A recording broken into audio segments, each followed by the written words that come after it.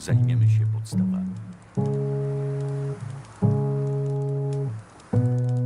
Yo, Berg, hi. Chcesz może trochę mojej ryżowej zupy?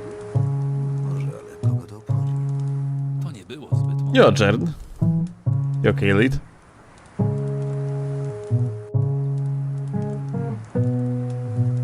Teraz wiedziałem, że będą kłopoty. Czekaj, lepiej się w nic nie pakować. Yo, Bong. W tej historii musi być jednak ziarno prawdy. Something special today? Modding Nightreign? Actually, mostly free reign, probably. Unless we are going to find other mods too. Tylko zachowaj to dla siebie. I think we're gonna try to figure out Byś coś tam how to, like, lepiej się do tego nie mieszać. how to no-hit the newest enhanced boss. Like, you know, Gnoster. Yo, Max. Yo, Piki. Nowa twarz. Yo, Santiago. Pracowałeś kiedyś jako... Spadaj. Nawzajem, chłopcze. Nawzajem. Musisz uważać na to, co mówisz przy obcych. That's a good yellow man. Pogadajmy lepiej o czymś. Well, no plans for now.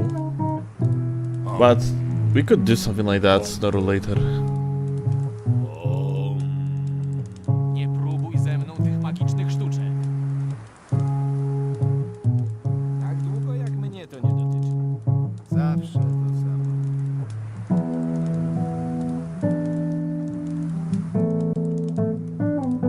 Nowy obóz ma was gdzieś. Może, ale kogo to obchodzi? Co? Ty gnido. Nie chciałbym być teraz w jego skórze. I need your opinion on my video of me Zbyt mądre. dueling random people. Watch off stream if you want, dude. Czekaj, lepiej się w nic nie pakować. I never actually did something like that, and frankly, I don't plan to. I can watch it on stream. Like off stream, you know, off stream time is for me, not for stuff related to YouTube and to the like, because what's essentially the work. W tej historii musi być jednak ziarno prawdy. Dobry łucznik bierze pod uwagę wiele czynników zewnętrznych, ale robi to odruchowo, nieświadomie. Musisz uważać na to, co mówisz przy obcych. Dobrze. Najpierw zajmiemy się podstawami. Like we can actually, let me see.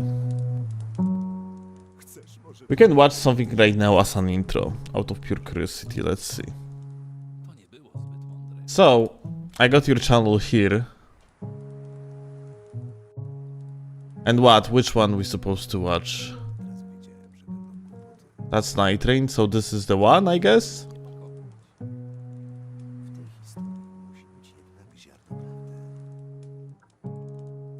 To nie było zbyt mądre. Just in case, if there is like a music, I'm not playing it. Tylko zachowaj to dla Second. siebie i nie powinni.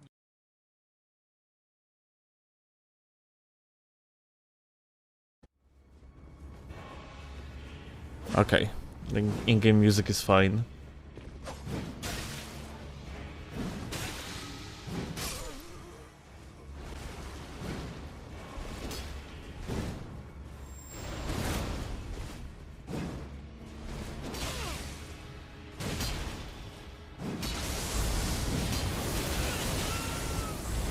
Probably first time ever I have seen someone using this fucking spell.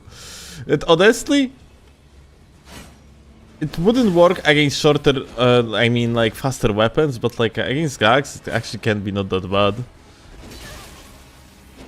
Good blend.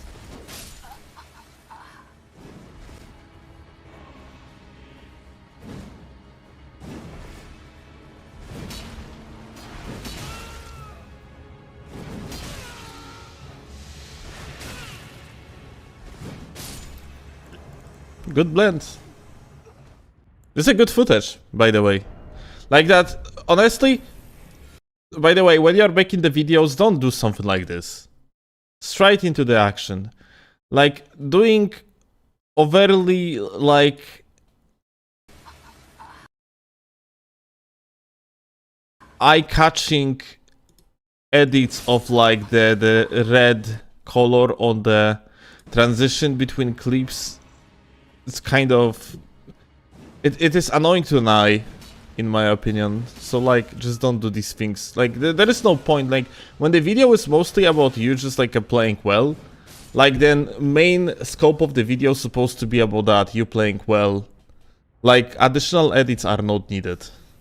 It actually takes away from the experience.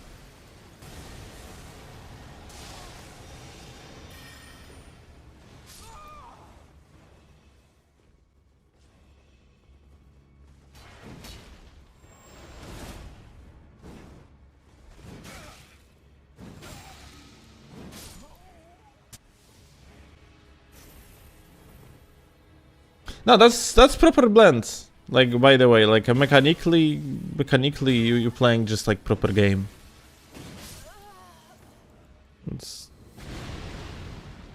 There's not many people that can actually properly like blend attacks like this. It's so yeah, like overall good job.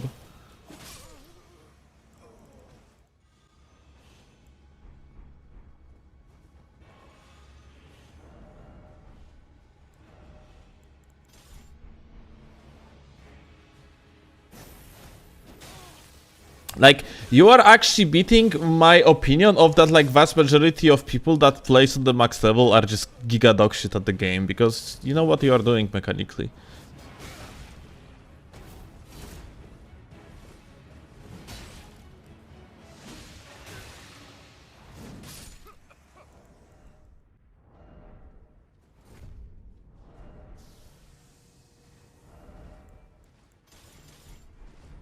But...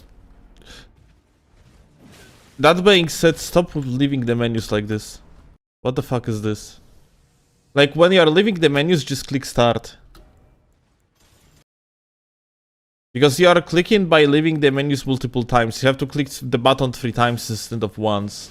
This is not the first time I see you doing that. That vlog. Does the poison mist have insane hypermemoria?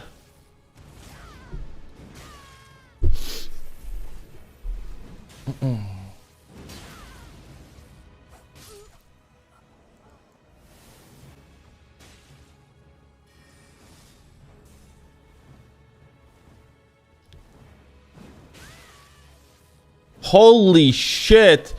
What the fuck are the fences of this individual? Dude, that's a max level bracket. What the fuck?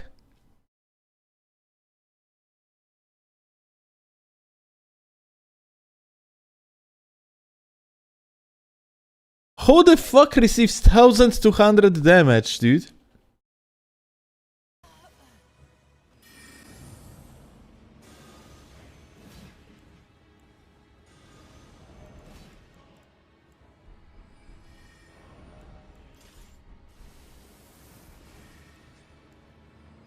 Yeah, like you need to like start leaving the menus with the start button.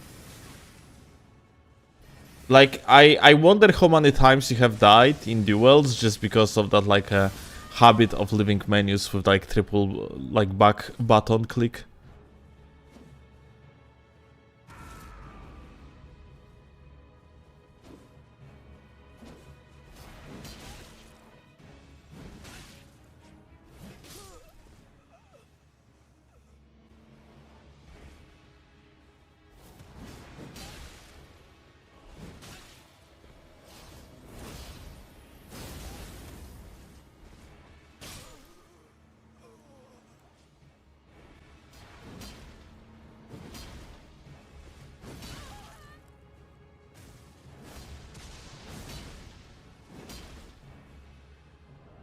More max level? Now we are just watching gamer that ask.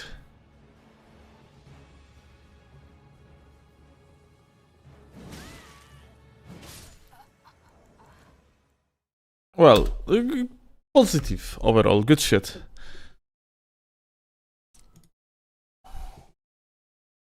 As I said, like things that have to be fixed is leaving the menus, and like learn how to leave the menus by just clicking the start button. You're going to make your life that much easier. Timing is insane. Well, Max, we cannot judge the timing based off like, you know, just selected clips, yeah? Especially against like arena randoms, yeah? Vast majority of these people were just walking into the attacks, yeah? On its own and panic rolling everything. So like, in such case, like, we cannot really speak of a timing, but the individual play of the gamer,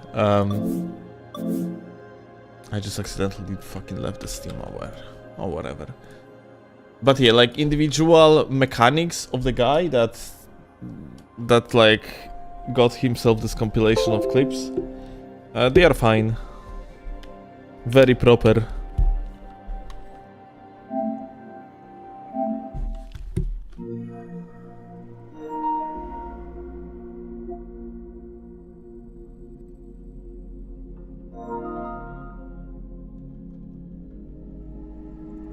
He knew when to roll catch, bro, even when he delayed rolls. I mean, like, you know, this is one of one, yeah? Kind of.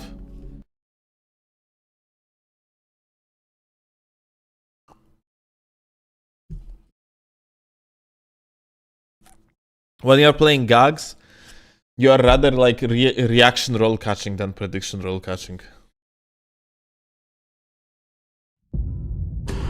What's the other account here? It's an account that I tried to make use of on the Japanese PSN. I don't remember for what reason though. I think I wanted to see something related to the matchmaking, but it turned out that I would have, you know, to use the hex editor to move like the save file to the new account, and therefore like I have literally never used this account ultimately. I probably should have deleted at this point. Actually.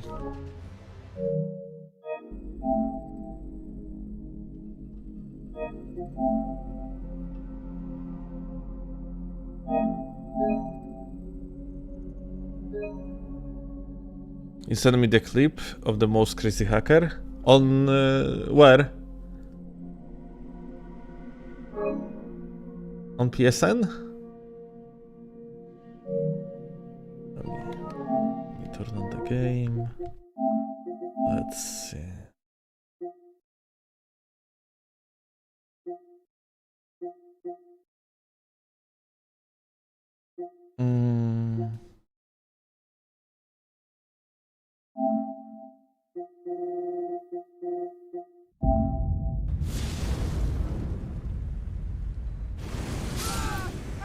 Nah, that's so like, let me explain. It's probably, let's say it like that. An individual that you just see, like that you had in your clip, is probably in this chat.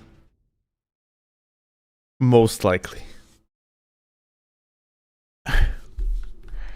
And it's kind of PC standard.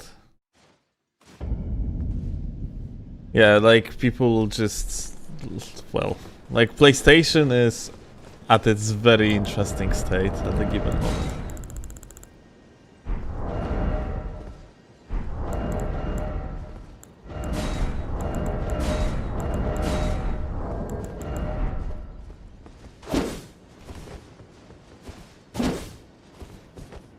That's the Chinese dude, I can't do this, or what he does at all.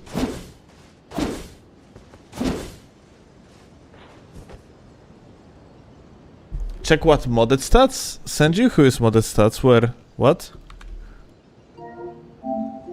It's PSN or what? Then share video? Okay, but I don't know this guy, yes? So let me actually firstly see.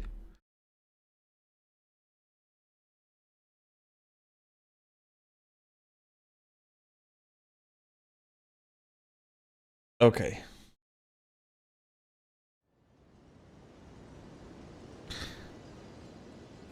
Chinese hacker, I see.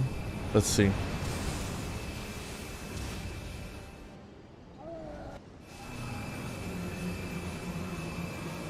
Well.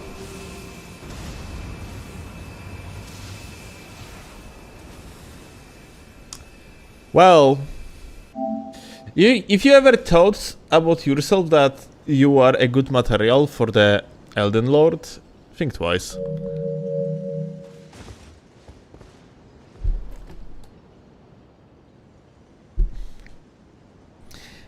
Yeah, Montage, what's up, my dude?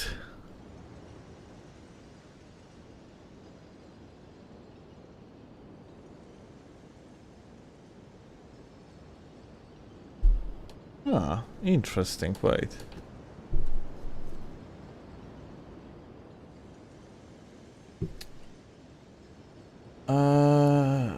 Replay activity. Yay, there is no fucking sounds again. God fucking damn it. Oh my god. Oh, and there is Alluvial. Yeah, Alluvial, thank you a lot for the sub, my dude. 12 months. Indeed. Why the fuck there is no sounds though?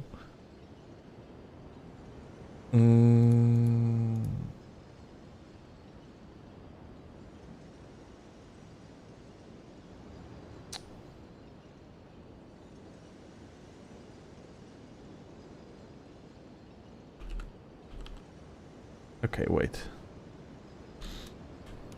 I need to see something.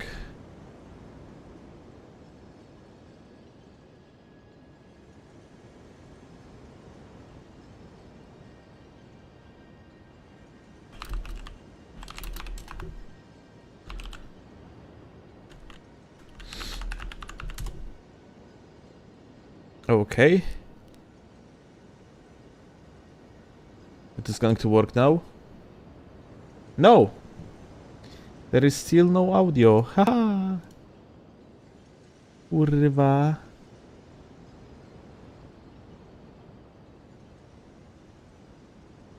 Wait. Okay, last test, and if it's not going to work, then fuck it.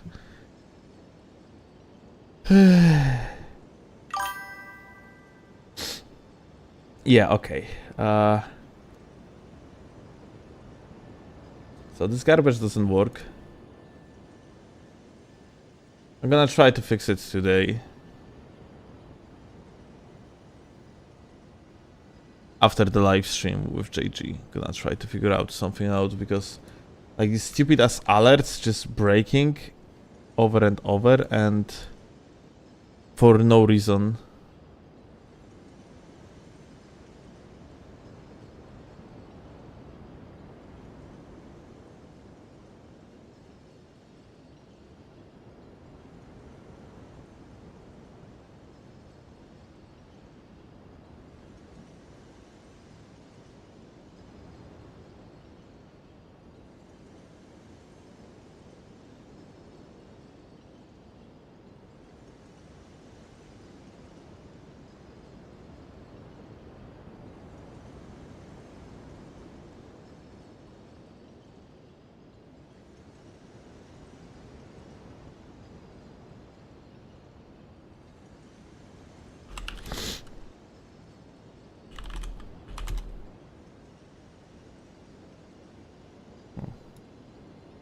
All right.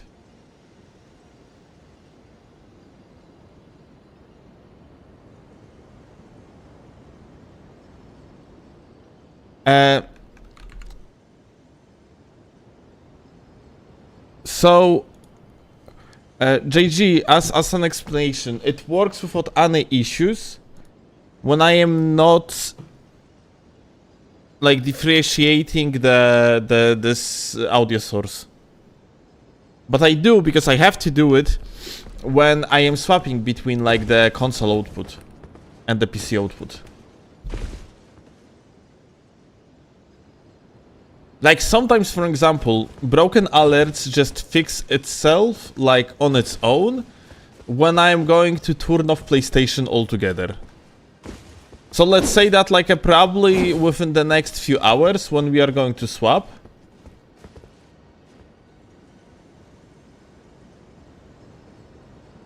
Maybe we need to disable control audio via OBS. Let me actually. I have disabled control audio via OBS. It is disabled all the time. Like, I tried to work with it, and it is impossible for me to, like, to force particular audio output for one.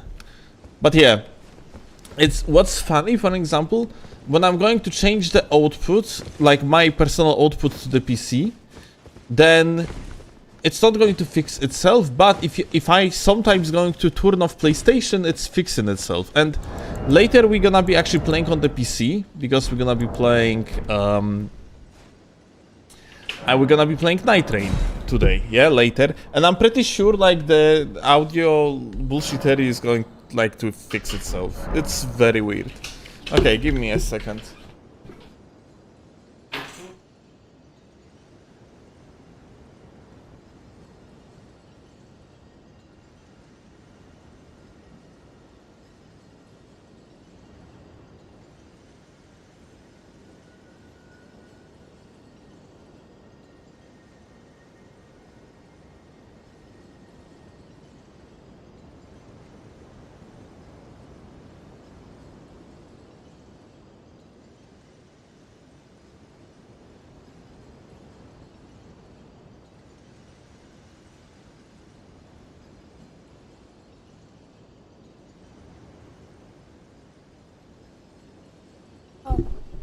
Oh, it didn't mute. He didn't mute. Hi, kitty. Hi, kitty. Hello, everybody. Did you know that the petition "Stop Killing Video Games" reached 1 million signs? So now it has to be considered by the European Union. And a lot of giant corporations obviously lobbied against, including Bandai Namco. Oh, there is no search sprint in this game. Oh, that's so weird. Claw invasions? No, that's not gonna happen. I'm not invading. Apparently they still need more? Oh, do they? Oh, so I was lied to by the internet. Nihil novi. I went back to base game and forgot you can crouch. Yeah. Oh, still is jumping with crouch, so... And he's crouching with jump. This is weird though. Yeah. Oh, I miss the quick run. Oh, how do you open horse in this game? Oh. This is how... You see, I shouldn't invade. I don't even remember controls of this game. Oh, that's faster. Yeah, hell yeah. Wait, what the fuck? You can have a fucking horse here? Yeah. What? Oh. Okay. They need to check the signs because some of them don't comply with the parameters. Oh, interesting. When I was signing it, the form asked me for my identity number. Like in Poland we have a certain... I don't know. In the United States you use security code, something like this. I mean, Poland has a certain number that identifies you as a Polish citizen. So I had to put that in the form in order to sign it. I don't know, maybe other countries asked for passport or whatever ID number. Social security number, yeah, oh yeah, that's what you have in United States. Okay, I'm giving you steel back. You think you actually got steel back, but in fact, it's claw under with the voice changer, real. Alright, let's start invading finally.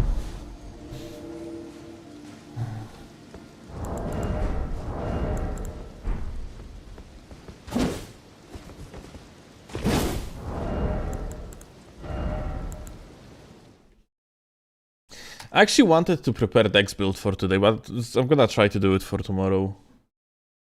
So we have a little bit of different type of gaming. Maybe it's about time to also do like other builds. Just before Tarnished Edition. Hi. Whoop. What? Oh my god, what just... Oh my god, the goat? He just like, also like... stood up earlier or what? Maybe not. Okay, goat. Go, goat. Dodge.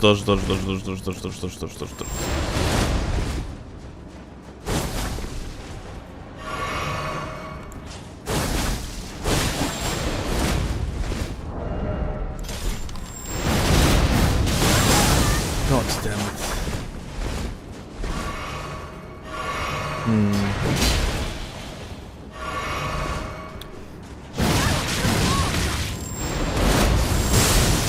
Alright, that delayed freaking... Oh my god, dude. Holy shit, this is ridiculous.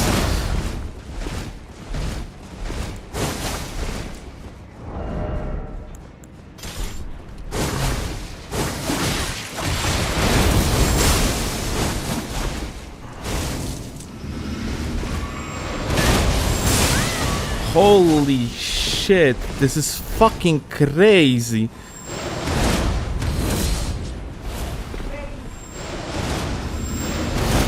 The lag is crazy.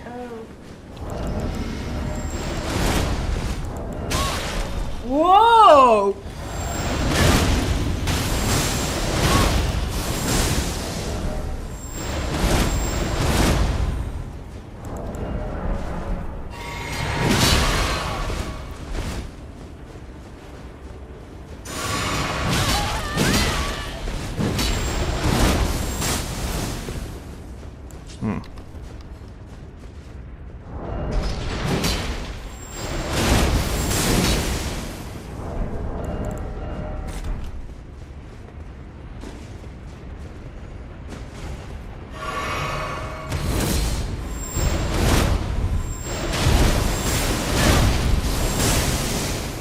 Okay.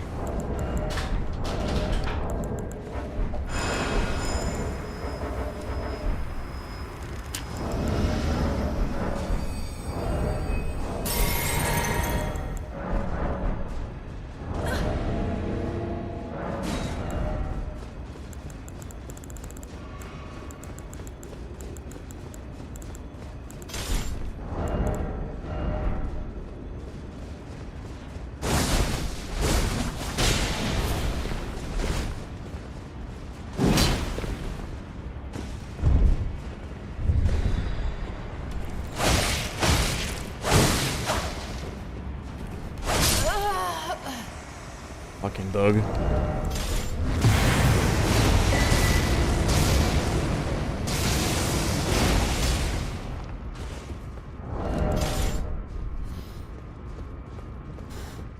Like, unbelievable we could actually just lose to something like that, yeah? Just because, like, one of these guys was absolute fucking laggard.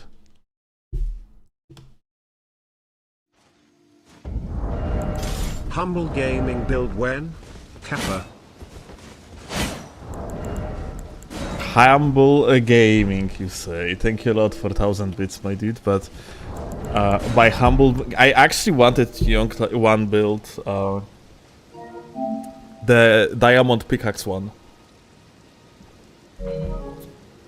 Did I do it or not? I don't remember. I think I didn't make video like that yet. You're replacing JJ in the mines? Yes. Then what will JJ do? He can cook. You can cook.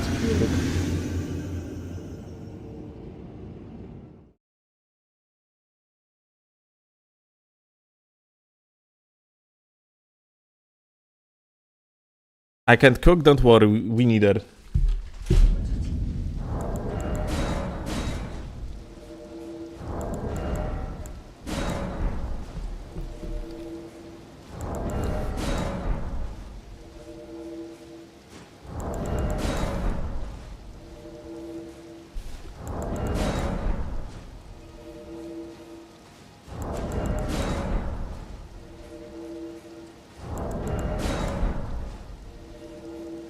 You would love to see intelligence builds?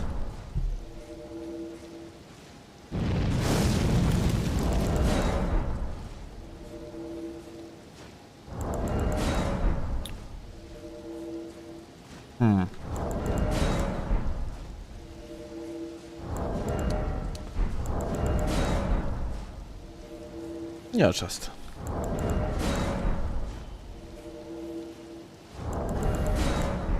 Strength build? Right, we haven't had like strength build in a while.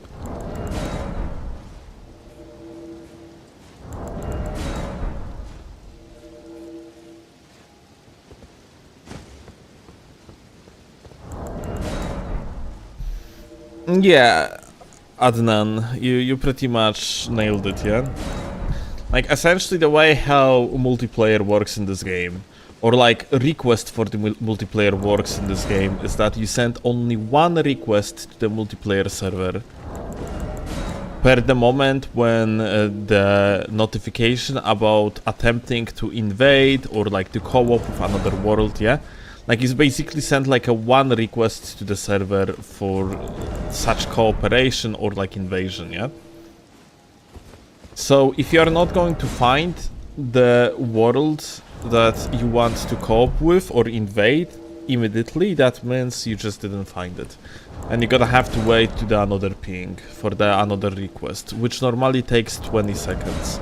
By putting down the sign down one after another, you are increasing the speed by ×4 essentially, because like instead of sending one request per 20 seconds, you actually send one request per 5 seconds.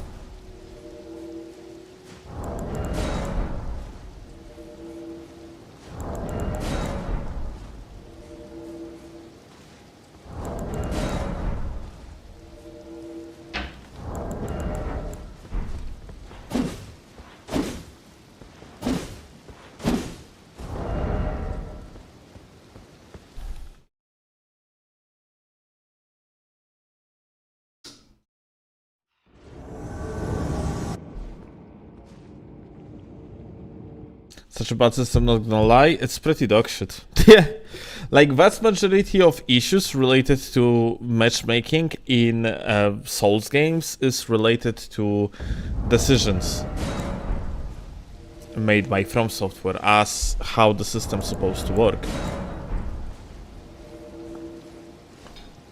The only game that was consistently looking for invasions was Dark Souls 1, actually. In Dark Souls 1, you could put down like it wasn't like a spam of the requests for the matchmaking, but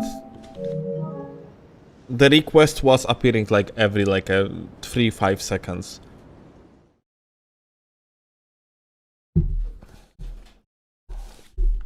It was much better.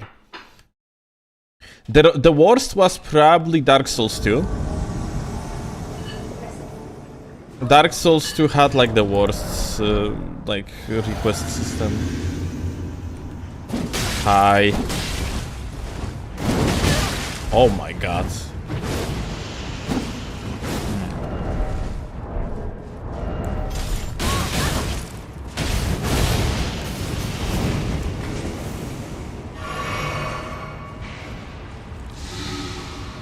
Let me get rid of this guy real quick. Oh, you good?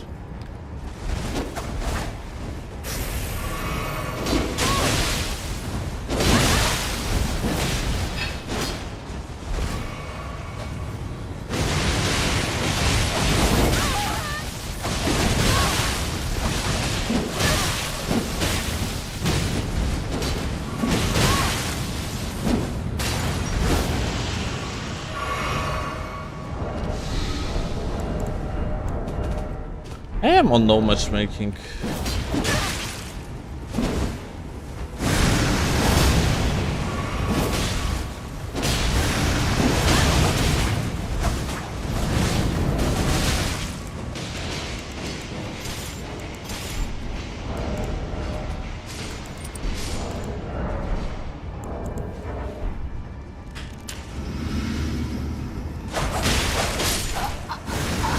Sit down, you stupid ass Laggard bitch.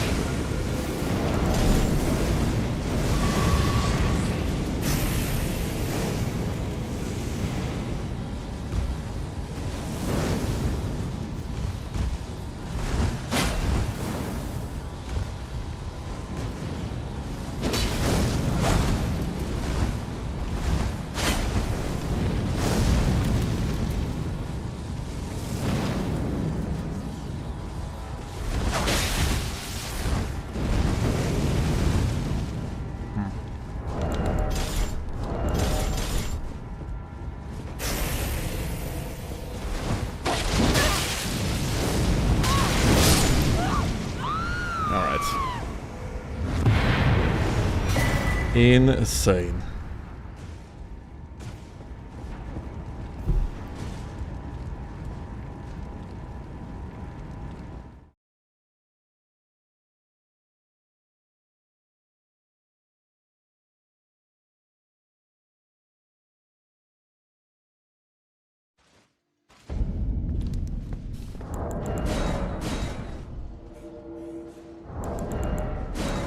Such a brave individual, indeed. Like bravery skyrocketed through the roof when his teammates were gone. Like truly an Elden Lord. Fucking at work.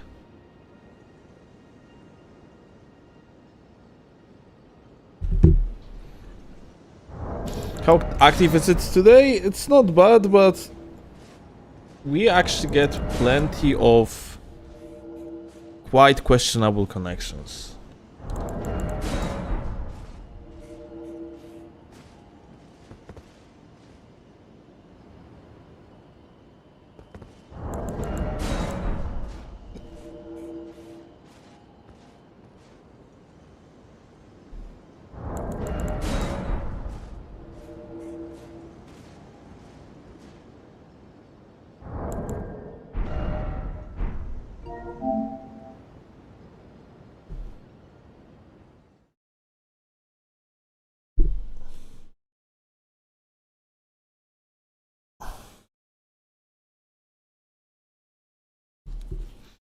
Make more China Rush Hour videos, good content connection, trust me. I mean, like, when you're playing against Chinese gamers, it's not about connection, it's about the journey, the friends you make along the way, and also a broken hardware because of the nukes left and right.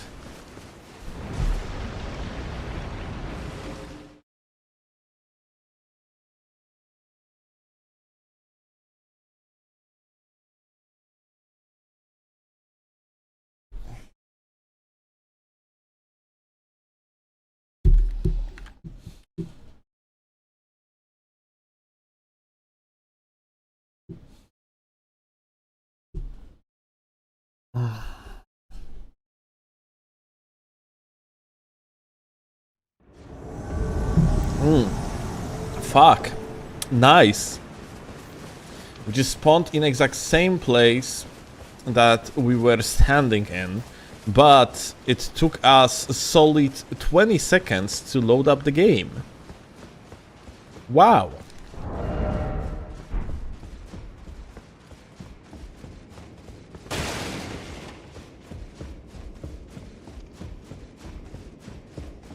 Impeccable performance, Michael Zaki.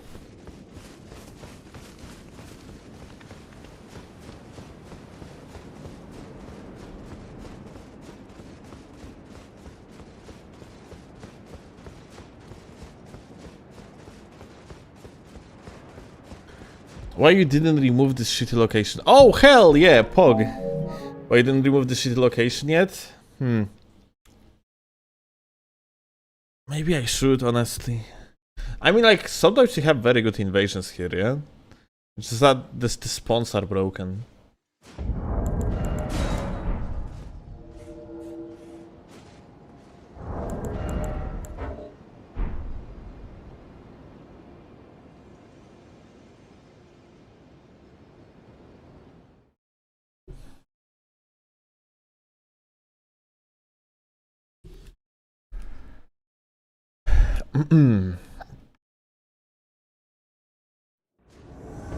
NC has bad frames though.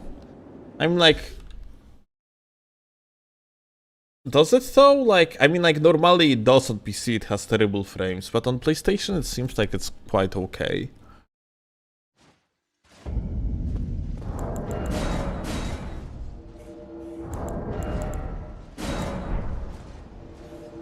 I actually wonder if its terrible frame rate is going to affect like PC in my case. Because like on the PC, yeah, I like, well, current, what the fuck is this? Ah? I'm so confused. Okay.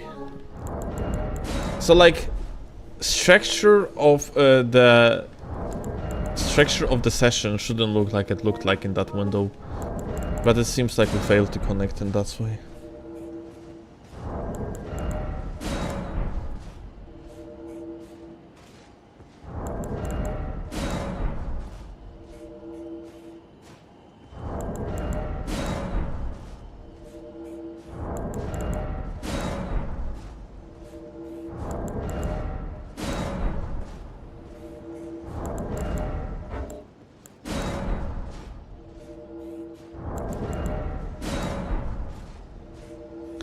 Did you already get the Switch 2? No, no plans to get Switch 2 until we are closer to Duskblood's release.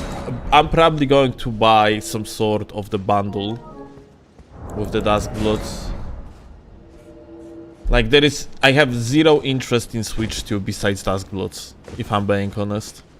Maybe I have a little bit of interest in the Zelda games, the open world ones like Breath of the Wild and like the newer one. But otherwise, I have literally zero interest in that console. We have Steam Decks, you know? Like, Steam Decks are amazing. Barely playing on them nowadays, but... It's not like I am against handheld experience, but... In case of Switch 2, I have zero interest in handheld experience, frankly. If not for Duskbloods, I would have zero interest in that console. Like, I have so little of interest in what Nintendo releases overall when it comes to their console. I have never seen a single menu of first Switch in across my entire life. I so incredibly don't care. Was the game that dead? Right now it's kinda dead, Giddy. Normally no.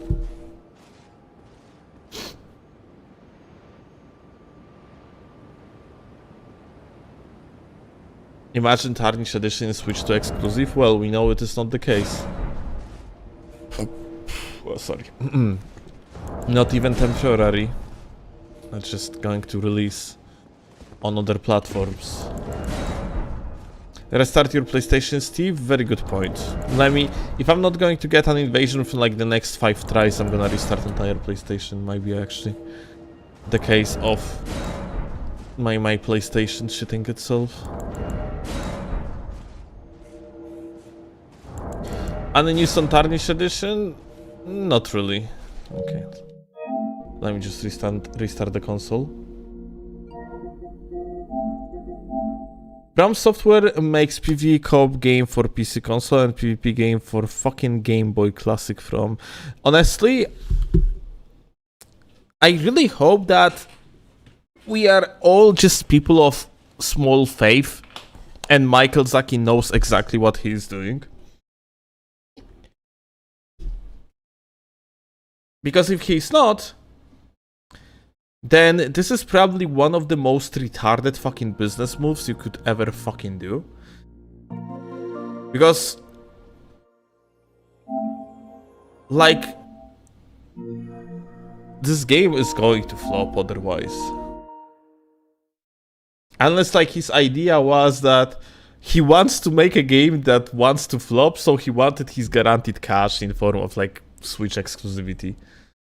From Software, but it doesn't make sense. It's not like, you know, it's not like Michael Zaki is filling his pockets with money from like fucking Switch deal. No, like it's a company's money. Like he's getting just regular salary. Is Michael working on Duskbloods? Dude, that's literally his project. He's the main director of that shit. That's the best thing.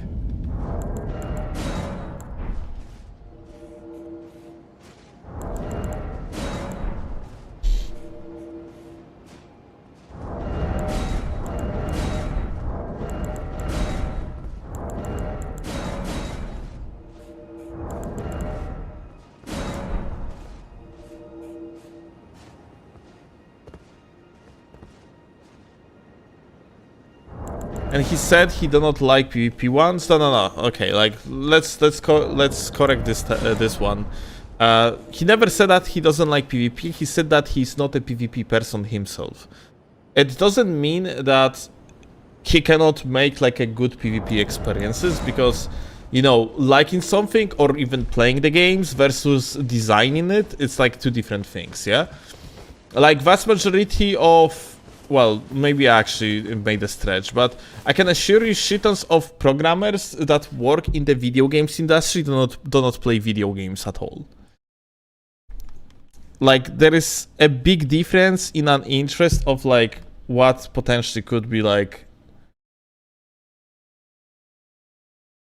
coding related hobby versus like gaming related hobby.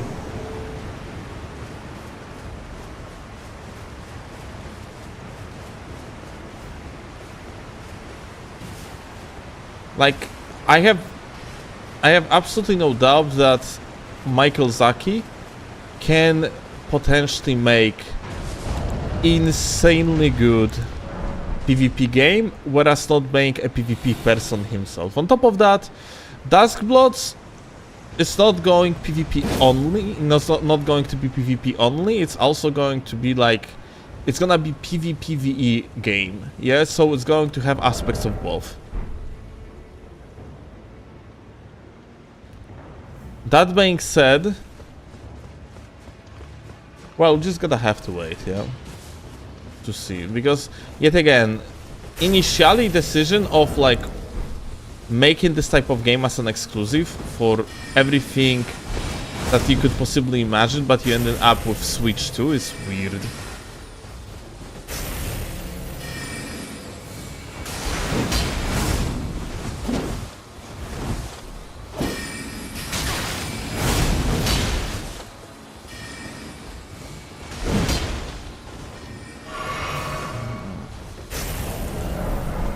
Okay. Ja.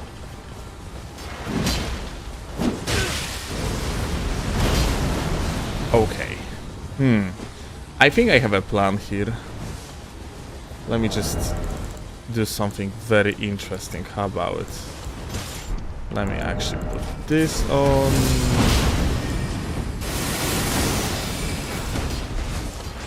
Okay.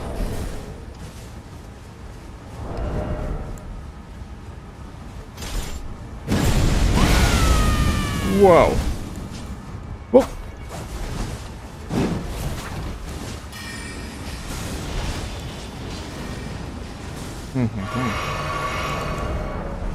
We truly got an interesting individual here. Okay, let me actually see. I thought like maybe we are gonna be able to properly smack him with Radan's sword, but no, nothing like that.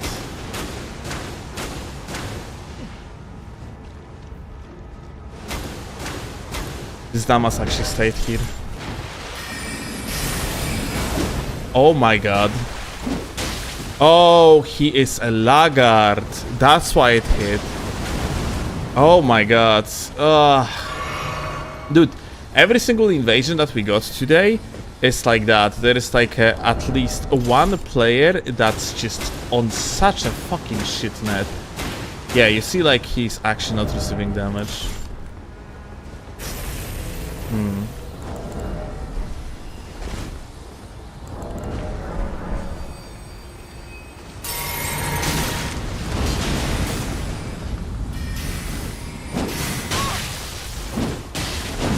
Yeah, he would actually be roll cut here, but unfortunately he could double roll out of it. Okay.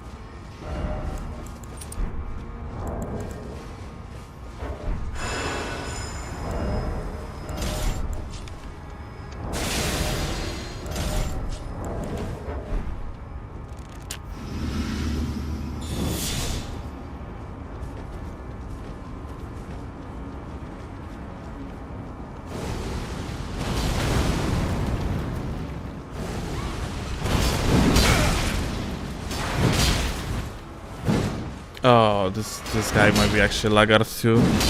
No. Okay.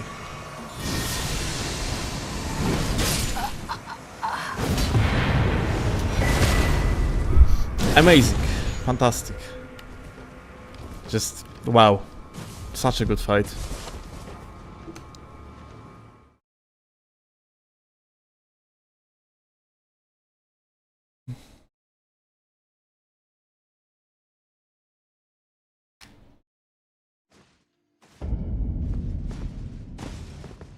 Hi, the most beautiful individual is Donga. Yo, Jamil, thank you a lot for the super chat.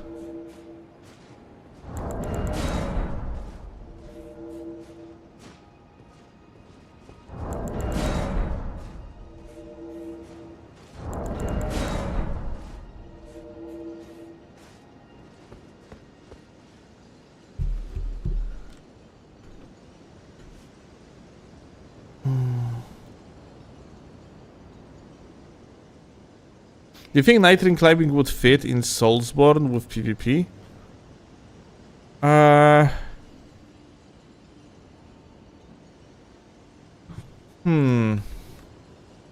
No, I mean, like, it would actually just add to the interesting, like, movement tech in the game, I guess. So yeah, probably the answer is yes.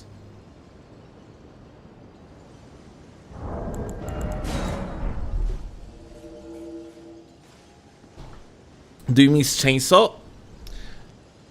I miss practicing Chainsaw. As for Chainsaw on its own, well, only sometimes when I'm getting griefed by, like, let's say, people that, I don't know, abuse the fog walls, for one, yeah? Otherwise, not really. It was fun.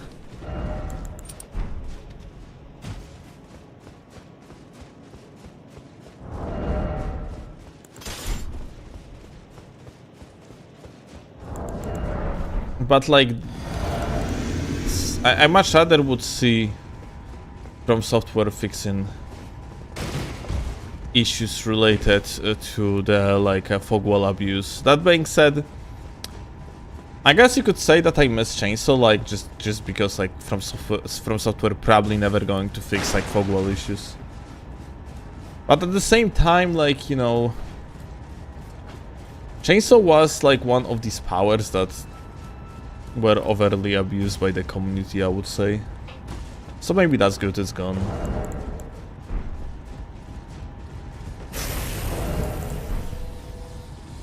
It's not like it's not one-dimensional question. You cannot just answer it yes or no. I definitely miss practicing Chainsaw though. It was a lot of fun. You could do it everywhere. You couldn't need, like, to lock on. The input was very satisfying.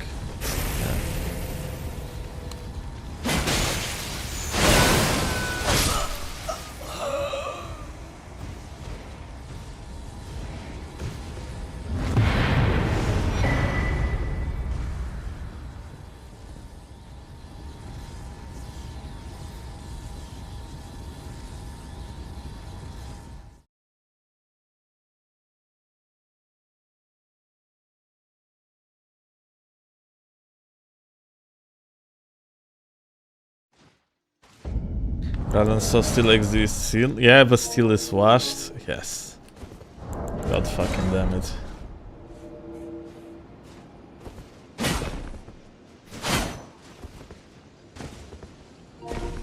I have a proof of not being washed. Somewhere here.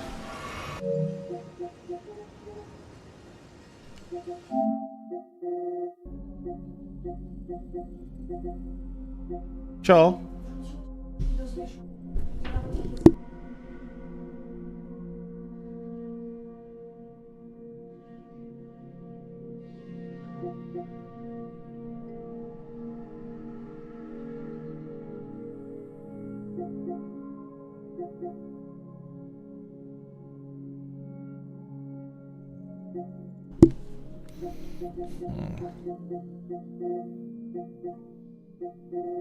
Hmm.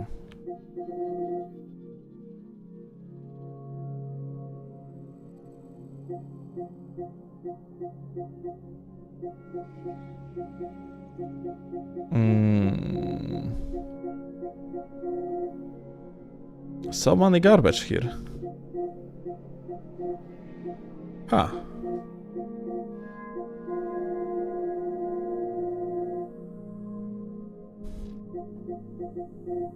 Maybe it was somewhere up here and just didn't notice.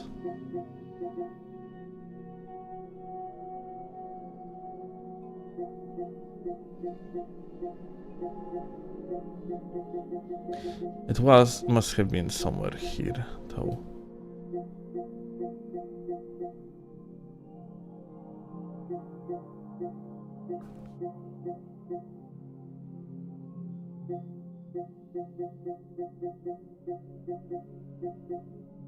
Oh.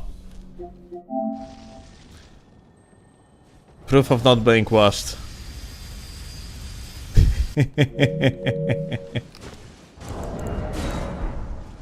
But no, I have zero interest in actually learning. Like consistently doing the chainsaw.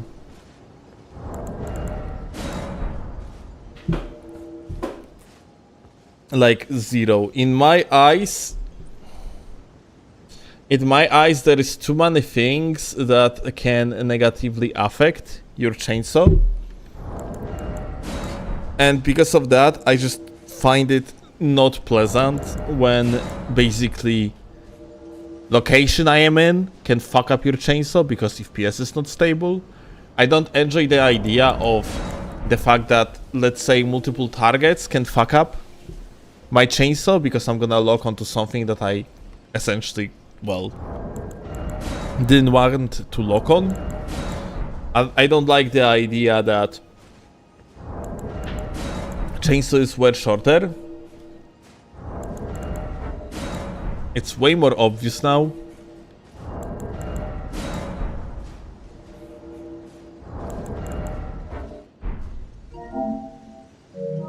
And just the newest chainsaw is just not pleasing to me, frankly.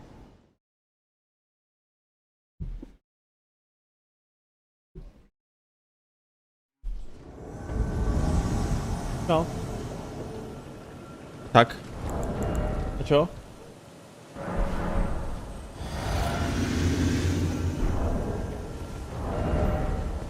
Zjadłem. No, przecież jest zrobione. Chat. Steel ate his cabbage. Yesterday I cooked cabbage because we eat healthy now, and he ate it. Wow. Wow. I ate my portion at work, so I had home-cooked meal. Ha! Didn't go to the canteen, even though they had fish cake today. Oh.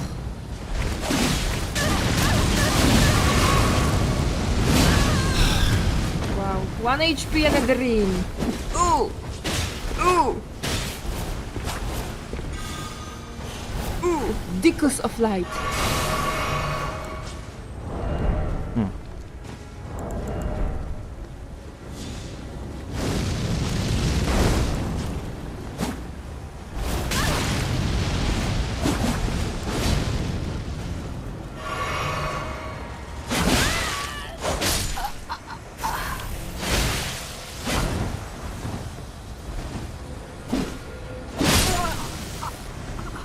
Well, insane. That power comes from your cabbage that you ate because you're a good boy. Pierdolę, kochanie. Power of vitamins.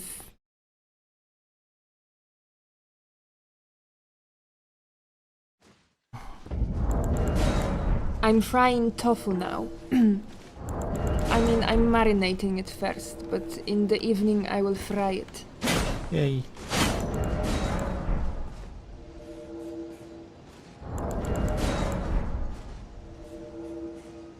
Oh, you're hot. Do you have a fever?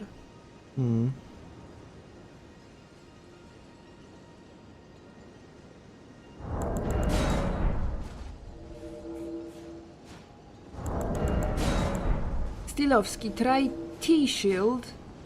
I don't know what is T-Shield. With Vow of Indomitable. Trust me, it will change your life.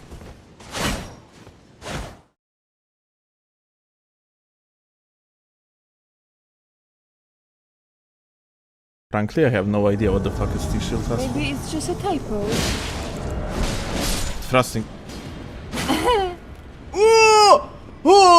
Ah, right. Okay, you cannot it's the die safe here. One. Yeah, Okay, that's crazy. Thrusting shields is T-Shield. Oh, thrusting shield, yeah. Dueling shield. Cancer shield.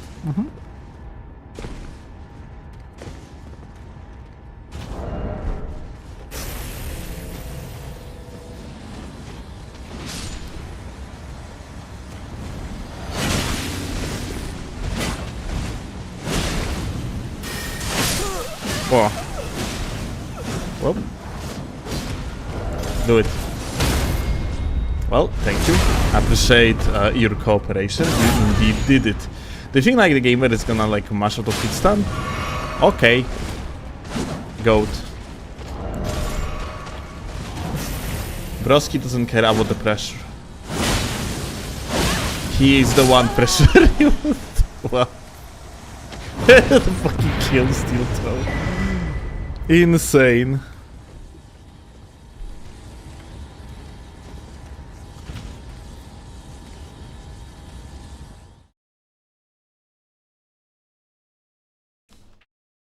How do I find a woman like Claw that plays games, does some healthy food, and calls me a good boy?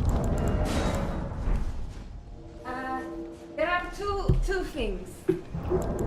You're gonna give a tutorial how to get yourself a claw. First, learn chainsaw, and second, create a YouTube channel and brag about your chainsaw. Also, I don't cook. I hate cooking. We both hate, but we have to, because we have to eat healthy now. Because we are unhealthy people.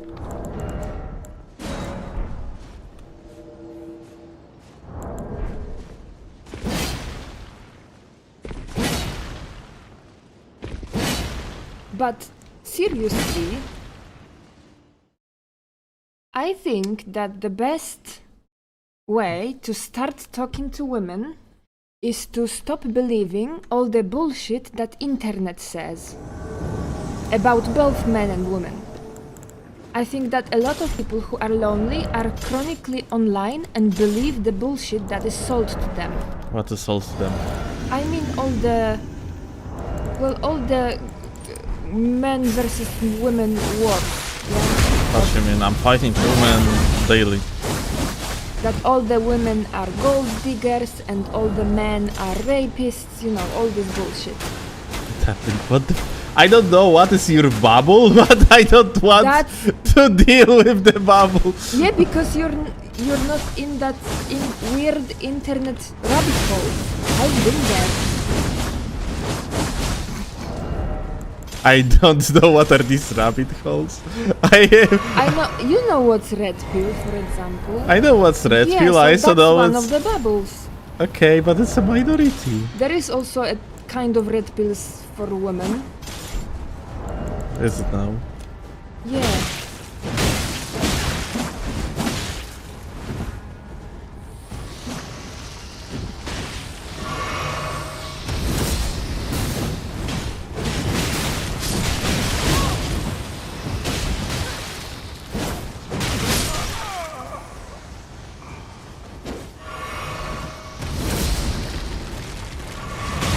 Bra.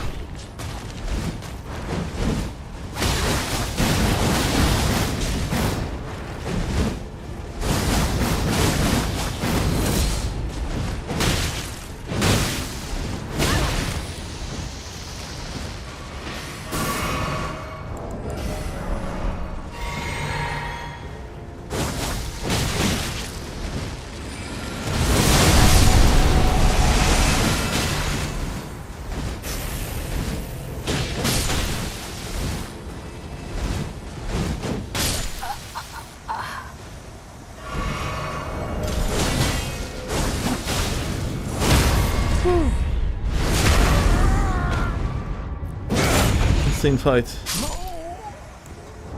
Every single invasion we have today has at least one laggard. This is the signal from the universe that you should play Nightreign. I guess. Claw-pilled. Yeah. I am claw-pilled, I guess.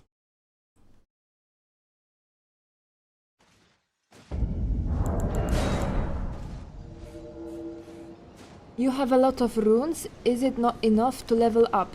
I think he's not playing max level. Yeah, it's not max level. So there is no need to level up. He's on meta already. I'm cheating the system by not leveling up. Working actively against Michael Saki's vision. Oh, you were joking. Okay. Sorry for my autism. Ow!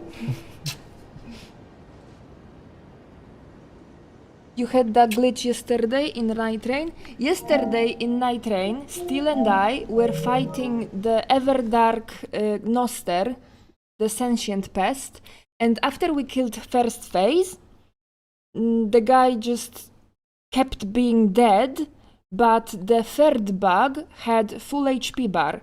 And we were just standing there doing screenshots and then disconnected because... Apparently it's very common. Yeah, it's bugged. But I think that... But we were on seamless co-op, and I think that... People complaining that it's still Yeah? broken on vanilla. Okay, because in the recent patch notes, they were... The patch notes were talking about that fight specifically. Yeah, technically they fixed it, but Okay. they didn't really fix it. Okay. Does Seamless let you have more than 3 people? Oh, I don't think Not so. yet. Oh, there will be. Yeah, it's announced already. Oh.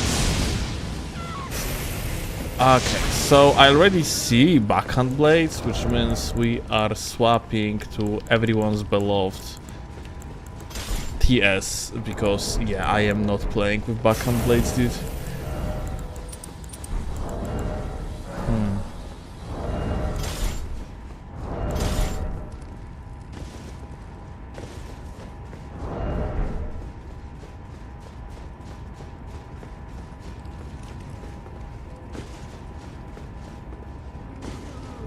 Back toe.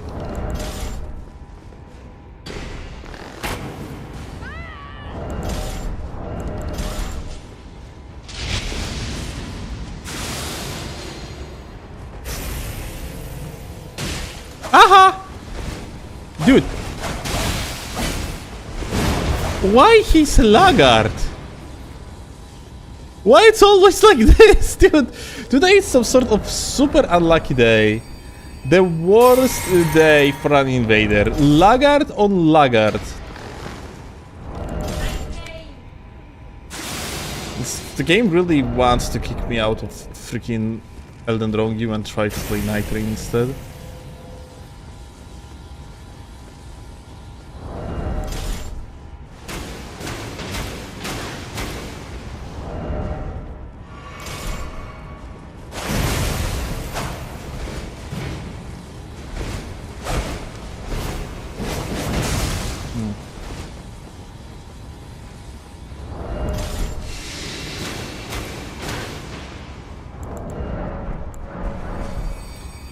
Alright, so...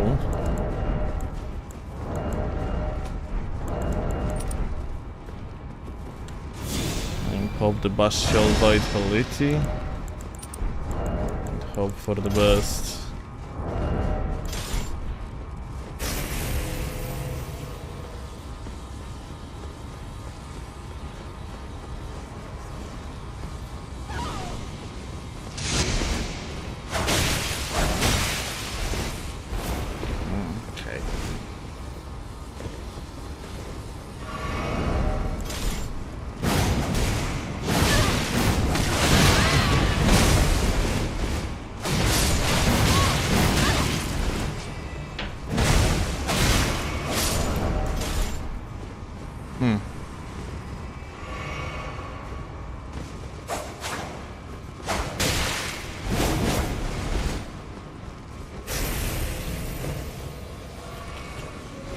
Well, slowly but surely we are going to kill them one day.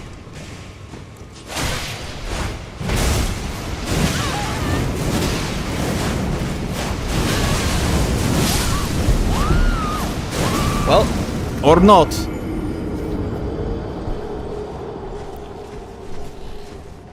Or not. One Laggard was enough to fucking not being able to roam around them in any reasonable way, shape or form. Unfortunate.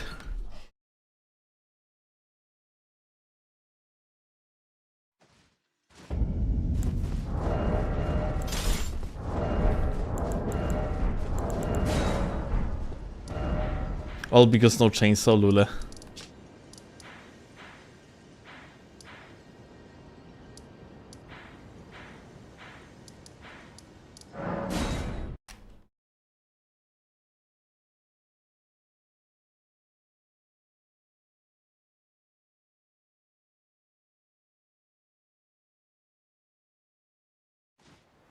That was shit red, like, yeah, I wonder if I actually will be able to get them back.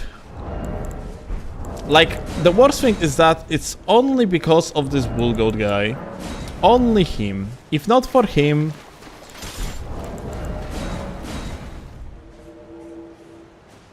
that would be easiest invasion of our life.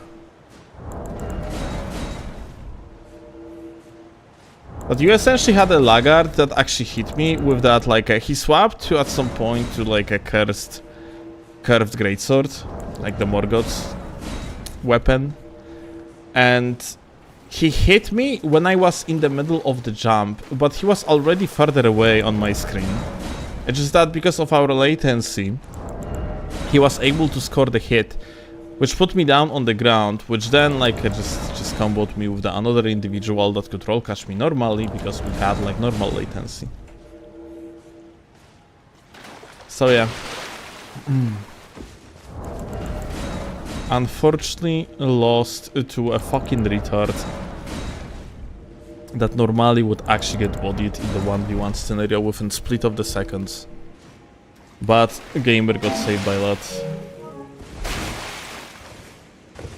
I couldn't like prepare the aggress because of the lack of decent connection. I couldn't like...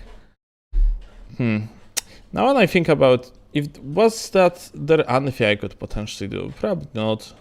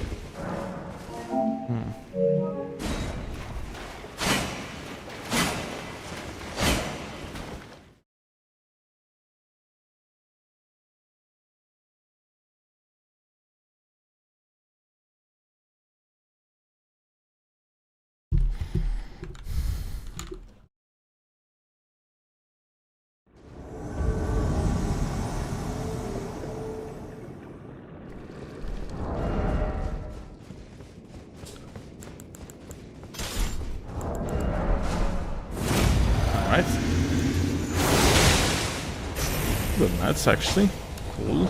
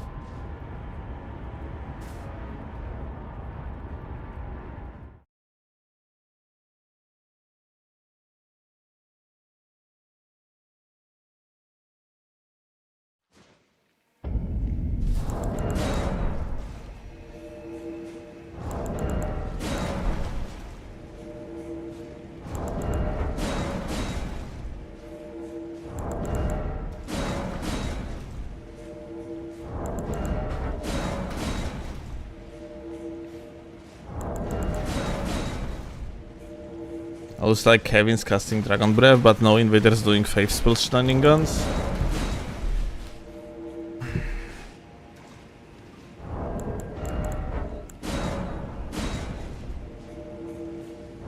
Essentially, as an invader, anything that puts you in place for a prolonged period of time is against your interest. Since vast majority of, like you call it, like faith shenanigans require you to actually like charge up something, then usually these tools are not that good for invader. Like damage has been up-fronted for invader. You have like some cases when it doesn't have to be, but usually it has to be up-fronted.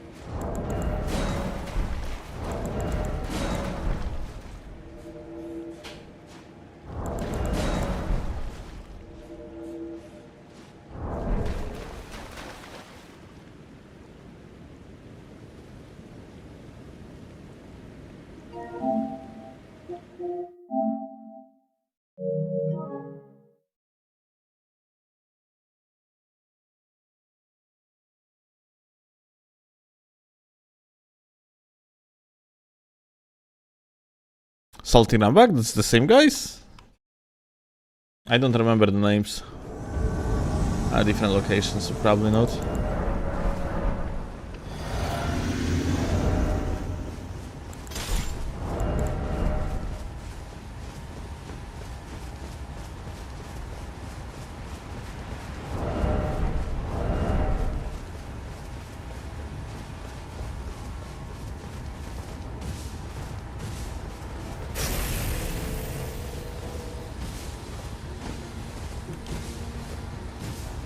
Okay.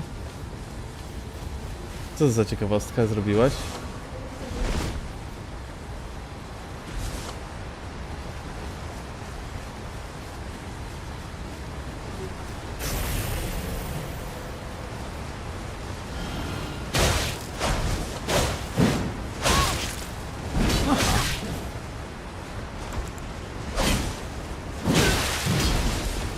Kurwa! Bruh, like these terrains are so annoying.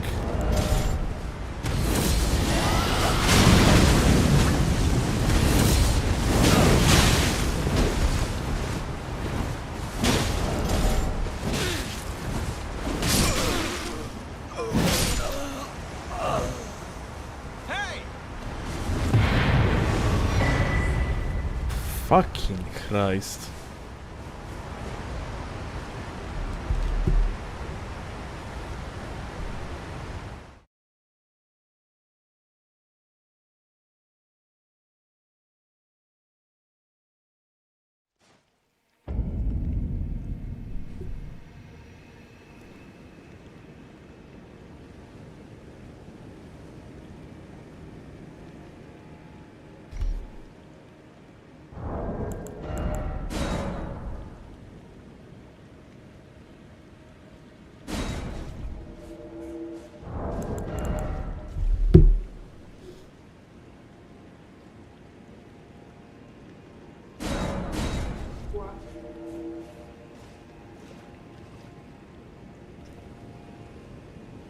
Kochanie.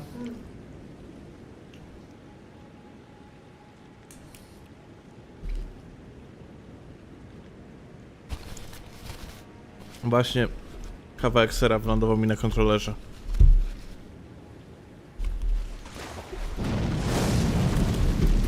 Super, kurwa.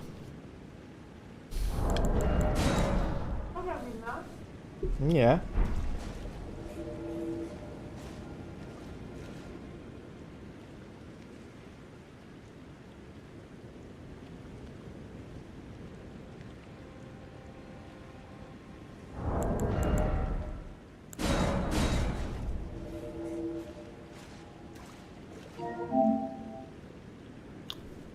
O.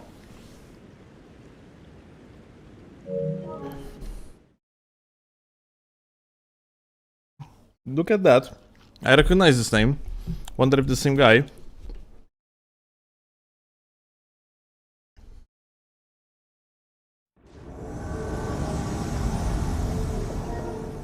Well, shit.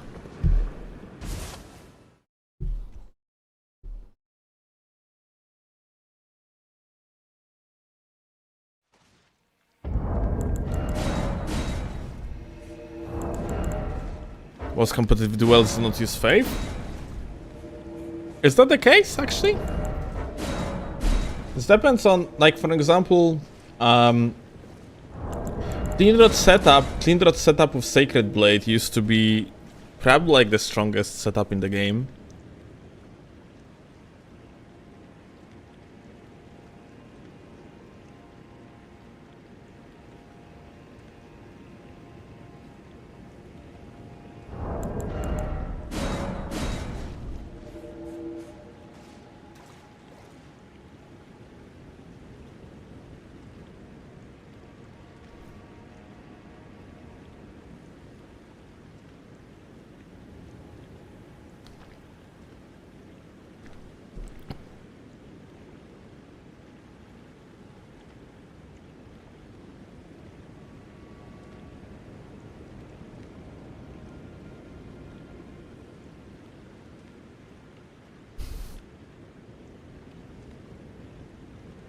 Yo, Claymore.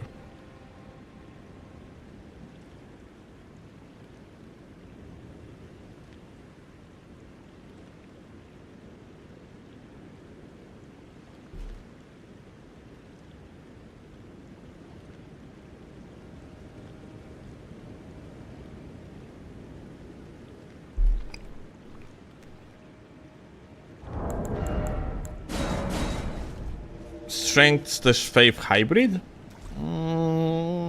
It doesn't make much sense though.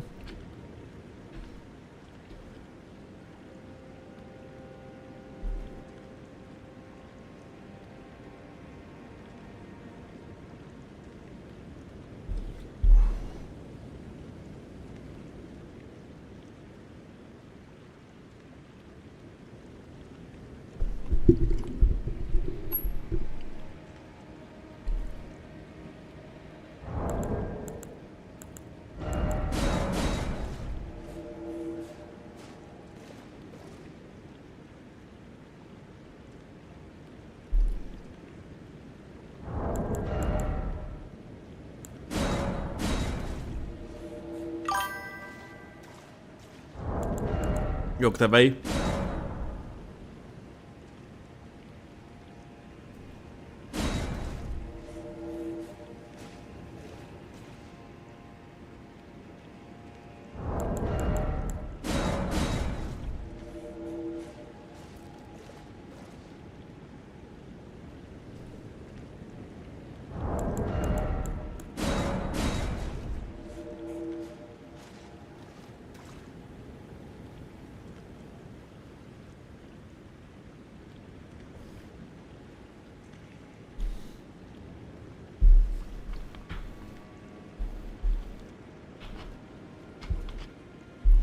I have a feeling like strength faith build would be all about sacrificing like dual wielding setups. Like let's say like a Star Fist, yeah. Also damage on like stuff like Pata in order to get better like utility. So you could use, like, for example, winged scythe.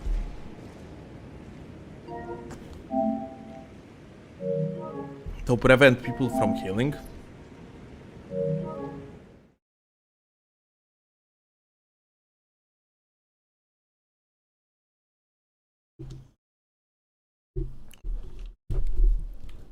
I don't think it's worth it though, in any way, shape or form.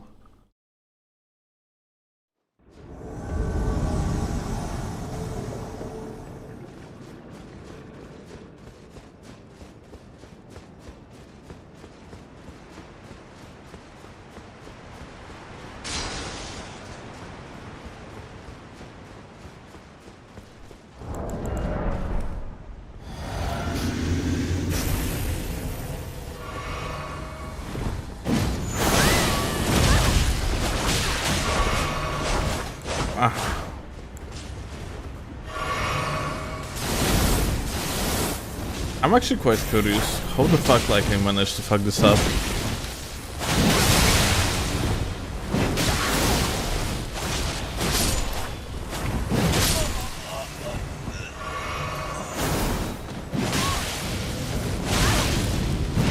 Dude, like, everyone is a laggard today. What the fuck is this shit?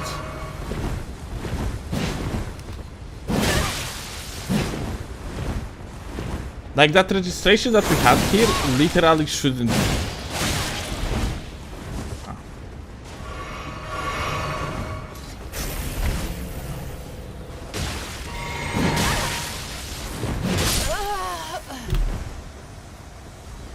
Like, earlier we traded on something that shouldn't be the trade. Oh, blue.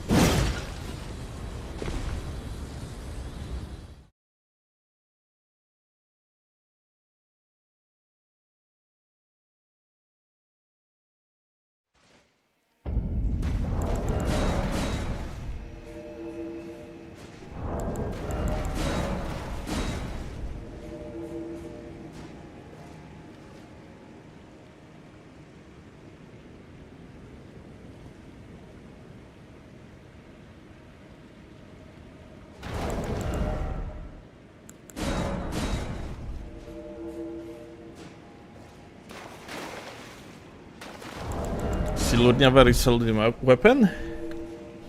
For what though? Like, it used to be solid back in the days, but...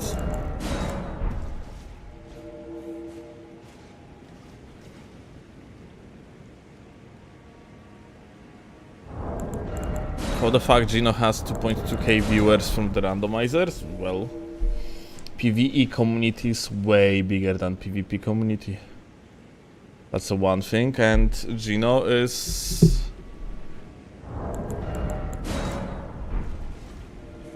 probably, like, you know, one of the most, if not the most popular guys among challenge runners, so here is that.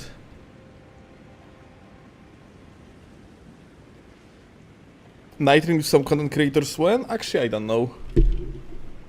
Right back for a sec.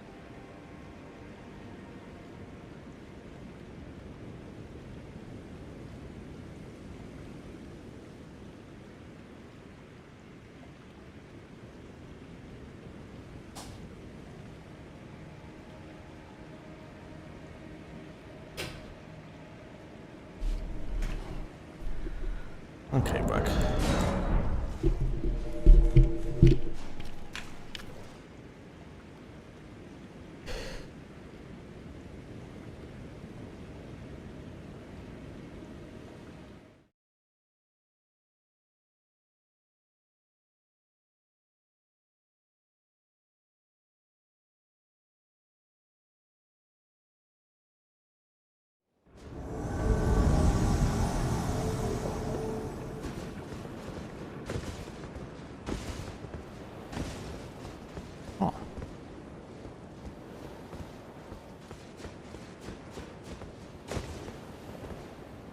Also, by the way, like whatever Gino is currently streaming, like that randomizer, I actually have watched a little bit of it today. It was so much fun. Let's go to the randomizer. I would love to actually play it myself, not gonna lie.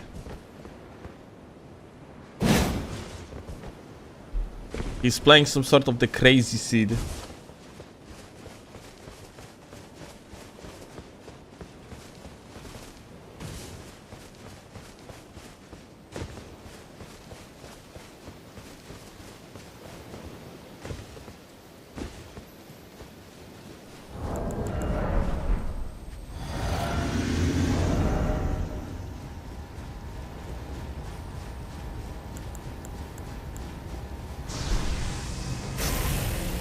Hello. Oh.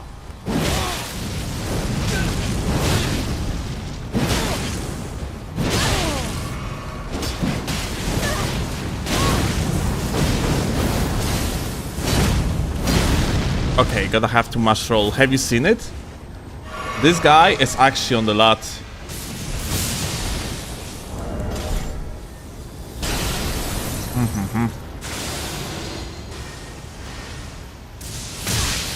Gonna be one of these cases where like we're gonna have to just rely on and you get it. Oh my god, what the fuck is going on? That's very unlucky invasions when it comes to that. And I am monitoring my connection, everything is fine on my side, it seems like, but just unlucky.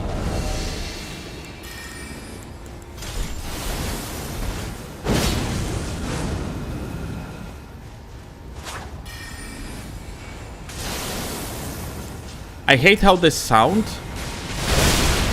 of whatever he's casting just sounds like exactly like the comet. It so incredibly doesn't fit what it is, yeah? It sounds like a fast projectile and then it turns out to be super slow projectile. Anyway, let's prepare for the guy.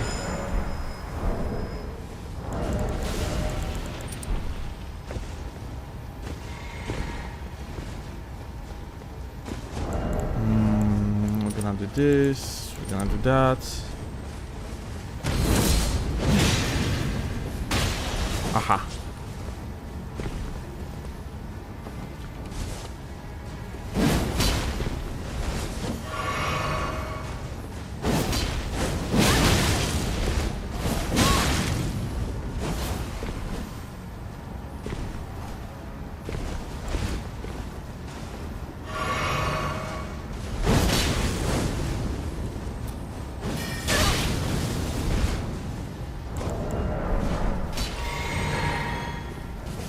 Alright, let's finally prepare.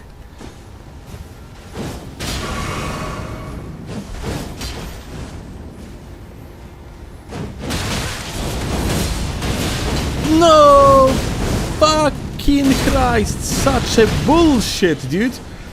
Oh, this is actually so annoying. He fucking like moved away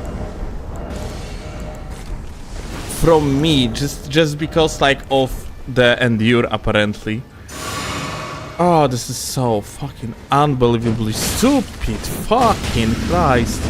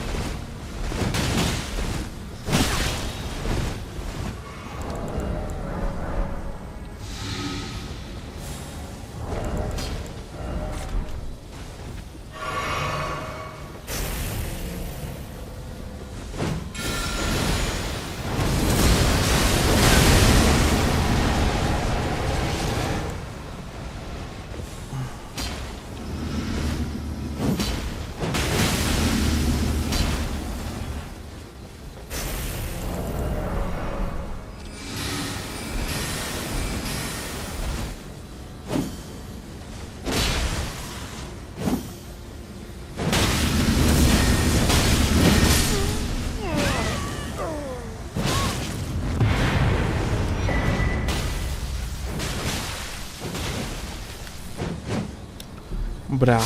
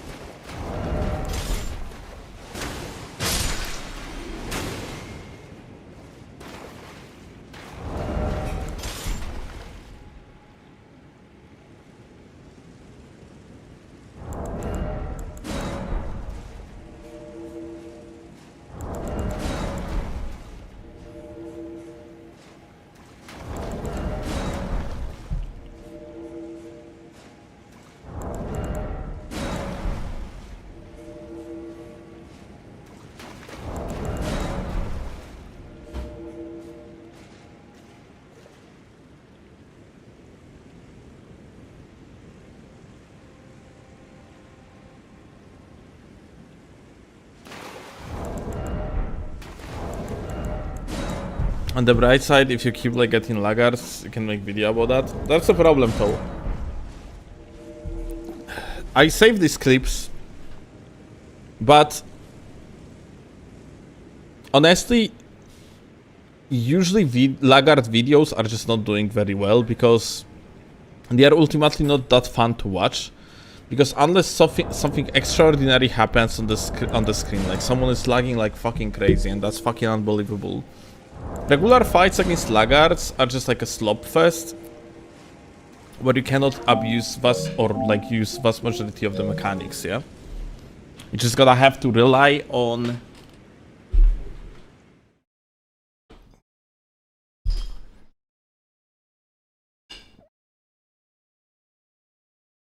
lots of predictions ahead in order to score like a hit.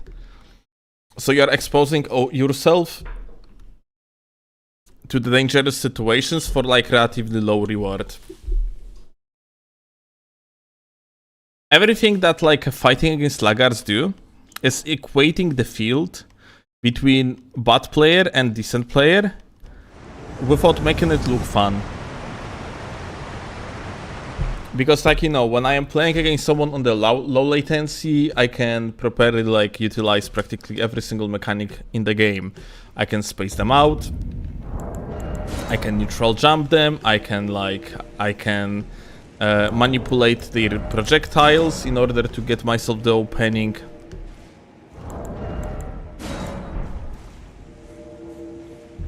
I can roll catch them, I can strafe them, and so on and so forth. When I am playing against laggards, you kinda cannot do that. Like, vast majority of your options is going out of the window, and everything that's left is just like the most basic ability to hit the target, but only under assumption that they are not going to dodge, because when they're playing on the high latency, the combat is going to be all about just an ability to hit someone and hope that another player is not going to dodge. Because you don't know their real position at the given moment. You don't know if your current attack is actually going to end up like being hard to notice and therefore hard like to dodge. Usually it's not, yeah? Like someone, let's say, like is nearby you, you're gonna click R2, but on their screen they already did something like that, they move backwards, yeah? And because of that, they have more like a time to dodge the attack, because like, you know, they are not going to get hit with the initial frames of the attack, and on top of that they have better vision on the attack. You got the point. And then, you know, like, we are talking here about latency, but like in today's invasion we are getting straight up fucking lag, which makes all these issues even more apparent, and makes it so sometimes someone is just going to hit you even though, even like under the circumstances of the logic of the lag between, or like latency between you and the opponent, something is not going to make sense. And yeah.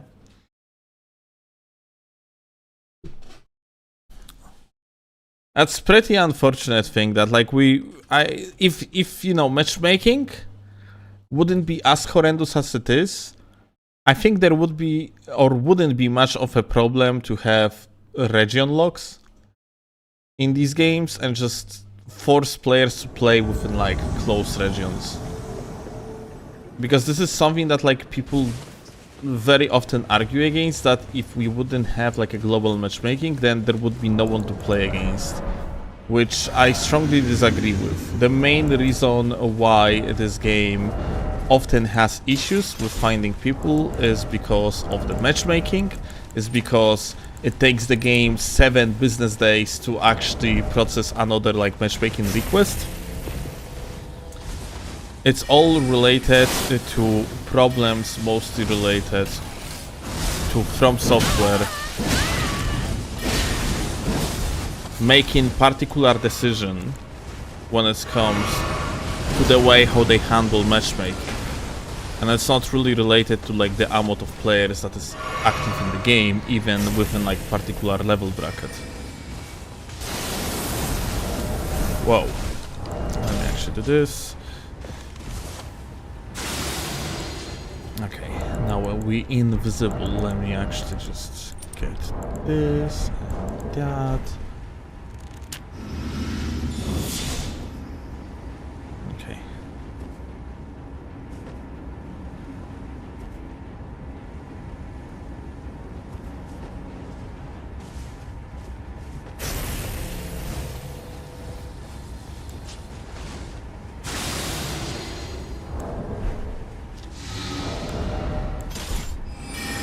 Lol.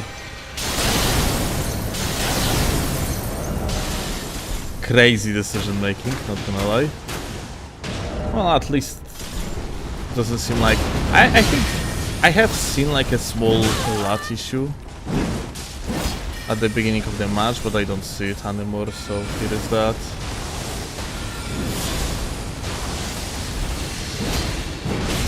Aha, okay, there was. Lol. Like that, you have seen like this inconsistent lat, like freaking jitter. Basically, like the guy received the damage with the delay, even though like previous hit that we landed on him was like received normally. Like that's another thing. Like we just got some sort of the freaking unlucky invasions today. And yet again, I'm actually looking at my jitter. It's within like 0.6 milliseconds, 0.60 milliseconds. So like. It's pretty good. I do not seem like my connection is jittering, so we are just very unlucky and we are getting laggards over and over. It happens sometimes, I guess. Like that's the beauty of this game, one could say.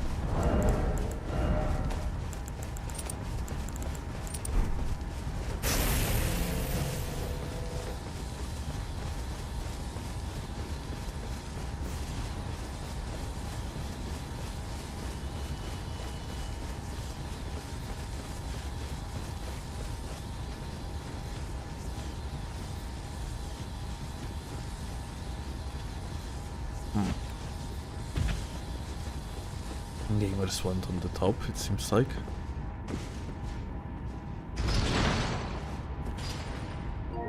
There is 3 players up there, lol.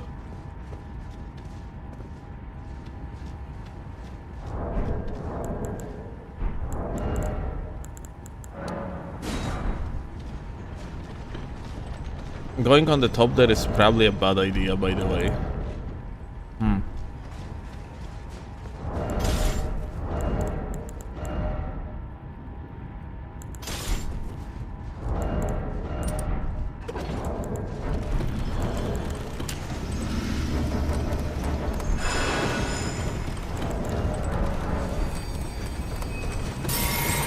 Alright, let's see. 3 players on the top. 1 here. 2nd there. And 3rd one. And there is 3rd. The freaking like...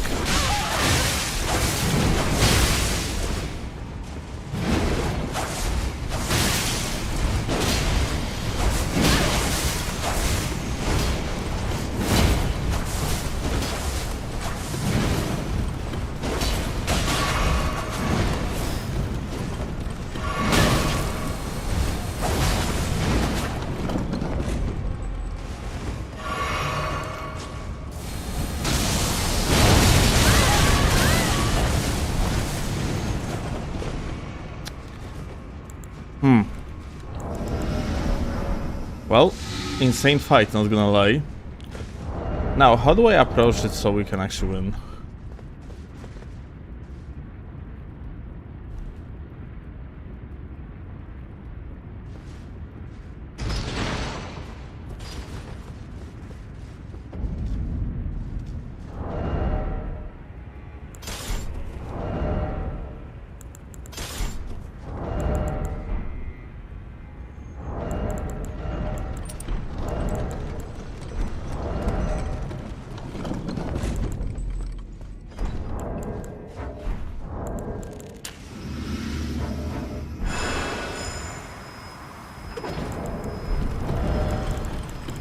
I think I have a plan.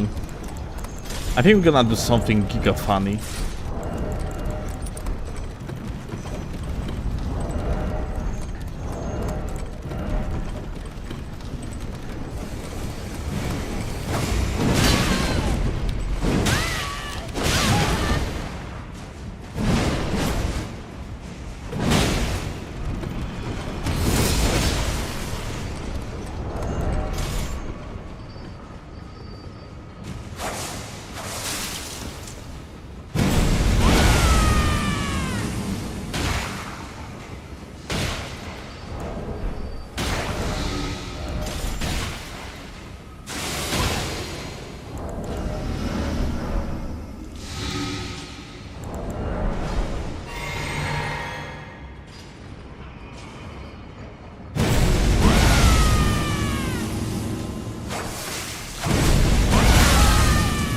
Oh, one gun.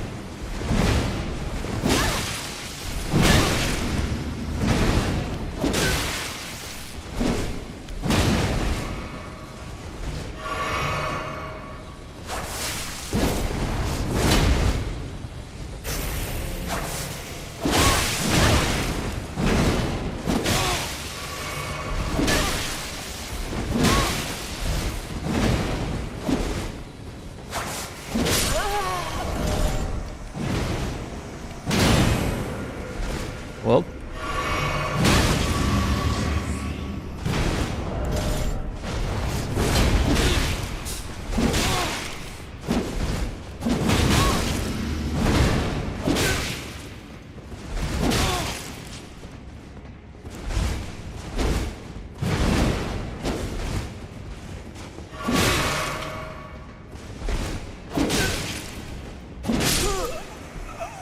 insane fight, I would say.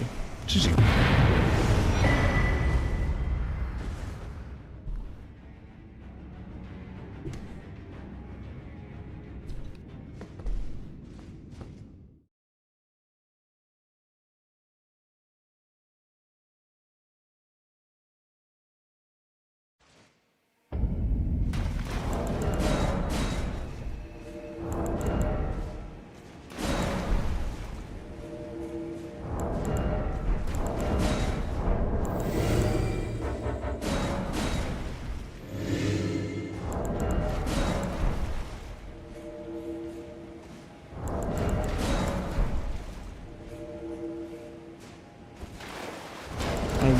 The worst thing is that now when I think about it that way, this Gangspunk probably wouldn't be even possible, at least in the way how I did it, if latency wouldn't be good.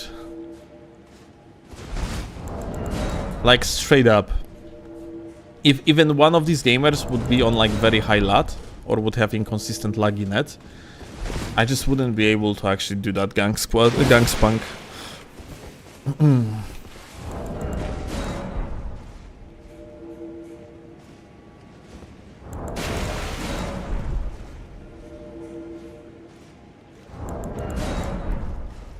It's pretty unfortunate how it is.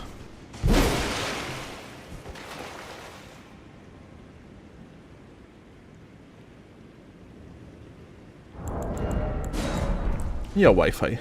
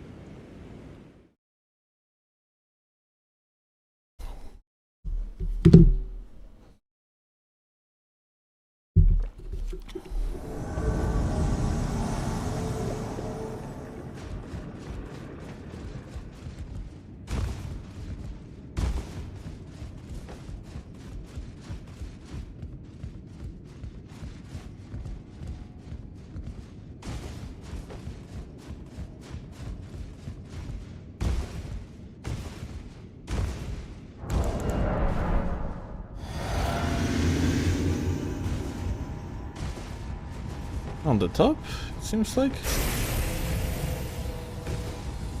Oh, wait a second. Where the fuck are they? Must be like on the very top over there. Ah.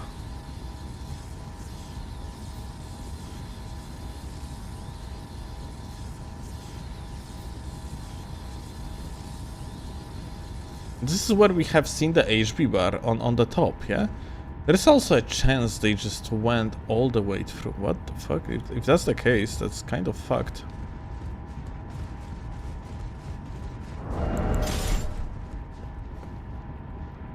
And let me see.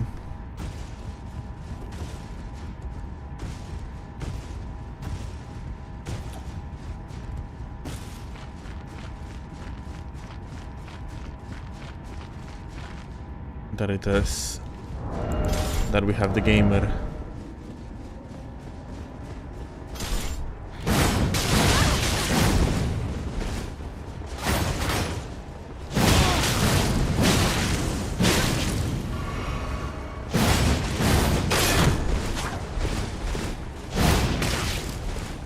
Well.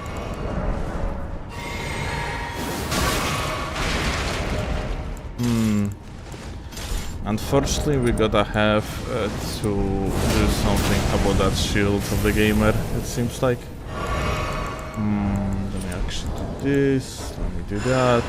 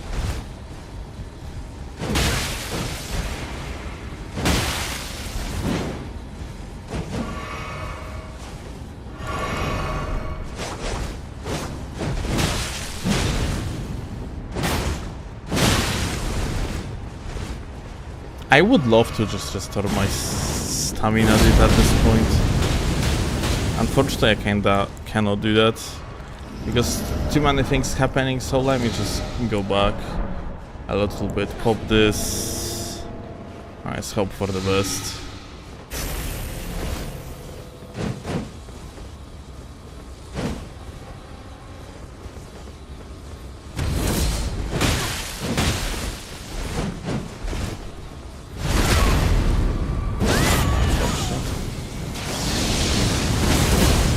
Oh my god!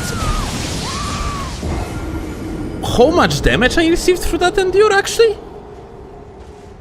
What? I actually need to see it. I'm actually curious how much damage was that.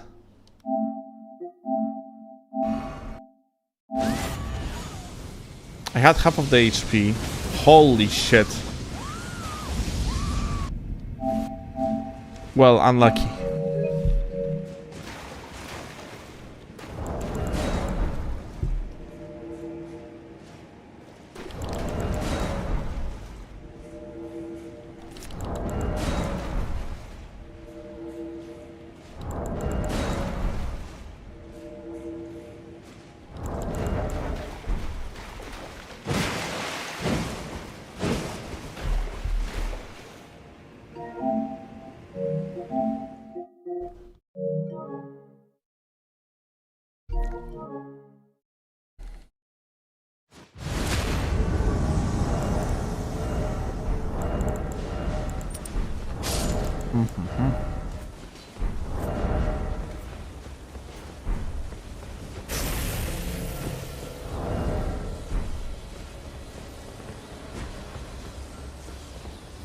I wonder if honestly, instead of Starfist, maybe like Pata would be better. Pata has insanely high stamina damage for what it is.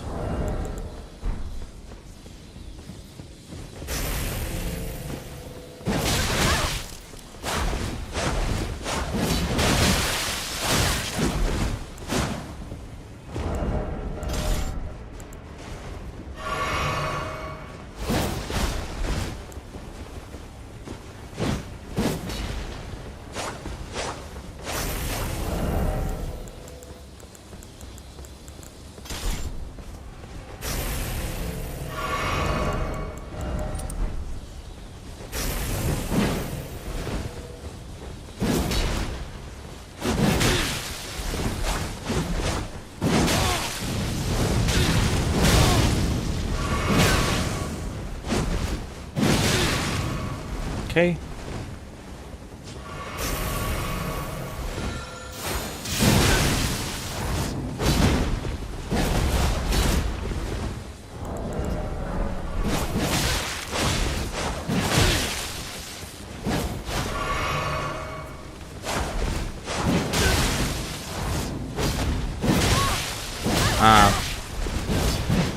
So if anyone wonders what just happened, it's like that urn that you see on the right side. He actually stepped of it, and that completely cancelled like the stagger altogether.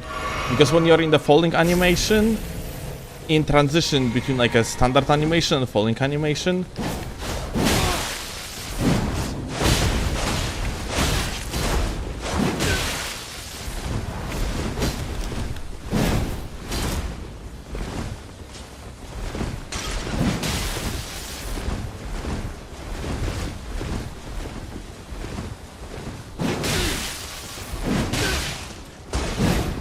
unfortunate.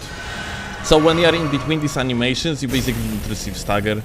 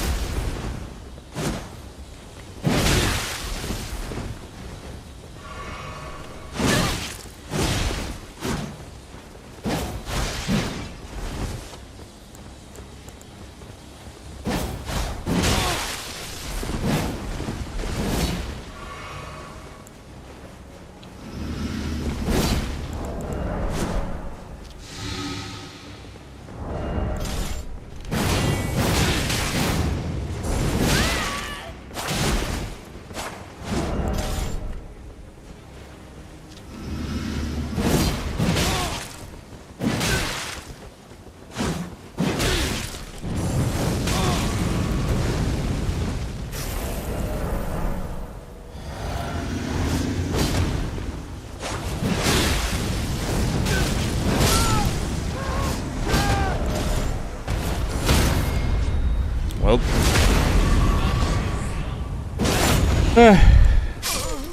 Insane, I guess.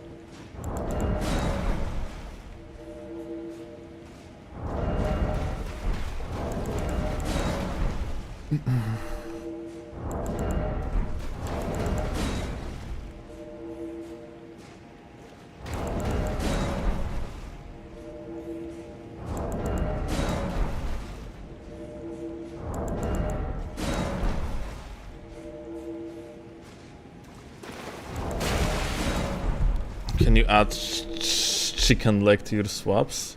Don't you need like an arcane for that? Like, even if I would want to, I just couldn't.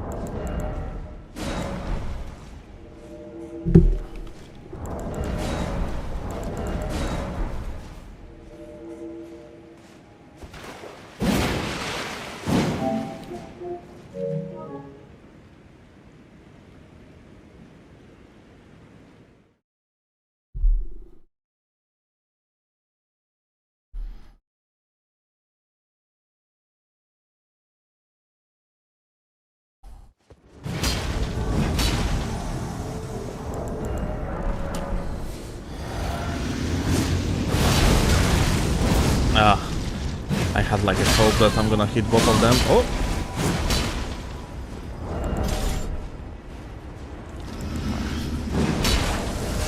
Wrong killing thing, actually.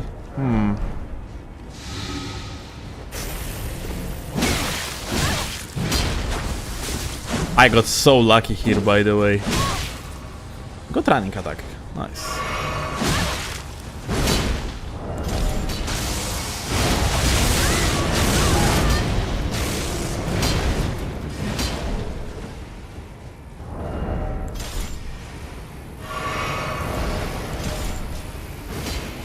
Did he just... Okay, for a second I thought like one of them actually fell, but no. No! We got Laggard! Okay, thankfully! He was mashing. Dude! It would be such a bad situation to be in.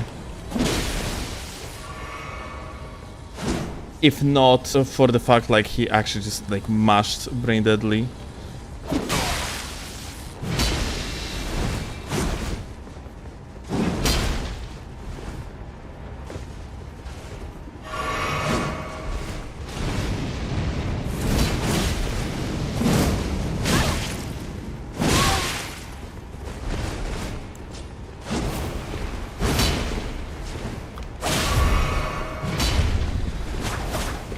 Okay.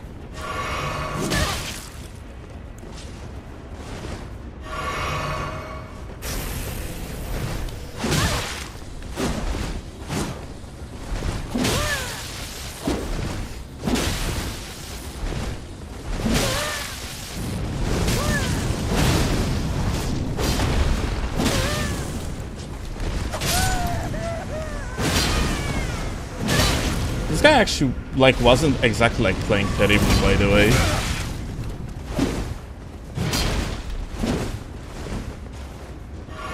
Started panicking like at the end, but that's about it.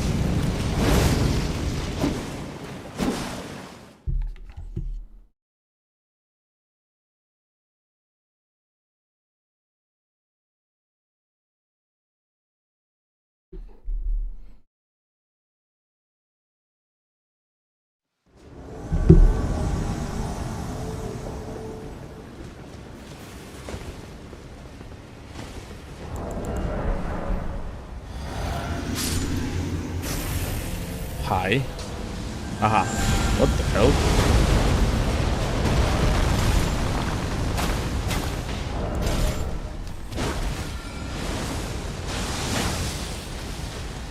Whoa. Well, I messed up here big time.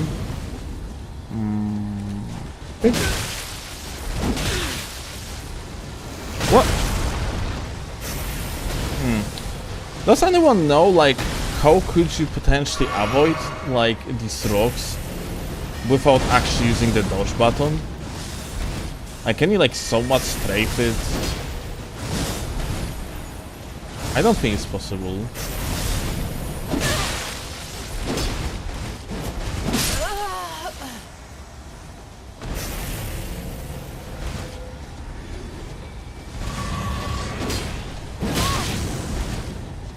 That follow-up R1 was kind of unexpected, not gonna lie.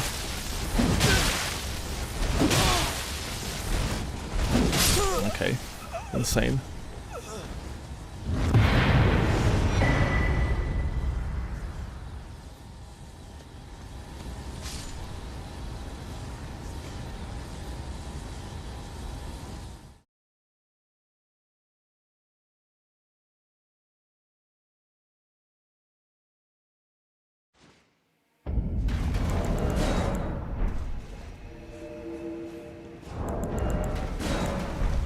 What level are you invading at? 150.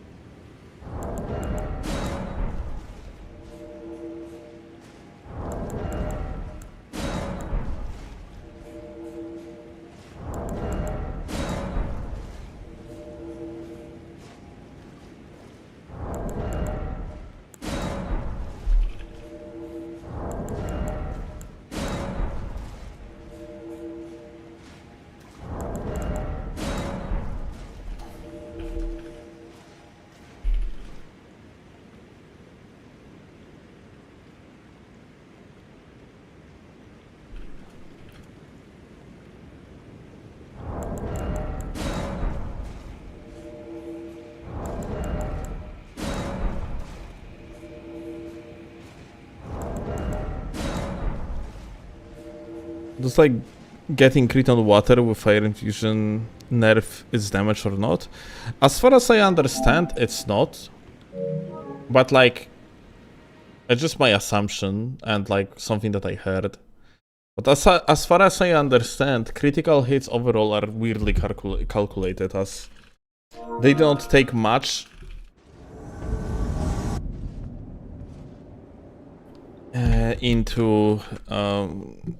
into calculation, but like just like a pure AR and modifier.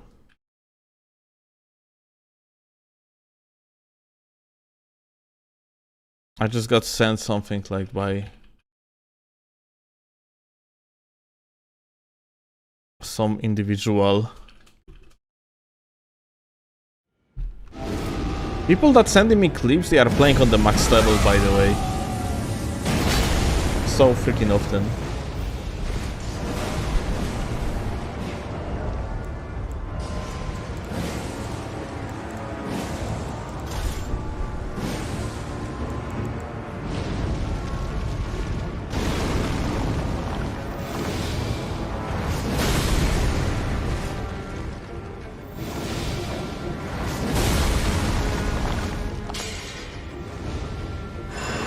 You can just walk, like, you can just walk around here, isn't it? I'm pretty sure. Ja pierdolę. This fucking game.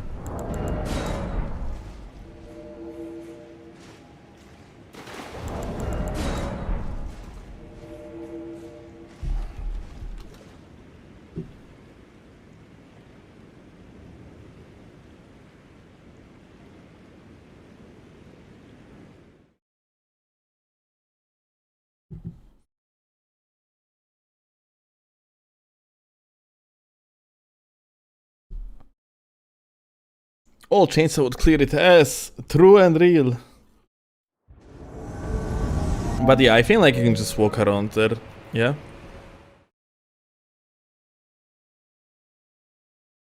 That inventory I didn't notice. What was there like happening with the inventory?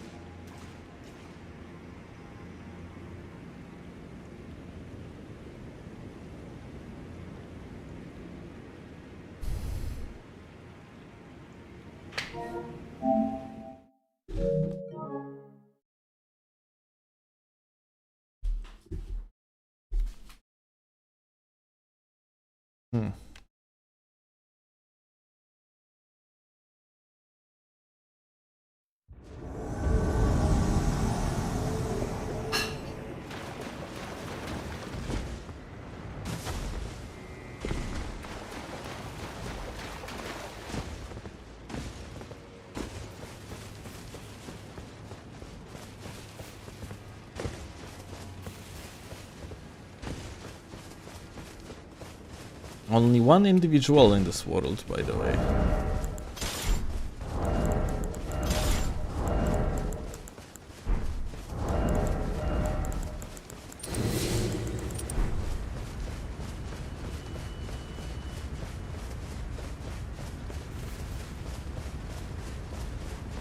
Also, where the fuck is even going? We can see them.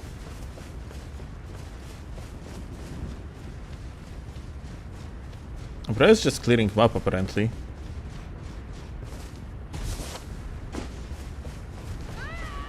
Very interesting.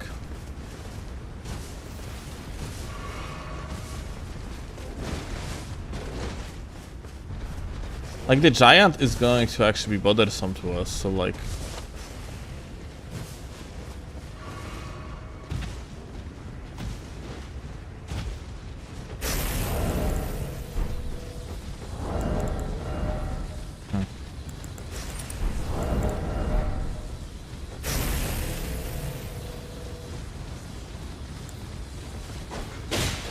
But there is more fucking mobs. Like behind him, in front of him.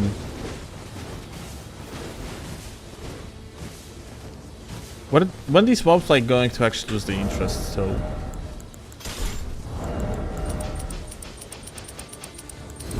Okay. Kurwa, I have a dog behind you now.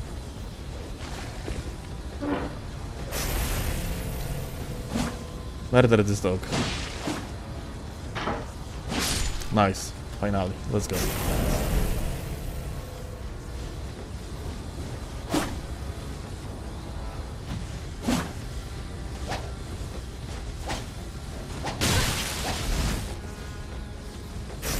That's not Lightroll, no?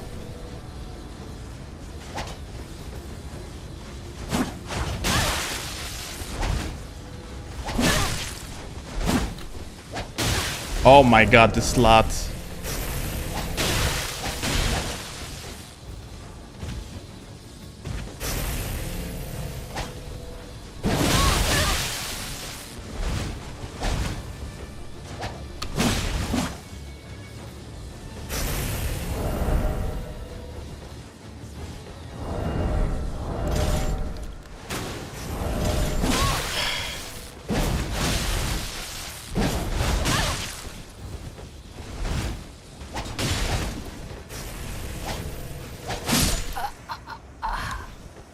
Bruh.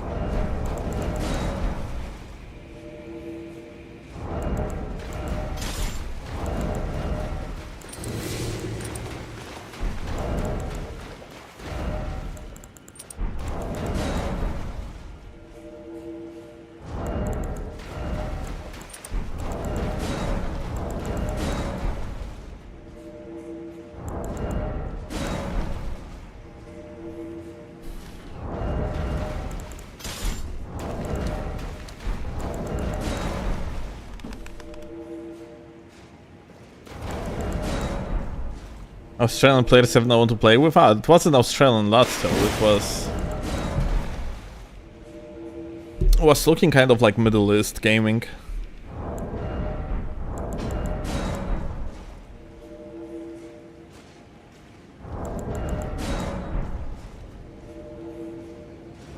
Should have followed with the Swordens on the final hit. Yeah, that was a gamble that he could take, and he would win trade in such case. He would get like mitigations too. Yeah, Australian lot is much worse.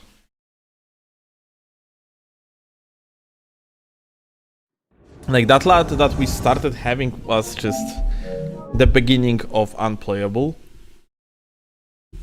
Barely unplayable. Whereas Australian lot is full-fledged unplayable. It's purely dog shit.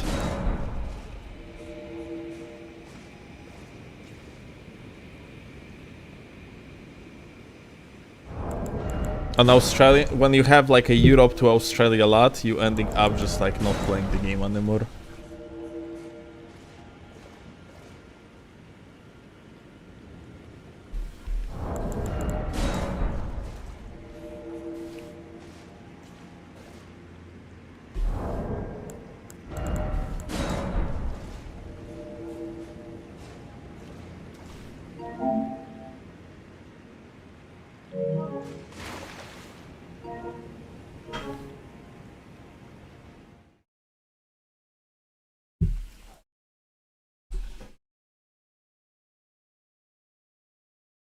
There is plenty of Middle East gamers playing the game though.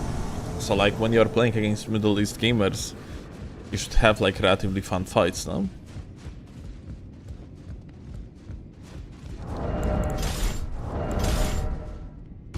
Oh, look. There was a player. And he's dead now.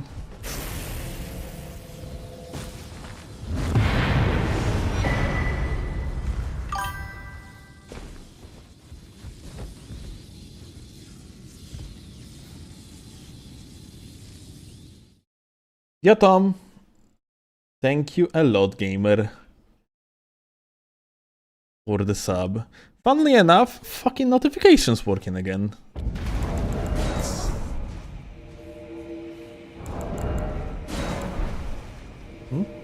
Yeah, it is the Tom that hasn't been here in a long while. But good to see you again. You better stay. Darling, it's rather normal that people like just take breaks and stuff. We always get cute with you players. I mean, like, there's way more you players and we are in the same region, unfortunately.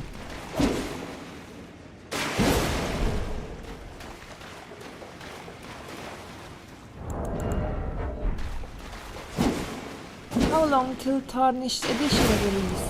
Tarnished Edition tomorrow. You heard it right, guys. From the Claude GPT. GPT? Yes? Yes? Yes, GPT, yes.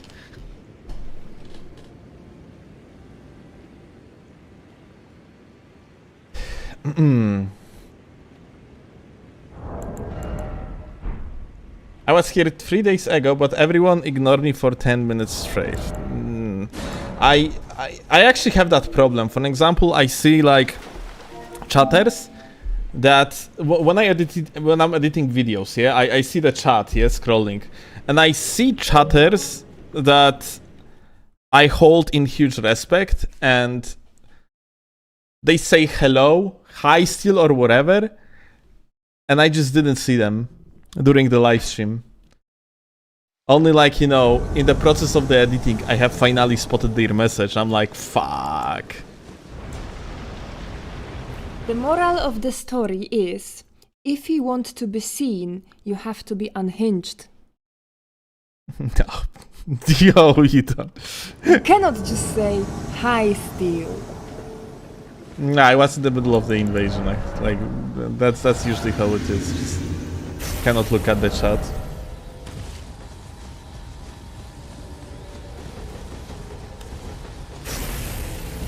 Yo. Oh. Oh! Interesting. Aha. Do you see the delay in the attack? I'm like, how did I get hit? No, I see how I got hit. I want to see something, actually.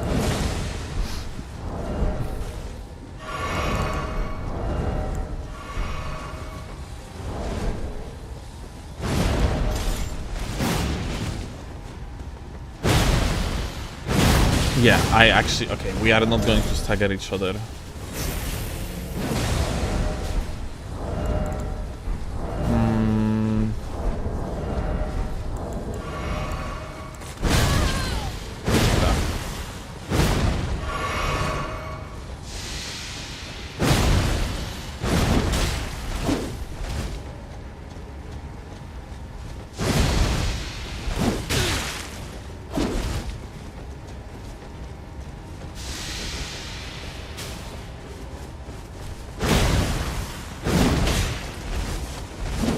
I love how, like, this amount of latency is basically enough for me to require me to hold this guy in, like, in the respect of his, like, potential random R1s. Because, like, even though if visually, like, he didn't start his attack on his screen, he already probably...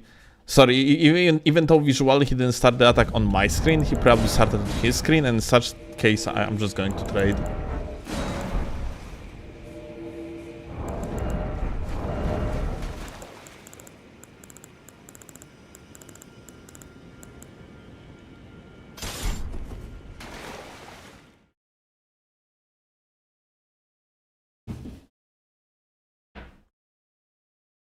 Ma'am, honestly, it's much more engaging than PSGS ever was.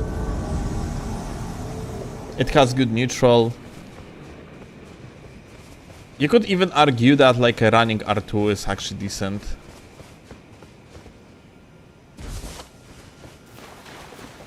Anigag's maxing today? I can do it just for you, my dude. Oh, but not on this invasion. It has no vortex? It does.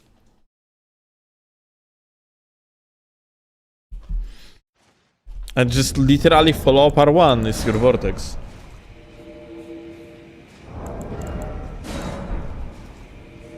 And just that it is not like a potential 4 or 5 hit vortex, it is more like 2 hit vortex.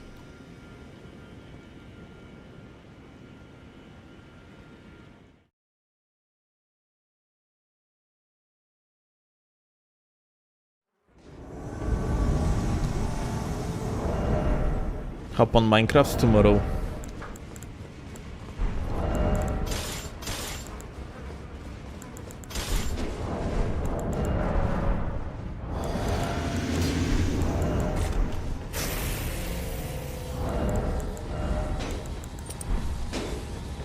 Hey. I have to be careful because look, this guy can actually just click Alt2 button and fuck me over. I messed up big time.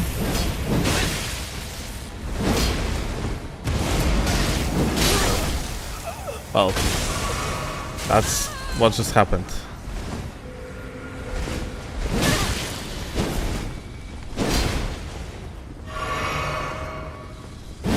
Oh my god. What? Holy shit.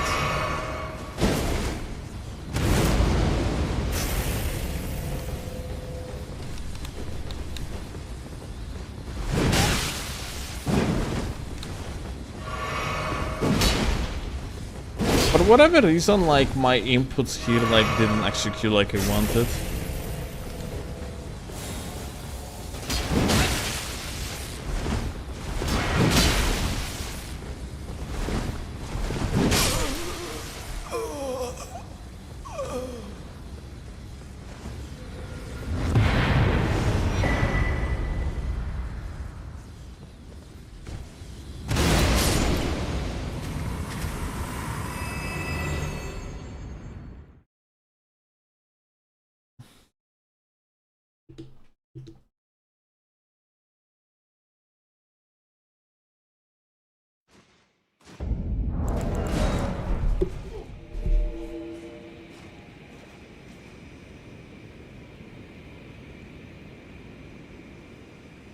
I co ma ciekawego?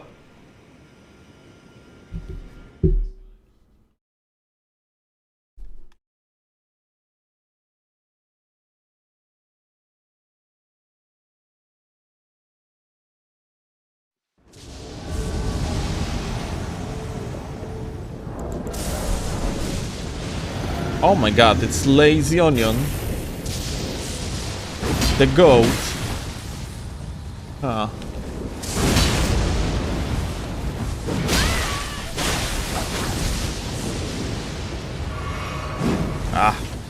I kind of hope like this gamer is going to attack relentlessly. Oh.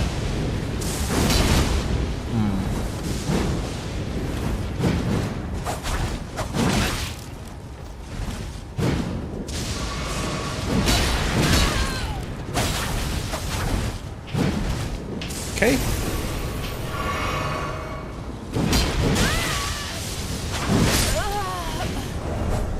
And pick.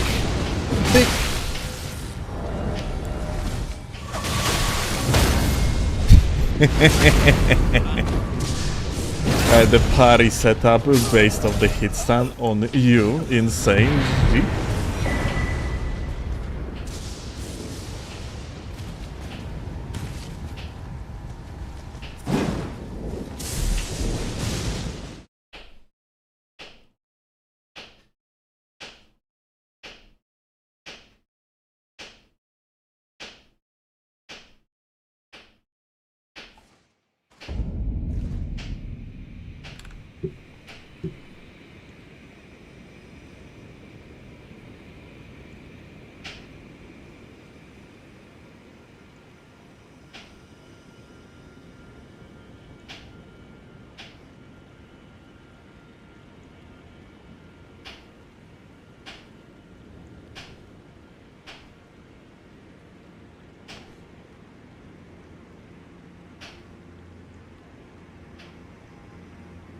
Ashraf, what the fuck are you doing?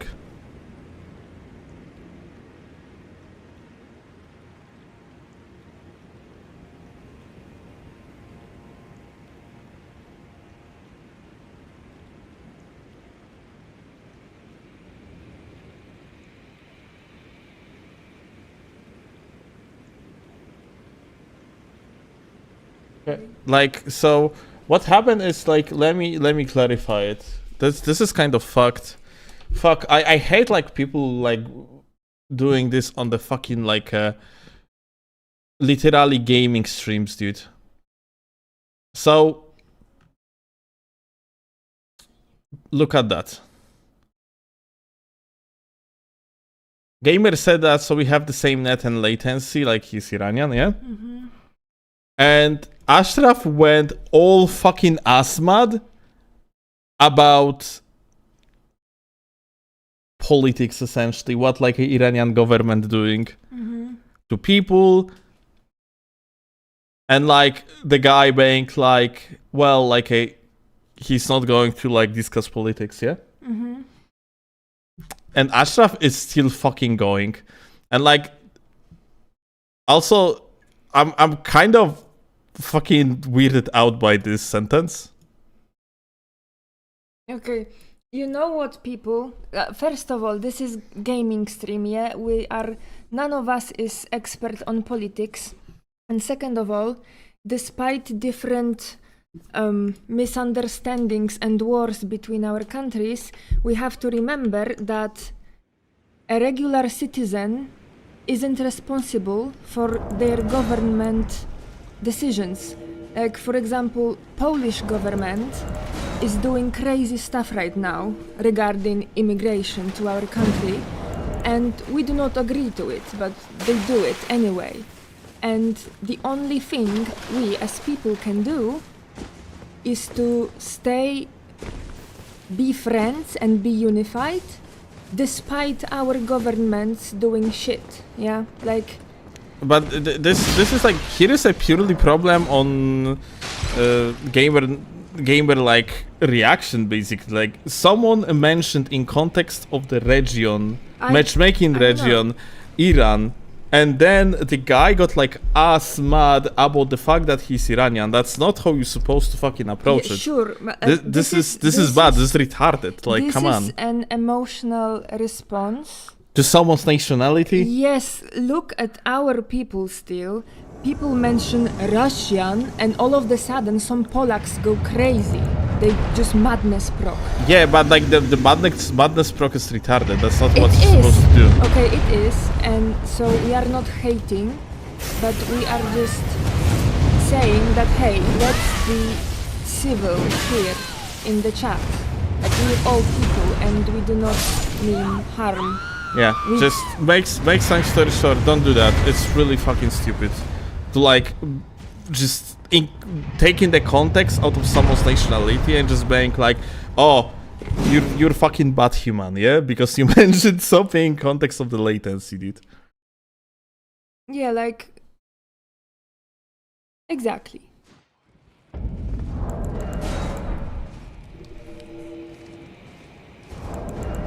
Well, that said, we can all hate gankers.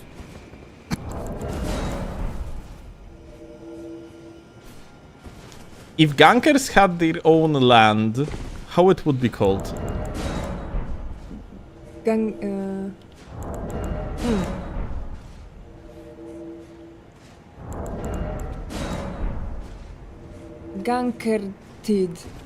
Like Atlantid, but with gankers. I don't know.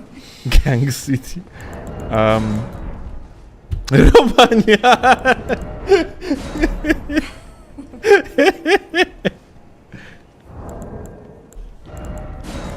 I'm thinking about something that would have the end stan.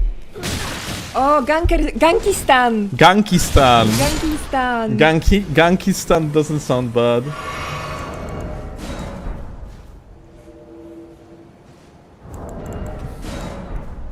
Dude, we need... If there is going... Okay, dude. Max level has shitons of gankers on the first step.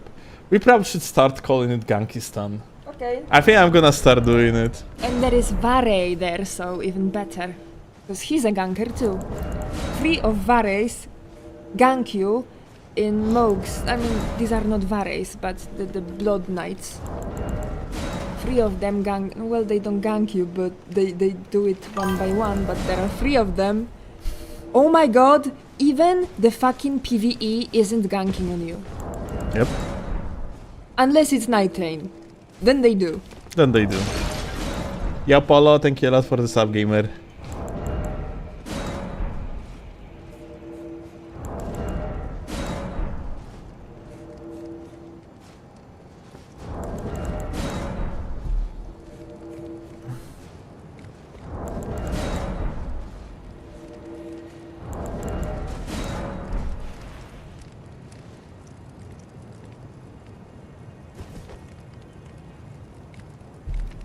When you hard swap, do you use some special finger position? No, it's just regular claw. Alto, like I angle my controller, like for the purpose of comfort. Like I do not keep position, like I do not keep controller in one position.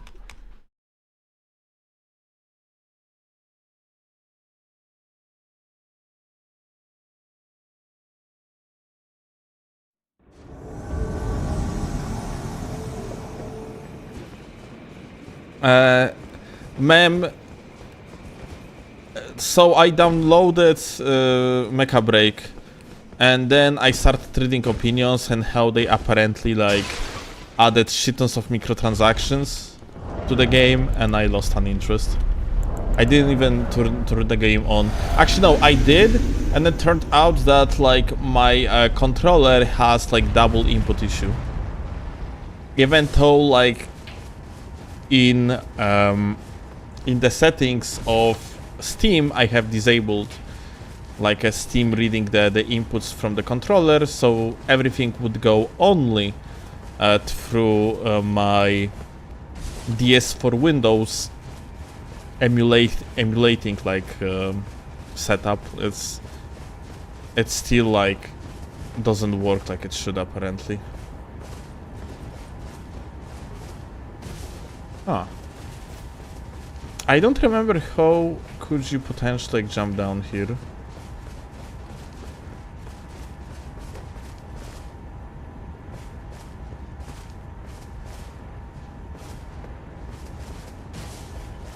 Because you could, isn't it? But fucking how?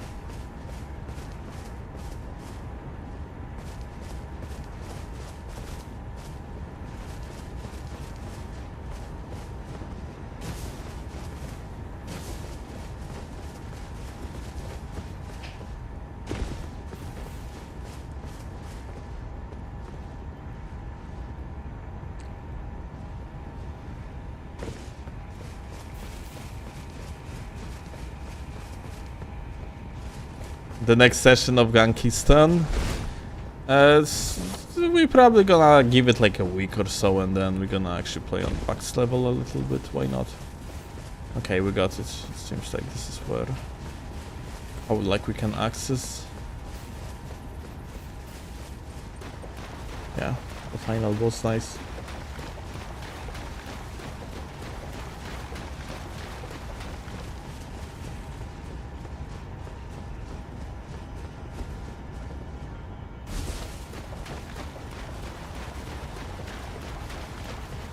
Mecha Break is so fucking mid-game, but the hate over paid skins over free-to-play games 2025 stupid.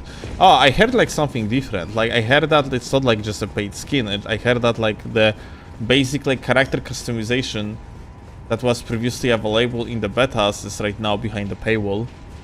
I don't know how much truth there is in that though.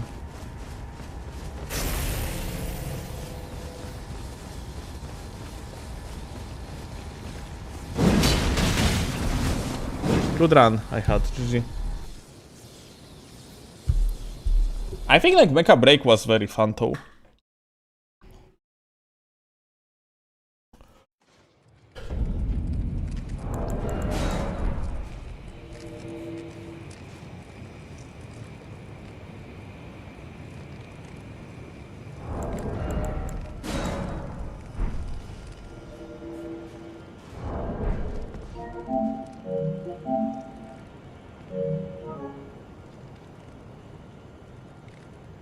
Come to the first place step, let's gang you. Well, if I'm gonna get there, I'm gonna get there.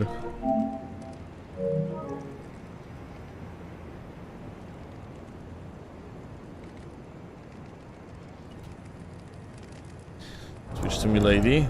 Barely even started using gags, give it a moment.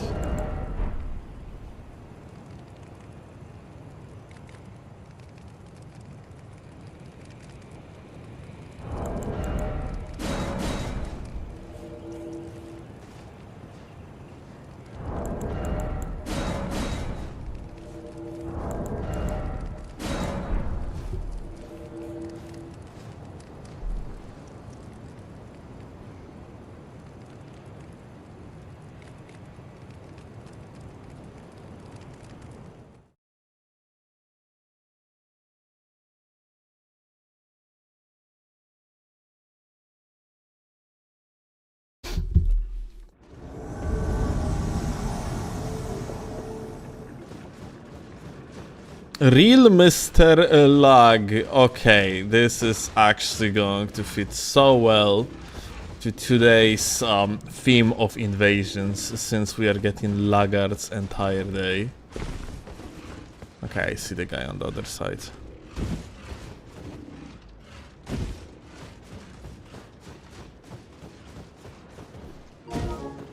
Guy has a teammate apparently.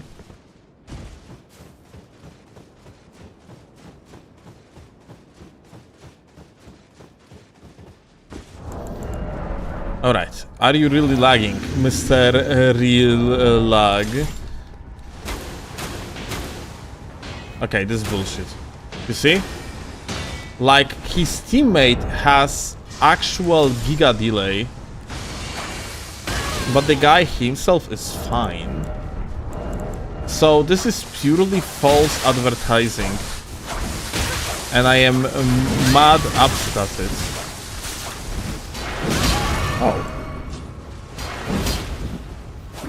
And let me actually get away.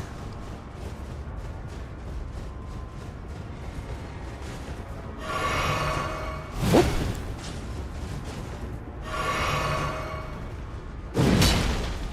Let's see.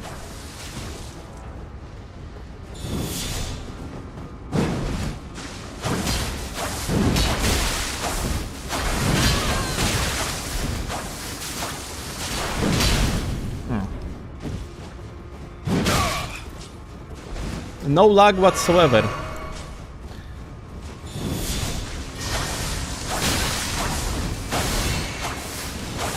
Kurwa, no.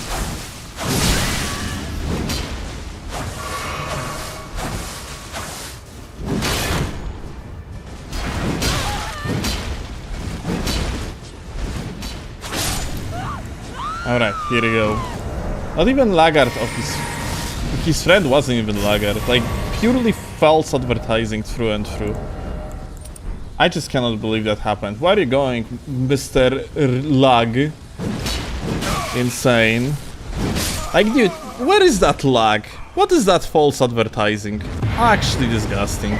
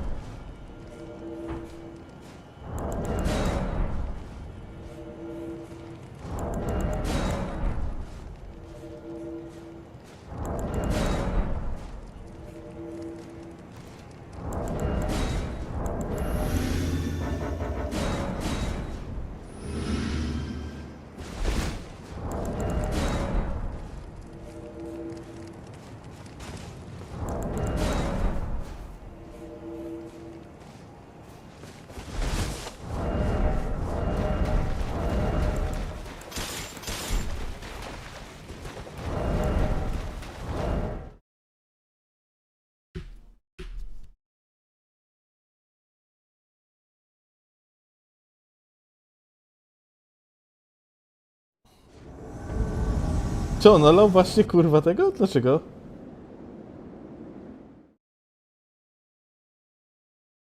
No to daj mu.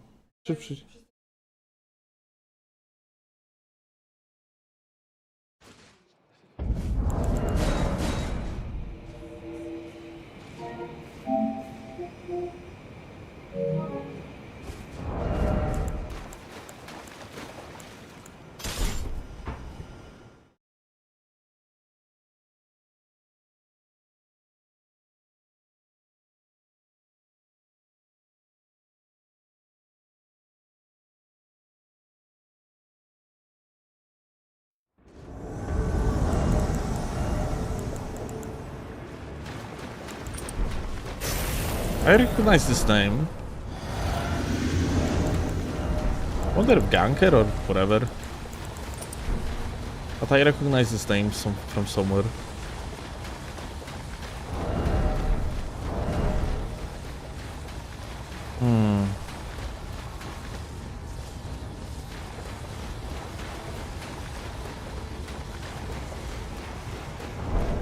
Maybe we invaded them today already.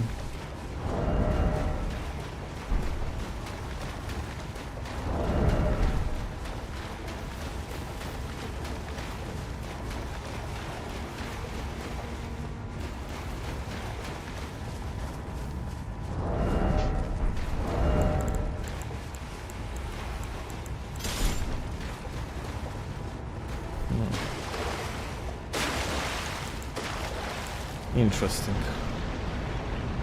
Here directly above.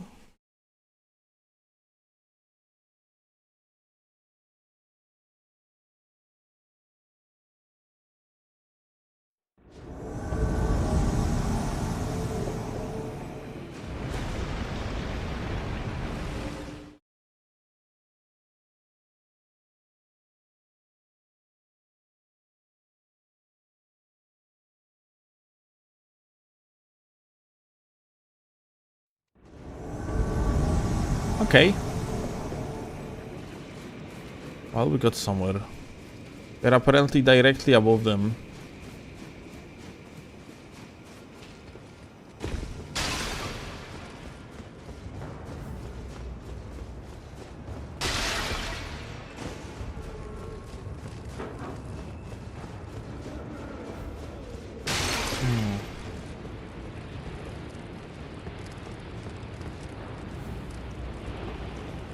Huh.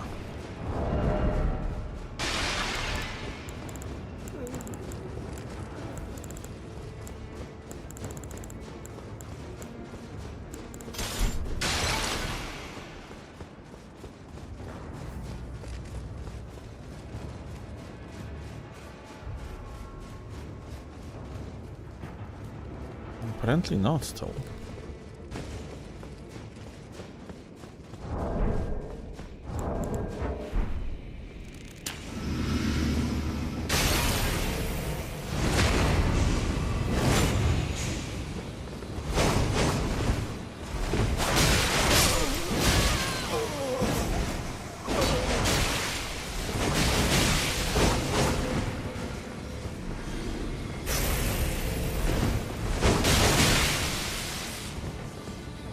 Oh! Did you just surrender? Okay. I recognize this guy's name, but I don't remember from where.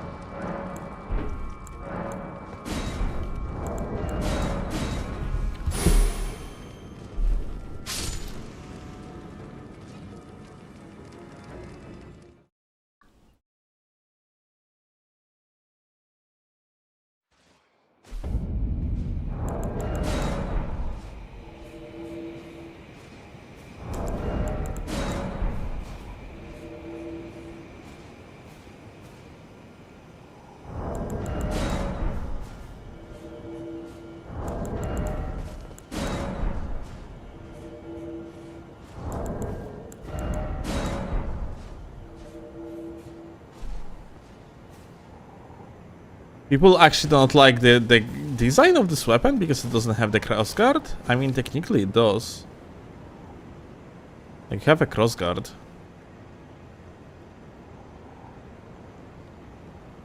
You see? They're just small.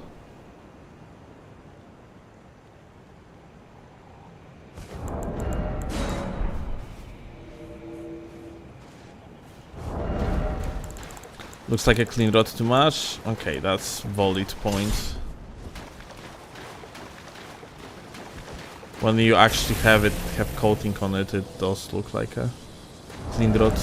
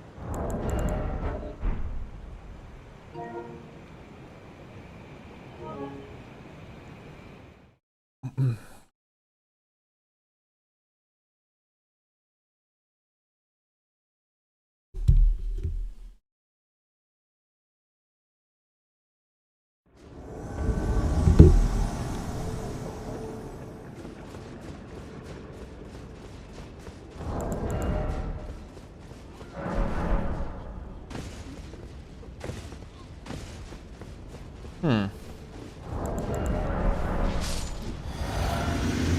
many players still here? 2. Okay. What's up, gamers? Oh, I messed up. He actually rolled into it, didn't receive damage.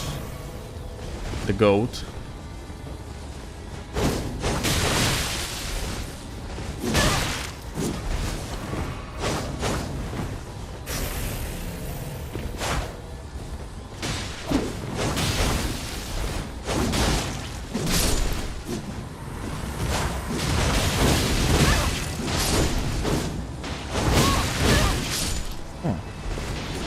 Okay, should we like just parry this guy? I'm kind of surprised that I missed.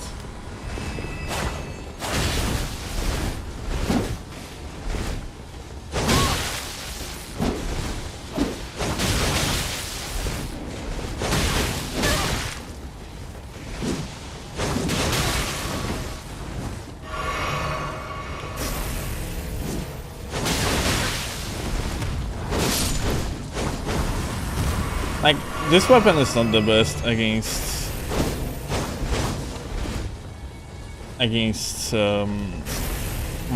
Rakshasa, frankly.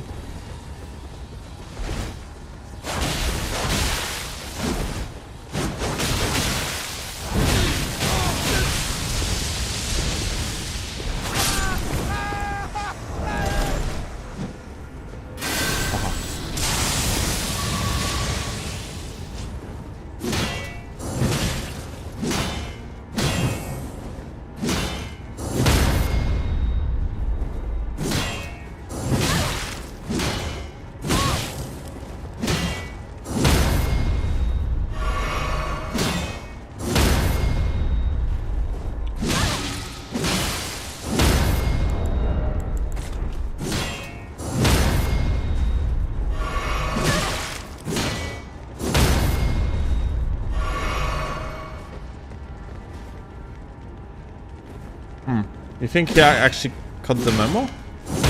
Probably not.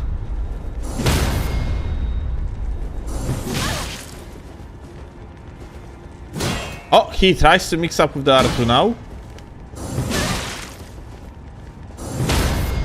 Oh.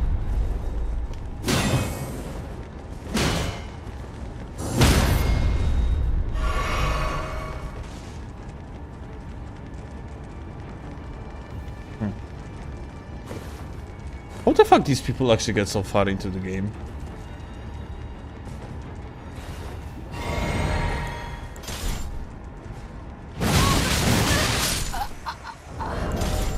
Actually impressive.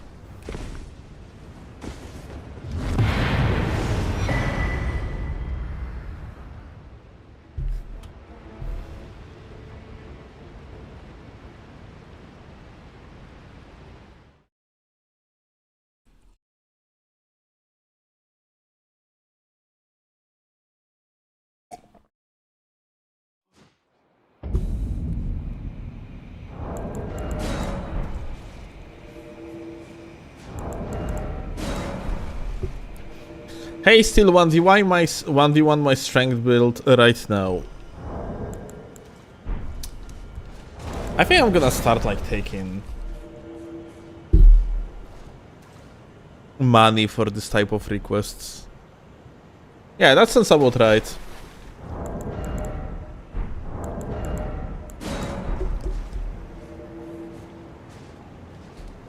Because at this point it is not even people being like, hey, still, I kinda would want to try my build against you, would you mind to duel me? No, it's straight up, do it.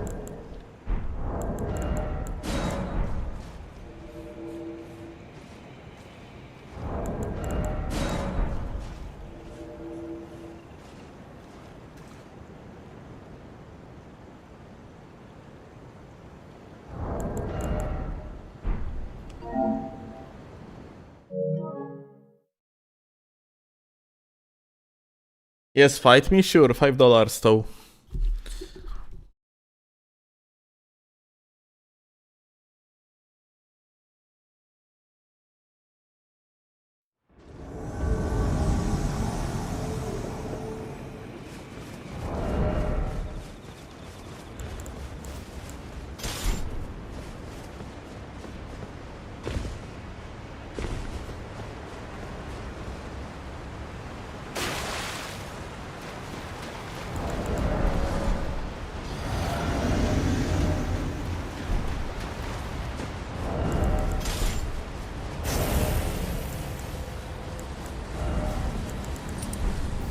Whoa.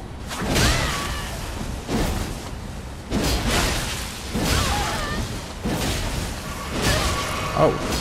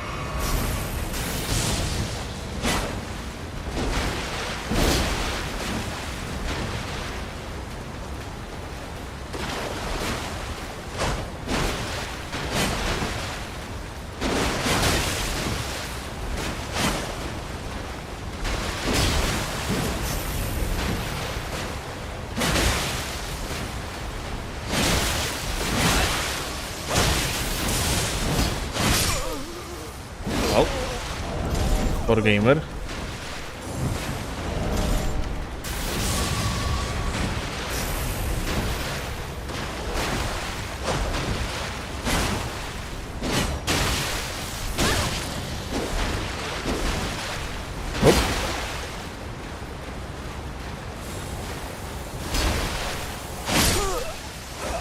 Insane. GG.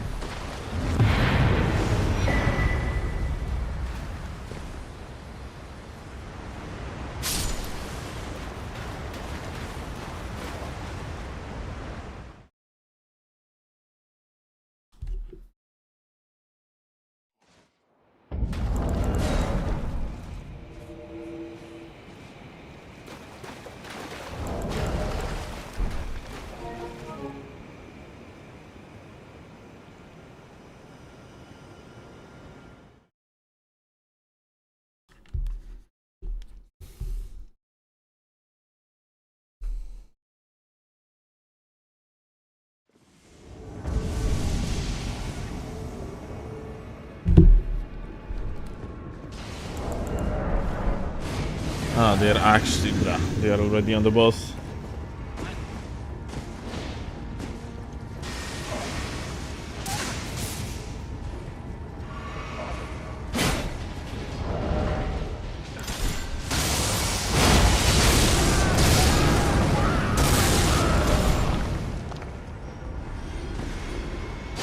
Come on, host, you can do it. Oh, wait.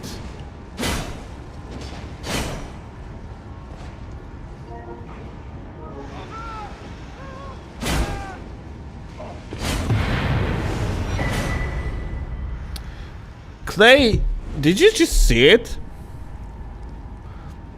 There were like 3 players in there, plus Horsent, plus me.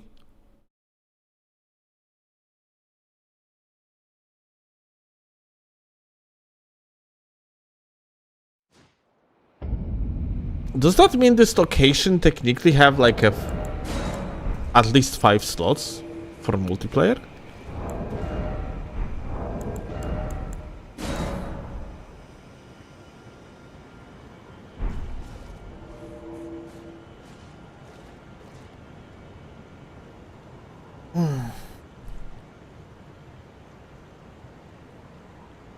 Oh, it was red. There was a red player in there. That red player is an NPC related to the quest line.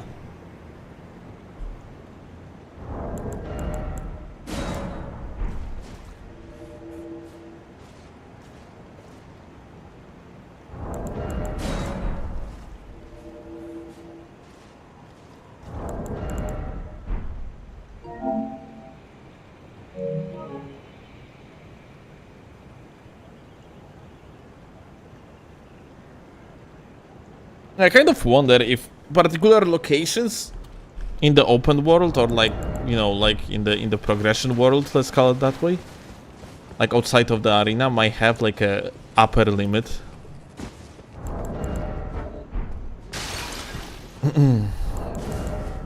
For the multiplayer, just because of the quest lines. I don't think NPCs counts. I think they do. No, I'm pretty sure like either in the cheat engine you can actually see NPCs being listed as regular players when the session is active.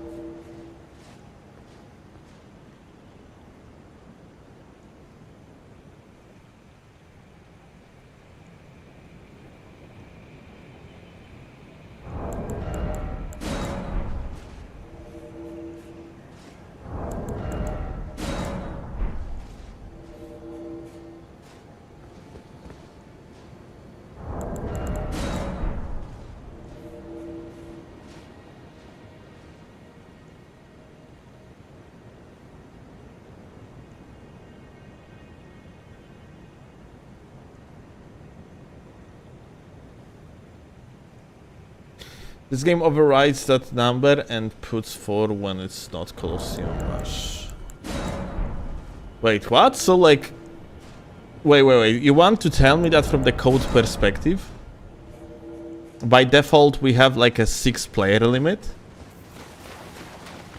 But the game actively lowers it to 4 for every single location that is not Colosseum? Wow.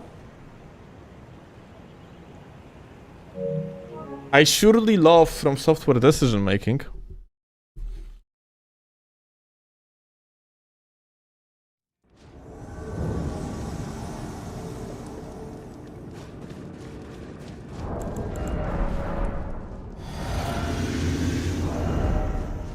So I guess if you guys ever like invaded irregular amount of players in the world, it probably is related to just like the game glitching. Not overwrite the numbers correctly. Hi, what's up? Oh, Boonvale. So cool. Now. The other guy has a bunch of Radan swords, by the way. Like, this is the first one. I have seen him already having like the DLC ones. At least one of them.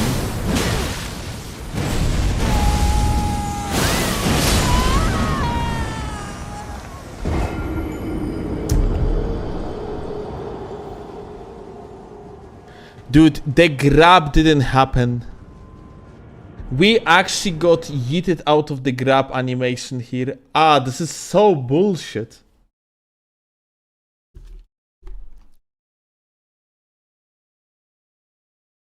So I guess I was on the wrong angle for the grab.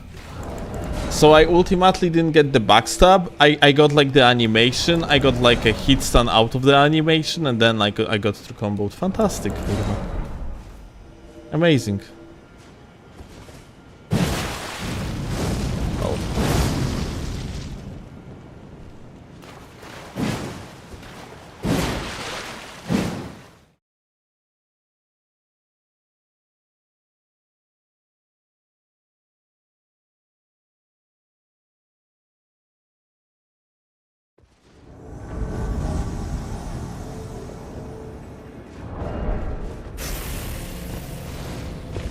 And Thunder Gamers on the boss fight.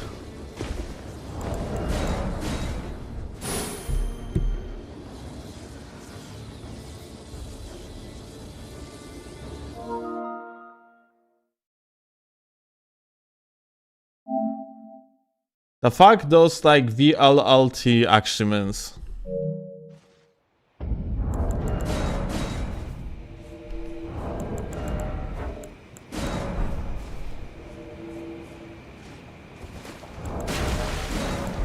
Actually messaging apparently. Honestly, let's make the next time happen sooner than later. I'm actually curious how this match would turn out if they wouldn't, well, if I wouldn't get that unfortunate grab.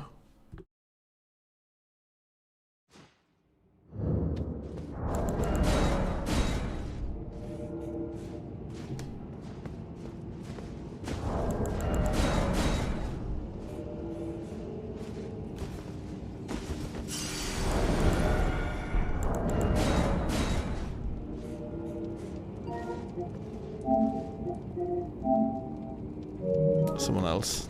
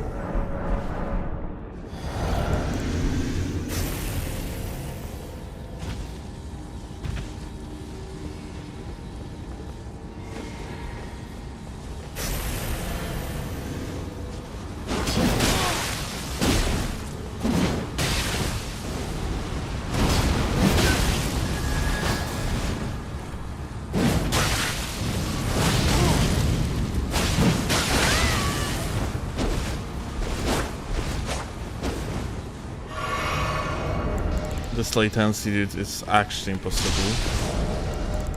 Unfortunately. I am enabling TS. I don't care.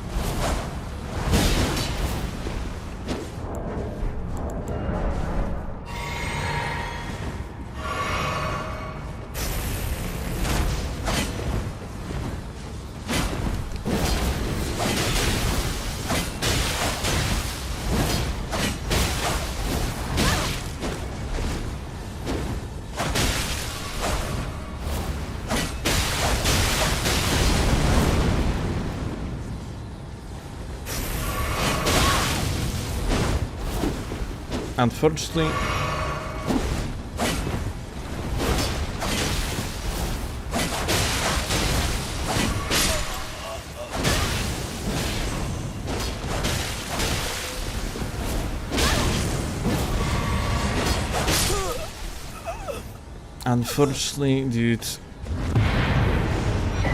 these games just cannot be fucking played normally with the LUT.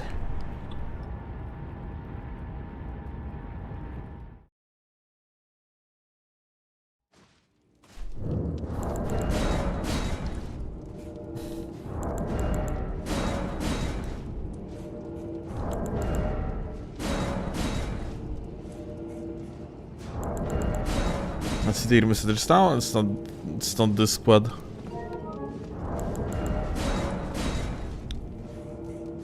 We are looking for a guy that has like 3 different Radan weapons and another guy with the Moon Veil.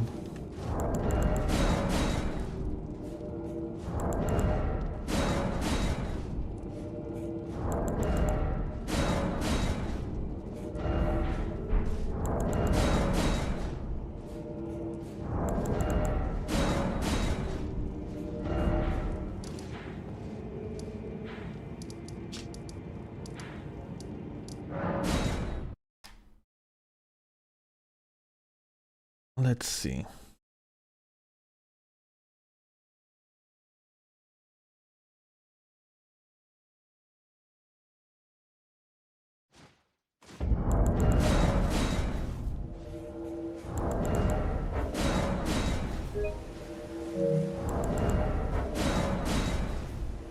like there are like two main possibilities, yeah, assuming that they are going to, like this guy's going to follow the same way of progression or initial way of progression. Like they either killed Mog and they're supposed to be here somewhere on the fields right now, or they died against the Mog and they are going to have like respawn just in front of him. And I'll attempt again.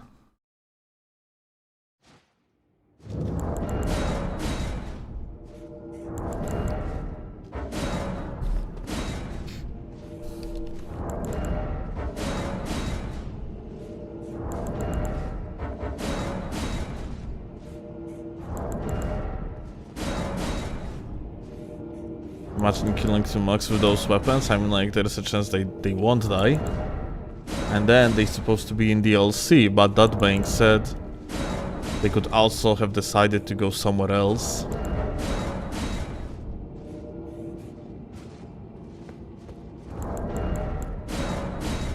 Would you take it easy on Michael Zak here, or would you be just clean rot him if you ever got the chance? Dude, he's Japanese. I would fucking clean rot the shit out of him.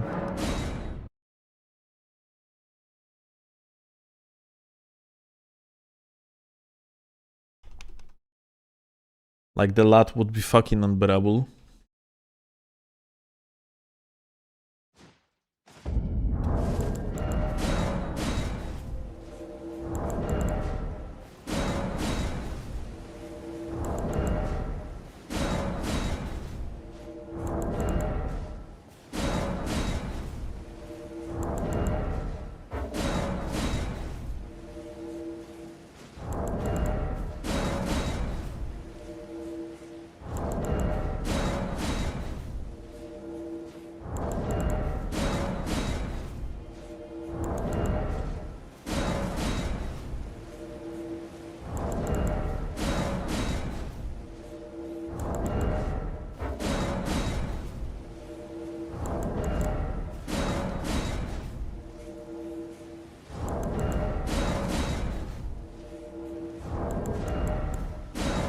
I see you guys, like, you would do something only because it's Michael Zaki.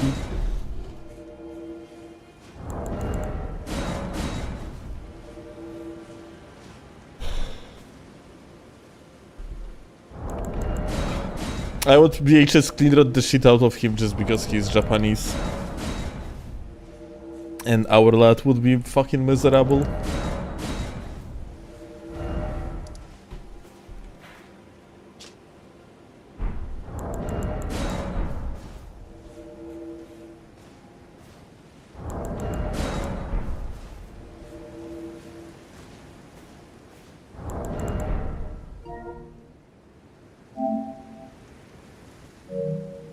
What if he was Poland? Well, then there would be no issue with playing with different stuff.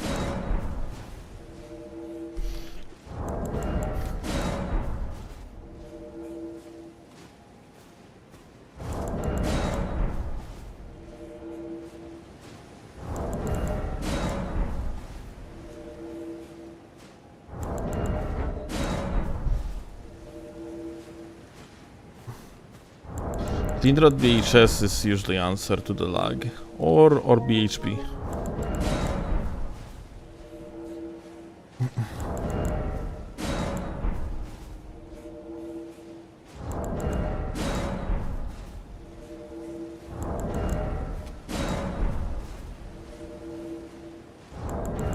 How is Madness Torch against Lag Lords? Pretty bad. It doesn't like really proc that well anymore.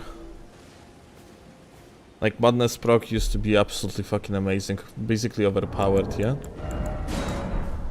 On the release of the DLC, but now it's kind of meh. Yo, Green.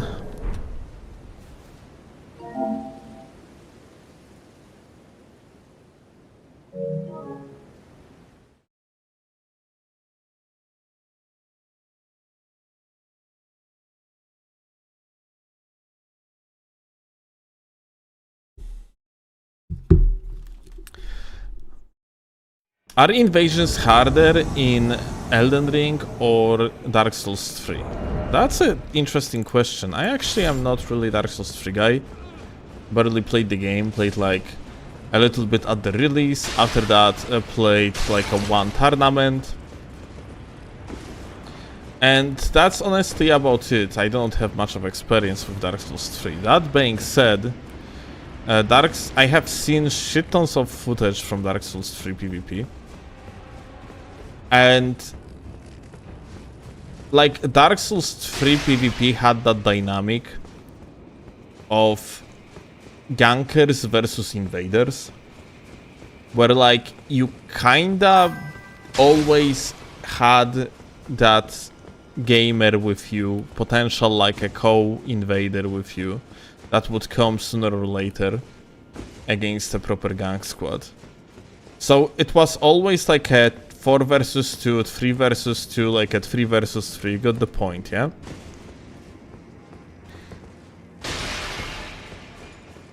In Elden Ring though, you don't have anything like that, and frankly, if you have dedicated ganker squad that doesn't want to give you an opportunity to win, you are not going to win. Like,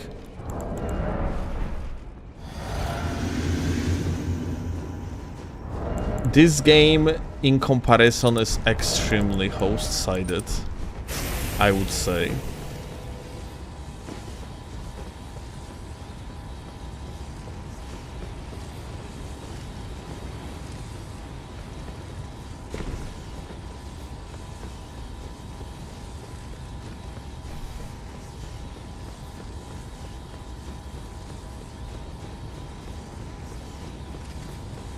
Like, for example, back in the days of Dark Souls 1 or Dark Souls 2, yeah, when you didn't have the 6-player limit. So, like, you couldn't have situations of, like, 3 versus 2 or, like, 3 versus 3 in the open world like it was in Dark Souls 3. Like it's... So... Back in the days of Dark Souls 1, the time to kill was super fast. Like, 2 backstabs and the opponent is gone, pretty much, yeah? So, the dynamic of like one invader versus 3 gankers, even though like gankers could be like very good at the game, it was still quite winnable.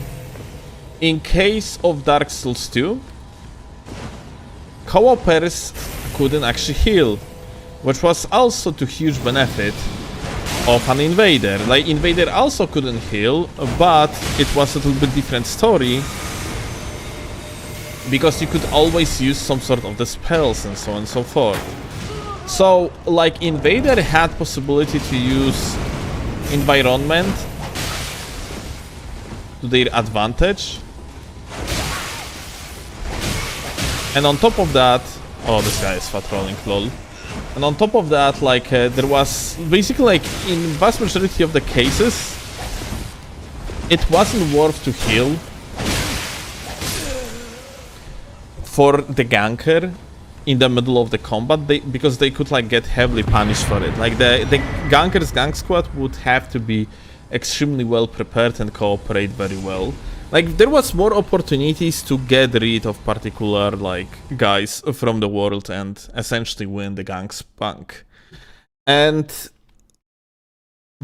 whereas the time to kill in Dark Souls 3 was low enough, you couldn't usually just 100-0 someone without being consistently like very good, way better than your opponent, or just like predict everything very well, like to the point so you could like vortex someone from 100-0.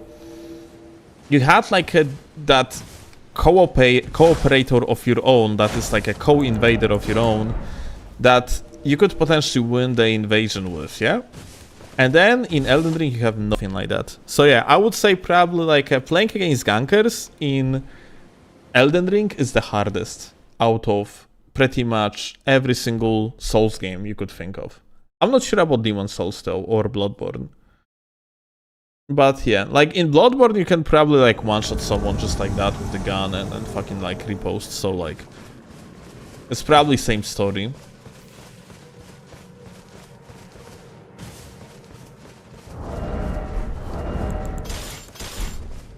Hi.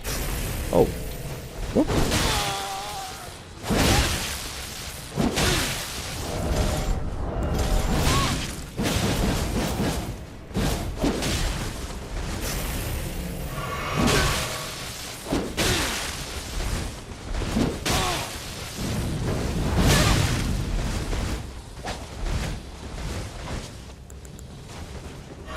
Okay, I want to do something fun. Okay, let's see. Oh, Puri Master. Oh, Puri God. Whoop. Whoop. Whoop. Whoop. Whoop. Oh shit. Look. This guy was AFK and now he's not. Insane. I would say that like a plank against Scrapstone, like just, you know, like basically pub stomping, is the most fun in this game in comparison to another. In Dark Souls 1, let's say, playing against bot players is not fun at all. In Dark Souls 2, pretty much the same story for a little bit different reasons, but yeah, it's not fun. In Dark Souls 3, at least from my like very limited experience, it's a little bit better, but in Elden Ring, because of these artificial advantages that like a host usually have, and overall the game design, especially spammability of particular like moves, well, vast majority of moves in the game, frankly, then like playing against people that are not PvP ready or are PvP ready, but also like just doing regular co-op is probably the most fun in this game. And I don't know if I particularly enjoy it. I would prefer to play against PvP ready people and take the most out of it. But at the same time, like, yeah, like killing so-called scrubs in Elden Ring is without a doubt, at least to me, the most enjoyable experience out of all the other games, because in other games that task is usually just simply too easy.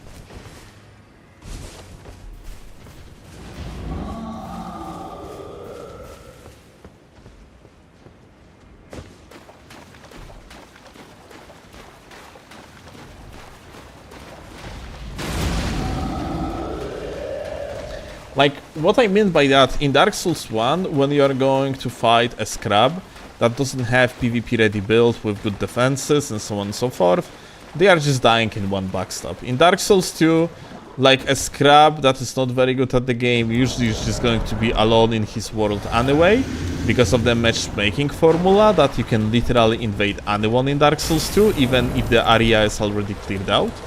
And on top of that, like, you have that additional funny thing, which like your HP deteriorates in Dark Souls 2,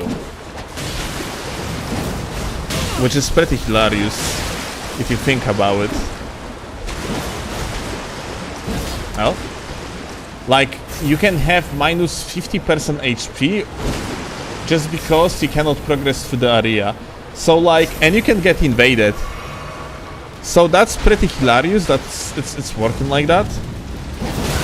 Because you are essentially, as a bad player, you're being punished for being actually bad. And like, you're getting punished heavily for being like bad at the game. Not only by the game itself, but also by the fact that other like very well experienced player can literally invade your world and fuck you over. Yeah, like Dark Souls 2 invasions are not very fun because of it.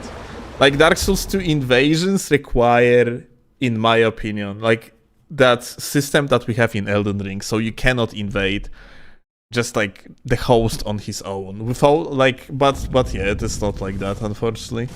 Although some people like it, yeah, because like I guess like I'm talking from the perspective of very experienced PvPer, but like someone that, let's say, is not very experienced and they just like kind of want to dip their toes into like a PvP, then I guess like that Dark Souls 2 system is very enjoyable for them. Because like someone that is like new to the PvP, when they are playing Elden Ring, they are getting absolutely stomped, yeah? Like, being an invader for probably vast majority of people that are not very experienced with PvP is just miserable experience.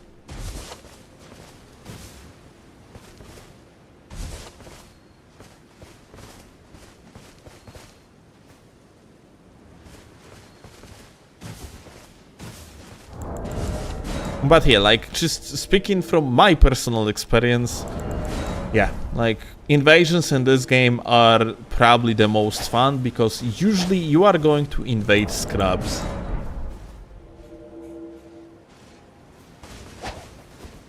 And since invasions in Elden Ring are the best against scrubs, in the meaning that, like, in comparison to other games, then yeah, like, the equation is pretty simple. Just, like, invasions in this game are the most enjoyable because of it, because fighting against scrubs can still be, like, very challenging despite, like, players on the other side not being very good.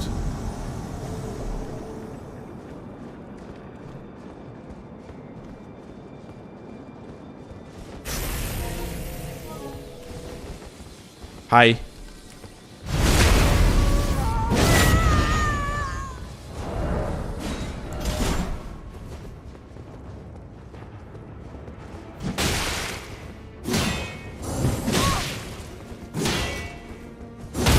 Okay.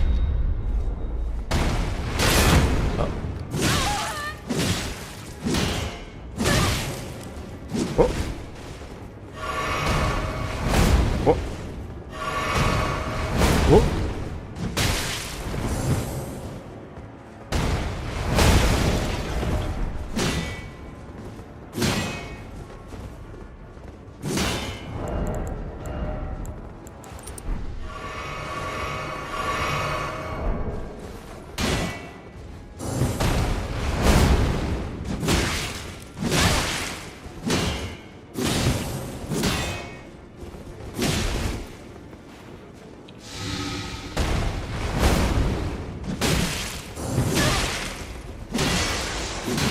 Gamer actually likes his attacks gold.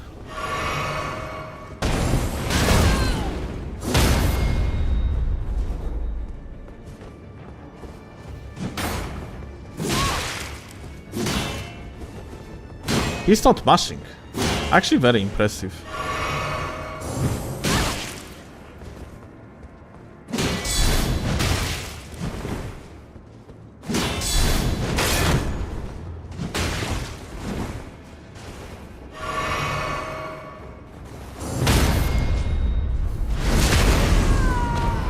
Insane.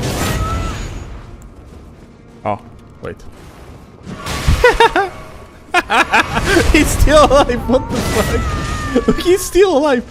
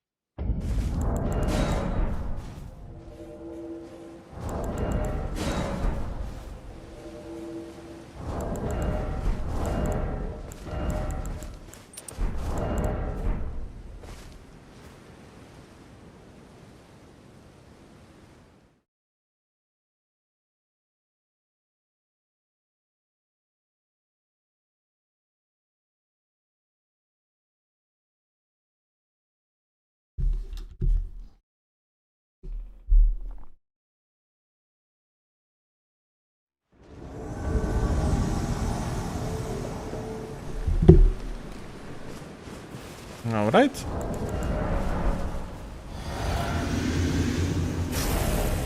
Oh, look. Two gamers. What's up, my dudes? Oh. Wow.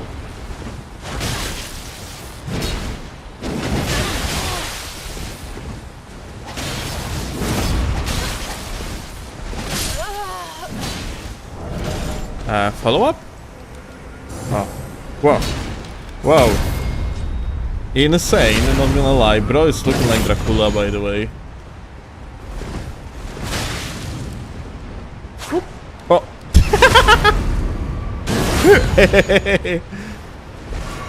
My bad.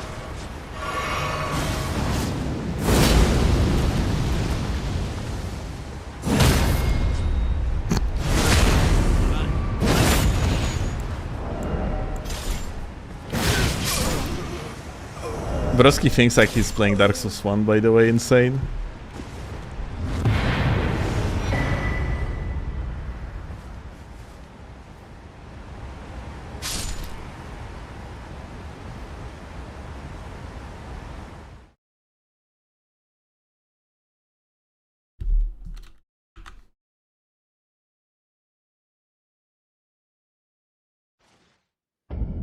We still responded to YouTube chat. I only read that message because of Wood mentioning that you try to 3v1 someone and read the chat at the same time. Like, you have no idea how bothersome it is to me that I actually cannot read every single message. But it's pretty much impossible, yeah. I read way more messages than people think though, like I very often just not answer them. Because like, for example, let's say that certain thing that someone asked has been asked billions of times, and I know I can count on other chatters to like explain to an individual certain topic. Let's say, you know, like a basic shit like what level you are playing on, or like what is the weapon you are currently using, what is the shield on your bugs that you are using. I know that like chat is going to provide the guy with the information immediately, so I usually ignore the If you question. want message red super chat or send bits. This is actually very good point, Uno, like, you know, has a very good point. Thank you, Uno, for the bits, but yeah. Like, I don't know how much it costs, like 100 bits. It's like is that like a $1?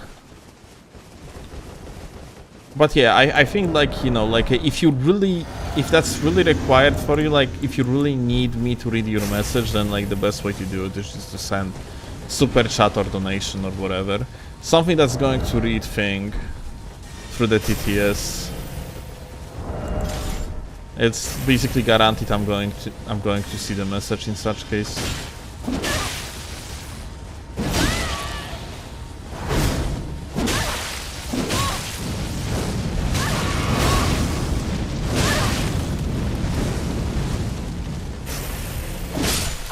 GG gamer.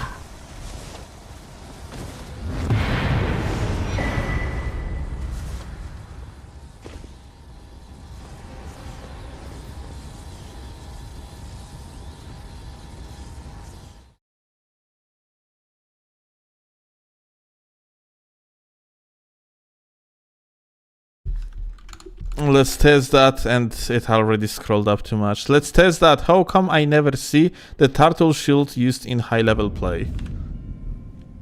I don't know, I'm using it though. In duels, I totally use it. Usually it's more efficient to go for like for the icon shield. But if I would be playing like a competitive nowadays, I probably would be using the turtle shield, because I think icon shield is banned on basically most rule sets.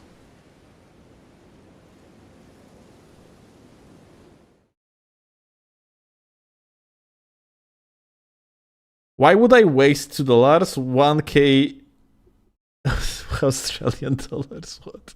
When I can write something to Unhinged, to be honest? Well, I mean, like, whatever works for you. I usually do not read Unhinged messages on the purpose though.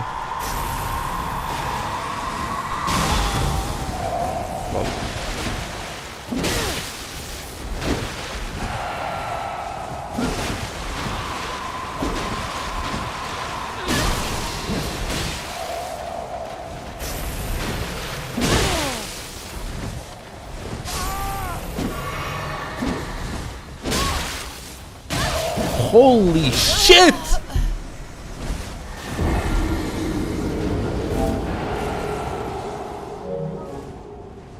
Amazing.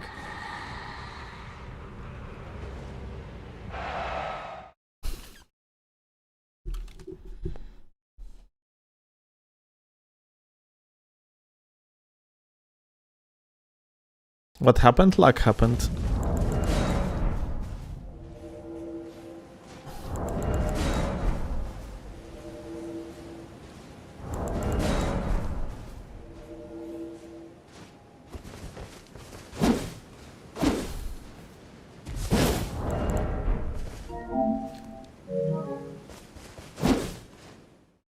still played like shit. Fuck you, you fucking scum of the earth. Bro literally basically threw comboed me with the follow-up into another follow-up.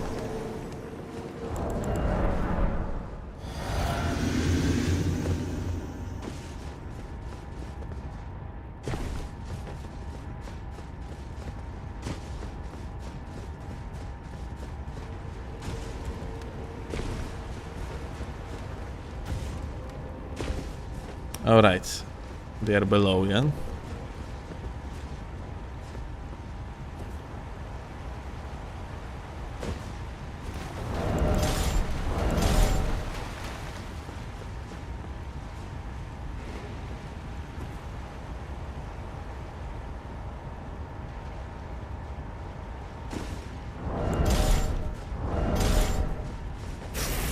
Oh shit.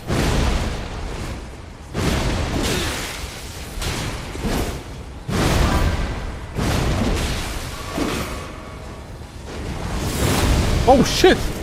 What? Where did that came from? Lol, there is a void.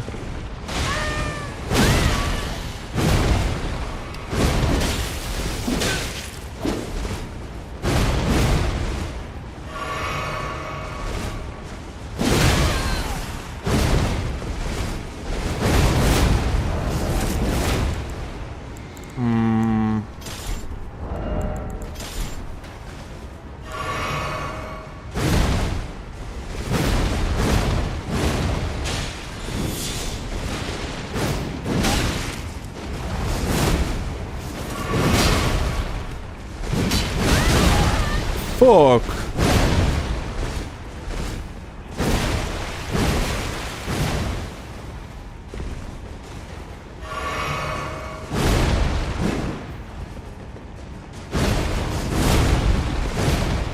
Okay.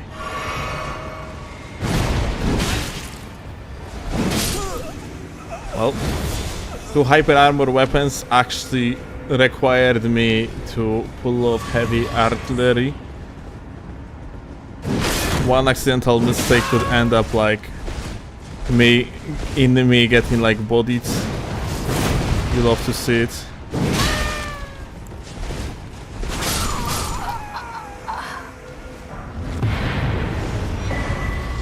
Thanks for refill, Void.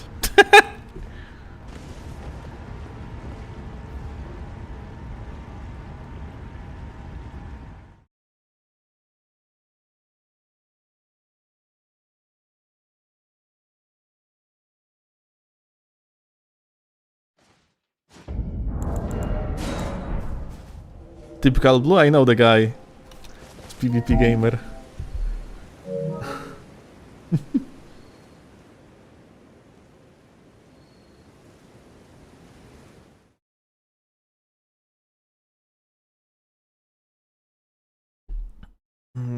I don't stream Nightreign anymore still.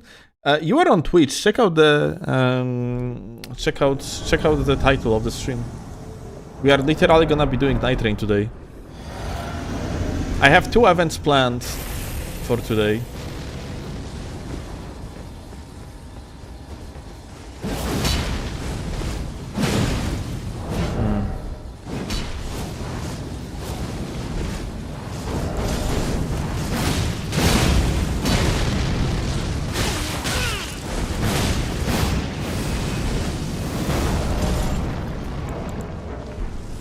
All right.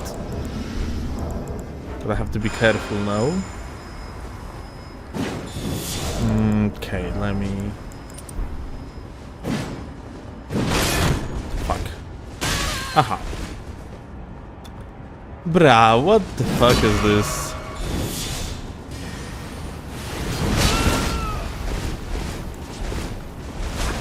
Oh?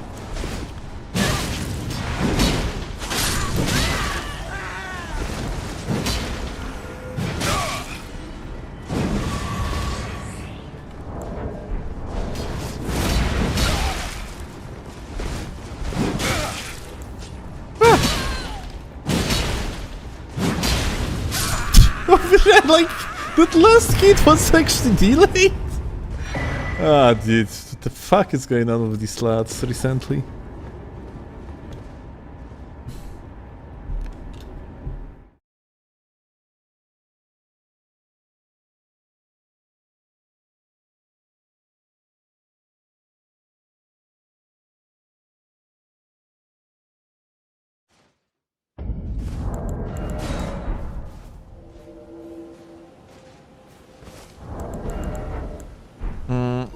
Would honestly, I don't know. Like, you're basically asking me if, like, if you're asking if I actually am worse duelist because of mainly invading. I not so long time ago actually got like decent coaching from what's essentially like the best player currently in Europe.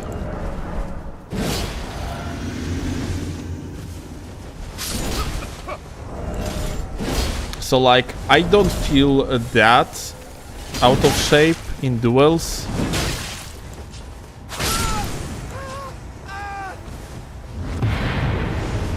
But overall, I would say that I am rusty, all things considered.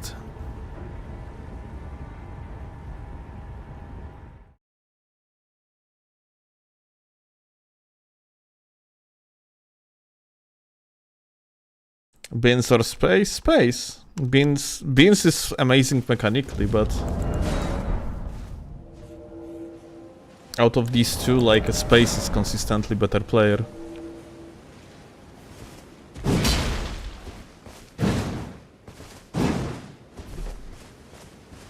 But yeah, like, space actually shown me plenty of ways how like how the trade patterns in duels work in like nowadays.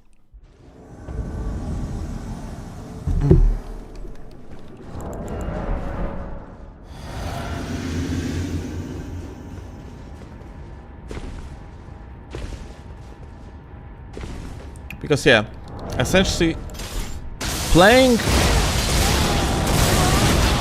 high tier duels is mostly all about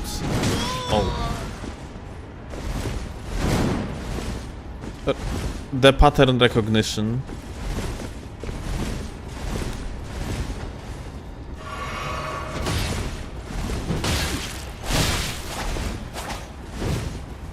Ability to know when you keep the prio and so on and so forth is the most important thing.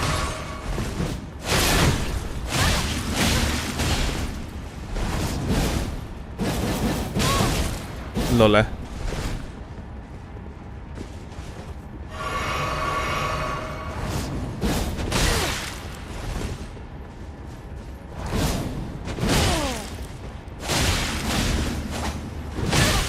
Oh, actually I don't break his poise with the fists. Only jump R2.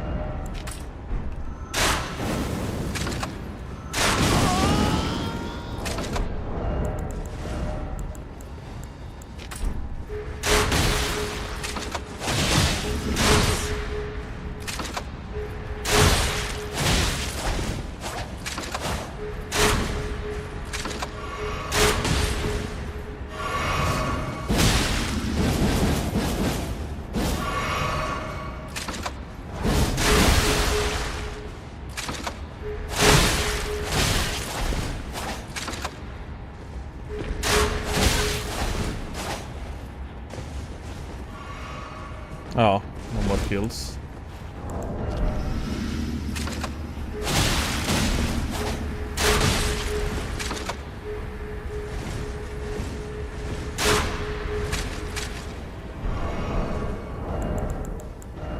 Mm.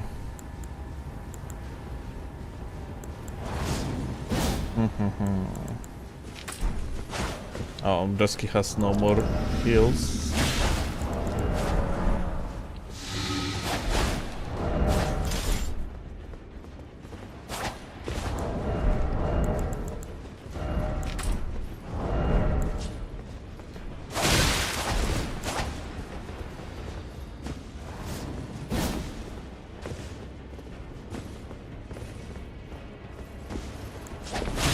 Ah, good shit.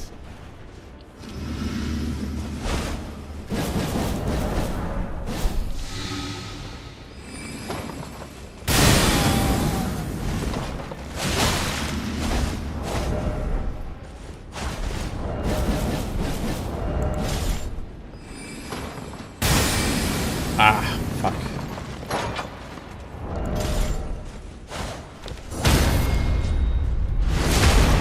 Alright. Insane fight, I guess, GG.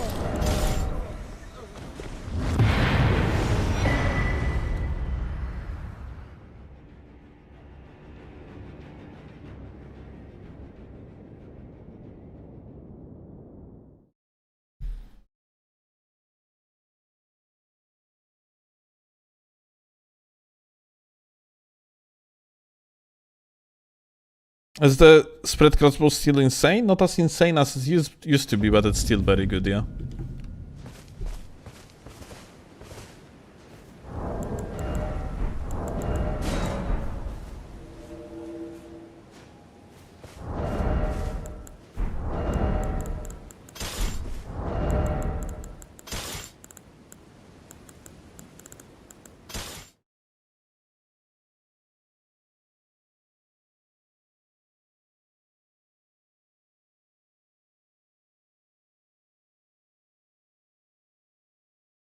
It's kind of shame that like the crossbow itself cannot be really used as efficiently in the offhand, because when you use it in the offhand, you cannot, for example, do the jump attacks. Yeah, like check this out. You see? Only after landing you can fire it. On the main hand, though, you can like fire in the air.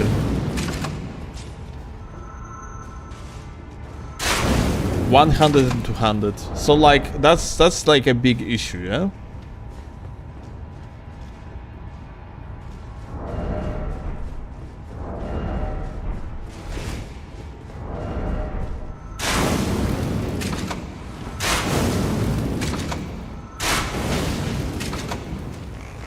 Oh my god, what? For whatever reason my sensitivity was crazy Dude, my sensitivity speeds up when I am holding like the attack button. What the fuck? Lol.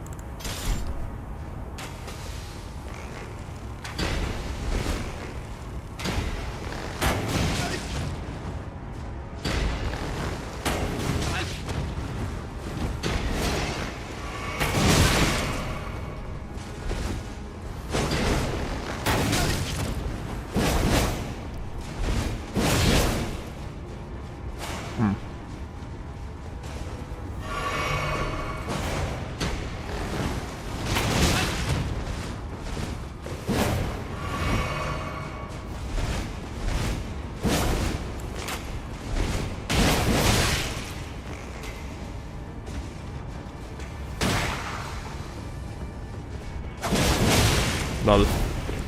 My backstab attempt didn't work here. Like normally when someone is following you like this, you can like force the backstab.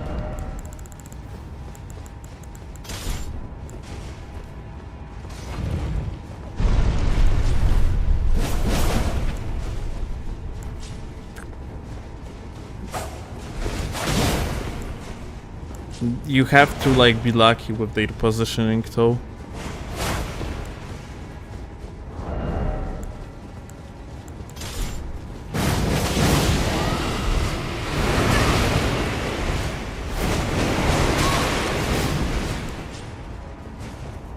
Tatan by the gamers.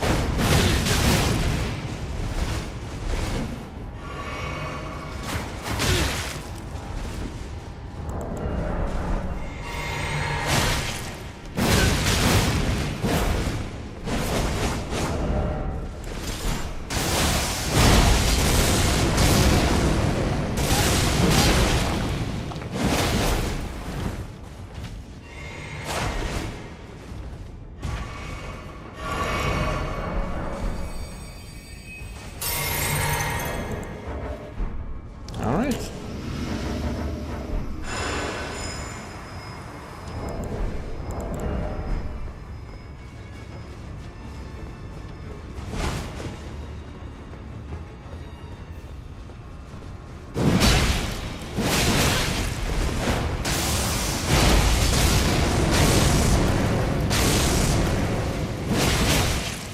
Hey, good shit.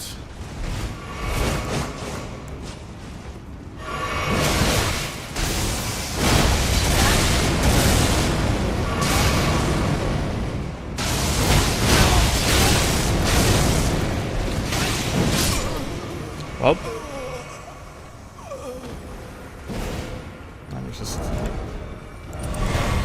let me heal up.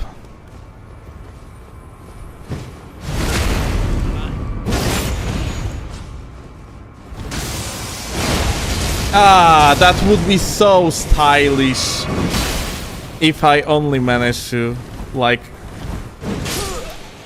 actually time it a little bit better. I feel like, honestly, not much I could have done here. It was just a matter of the luck.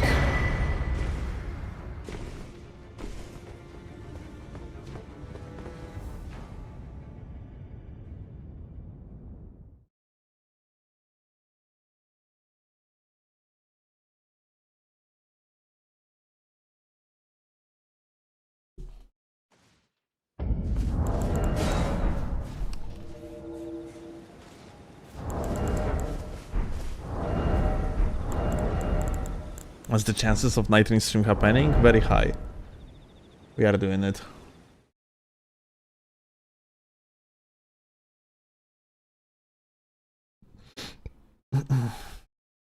Does Wave of Darkness apply Frost? Only the blade part if you have infusion on the weapon, otherwise no.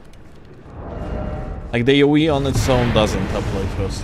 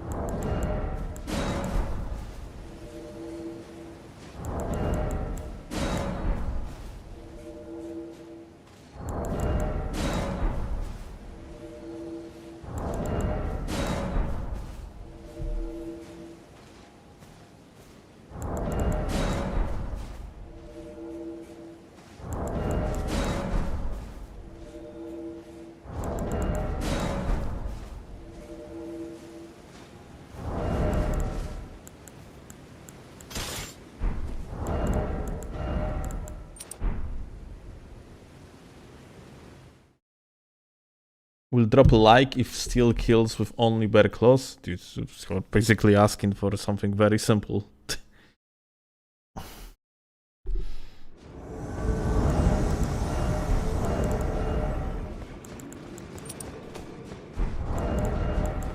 I don't think we need 1100 poise, so let's stick to 800 Dule. Because that's how much poise you are getting.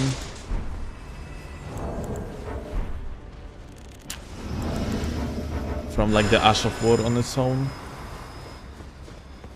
Hi.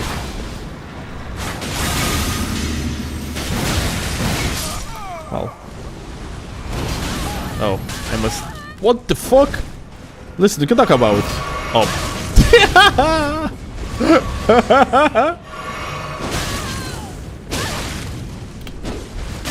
Oh my god. The goat. Please stop killing me. Have mercy. Like, there is so many of these nets. this recently. That's crazy.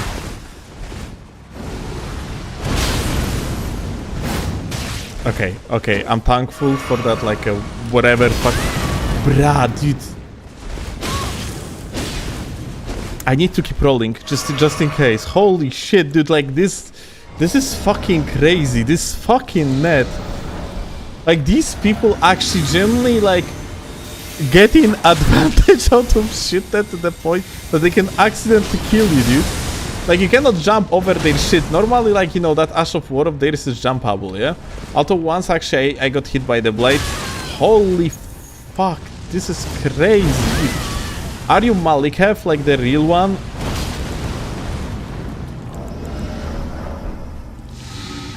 Like, the worst thing is that, like, then individual like this is gonna think that, okay, I am goated. I am actually withstanding this invader on my own. And, like, dude.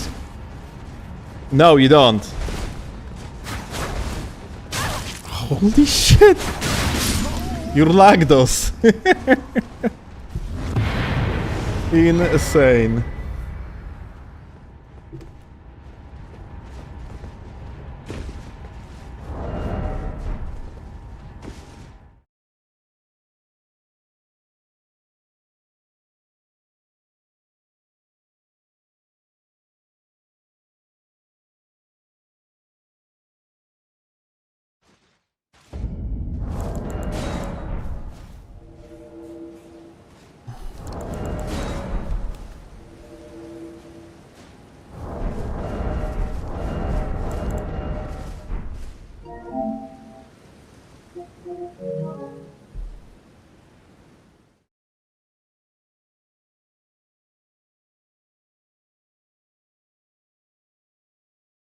Goated green, goated.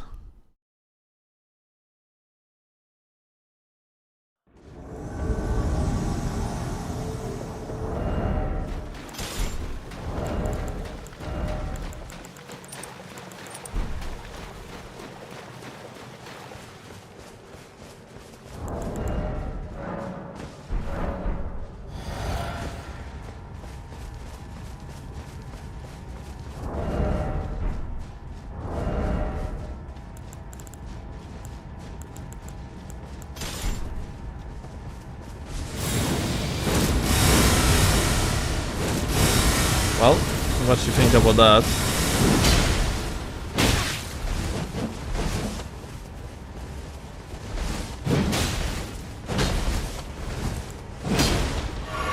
Based gamer with Starfist.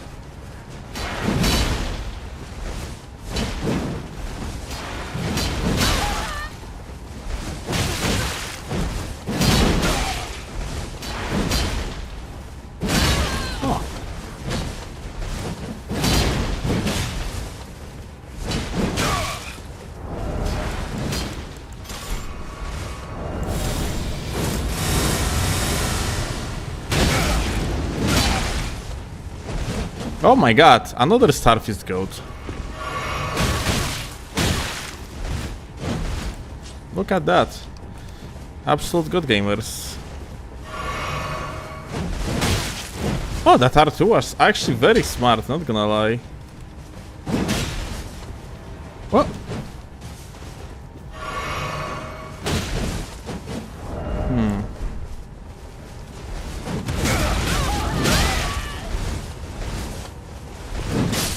Whoops. Okay.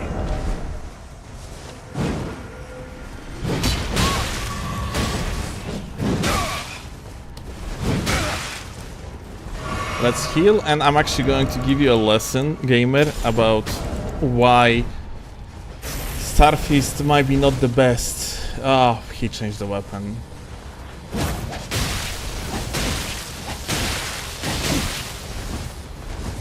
He's supposed to swap to the Starfist again. Gonna bully him a little bit. But him swapping against Shamshir is a very good decision, by the way.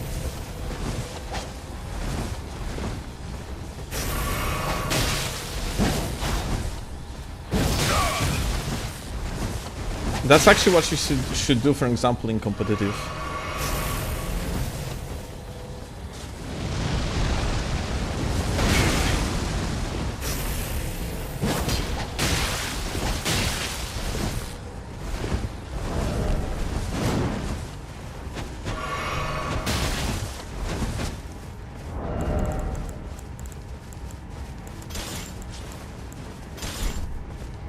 Okay, we got Starfist, good.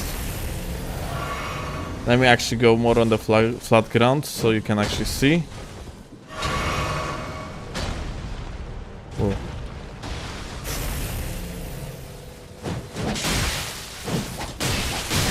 Like, essentially, problem with the Starfist is that, like, strafing it to the right grants you basically immunity. Like, I'm waiting for the running attack. He does the, like, jumping R2s.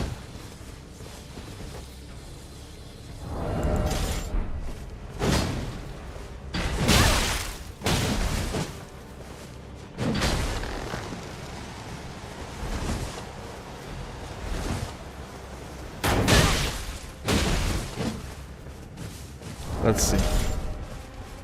Are they going to rush me? Running attack, maybe? Nah. Okay, I'm just gonna kill him.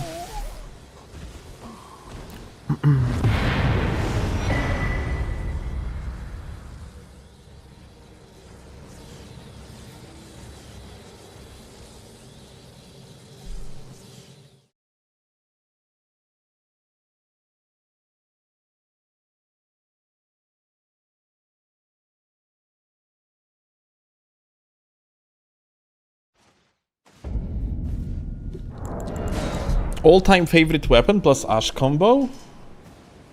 All time, you asking? Huh.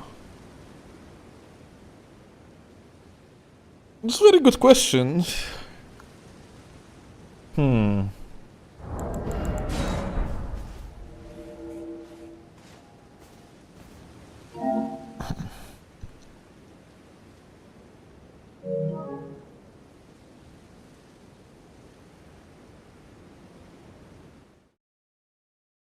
I don't think I ever had one, frankly.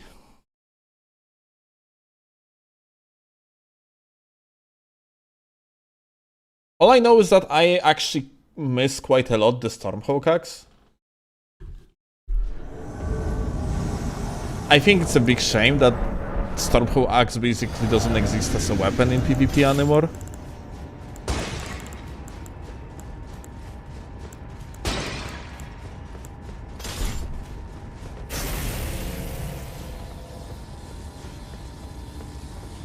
Cio? Tak, już.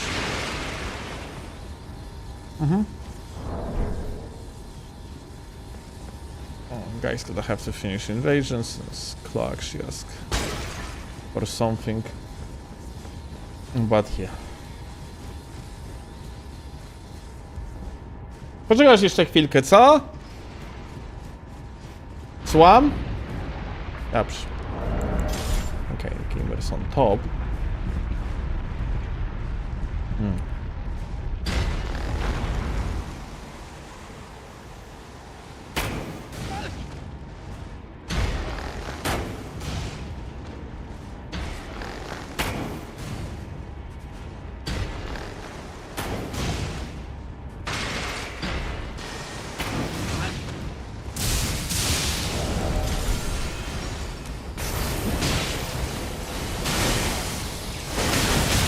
Good net.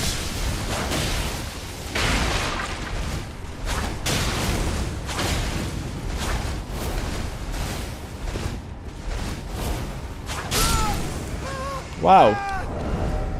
I mean, fantastic gaming, dude.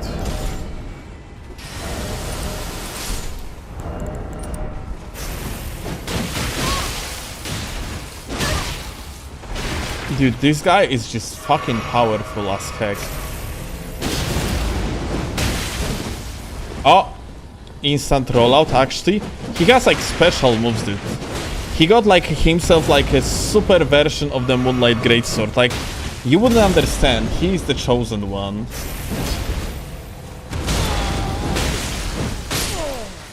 Insane gamer, dude. Legendary Laggard squad at its finest. Be right back for a sec.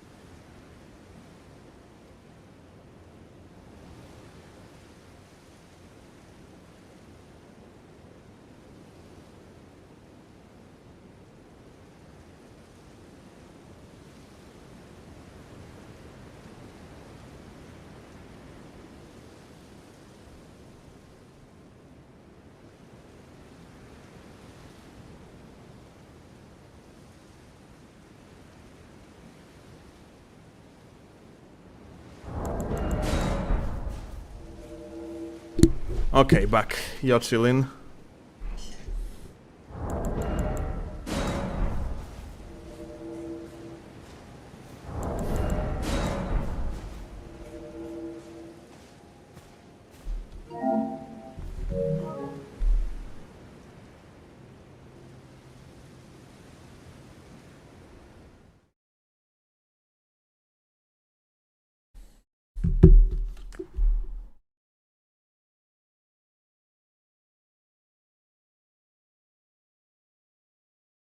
What do you do against LGS double jump attacks? Because I roll the first hit, the second gets me and I can't parry it. A stone jump over it. Like LGS jump attack is going so low, even if it's aimed upwards, that you are going to be able to jump over it and punish someone with your own jump in vast majority of the cases. And a sort of moveset that has like a uppercut.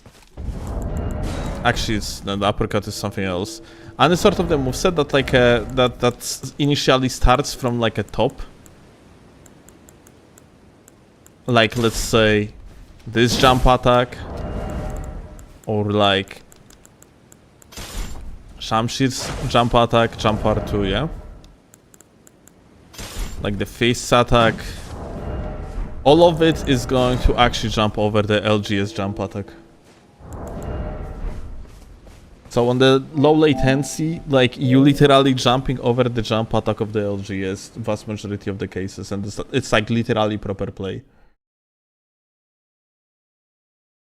And that's the biggest issues of the LGS, that LGS jump attack is literally being countered by other jump attacks. It's also pretty bad neutral jump attack on its own.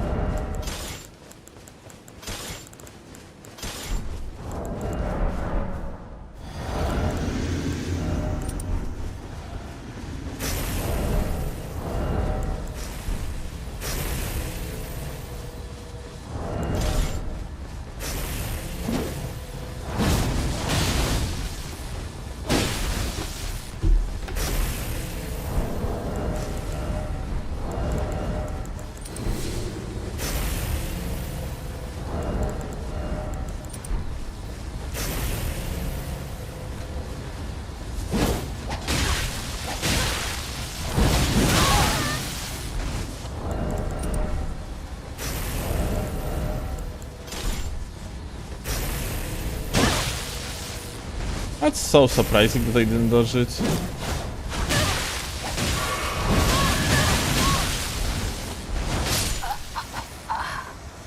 GG's gamer.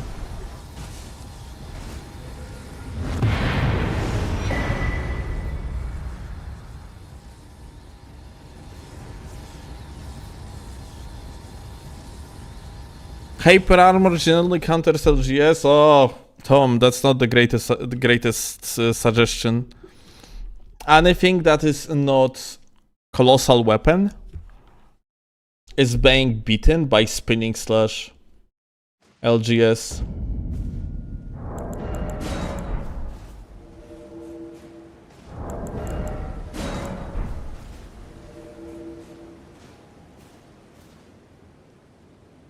Scythe is pretty good against LGS. Yeah, it's fine. It's fine, but honestly, I usually like I have like a rotation of 3 weapons that are usually positioned next to each other on the dwelling builds, and it's Scythe, Milady, and not Scythe, Milady. It's Scythe, Scimitar, and Great Spear. And in case if someone would pull off Milady on me, I would probably swap to the Shamshir.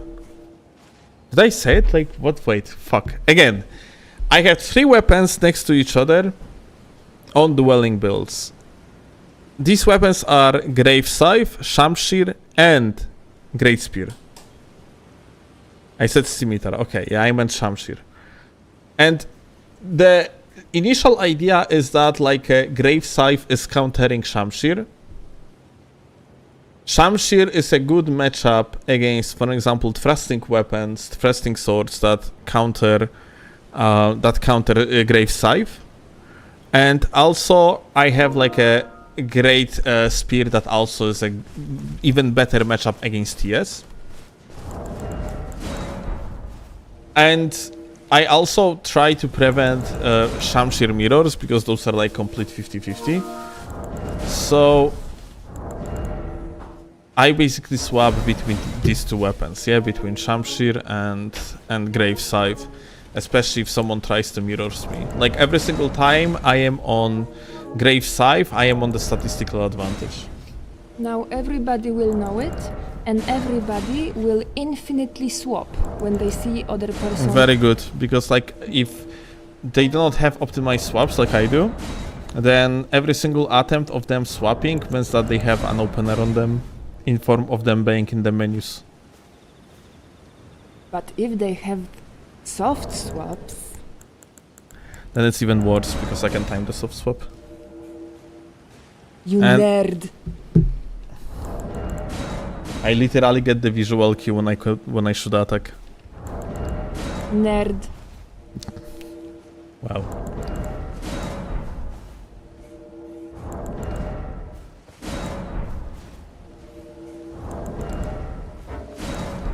Steel, please show your stats.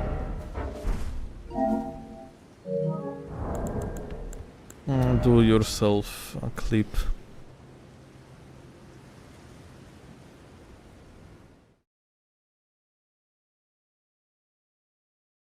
Just hyper armored fruit is the worst thing that Elden Ring ever birthed. I mean, like strategy. Just simply in case of Milady, I do not believe it's good strategy vast majority of cases.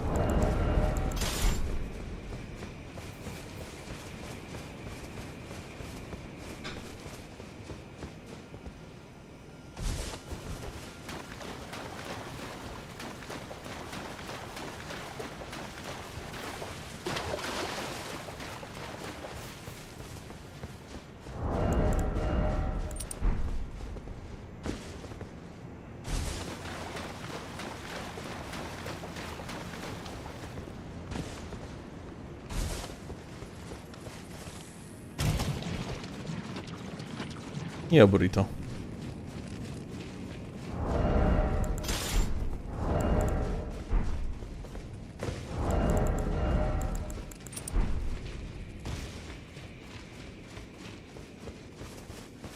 Look at this goat. Like both of these players looking like freaking Elon Musk would be their father, and those would be their actual real names. Let me actually...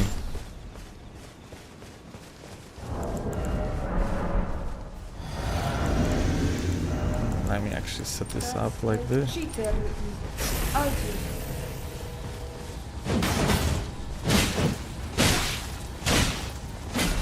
This guy is, by the way, Radan. this guy is actually a goat. It seems like... Oh my god! Okay. Okay. I think we are dealing with the best player ever. Ho ho ho. Okay, I'm gonna do this.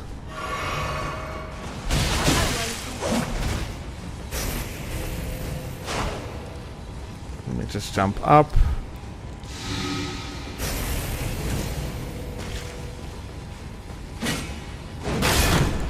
Let's see.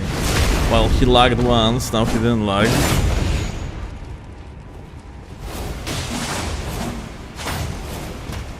Fuck. Nothing I could do here.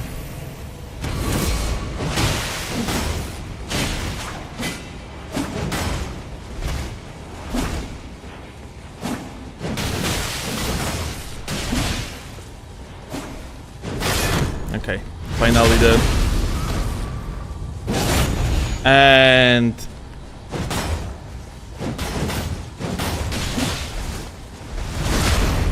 Holy shit, what's going on?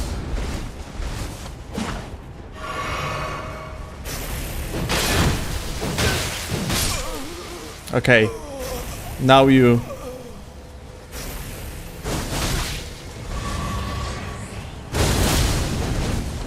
Aha. Aha, that actually hit me in the middle of the iframe, by the way. Aha. Aha. Aha. He just phantom rolled my head.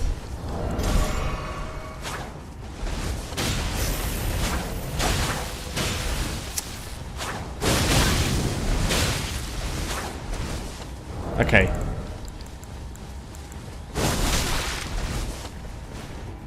This is fucking crazy, dude. Fucking impossible.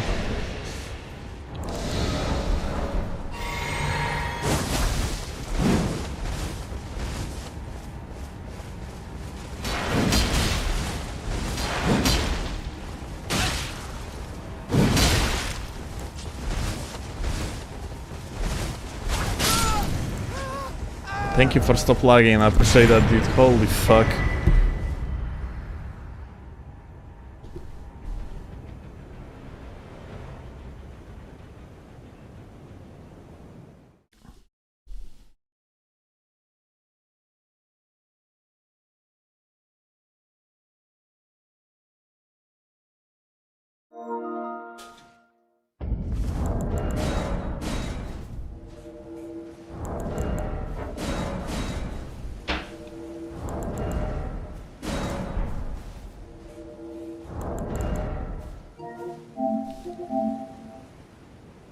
Okay.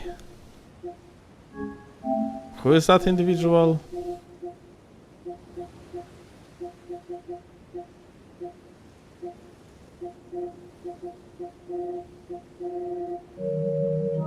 I don't recognize the name.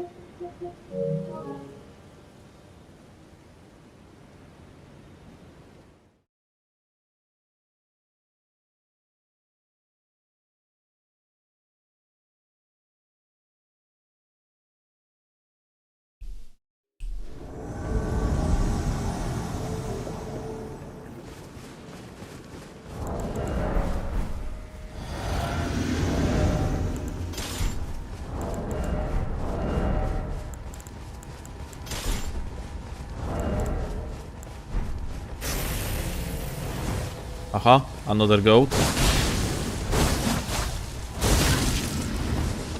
Unfortunate.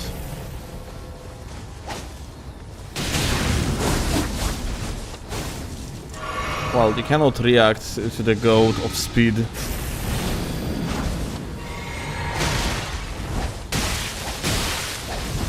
Aha.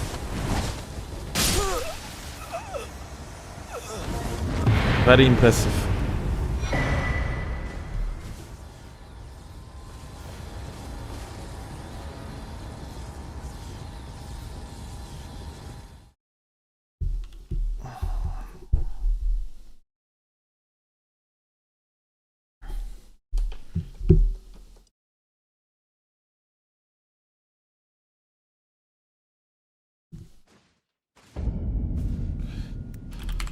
Packet loss test. Let me actually. That's my packet loss, and let's set it to New Jersey. I'm gonna send the packets across the ocean. And let's see. Maybe it's my net. Doesn't seem like it still.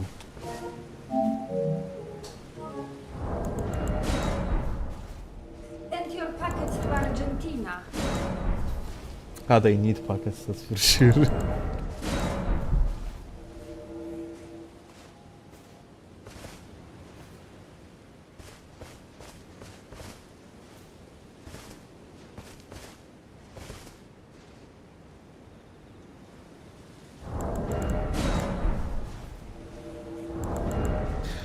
Argentina what? I'm just sending the packets for the purpose of testing the quality of the internet connection to New Jersey, and Chloe was like, send it to Argentina, and I said that, well, Argentina needs all the packets, so maybe I should.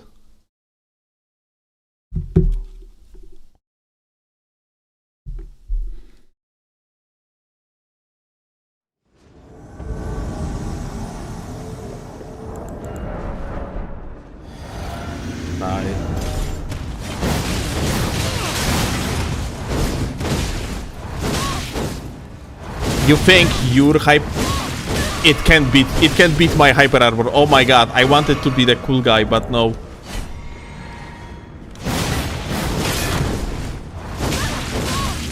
Bruh, okay, never mind. I accept your superiority. Never mind. The goat. Okay,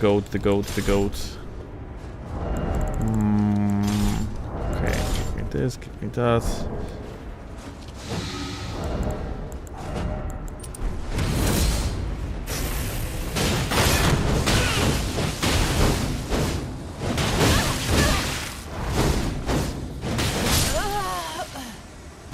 Such alter goat, dude.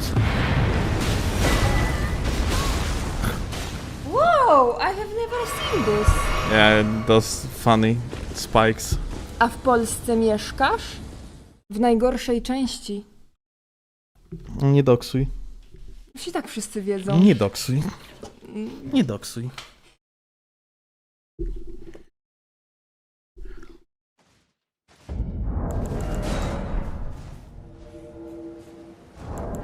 No dobra, no. Jesteśmy z Podlasia, przyznajemy się. Jesteśmy z najgorszego miejsca w Polsce, jest to Warszawa, kurwa. Kurwa, Podlasie, cicho. Bydgoszcz, ja chcę się przeprowadzić do Bydgoszczy. Piękne miasto z tradycją i nie za duże. Trochę płasko, no ale chuj tam. Nie wejdź nic sobie. Nie.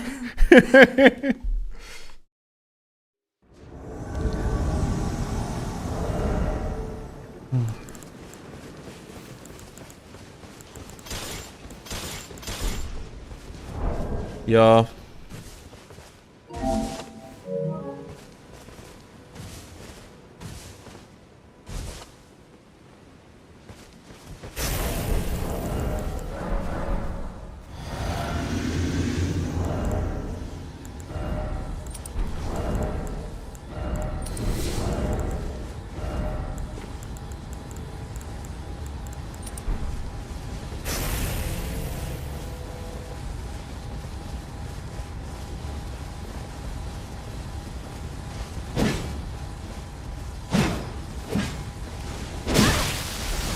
That shit.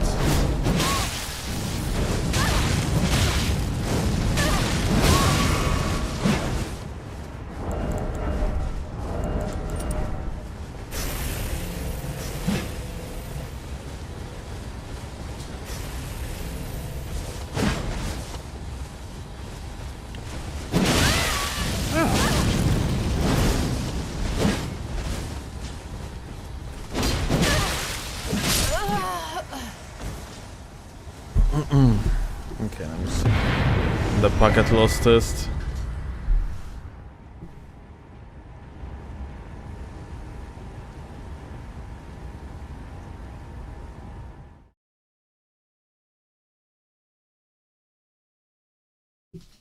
Look at that. It's actually worse than usually. It's been a while since I had such a high jitter. It's almost 1 millisecond of jitter, which 1 millisecond of jitter can sometimes negatively affect the game. Also, it might be related to the fact that we are connected to the New Jersey. Like, generally speaking, the difference doesn't actually go above 120 milliseconds, and the average is something around 110. Ah.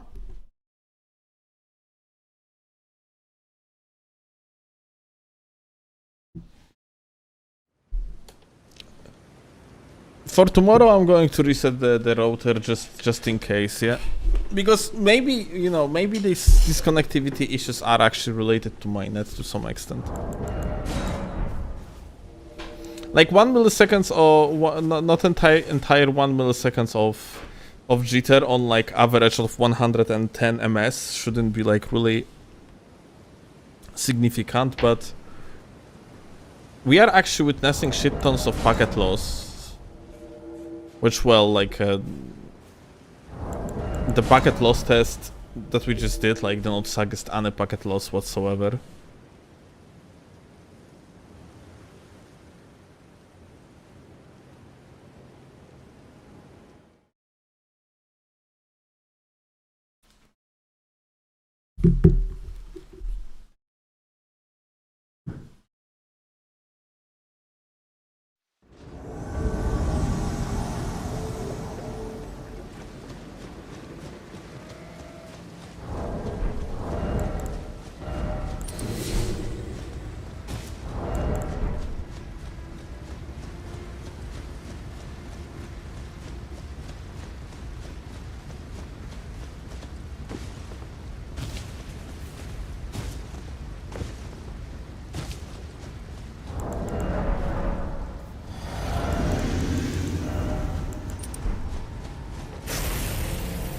Oh my god, look at his balls. Insane.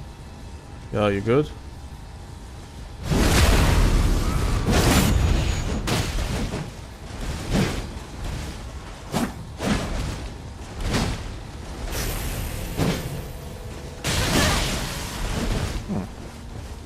Okay. I'm gonna have to be careful.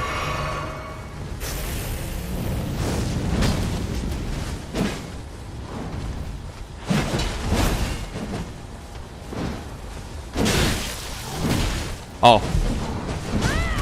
Thanks.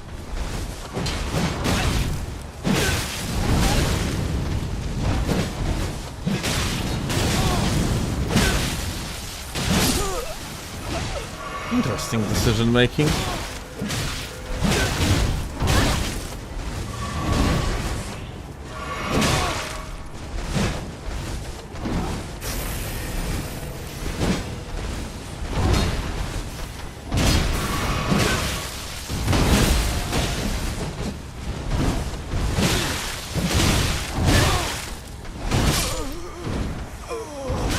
Lol.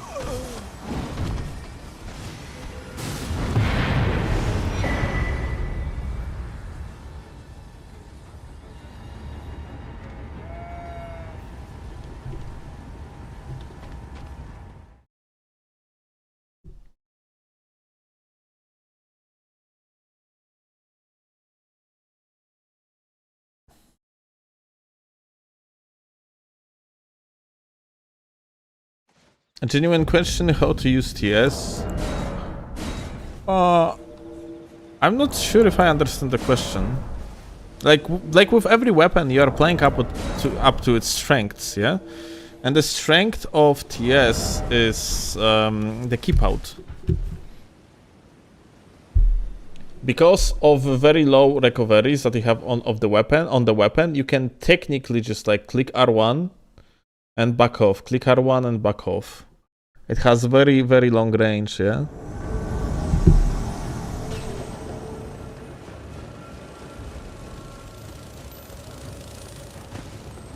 I don't think that I can properly like show an example of it, so I mean like without, I'm not sure if I can like explain without showing an example.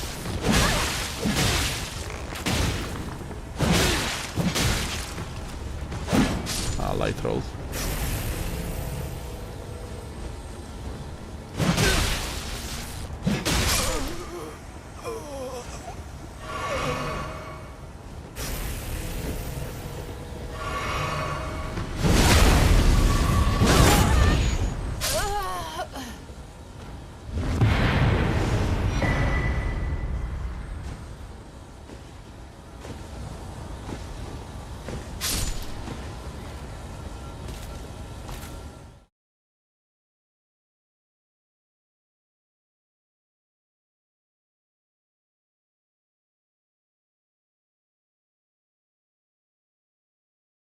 I'm learning invasion / PvP. What level weapon do you recommend for the best experience? Charlie recommends you like the early game, but I do not agree with that. Especially with the max level phantoms. That can just like fuck you over with the status effects. Probably like around meta level, like that is 150, and yeah. Max upgrades should be good. 150 is cancer? Interesting you're saying that. I would say it's pretty good sweet spot where like there is typical for Elden Ring spam, but not as terribly. Oh my god. What the hell is this?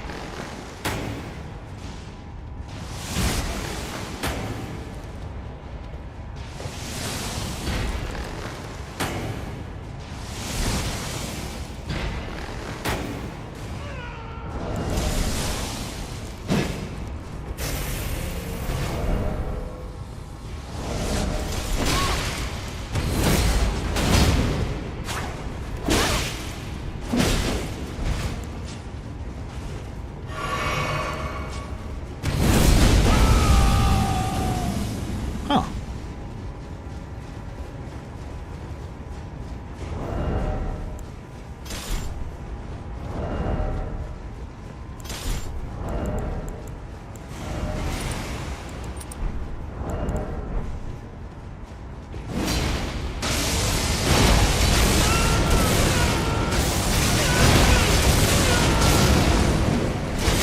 No! Why the fuck this fucking game give me this fucking dog shit? That's... Holy shit, I'm so mad! What the fuck is this garbage? Kurwa! You cannot be fucking serious! What the fuck? Why the fuck I, like, motherfucking stupid ass game gave me the fucking guy that was on completely 180 fucking degrees to me? What the fuck is this fucking stupid shit, dude? Kurwa! Fuck you, you retarded moron called Michael Zaki. Holy shit. That's so fucking stupid. Kurwa. Like, I haven't seen such a bullshit in a very long time. Fuck you. Like, holy fuck. What is this fucking trash? What the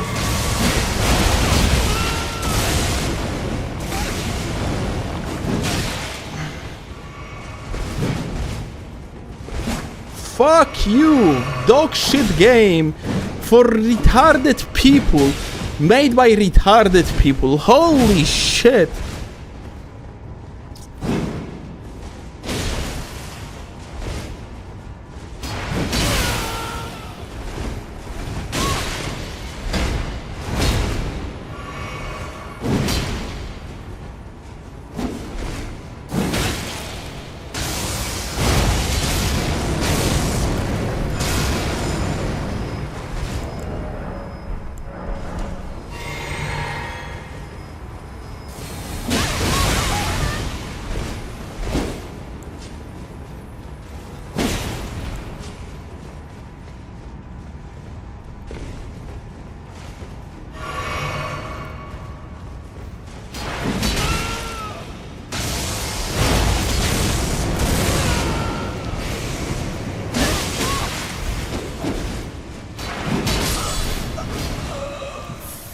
You fucking dog.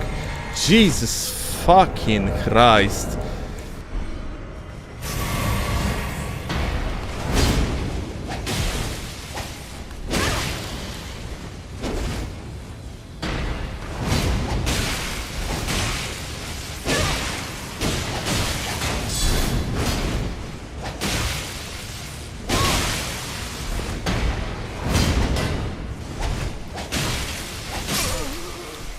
Fuck you, you retarded ass game. What happened? I'm gonna show you what happened.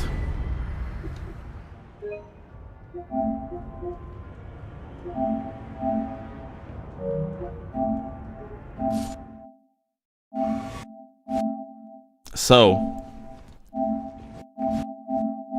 I'm going here, yeah?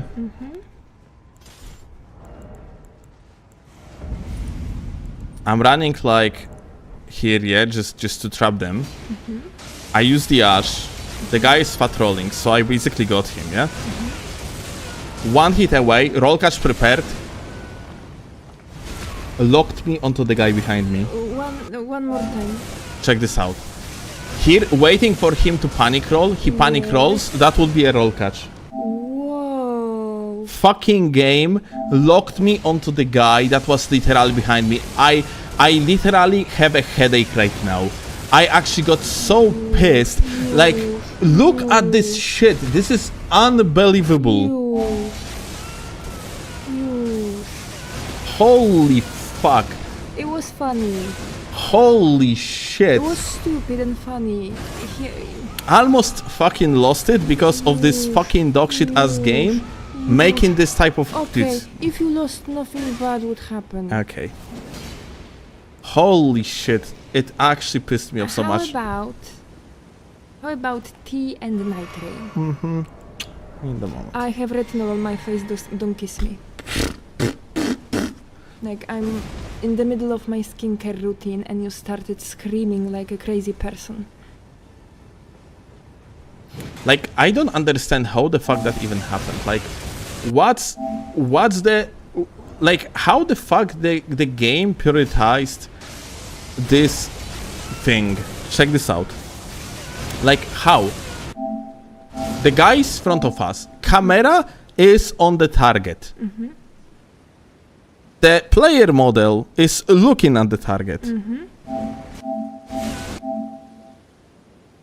Didn't you by accident push the analog? Let's see.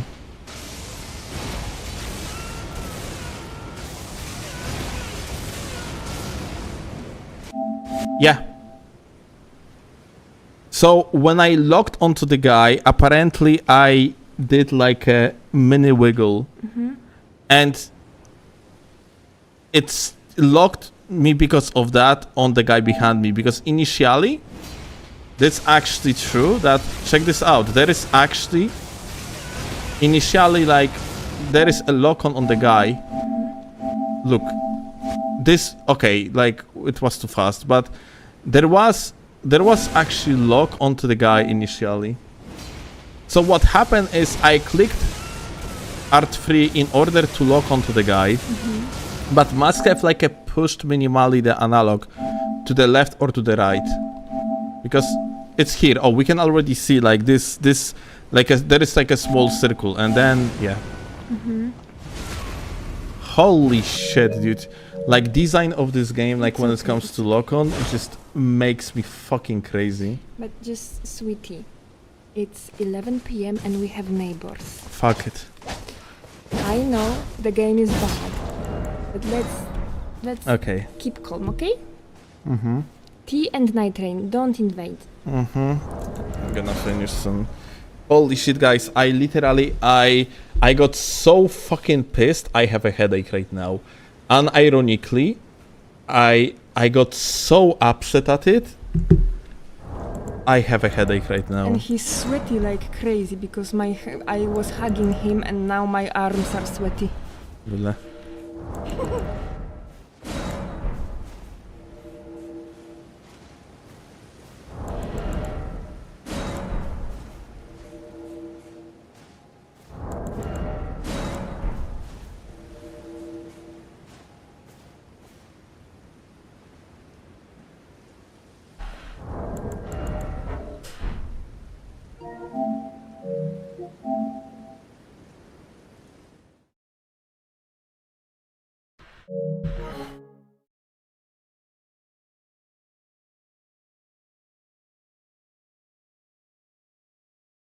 Ale mam kurwa ból głowy autentycznie, tak mnie tutaj napierdala mnie kurwa. Ale... Oddychaj głęboko. Nie, teraz jest okej, po prostu już mnie głowa napierdala. O Jezu. Jeśli jesteś cały gorący, już wyłącz Nightreigna. Nightreigna? Elden Ringa. Jeszcze jedna inwazja. Odpaj sobie Nightreigna.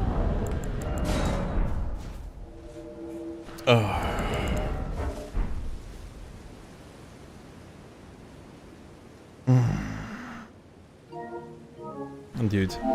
Imagine having someone who loves you couldn't be me. Well, nobody loved me till I was 31. Then I found Steel. Before, nobody. So, you never know, person.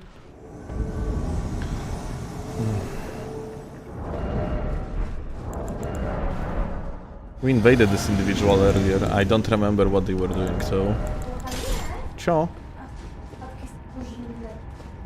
Mogę spróbować. A smakuje ci? No to spróbuję bardzo chętnie.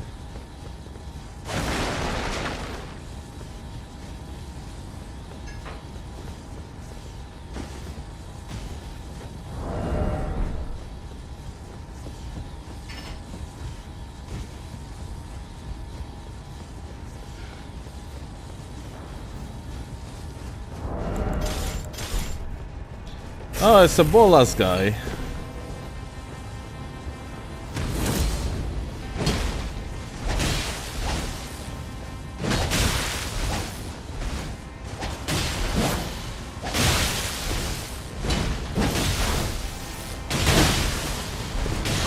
Wow.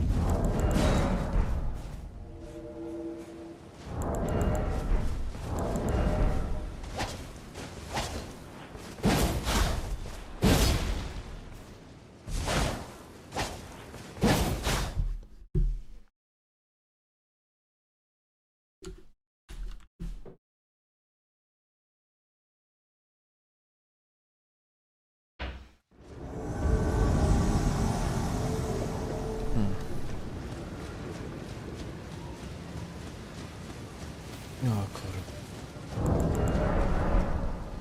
O. Looks like tryhard gamer. Ring.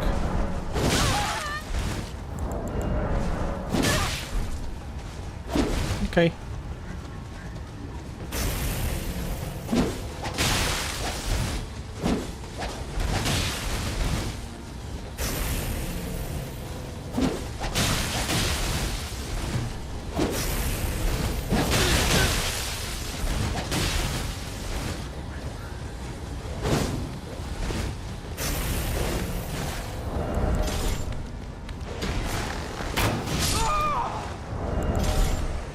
I don't know why this guy didn't want to drink the physics. Well, GG's.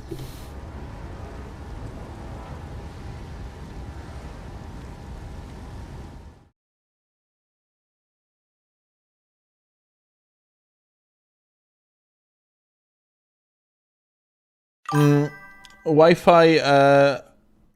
I will play Nightreign very soon. It's just that I have installed free reign right now, but I have such a headache after that invasion. I might actually just do only one part of Nightreign that I had planned, because today I wanted to do Gacha. Fuck, dude.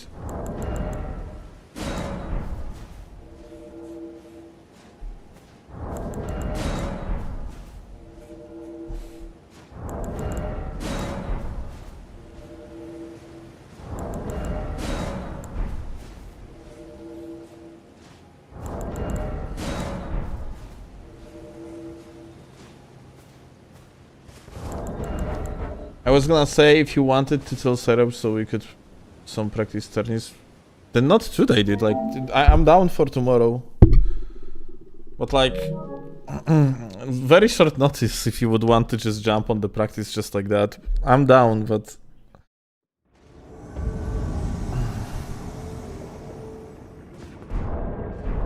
Right now, my game is completely edited and prepared for the under tournament. Yeah, we are thinking to participate in another tournament from the same host.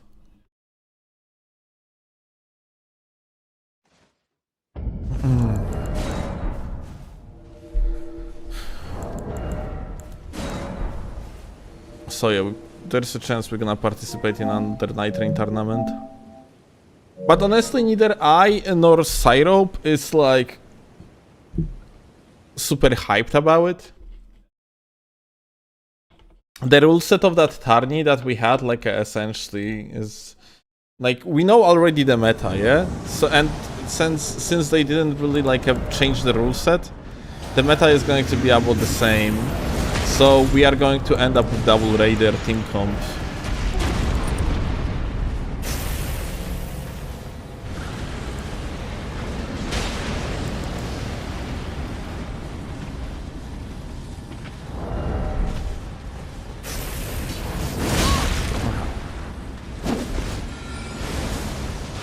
Unfortunate.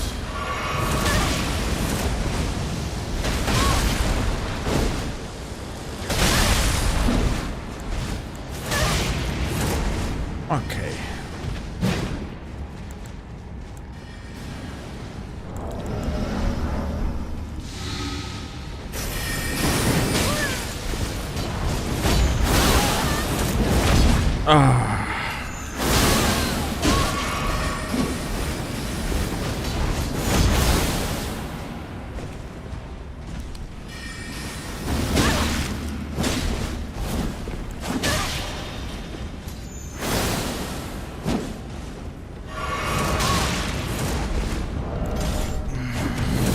Dziękuję, kochanie.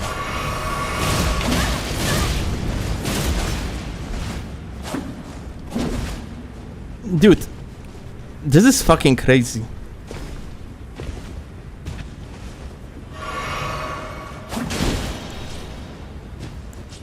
I cannot fucking get off the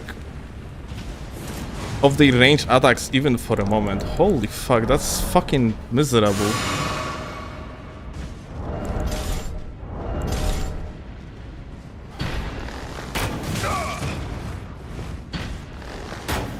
And to think like it is all because like Moonveil and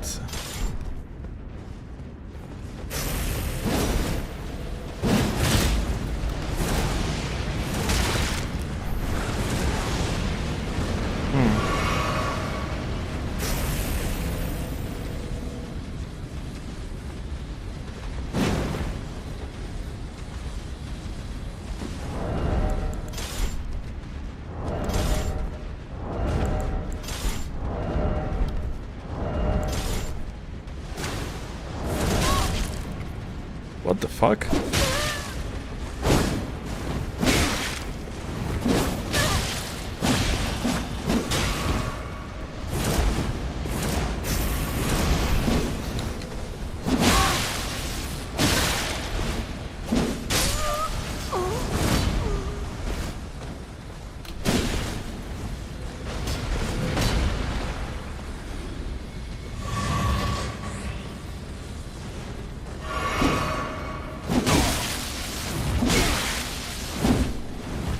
Okay. Oh my god, that's such a shame.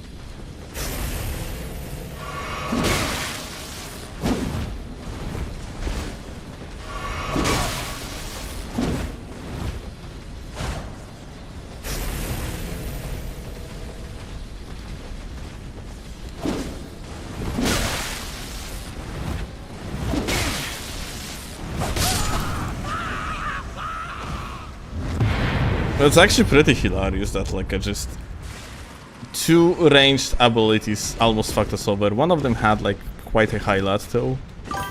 The guy with the Moonveil.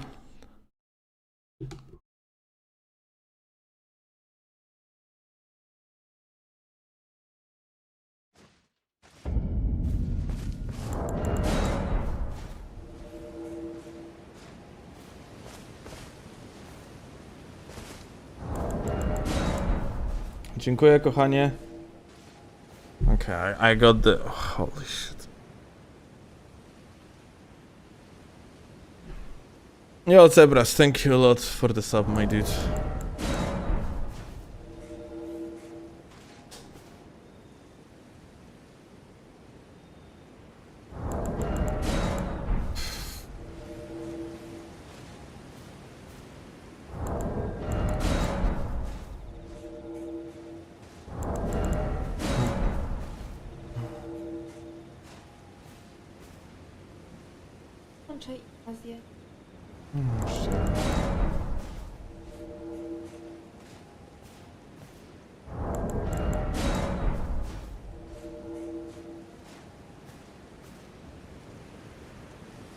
Grab aspirin, I will be fine. Maybe I should actually get some.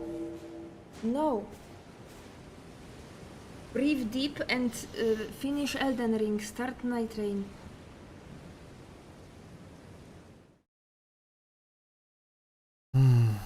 Just get your mind off this game. That's darling, I have headache.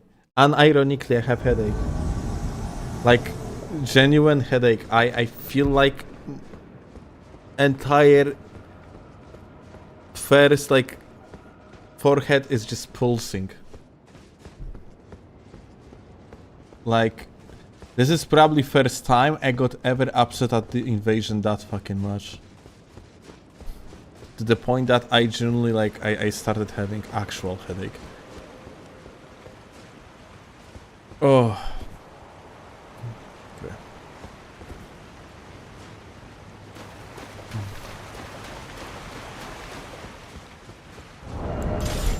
Seems like the are actually below.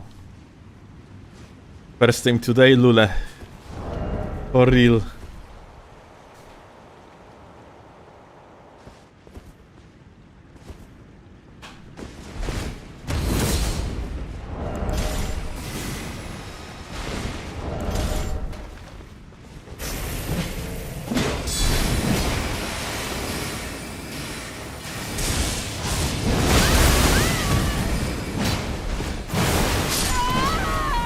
I got frame trap.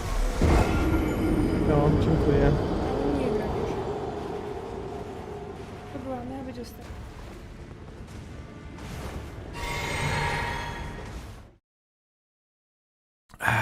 Ojej. Okej. Jeszcze jedną zagram. Nie będę wychodzić, kurwa, na luzie, no co ty kochani. Była... Nigdy nie ma wystarczająco ostatnich. Dobrze.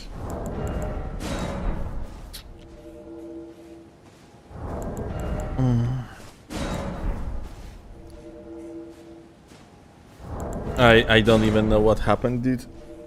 In that previous invasion, should have just swapped to endure and run through them.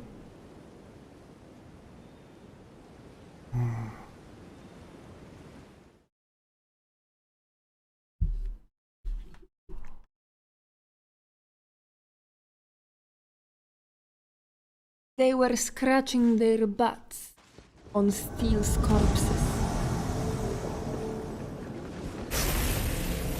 Hi.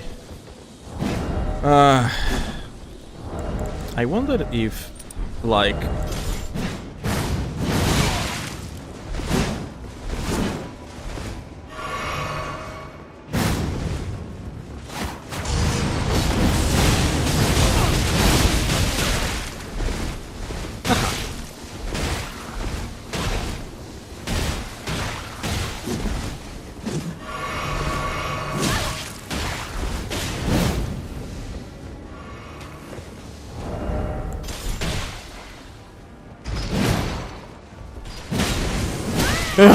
Kurwa! Oh my fucking god, dude. Holy shit, this game is tilting the shit out of me. I leaned the analog a little bit to the right side in order to actually not be fucking like blocked by this fucking trash mechanism, and unironically, the character just didn't respond to the fucking command. Holy shit. I want to see why it happened. It's apparently you are being, like, forced into like a superposition for a certain period of time, and you cannot like get off it, but I need to get the timing straight then. Let me see.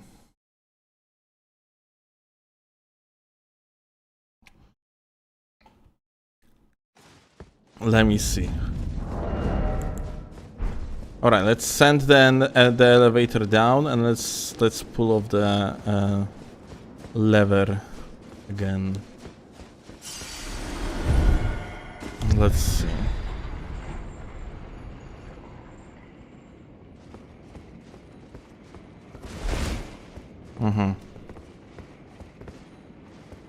I think I can see what happened here.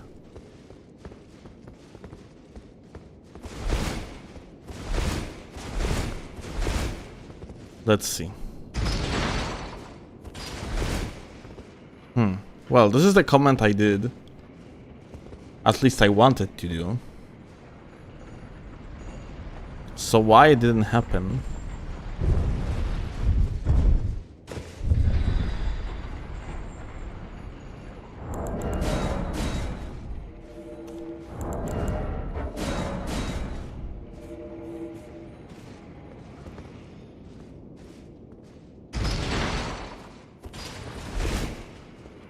It's interesting how one big fuck up of the game's part crushes your mentality enough to completely compromise your abilities afterwards.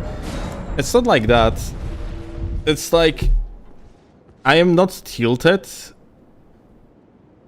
I am experiencing right now physical pain. Literally. I am genuinely experiencing physical pain.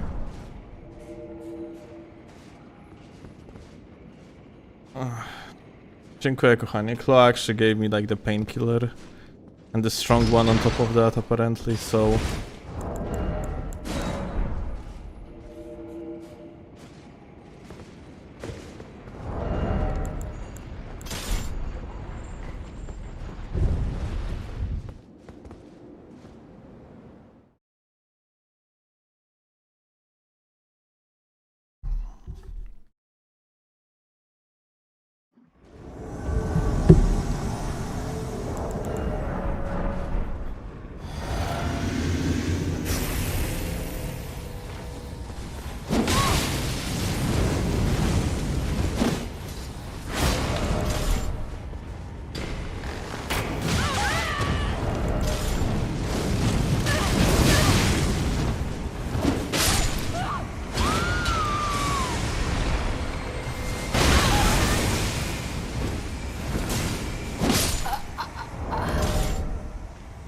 hey, Kevin.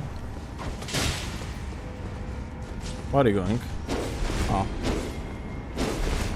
Uh-huh.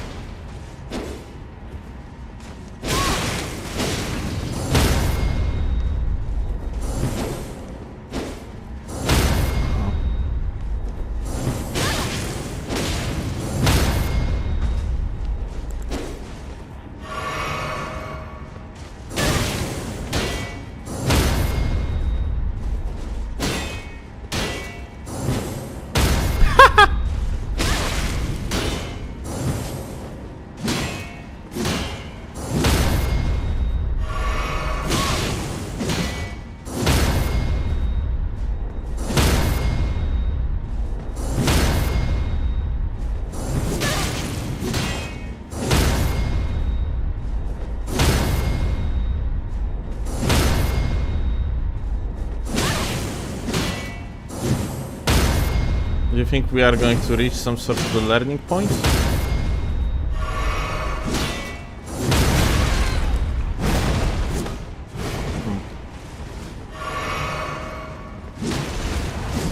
I think like learning point is going to be that if he is going to be persistent enough, at some point Blue is going to come and save his ass.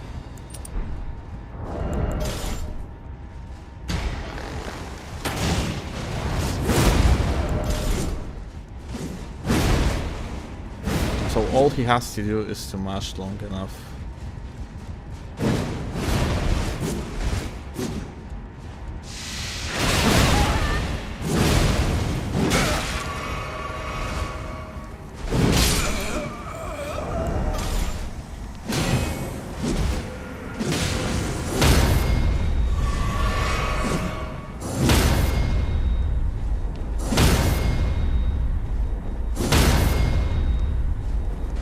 Oh, fat roll.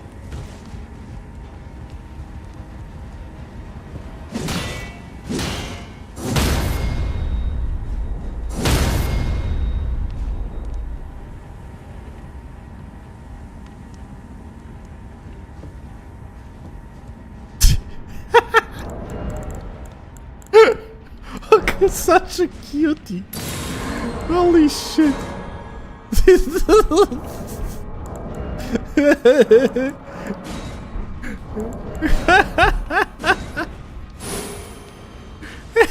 It's a cat, dude. What the fuck? The Lord of Kevins, dude.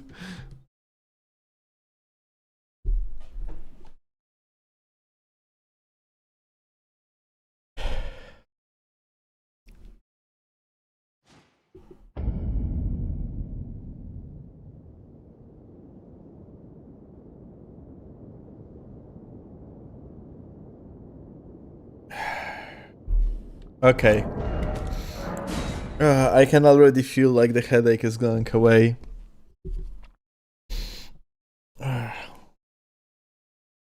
Claw gave me some good shit, I guess.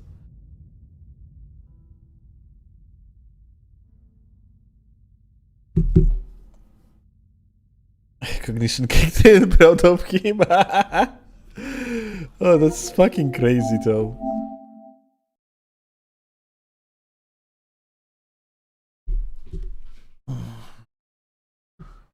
Okay.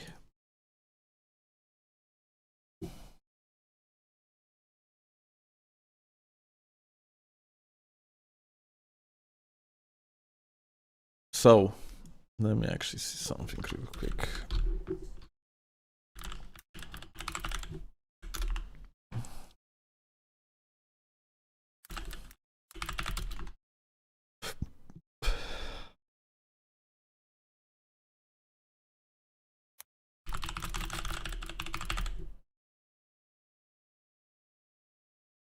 I am going to actually swap drugs, painkiller.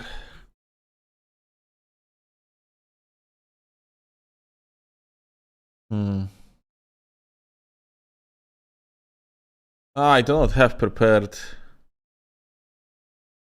thumbnail. I'm gonna do Soloran's thumbnail, I guess, for Nightreign.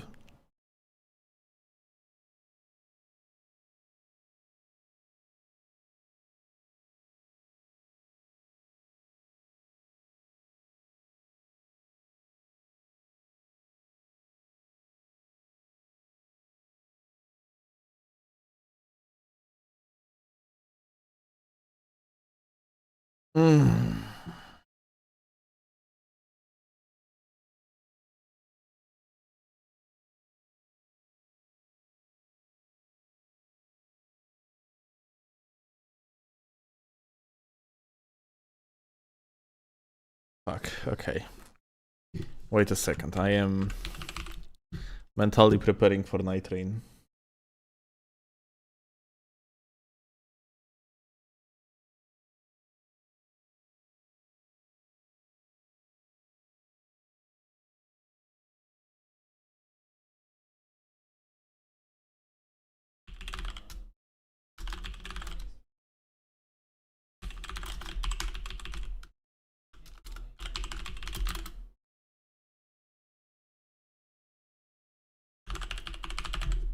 V1 quick run? No. We are not even doing the runs today, Vivar. At least not now. To unwind? No. If anything, there's a chance I'm gonna crash out. So we better do the content before it's going to happen. Because yeah, I feel like shit now, not gonna lie.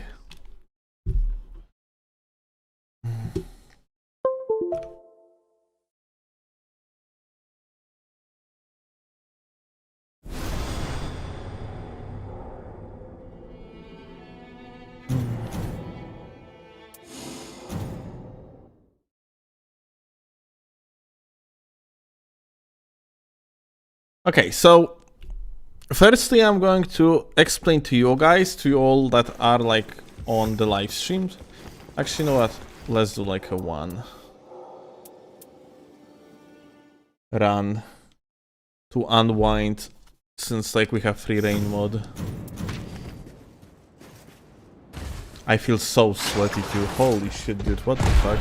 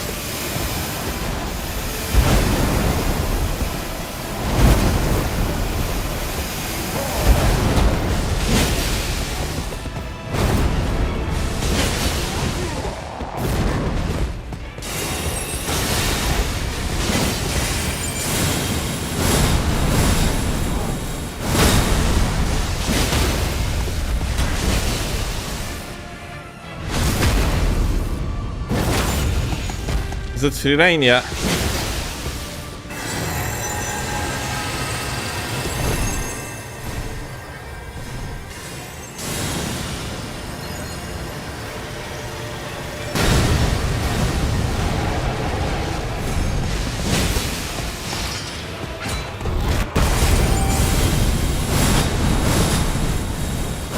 Very unfortunate what just happened here.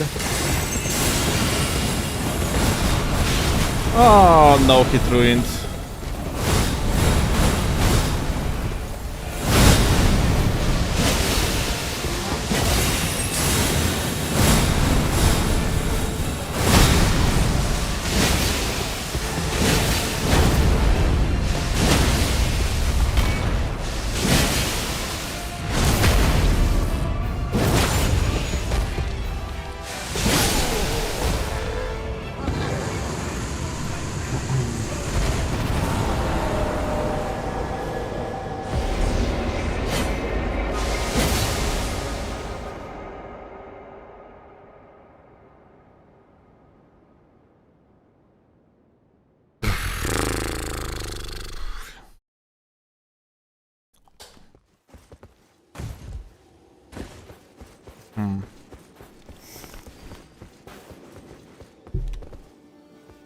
Okay, let me actually just turn on recording. And let me explain to you what's actually going on. Not only... Okay, so first like I'm gonna explain to Twitch, after that we're gonna record like YouTube intro to Twitch and YouTube streams, and then I'm gonna record intro for the video. So, here is the thing. When you're going to look at the bottom right corner, you're going to see that I have insane amount of the sovereign sigils, which is like that currency that you can utilize in order to buy like a stuff from this event shop, basically. Yeah, and it's cheated and stuff. I'm not gonna be using this save for the normal gameplay. I just want to use it in order to roll on the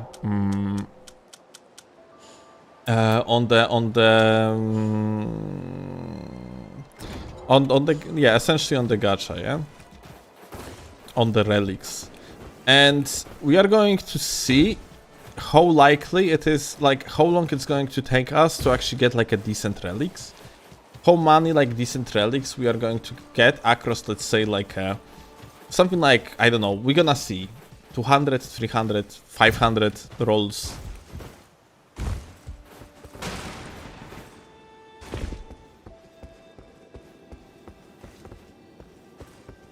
So yeah. Firstly, I want to delete everything that I have here though. Because... Oh kurwa, that's so many.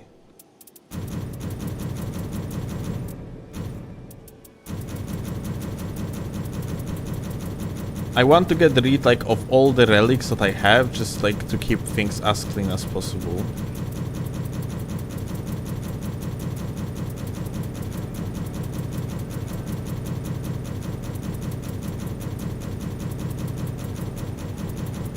Cheated relic arguments, why we still on this? What do you mean why we still on this?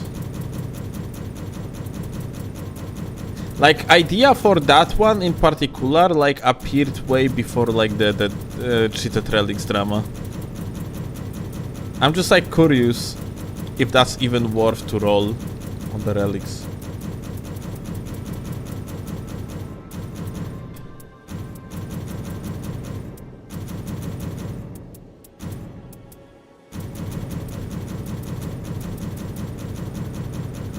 Do Libra no hit donger? I did one in the past. But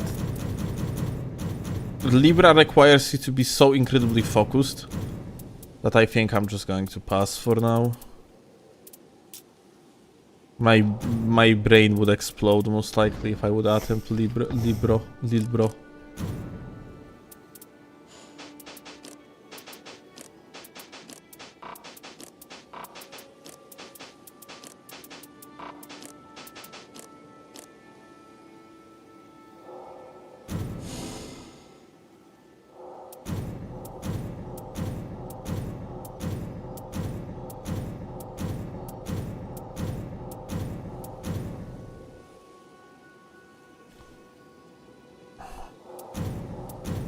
I assumed you were doing this to prove a point related to that argument. I mean, this is... The only thing that I am benefit is just like the time of events, let's call it that way, yeah? The fact that we firstly had like that discussion about relics and now me doing this is just a nice follow-up. But no, I wanted to do it like ages ago. I was talking about it like on the stream, like... Probably fucking months ago, like not months, like a weeks ago. That I want to do something like that, just roll on gacha and see how likely it is. Although initially I wanted to roll on the regular gacha, now we're just gonna roll with the collective. And with sovereign sigils, Jesus, my brain is not working. Souvenir sigils, yes, Lule.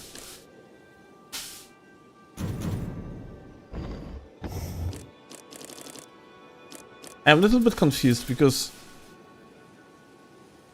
okay. Okay, I see now. Forgot I have to check every single fucking character. Other slots.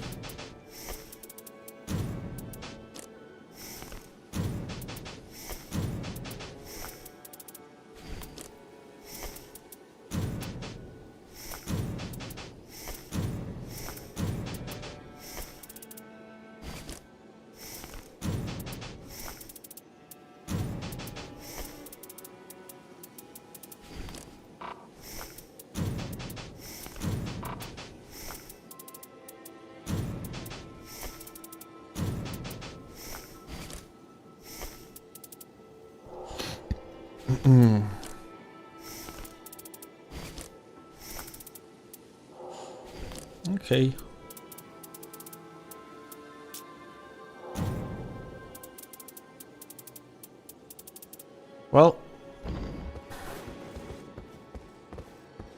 Later, STGA.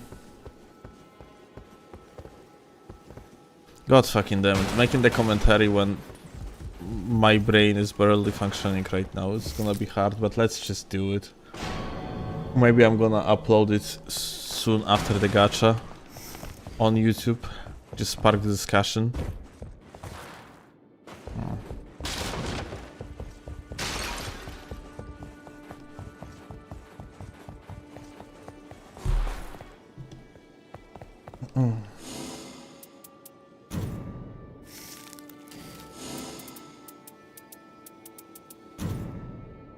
Alright. Let's do it. You can prepare your cogs, gamers, and yeah. Let's start in 3, 2, and 1.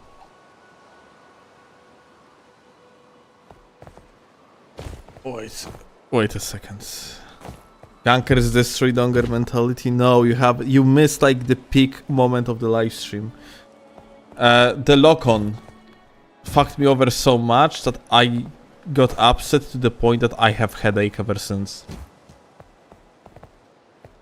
Like, I won that invasion, but I generally I am on physical pain right now because of that. Like, the lock-on actually did complete 180. Which didn't allow me to finish the target. That was already on the roll catch. It was bad. Yeah, Draken. Alright. 3, 2, and 1. Oh, wait. 3, 2, and 1. Oh, well, howdy, YouTube gamers. Welcome. Today I have something special for you. You see, check out what we have here in the bottom right corner. Those are basically cheated currencies for the sovereign sigils and also like regular merc. I am currently on the save file that I am not going to be using in regular games. I just got myself that event currency that allows us to buy like stuff like, for example, skins, yeah, or like the urns and stuff, yeah. Basically stuff related to enhanced bosses. So like I got myself that cheated currency because I want to roll on the large scenic flatstones in order to see how many of these are actually going to be worth something for us, because, you know, it's purely RNG. So I am very curious if we are going to get anything good, just to answer the question if that's even worth to roll on these things, considering the fact that on the average you are getting 5-6 sovereign sigils for like beaten expedition, so you can pretty much roll like a 1 relic for every single like a beaten boss. So question is if that's even worth to waste that currency on rolling in the first place. It is even like if that's even worth it, yeah. Something tells me it's not really worth it, but yeah, I just decided to try it myself, and we are going to see what type of god rolls the game is going to give to us.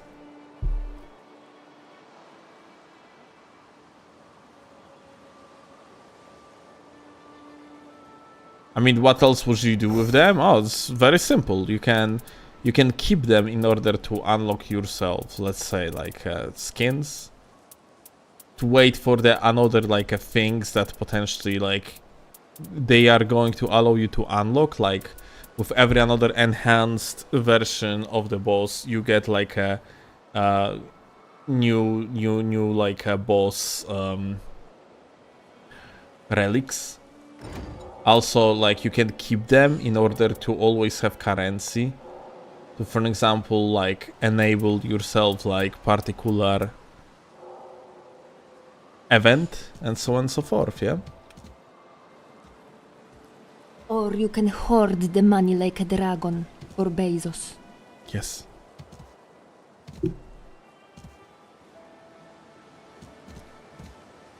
Every first skill, like, holds like 25 sigils, yeah, that's true. But every another one is only 5, yeah? Let's actually prepare. How are we going to note it? Because I want to open the notepad and basically note it here. Like, Better Excel. tak myślisz? No. Będziesz mógł sobie trakować, ile zdolowałeś, ile miałeś dobrych i procenty szybko.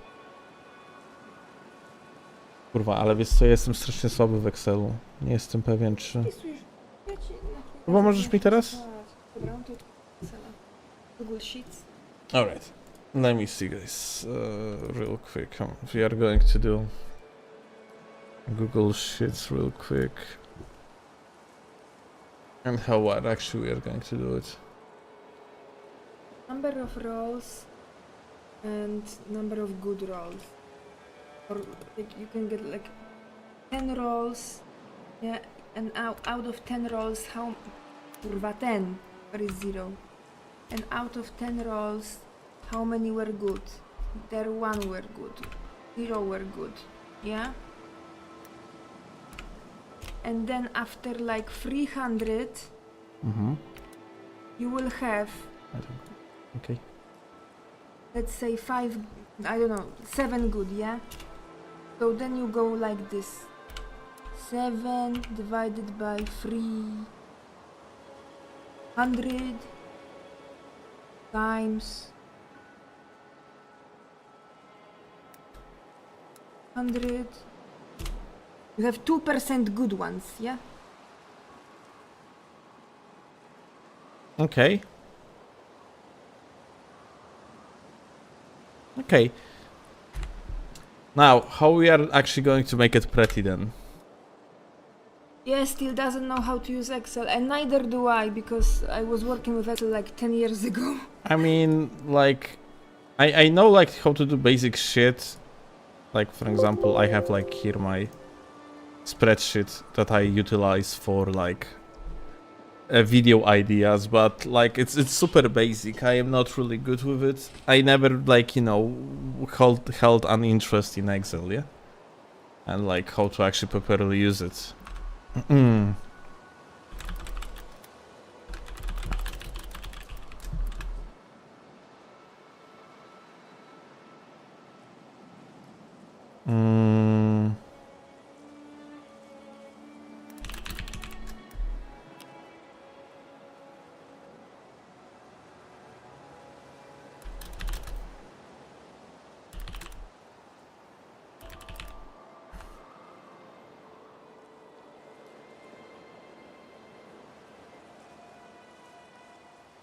And what else? Percentage of good rolls.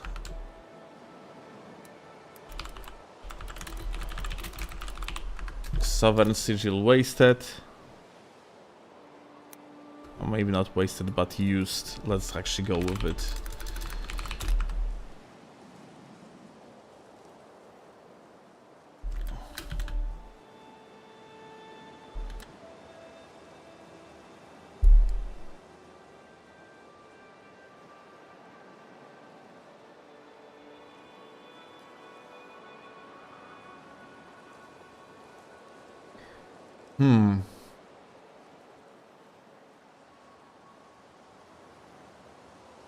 Okay.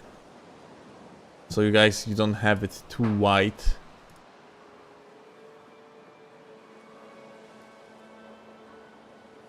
Let's make it smaller.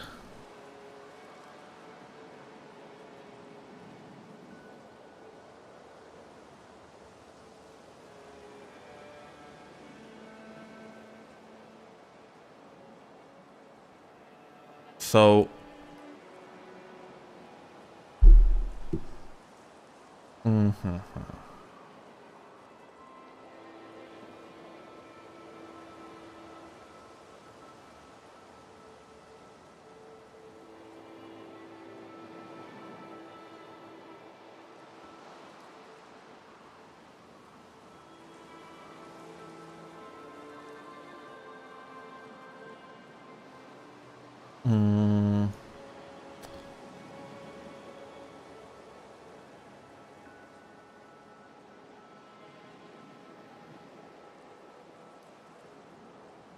let me actually do this. Good rolls. Oh.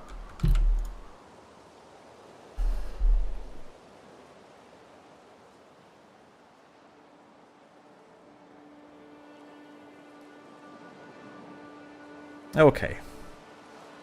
We did pretty colors. And let's see where it's going to bring us.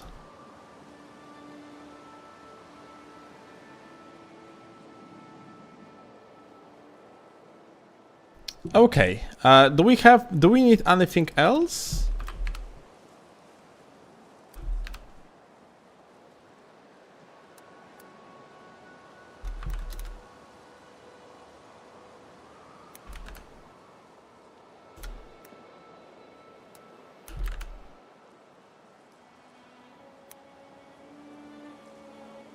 How do you plan to fill it up? Manually. Would be nice to have a hotkey that would allow me to add +10 every time here though. Each column? No, like we're gonna be just adding like number here. Probably per 100 though, yeah? I was thinking to like if I could add the hotkey of some sort to just simplify like adding the number of rows to the spreadsheet. This is the all the roles. Yeah, so just write 300 and you're done. What you mean? No, we do not know how many rolls we're gonna do yet, yeah?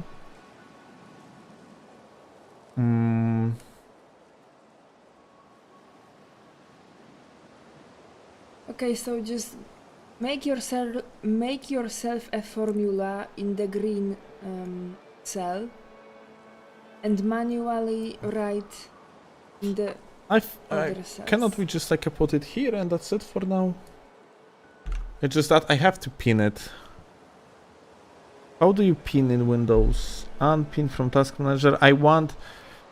Can I make it so that like something is going to be always there visible?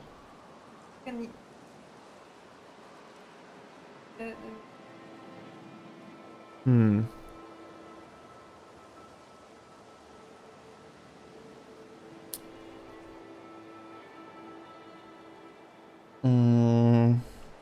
I can do it for you guys in the... Huh. You know what? I know what I'm gonna do. I'm going to make it work like here.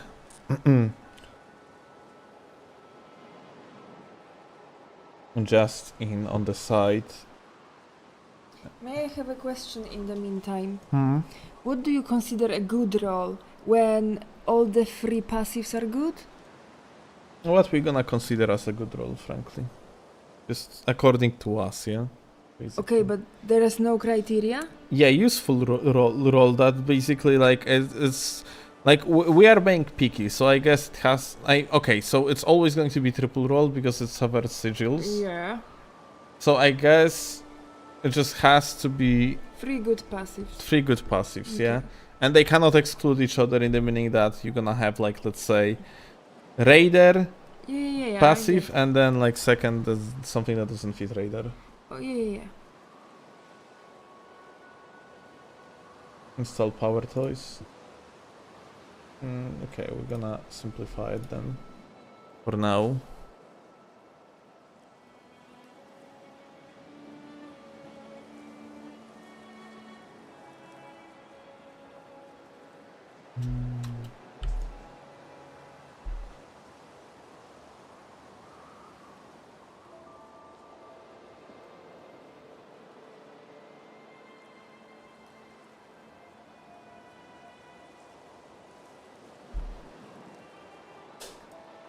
Okay.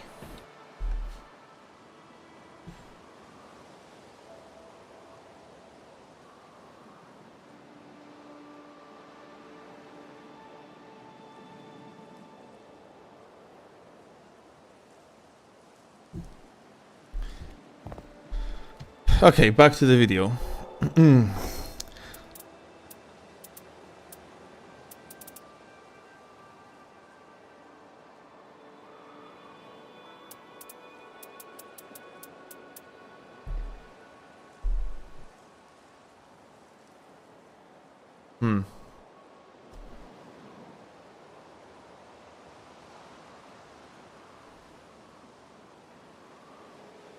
I'm thinking, myślę.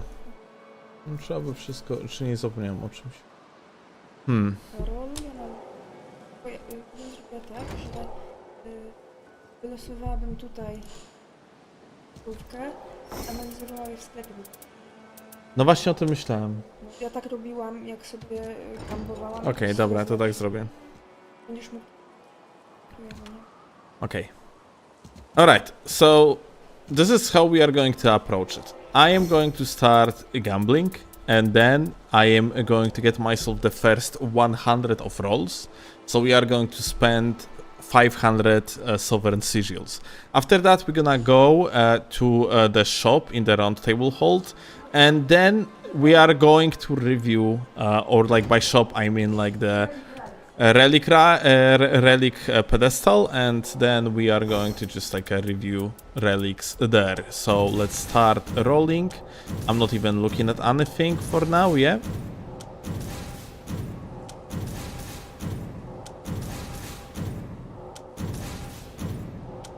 $700, $800. I mean, okay. We got myself enough. And let's go now.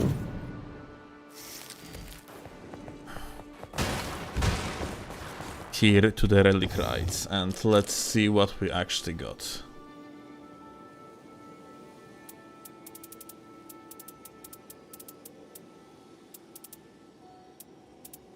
Now to be sure that we got actual like a proper amount of relics though. Wait, how many it's in the row? It's 4, 5, 6, 7, 8. 8 in the row. So like 8, 16, 24, 32. 4. This was 18. Jesus, my brain is not braining. 40, 48, 56, 64. 72, 80, 88. Oh, 92. What the fuck?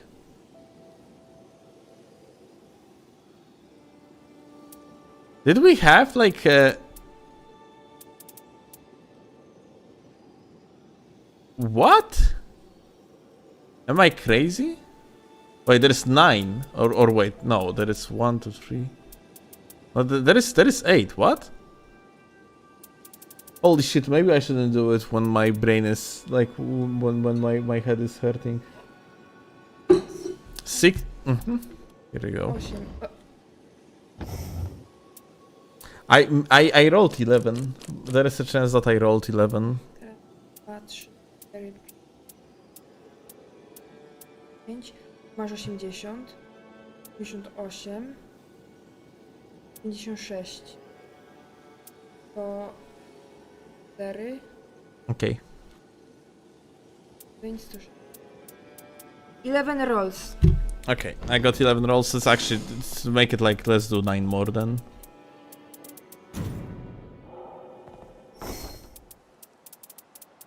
Okay, I accidentally rolled 1 too many time. Let's actually roll another 9 then. So we're gonna have 200 in total.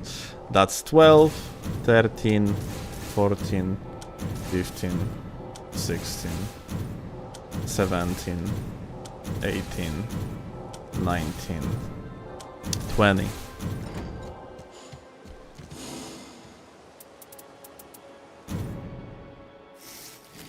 So just like that, we have spent 1,000 sovereign sigils, and it's already some sort of insane amount considering the fact that I myself, despite doing enhanced version of the bosses practically all the time, I have like around 200 of them normally.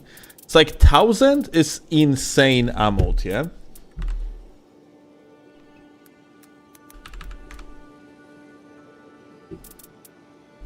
Let's see what type of rolls we got though. Now question is if we wiggling Lil Bro doesn't cover anything. I want to see. It doesn't seem like Wiggling Lil Bro is covering any passives.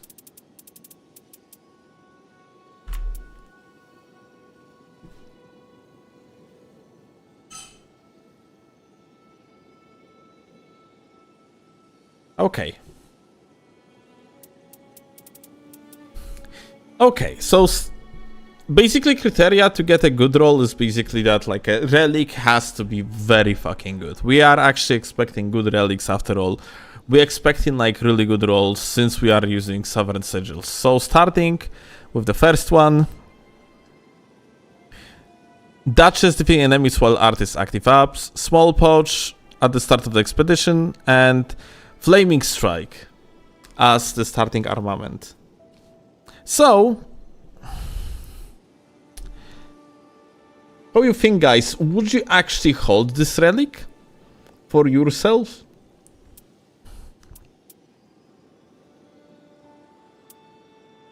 Defeating enemies while Artist active up, like, honestly, I don't think this is actually relic I would personally use myself on Duchess, like at all.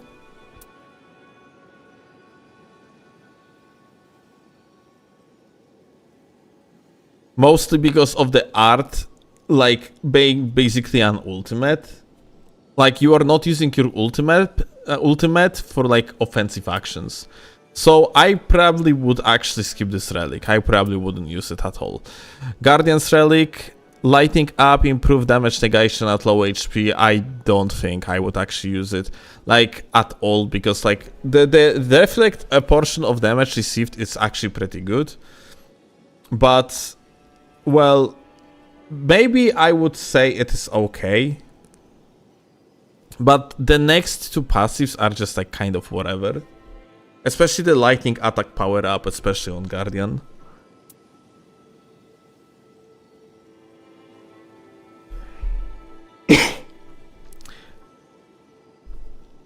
Improved Core Sword attack power.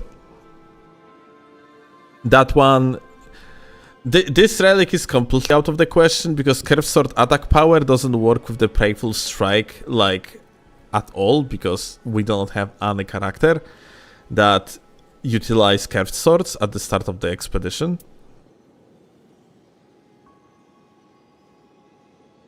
Time recovery on the successful attacks. Pretty dog shit, +1 poise is pretty much worthless. Oh! Improve poise nearby totem, it's like a, you know, decent for Guardian, and you have two stats that are actually Guardian, I said. Alright, improved poise near totem Stella is like, you know, of course the passive for Rider, and then Raider also like benefits from both these passives below. Yeah, would you guys actually keep it? I think that one is okay.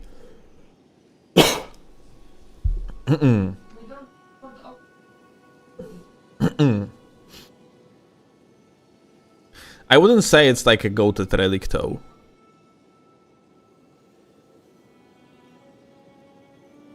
+3 vigor would be better on tanky characters. Okay, agreed. We should also count mid rolls. No. We are actually fishing for the only like good rolls / god rolls. Chunky Stone in the possession. That one is whatever. Will their character skill use is like whatever. Definitely enemies restore HP for allies, but not self. White Shadow Lure. Okay, that's a bad.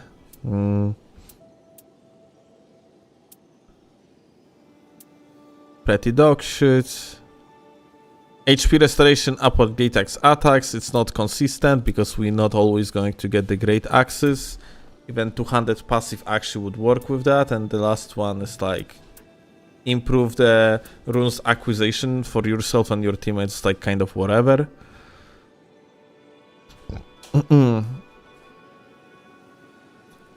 Art gauge greatly filled when ability is activated. So like when you're playing poorly, you're getting like benefit of like big art gauge fill up, but like honestly that improved Thorn sorcery is ruining that one completely. Slowly restores HP, that one is dog shit. Small shields, character skill cooldown, that one is for no one really. Starting ornament inflict frost and lightning attack power up. Okay, so like these two actually not working together very well, like a lightning attack power up and starting ornament inflicts frost. So yeah, it's no synergy. Dragon cult for basically a guardian. Focused relic, so kind of dog shit. Improved perfuming cards, that's for basically no one. Holy attack power up, yeah, it's basically for no one. Communion is bad because, like, I mean, like, the fire attack power up works only for the melee weapon, so you have no synergy.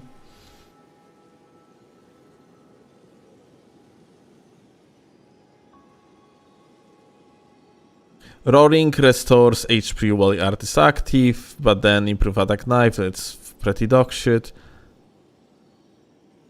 Mind plus 3, character skill cooldown reduced plus 3. It could be good technically on dashes, but then lightning attack power up plus 1 is just basically like for nothing pretty much. That one is magic damage negation poise plus 2 on basically recluse relic. It's like completely whatever. Improved guard counters and faith plus 3 on executor. That plus 3 faith is basically worthless here, yeah? Improved guard counters actually could go well with executor, but and especially with essentially ability that boosts his ability, but then 5 plus 3 is pretty bad, no? I wanted to say that if you are building for a specific boss, then lightning slash fire slash whatever power up can be very good. If you're building for ogre, then obviously lightning attack up will be good for you. Well, I wouldn't say it's like sometimes even if you are going for, let's say, like a boss that has certain weaknesses, it's not guaranteed you are actually going to get yourself weapon that you can actually that is efficient against that boss. Does it apply to greases? I don't know. I think it only applies to affinities. Okay, so I think you should specify that you are searching for good rolls that are overall good. Not like case we are searching for god rolls. There is no point to specify any further. I mean, one God roll is a god roll. It's just insanely good roll. Okay, listen up. I mean a universal build, yeah? Because for example, I build for a boss usually. So you want something that is that overall. No, we don't want to make things too complicated. Okay. We just let's you know, like we are looking for overall god roll, okay? Tak.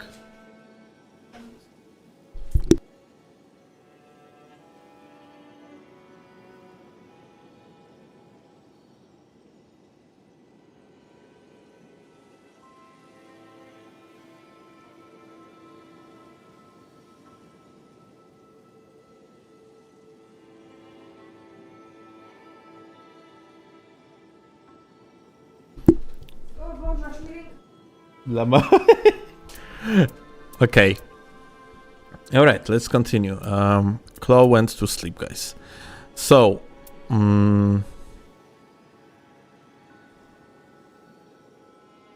art gauge feels moderately up on critical hit. Attack power increase after using grease. It's like, nah. I don't think. But yeah, like Cross Saints basically said, if it's 5 cost per relic to be considered good, it must be broken, pretty much, yeah. Oh, look at that though! Executor while character skill is active, unlocking use of Cursed Sword restores HP. And then you got like improved critical hits, and then you get ultimate art gauge. And honestly, all of these actually working well with Executor. Executor, especially if you are like using your ability decently, is dealing shit ton of the posture damage, so improving critical hits working pretty well. And on top of that, ultimate art gauge +3 is just fucking good, all things considered. So yeah, I think I'm gonna keep this one. The first good roll. We actually got it, guys. We got the first one.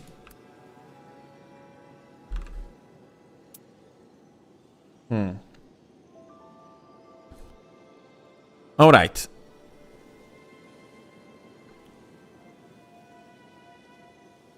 That just become difficult, blah blah blah. That one is... Honestly, funny enough, look at this relic in particular. Become difficult to spot and silence footsteps after landing critical hit from behind. And then like a small punch in position, and then like a change compatible Arnan skill to White Lure Shadow. Honestly, technically, it has synergy. It's like no good relic whatsoever, like from the meta perspective. But this is actually good relic technically, like between like synergies between each other, like when it comes to synergies between each other. Lol. Honestly, I probably would keep it just because, like, you know, because of the synergies between each other for the potential meme runs. That being said, we are essentially looking for god rolls. Like, so we are actually looking at a perspective of meta play, and because of that, I am going to skip it. I would definitely like keep it for myself.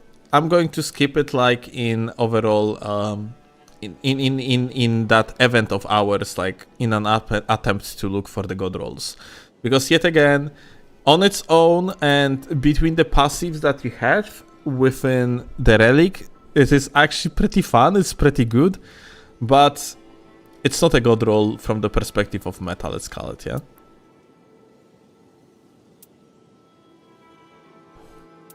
That one is terrible. That one doesn't have synergies with each other. That one doesn't have synergies. That one doesn't have synergies. That one doesn't have synergies. No synergies. No synergies. No synergies. Actually, that +1 poise is like fucking dog shit. Bad.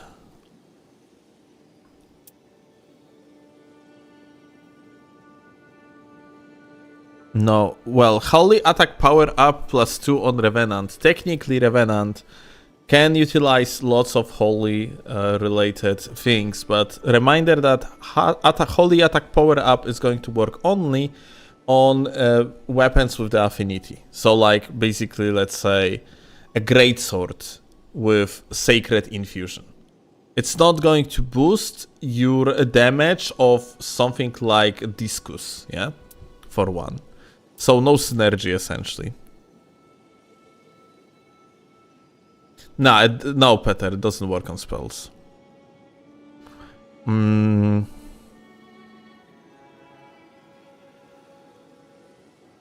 Is Revenant-based weapon holy or magic? It's magic. It has faith scaling, but it actually deals magic damage.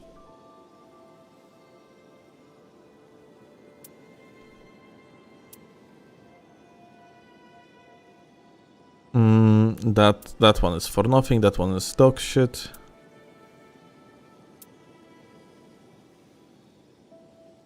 Ioni +1 character skill. Well, that armament we cannot even use on the Ioni, so that one is terrible. Claws on Recluse, bad. That one's bad.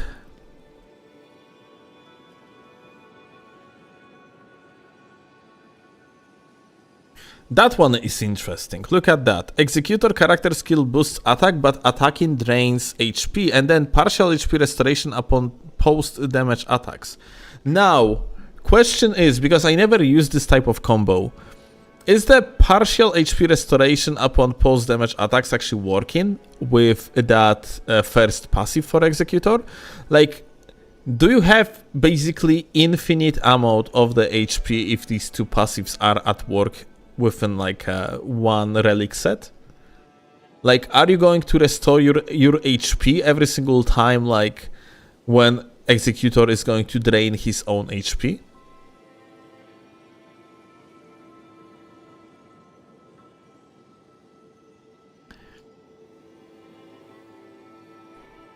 You say no. Let's actually, I'm going to lock it in and I'm going to check it real quick.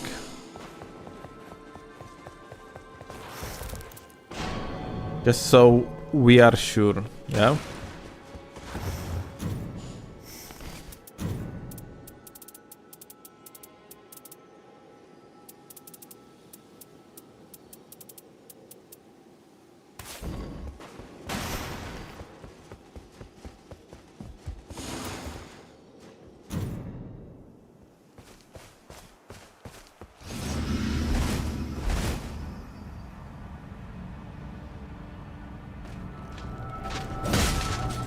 HP taken, but nothing being restored, yeah? So yeah, like, it doesn't work at all. Well, Relic doesn't have synergy pretty much, yeah?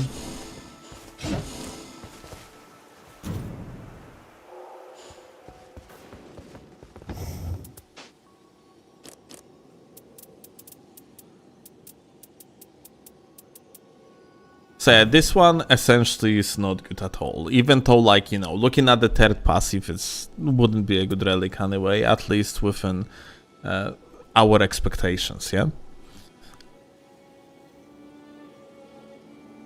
While character skill is active, unlocking use of Cursed Sword restores HP, Vigor is like whatever.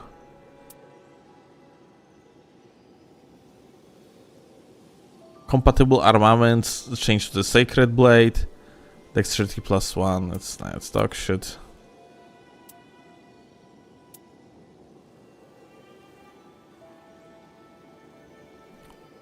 Improves straight sword attack power. Dude, like, this is so unfortunate we didn't get a character that could utilize like straight swords in an efficient way. But yeah, like, just because of that, because there's no character that utilizes straight swords, then this one is straight up just bad because of it. Even though you could consider other passives here as potentially decent and could be utilized efficiently, especially in combo with other relics.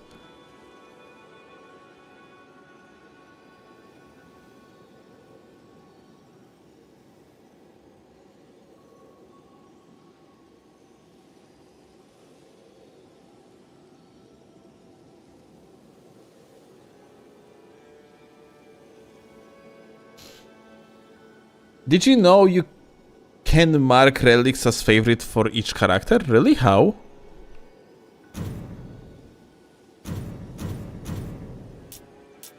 I don't see like such option. I know you can I know presets, yeah, but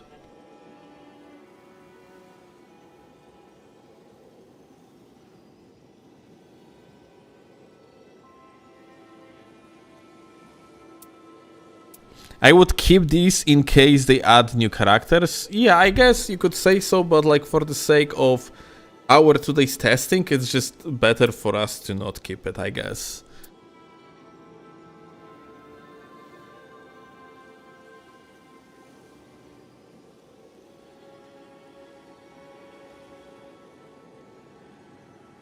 Go to character and make them as favorite. Okay, like, we are not gonna do it. Good to know you can do that, but we are not going to do it from this menu. And looking through this menu is just more efficient, ultimately, for us right now.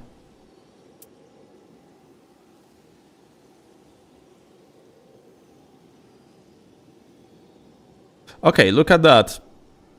Guardian reflects the portion of damage received, which is like essentially his best passive probably, and then improved initial attack, standard attack, yeah, and then the rune acquisition for self and allies. That one honestly is a decent roll. Like, all things considered, it's a very useful roll, I would say.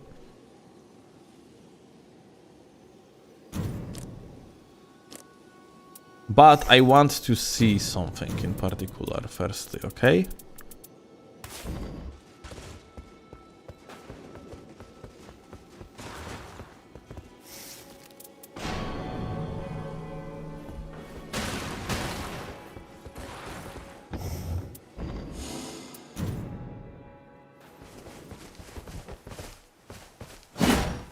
$117 or 18 on the initial attack, essentially, yeah?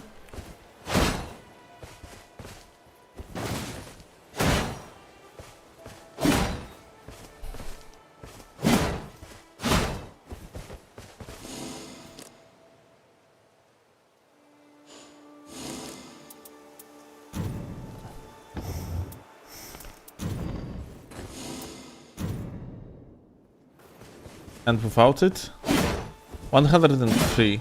Percentage-wise, it is how much? Actually, more than 5% increase on the initial attack. It does working only on a neutral R1 though, which means that it's not going to work on the guard counters. Okay, honestly, that lowers the viability of the passive though. Yeah.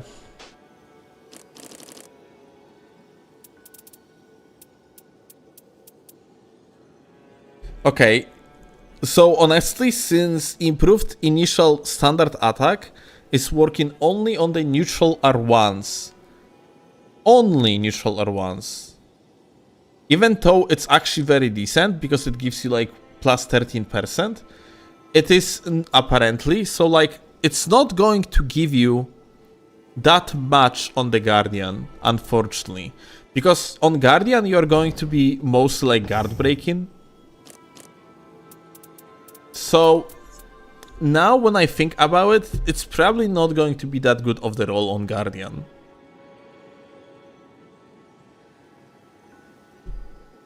I would probably keep it. But since we are actually looking for really good rolls, basically god rolls, then I think I'm going to unmark it. Just because that improved initial standard attack is not going to give us much. So like, out of 3 passives, one of them is not going to be very useful for us.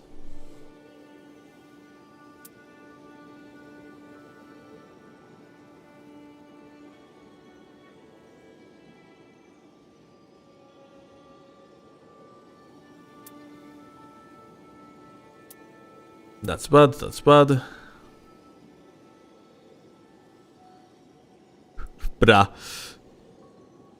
That one is that passive with the great shields. If that would be actually like with the bows, basically, if you would get like the passive with the bows instead of great shields over here, that could be like a very good relic for the Ion Eye. But that passive with the great shields just doesn't make it good at all.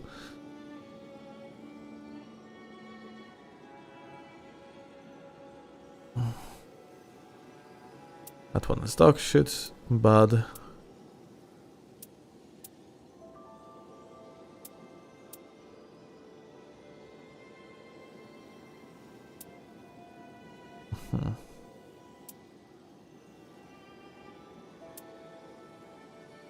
Great hammers. That one's for Ion Eye and requires colossal swords, so bad. Treasure marks on the map, that one is nah. We actually have very good relic from the shop that actually has this passive and 2 very good ones on top of that, so it's like totally whatever.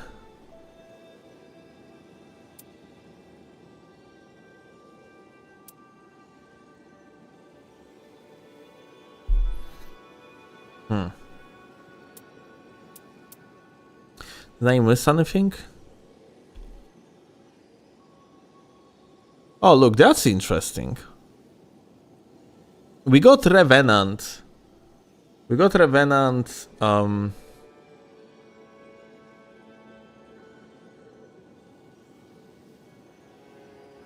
Okay, so we got Revenant passive that strengthens family and allies when ultimate art is active. And as far as I understand, it's working the way that depending who you have actually summoned, you are getting different buffs. So like one summon of Revenant going to give you, let's say, like additional defenses. Chloe is screaming it's not the same passive. No, you have two. Strengthens family and allies is different than power up when fighting alongside family. What are you Okay. talking about is that other one. Okay. So how does that one work? I'm not sure. Maybe it's just like damage up. And that other one, that power up when fighting alongside family, works only on you. This one on you, family, and allies. Okay. Oh, increases damage by 1.25 for Okay. 30 seconds. 25% for 30 seconds increased. Okay. That's... So here is the thing. This Stone Sword key at the beginning of the expedition is goated. And Gravity Stone chunks actually deal very decent amount of damage. And that's cool to have them technically in the possession. But you're getting only 2, yeah? So like...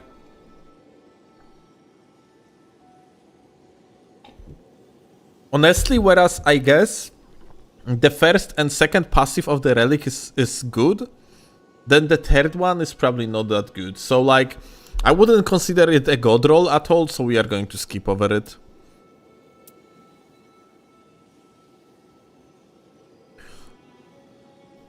Oh, here we got like a good passive in form of the Everjail Prisoner, like defeated, like a permanent increase of the attack power, but like two other ones like are fucking terrible, so like yeah, whatever.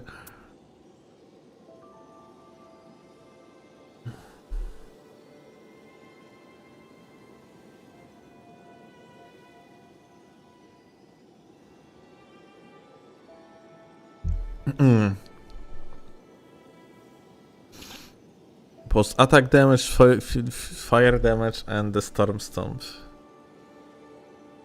Damn, like this relic could be fantastic if the starting armament deals fire damage, would actually have synergy with the third one in form of the flaming strike. If the third passive would be flaming strike instead of storm stomp, I would consider this relic as a very good one, but otherwise nah. Curved swords, yet again, we don't really have any character that utilize curved swords. +1 art gauge and +1 holy, it's like whatever. Not a god roll, not even close. Change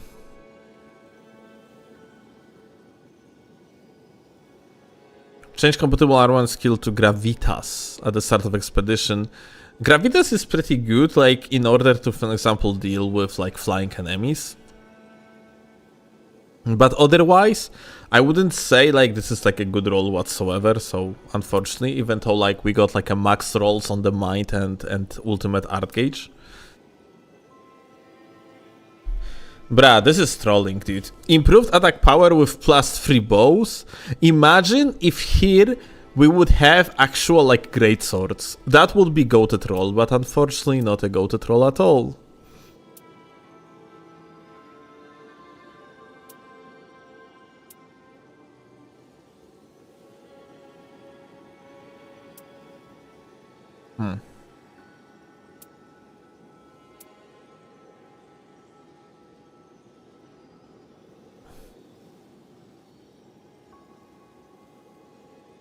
Attack power up after defeating a Night Invader, but then dexterity +2, not even +3, and character skill cooldown reduction. Like, attack power up after defeating a Night Invader is such a hit or miss passive, because you are not guaranteed to have Night Invaders, like, at all in the game. So, I would say that you cannot consider a god roll something with this passive no matter what, unfortunately, because it's too inconsistent.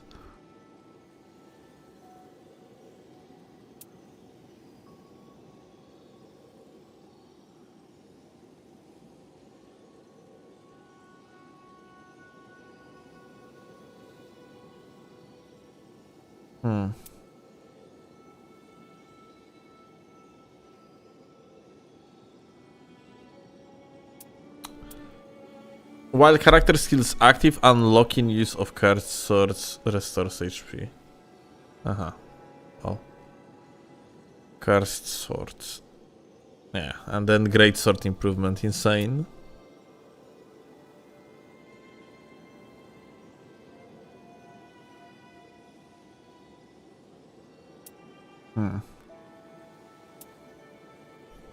That bewitching branch basically is a wasted slot for us here. Rain of Arrows and Strength +2, totally bad. Improve attack power, doesn't work with Ionai very well. Thrusting Swords doesn't work with Ionai very well. Wilder plus... Oh, look at that! Holy man! Okay, what would you think about this one? Look, every single of these slots in there working with Wilder. Strength +3, essentially like the more strength, the more likely you can actually utilize 200 bonus of 1.5 multiplier on the like a damage dealing with the strength scaling. Physical attack up +2 is the max roll. I would call it yeah, it's probably like very good roll. It's not like the best of the best, but yo, Wisdom, I gotta actually say it. I watched your shit. Very good job, especially on the initial videos explaining particular bullshittery that we see within the community, mostly thanks to Extra Life. So hey, thanks a lot for your videos. You are doing goated job, all things considered. Well played, gamer. But I got fucking damn it, I actually missed. Where the what color was that roll, dude, we got? Fuck, I don't even know, like, what was that already. Fuck. Accidentally. Okay, we have seen this one.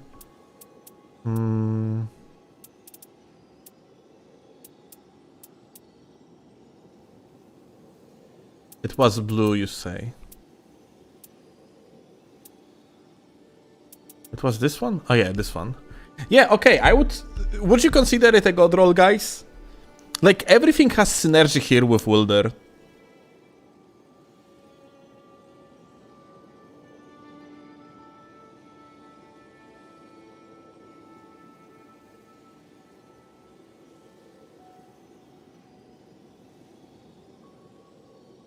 Alright.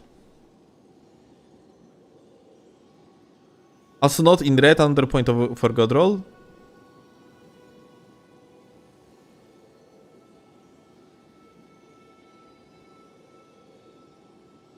Demi god roll, it's solid. Okay, we're gonna actually mark it then.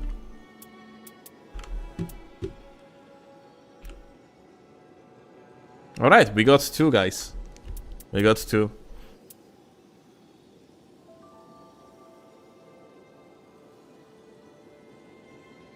Maybe we need clear definitions for what we consider good. It would take too long. I don't think it's worth to be super specifying it. Something has to be pretty outstanding relic. Just universally good. And I would say this is pretty outstanding because it has like a synergy. It has like probably the best passive for Wilder because like it boosts his mobility like crazy. And it just synergizes with Wilder on its own and his scalings. Okay, let's go further.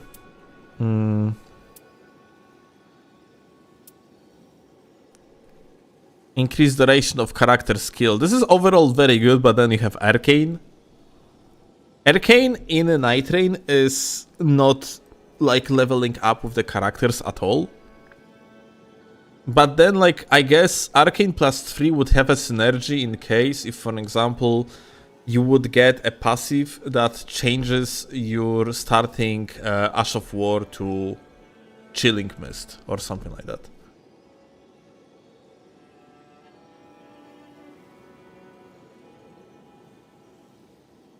Arcane +3 is better than any other stat +3. Yeah, but it doesn't have synergy with anything else. And then you have physical attack +1.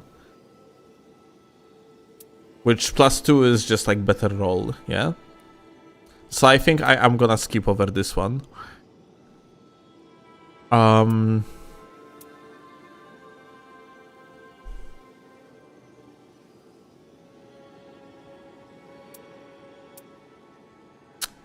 Grease's power up. Well, it doesn't have. It has counter synergy between each other because attack power increases after using Grease items, and then you got like changes compatible armament skill to the lightning slash. So on your initial weapon, like you are like, well, and then well, it's not even worth mentioning honestly. Now when I think about it, damage negation, lightning grease at the start of expedition, whatever. It could be good filler, yeah, but we are actually looking for the god rolls, essentially. +2 is only 1% more damage. Wait, really?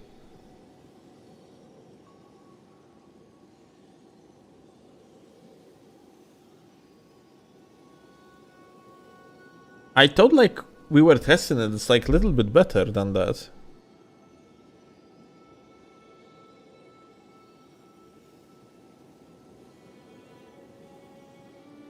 Or it is like a stable, like additional damage to the weapon. We can actually test it.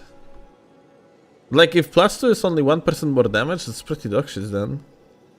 But I think I have been testing it. It felt like I have seen like a.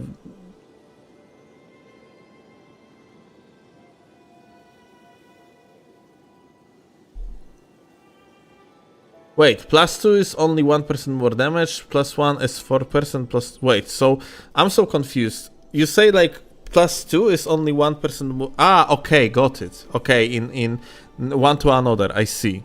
Okay, in the meaning that what I said that initially basically it's a worse roll because it's +1 instead of +2. Got it. Okay. Alright, then I guess I have been overvaluing, I guess, like the attack power up +2 in comparison to... Wait, there is also lightning attack power up without +1 or +2. So, okay, so you have like a 0, +1 and +2 basically. In that order, you can have like at 3 rolls, yeah? Okay. Well, bad.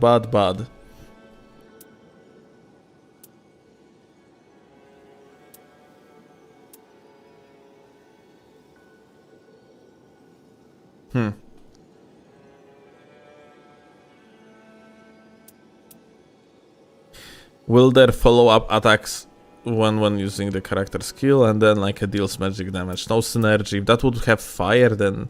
Actually, guys, how does it work in like PvE? I need like some sort of the PvE genius to actually acknowledge me. So like in the PvP you have innate defenses and you have the armor defenses. That's how it looks like in PvP.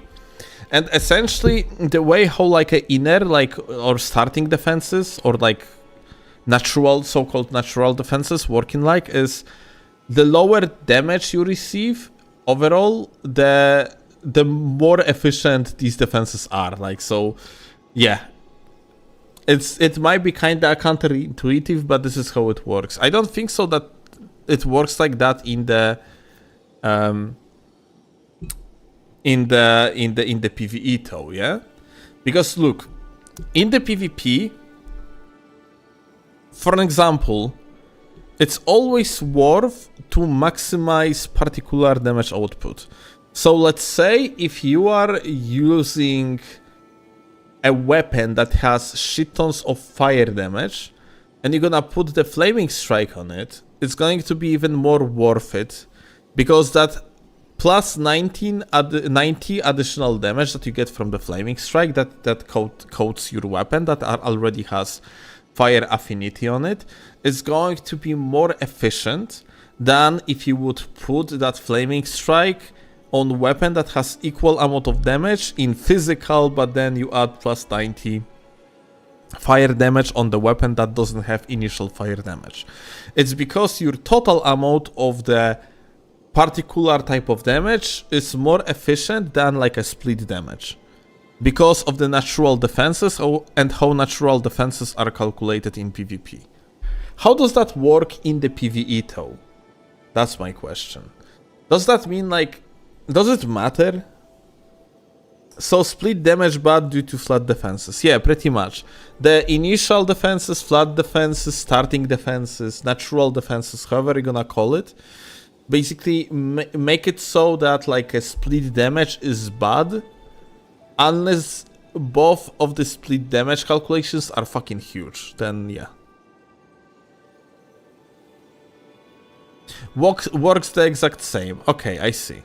Alright, so if that's the case, then will there's like follow-up attacks possible when using character skill like this? This one just puts the flaming strike effect on the weapon. It doesn't have synergy with the magic damage.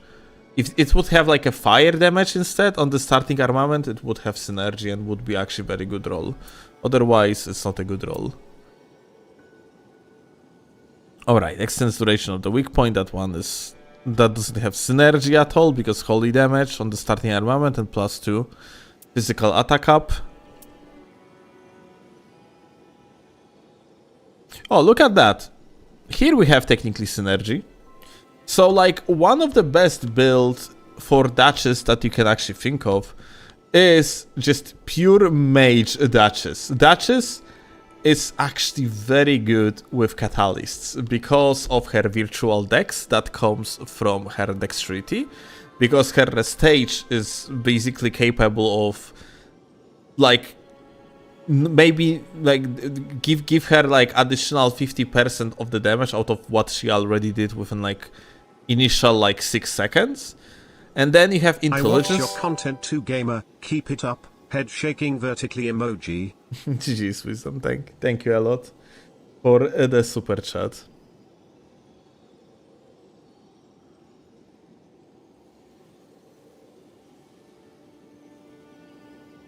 Will their skill is good because it's an extra flat damage? It's not tied to weapons affinity.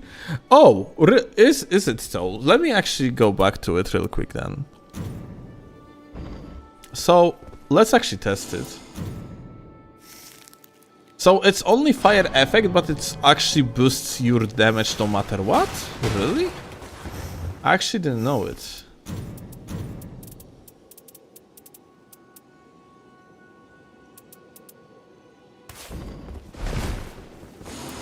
Let's see. No, it's fire, dude. That's not true. It's the fire damage. Like we have situations in this game where actually it does happen, that like for example coating of like you have that passive that applies bleed on the weapon when something nearby you has low amount of the HP, and that bleed coating is actually working with the affinity of your weapon. But it is actually not the case right now. So no, like this is wrong, and this is actually not a good roll at all in such case. Like that relic doesn't have synergy. So I would say actually, but yeah, back. Okay, so like about this roll, I think it is actually genuinely solid. Like ultimate art gauge +3 doesn't give you that much on the Duchess. Technically, it's just like safety measure, if anything. But that +3 intelligence is just solid on her, yeah. And improve attack, character skill attack power is also just straight up improvement. Like, would you consider this one as actually a god roll? It's a good roll though. I mean, technically, everything synergizes here with the character. It's just that the ultimate art gauge +3, like I would rather see like character skill gauge restoration +3 or whatever it's called, like a cooldown restoration, would be probably like better here. But ultimate art gauge +3 is nothing to spit at.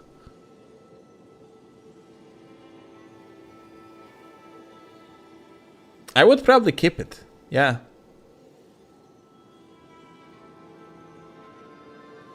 Even though it's a fire damage, it's not still just extra damage, like a flat bonus.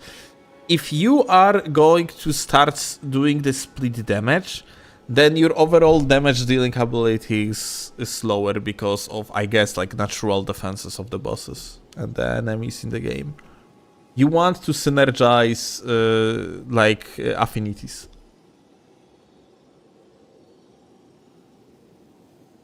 Her ultimate is so bad, so third slot is not god roll IMO. Okay.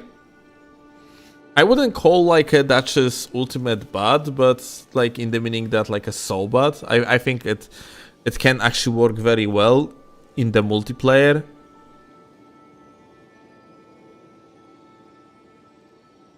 I can see though like that basically it's not the greatest synergy for the character though, yeah?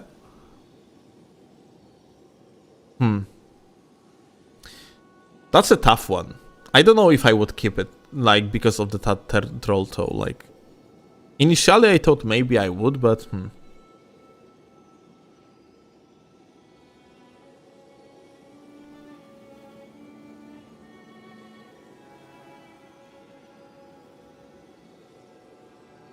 It's infinite mana for herself? Wait, random. Explain this to me.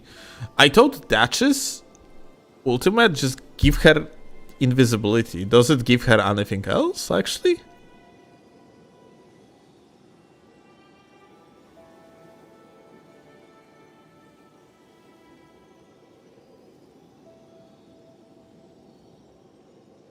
What do you mean, like it gives infinite mana for herself on solo?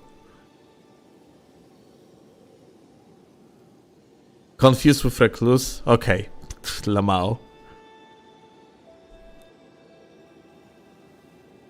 Okay,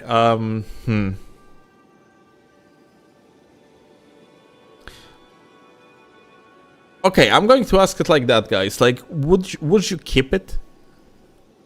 Would you keep this role? What do you think?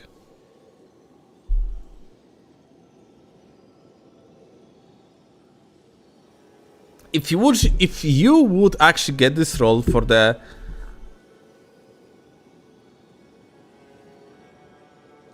character skill cooldown +3 would be much better, so no. Okay, fair argument.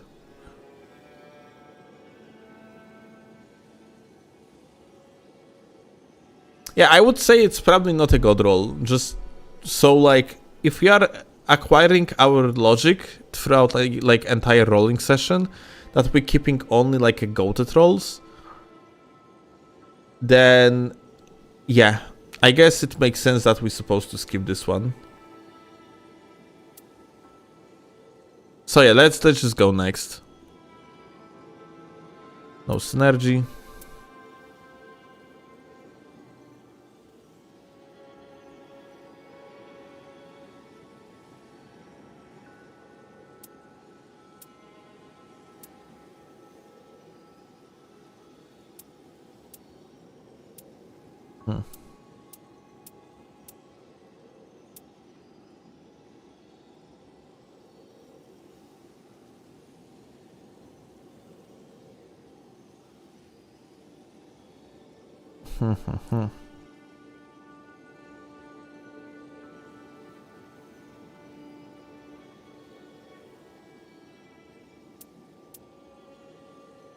Starting armament inflicts frost. This one is actually not bad, but critical hit boosts recovery speed. That one is pretty bad though, like at least for Ion Eye, I would say.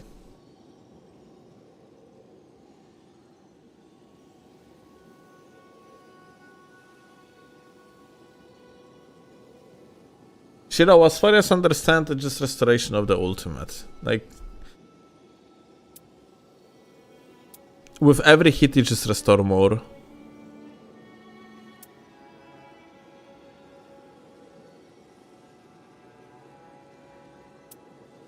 No synergy here.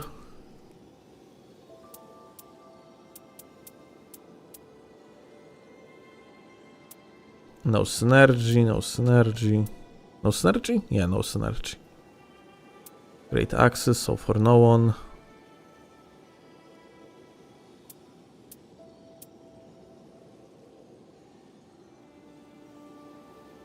Arcane +2. Arcane is always fucking good.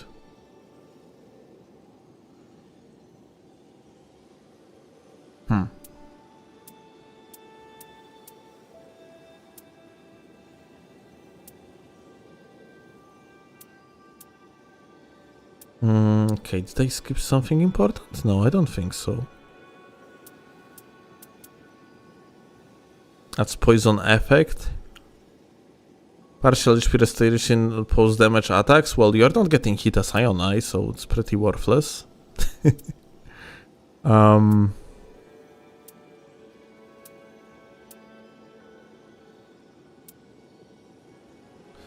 Grease at the start of expedition, endurance +3.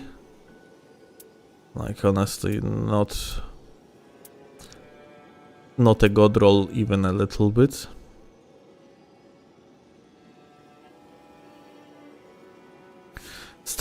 The arcane +2 could work well with starting armament like set to blood or poison, but otherwise rather no. Guarding, okay, so like this is essentially good for Guardian and Wilder if they would become one character. And then Dexterity +2, nah, pretty bad. Sense break into 100, dog shit for Recluse. White Lure dog shit. Look what we got here.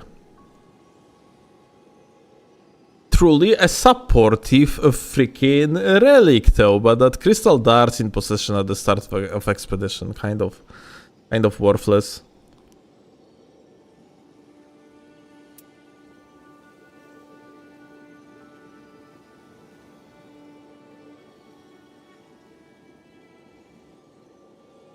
Rising, we are kind of busy. I would rather prefer to not fucking split attention right now. +1 additional character skill use is fucking great. Mind +2 though, it's like mind on Ion Eye is pretty much useless, unfortunately. So I would say we're gonna skip it.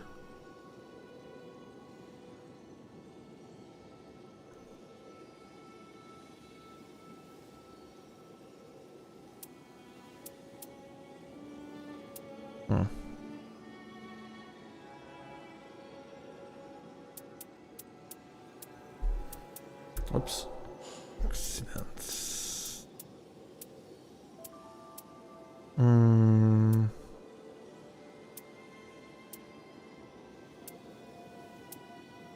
That's where we finished.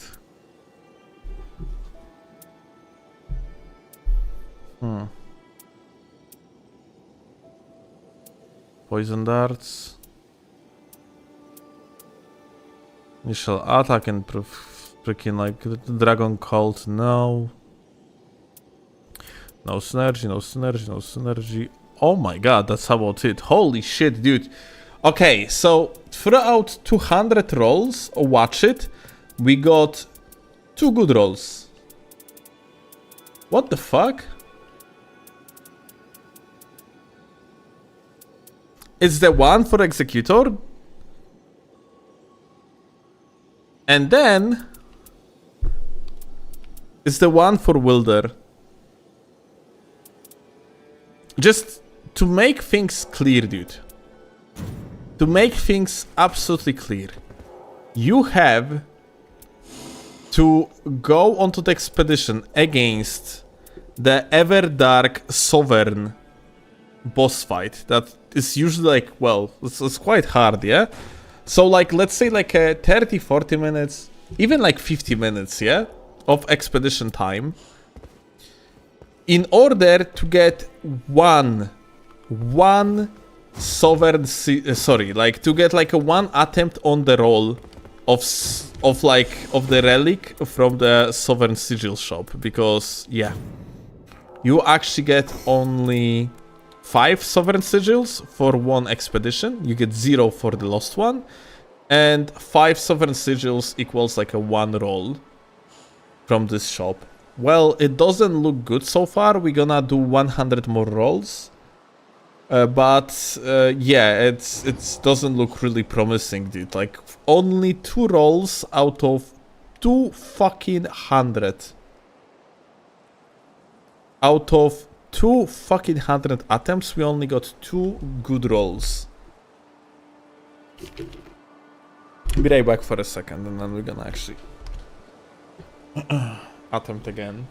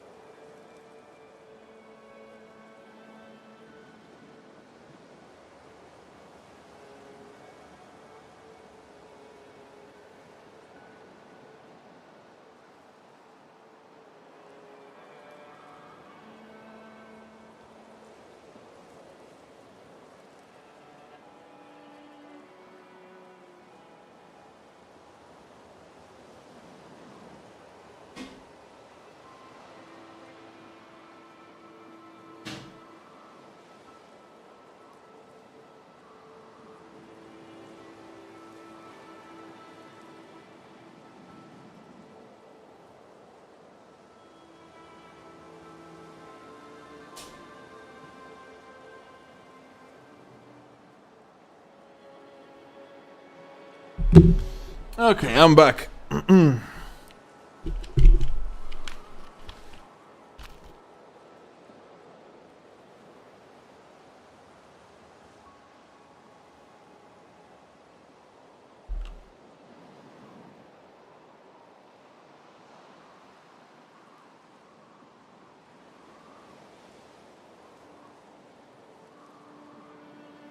He didn't put the formulas into green and...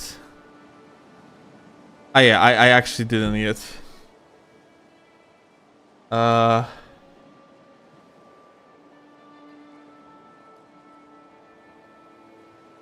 Do I do it now or I do it later?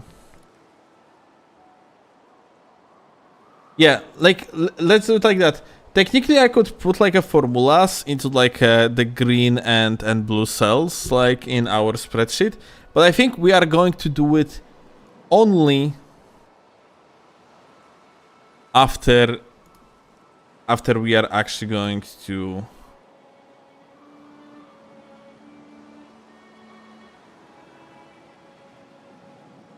finish the rolling. Yeah.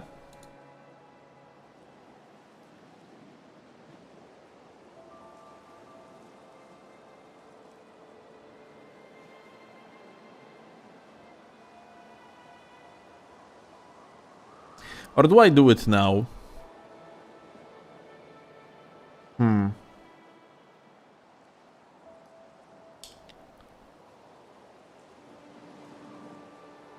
Okay, you know what? Let's do it now.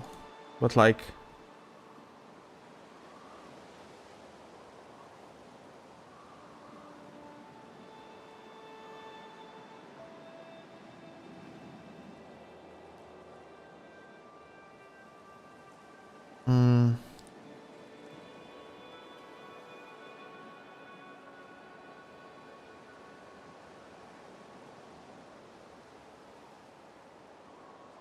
Not much dynamic, yeah. Okay. So 200 divided by and times 100. What the fuck?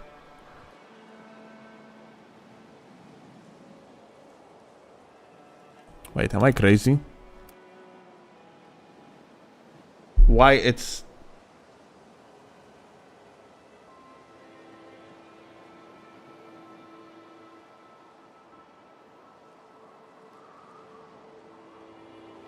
Why it results like this? Instead of 1%. Wait, am I... My brain is not braining. Let me actually see. Should be 1. Not 10,000.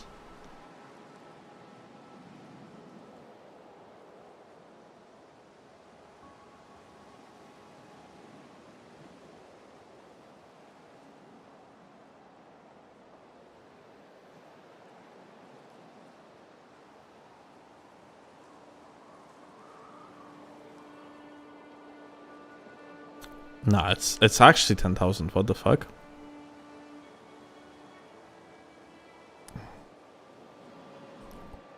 How do you fucking do math, guys? Cio? Mogę? Za głośno? Nie ma problemu. Zamknij drzwiczki, kochanie. Nie masz. Zamknięte. Dlaczego to nie działa? To nie działa. Nie... Daj mi. O. Daj mi wpisać. No masz ten. Na odwrót jest? No, okay. The other way around. Okay. No, it's good.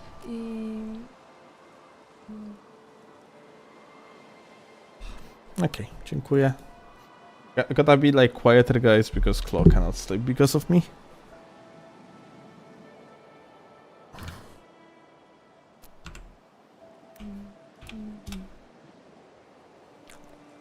Ah, that's not true. Sorry. I'm so sorry. It should be multiplied by, not divided. Okay. Okay, here we go.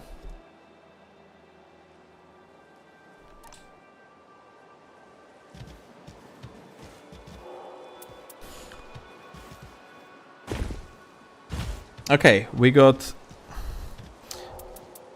Thanks to Claw... Dziękuję, kochanie! Thanks to Claw, we got it working. Okay. Alright.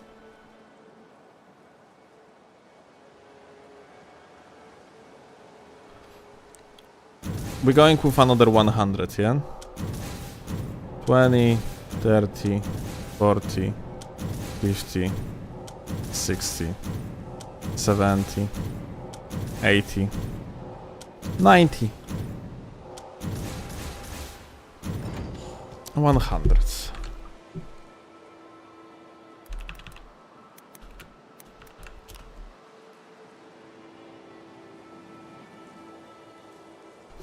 Okay.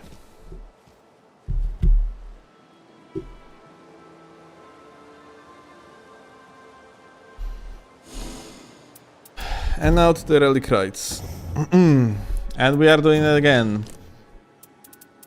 Okay, we got 100 now. And let's see.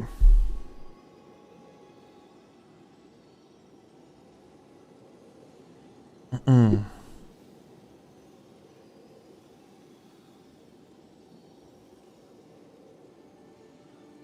also add expeditions completed line. Oh, I mean, we're gonna count it at the end, I guess. Okay. So, Bud, straight off the bat, because like Giant Flame Incantations don't have synergy, and Blood Loss is not good at Wilder. No synergies here. As Fire Grease is like, wow. Kind of whatever at the beginning of the expedition. Revenant, no synergy. Daggers, Medium Shade Shields, no synergy. Reapers on Recluse, no synergy. Oh, look. Here we actually got synergy though. Reflect portion of the damage, and then guard counter is given a boost based on current HP. So like just more damage, but then character skill cooldown reduction +1. Unfortunately, that last skill, first of all, is +1, max is +3. So like it's not like a good roll in that passive on its own. And second, character skill on the bird on its own is not really something that you would be bothered about, especially during the boss fights, yeah?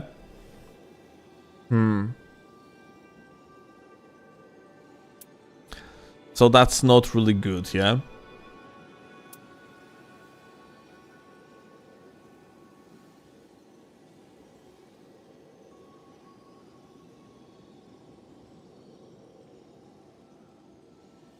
So, character skill boosts attack by attacking range and HP on the fist. Okay, dog shit, that's terrible. Fists, terrible. What do you think about this roll? Look, it actually improves character skill attack power and partial HP restoration upon post-damage attacks. So, like, post-HP restoration, honestly, on Duchess is it's probably not that good, isn't it? Because, look, if that would be Guardian, then post-HP restoration is goated, because you want to get hit as... not Guardian. If that would be Raider, then you want to get hit as Raider. So, like, HP restoration is actually fantastic on the post-damage attacks. Endurance would work well with Raider, because... you never have enough of endurance.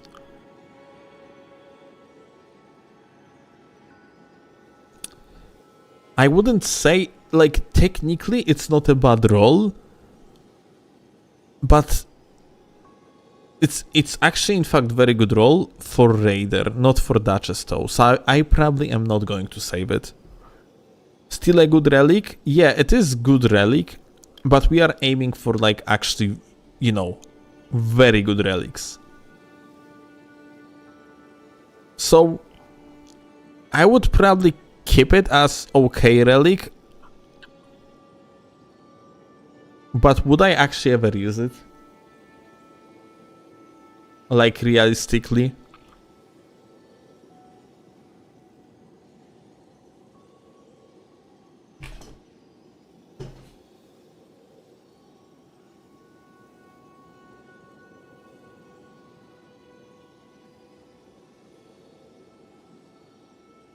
In my experience, she doesn't have the poise to use the HP restore.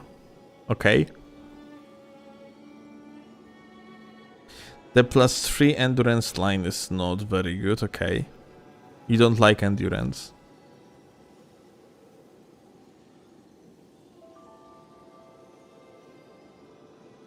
Random. We essentially mean like just insanely good relics.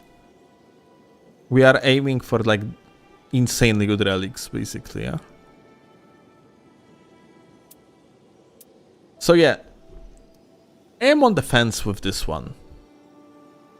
Like, this relic looks good on paper, but in my opinion it just doesn't have really that good of synergy with dashes. Like, partial HP restoration on the post damage attacks is just not working that well with dashes, in my opinion.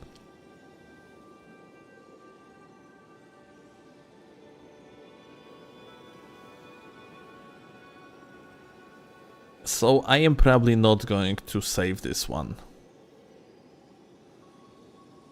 Co się dzieje, kochanie?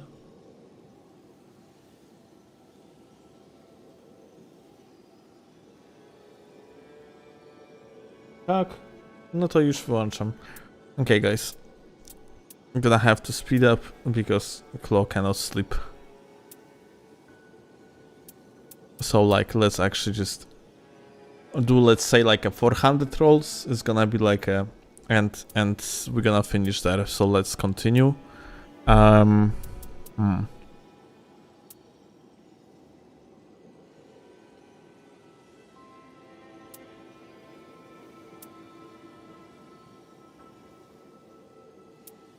Bad. Nothing good here. Wait, what is that? No, it's shit.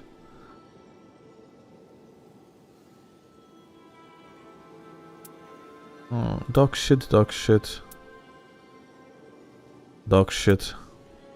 Wait, Coastal aren't wind blades now. Bad. Straight swords and katana attacks, terrible.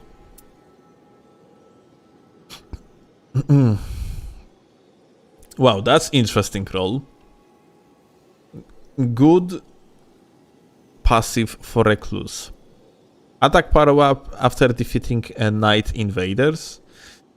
And that one could be good, but unfortunately it's not.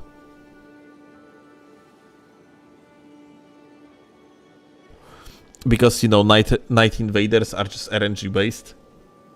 You do not have them guaranteed, since it is just an event.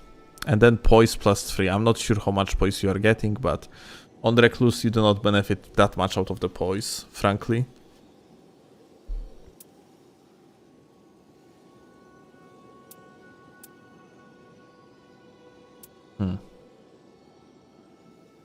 Guarding and defeating enemies feel more art gauge. No. Oh, look at that. That's interesting. We got +3 vigor and +3 arcane on Ion Eye, and the also extension of his weak point.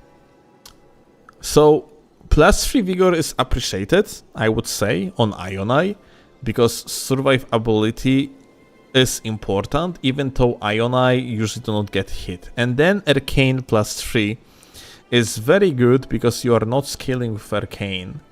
Like, the base is 10, and with leveling up the arcane doesn't go up. So honestly, like, having that additional arcane is pretty cool, I would say.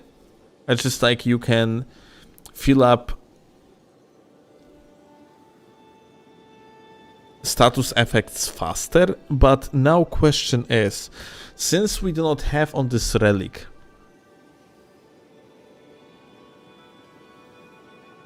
like, let's say,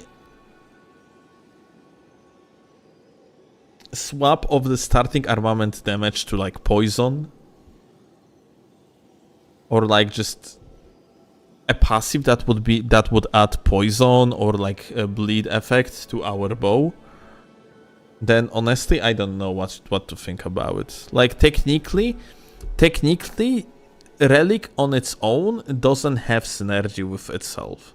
It might have synergy with other relics. It might be actually decent relic, all things considered. But is it a god roll? Well, I'm going to say immediately that this is definitely not a god roll.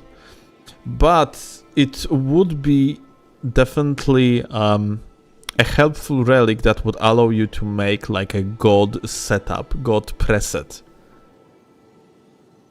It's like very solid.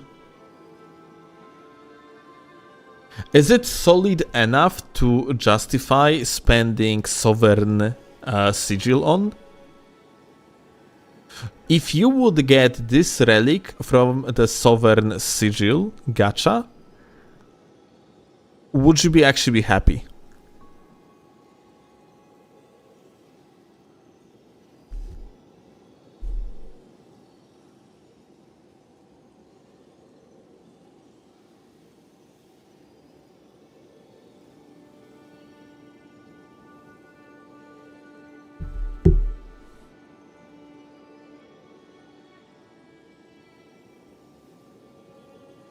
I mean Ionai, and I would think it's cool, but not use it, I see.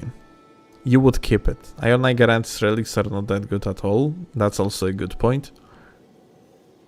Huh.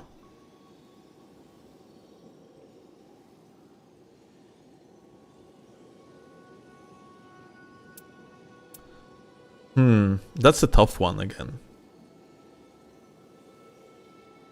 It's not a bad roll. It's a good roll. Not a god roll, it's still a good roll.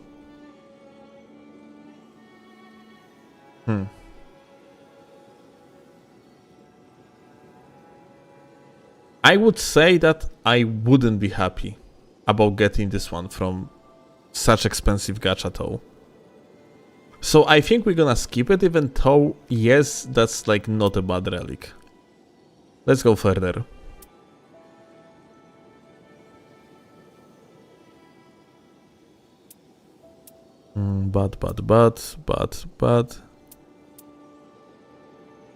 Bad. Yeah, bad. Bad, successful guarding on Ionai, by the way.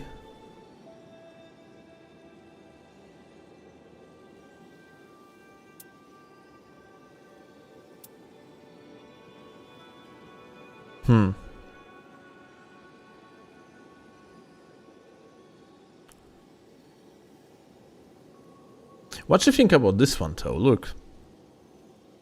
We get information about treasures up on the map. And that's actually like pretty good to have this knowledge from the get-go. You can route for the chests, and these chests can give you insanely good loot. Plus 3 vigor, survivability is appreciated on almost every character. And the character skill cooldown reduction is plus 3. It could be like decent on, for example, Ionai, on Wilder probably.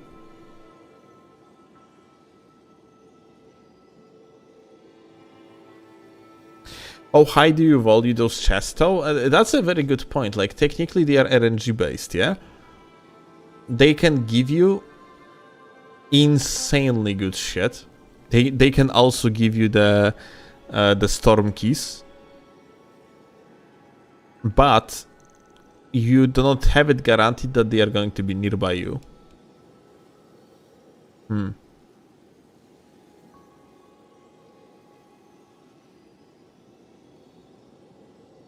So probably like because the treasure marked up on map passive is still like not very consistent, then we probably just cannot really consider it as very good roll.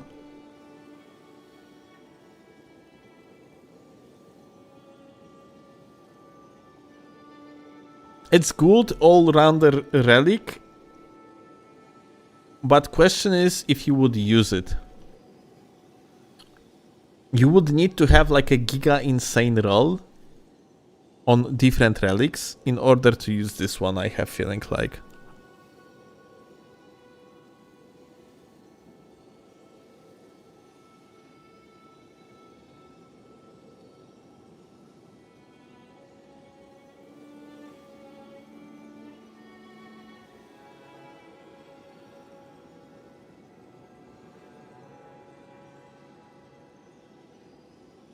Filler then? Okay. It could be good filler, but we are looking for insanely, like, for very good rolls. Do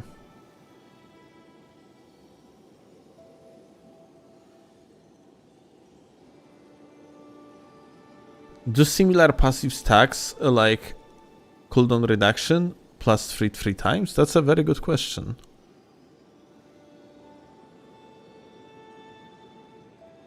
I'm gonna save it for now.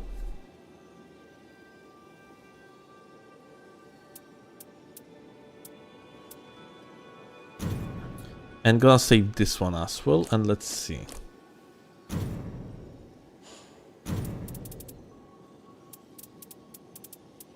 Green and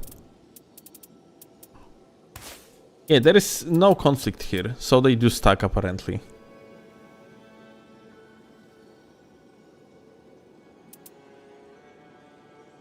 But my question is +3 and +3 stacks. According to chat, they do.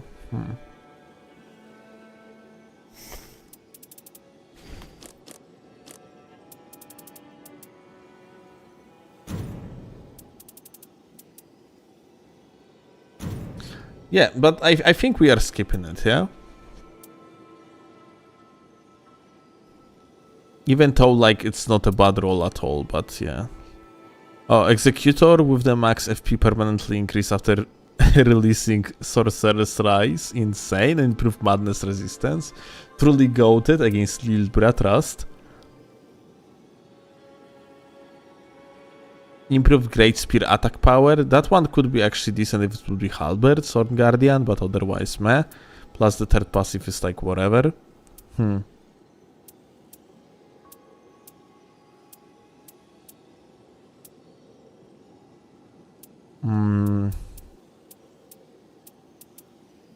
Nothing crazy so far. I hope we are going to get at least one relic out of these 100 rolls, because it's kind of ridiculous, dudes, that, yeah, we didn't get anything that would actually justify pulling with the Sovereign Sigils. At least, like, previously it was bad, but it turned out that we have been lucky to get like 2 good relics within like 200 pulls. Like now we are pulling another 100, and within that 100 we are almost at the end. We still didn't get anything good. What is that though? Physical attack up +2 on Rider. Damage taken while using character skill improves attack power and stamina. This is very good.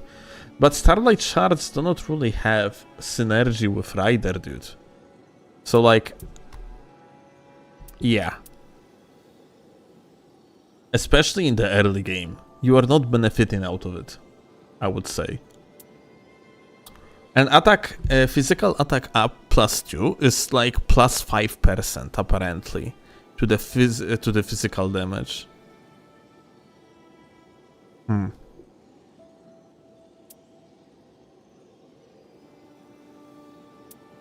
So yeah, like I would say that's a skip.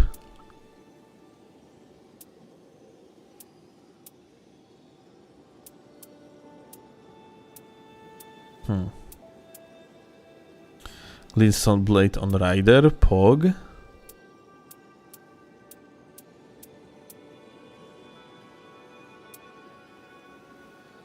Staffs like on freaking Welder, insane.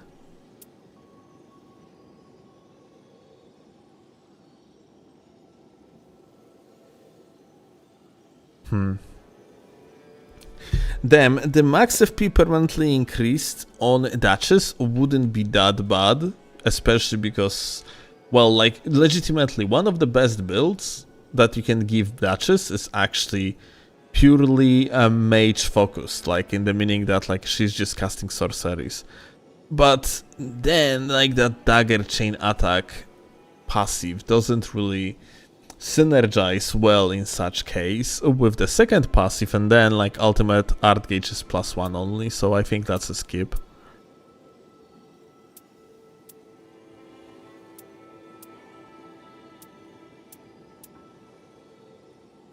Alright. Now what is that? Enemies.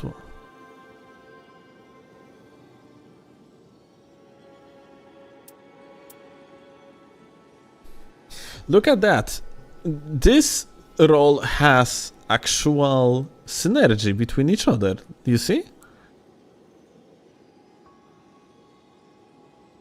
Defeating enemies while art is active up increase like attack power, and then like art gauge feels moderately upon the critical hits. These two actually have synergy between each other. That being said, the item confer effect to all nearby allies. I really dislike this passive, dude, because it makes an effect as if you would be casting the like bubble perfume effect with every single like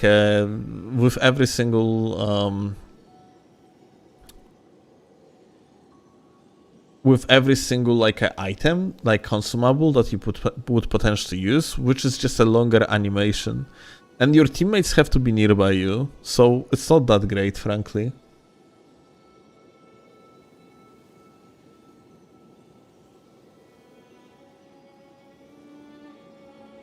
And it's useless in solo.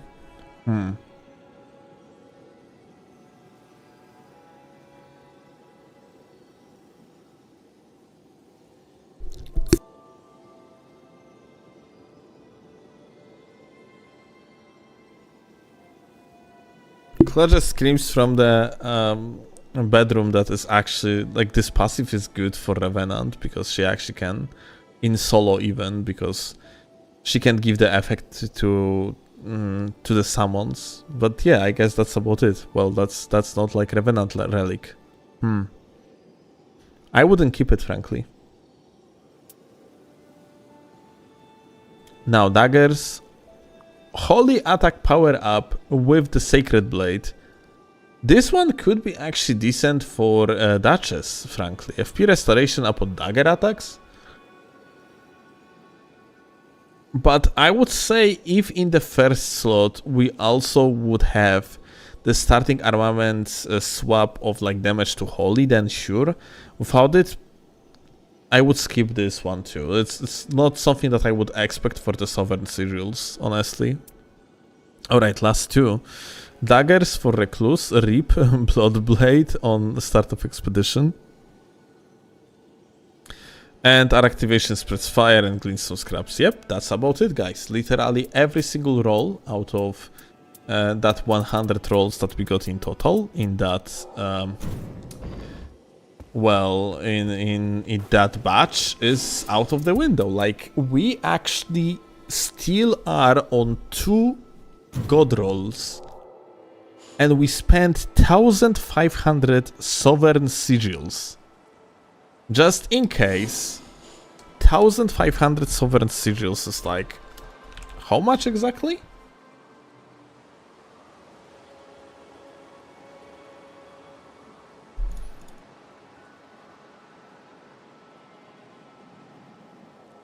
That's 300 fucking enhanced bosses runs. Like, of course you get in plus 25 of sigils initially for the first kill, but if we are going to ignore that, and, you know, we initially going like, you know, every single time there is like a new boss, we are going to use 12 to actually get ourselves like the boss relic. Then, like, frankly, this is insane. It's still, like, easy, like, I don't know, like, 290, yeah? Runs to get ourselves that money rolls.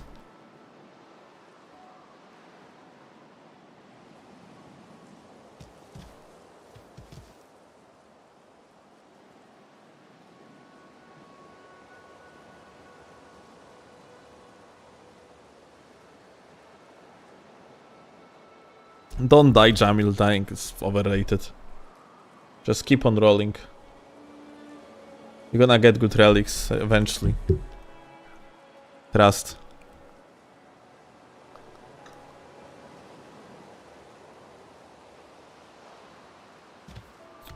Okay, let's go further, dude. Like, let's actually do like 400 rolls total, I think.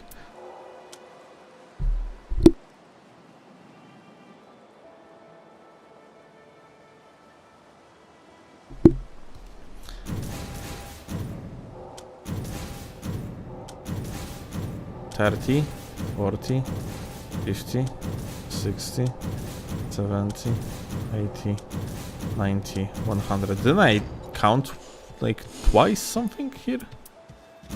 I hope I didn't.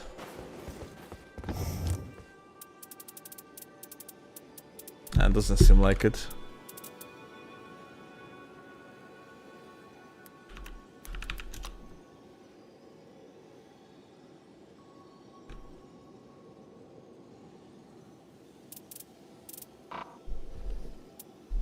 All right.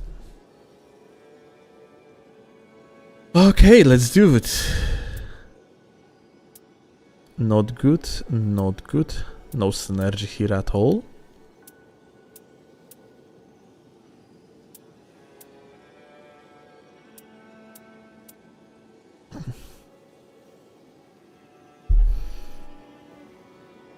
Increased duration of character skill.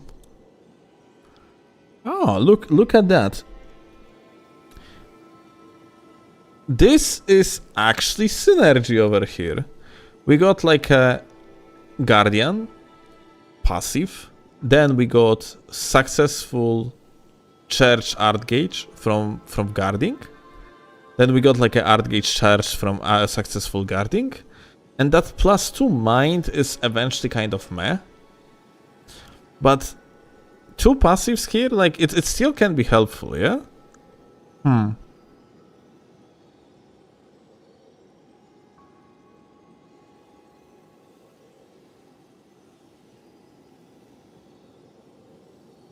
I would say not a bad roll, it's just that like that third passive is something that is just pretty much not good on Guardian at all. Because Guardian is not really using FP like practically at all, yeah?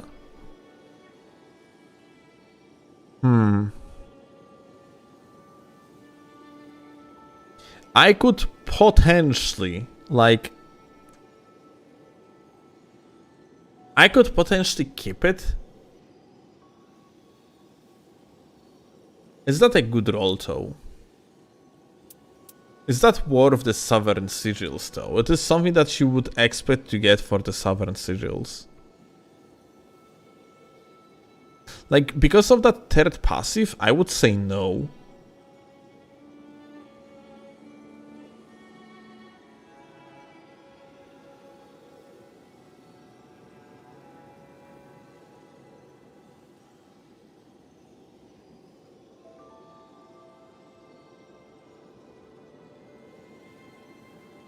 I would say the third passive is disappointing, yeah? So I'm just going to skip over it.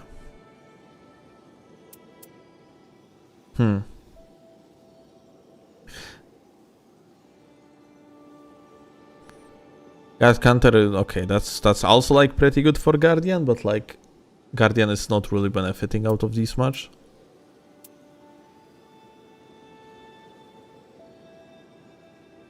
Ionize skill use and then draw enemy attention while guarding Lamau, okay, and I synergy.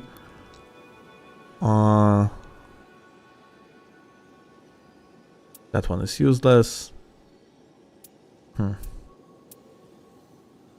Great hammers for dashes for real.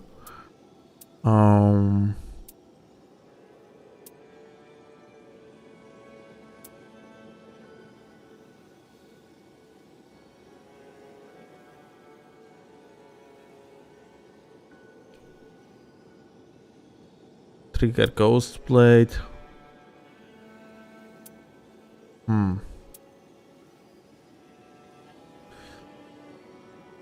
Oh my god, look at that though. Oh, we got actually a good roll. Holy shit. So, we got Wilder's very good passive, essentially like pretty much like the best passive for Wilder, arguably. And then we got actually synergy between Chilling Mist and the frost affected enemies. Yeah, that's without a doubt actually a good roll. Hell yeah, we got one, finally.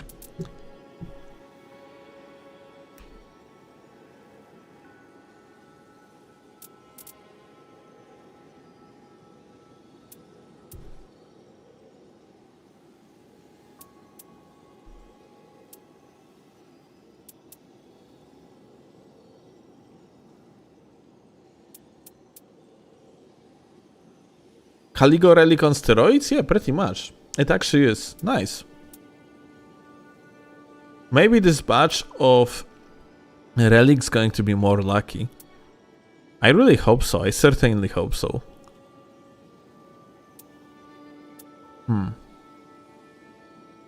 Executor and Great Spears, real.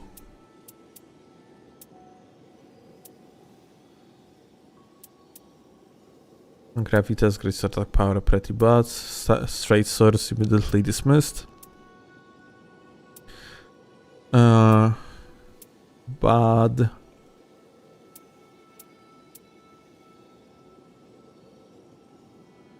Eruption, bad.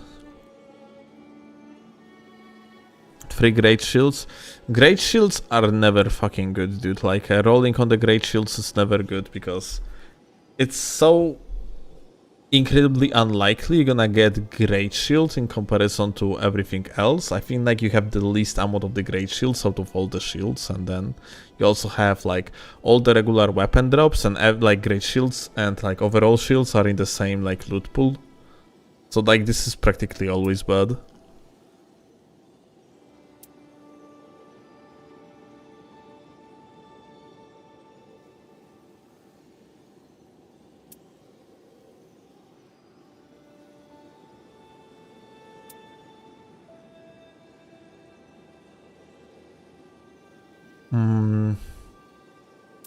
It's pretty like nothing extraordinary here. Anti-synergy. Changes compatible armament skill to Flaming Strike, and then you also get the same effect from the follow-up on the Wilder's ability, so it's like whatever.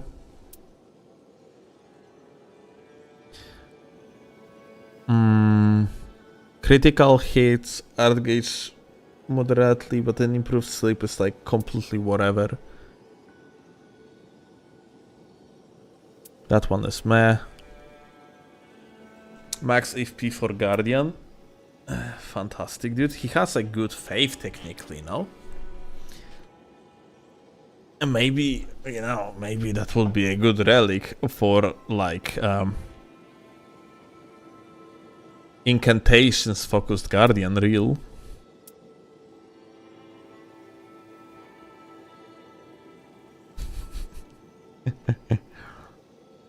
Alright, fists. Okay, that's not really good for Duchess, unfortunately.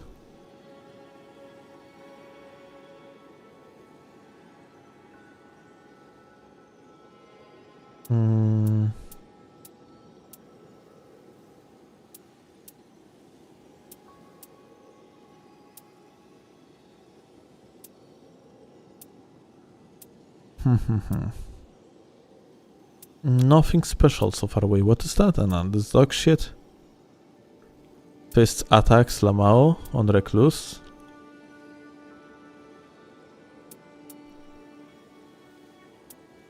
Restoration the fist attacks again. Great spear on Recluse, real. +1 vigor, insane.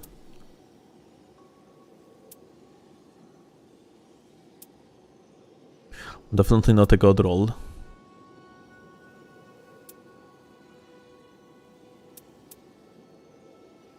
Anti-synergy here, like completely did. I mean, more like not anti-synergy, but nothing synergized with each other here.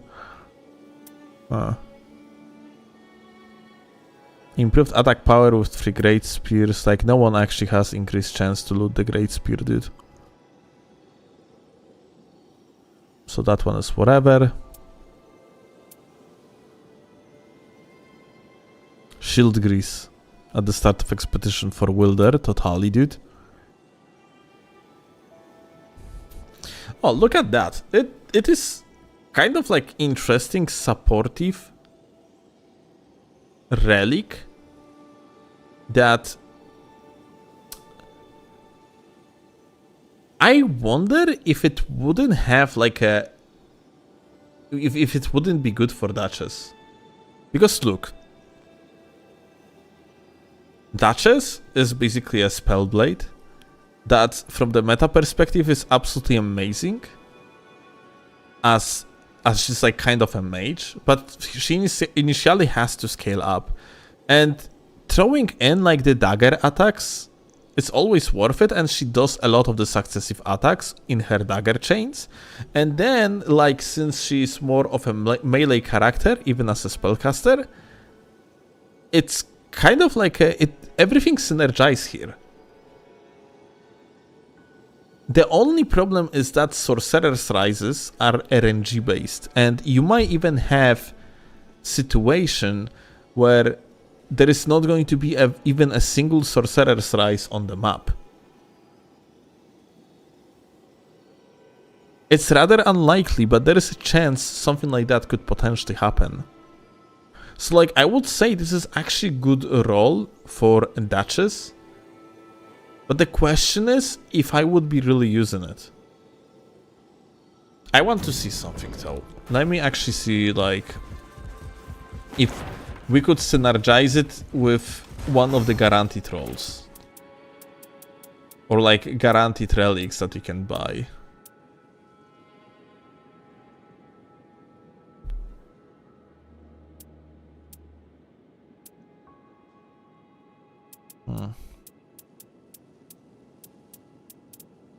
Not here.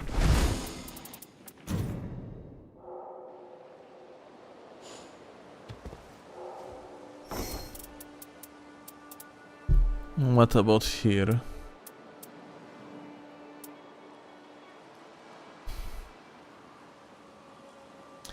Damn, dude, but existence of this relic as something that's basically guaranteed because you can just buy it. That one is very good on Duchess. Because it is like, you know, having 3 staves actually increases your maximum FP. Then you have also like maximum FP from the rises. Now actually I'm thinking. Could you potentially swap this one out for the one that we just rolled on?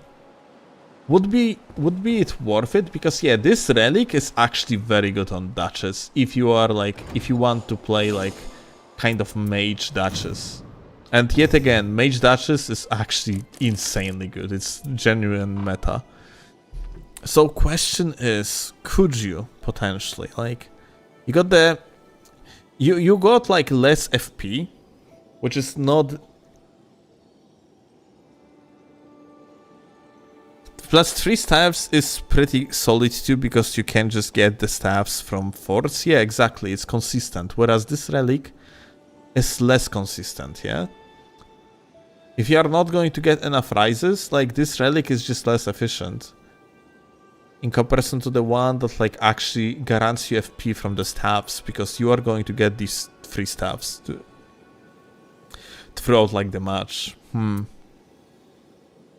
Damn, I'm gonna keep it.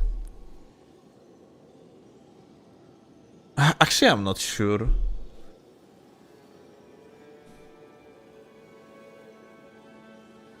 Remember that new Gnoster relic exists? Let me actually see. I don't remember what it does. Right, and that one actually restores FP upon successive attacks. And then increase maximum FP. Fuck, dude. Oh, dude. Man, this is... Yeah, okay, you know what? I don't think... I was so close to actually, like, keep it. But I don't think we should, frankly. I don't think this relic that has that much of the value. I like the plus 3 vigor on Duchess, like giving her potential survivability. But would I take this one over like other relics?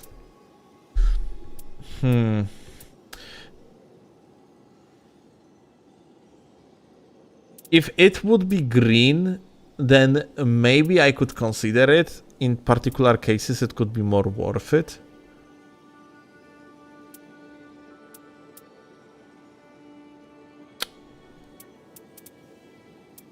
Like, otherwise, it could be good, like, let's say with this urn. But would I actually want to use it? Especially because here we do not have, like, a yellow slot. And if you would do like a mage focused Duchess, then you want to scale to the end game.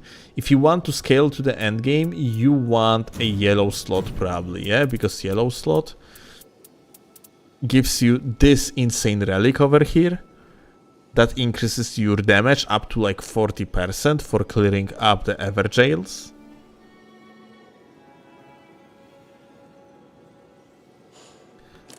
Yeah, unfortunately, I do believe that I am not going to save this relic. I am scratching it. Like, I don't think this is actually good enough roll to justify pulling on it with the Sovereign Sigils. So let's go next.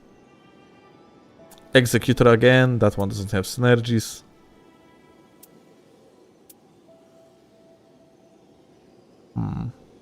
I think boss Lamao.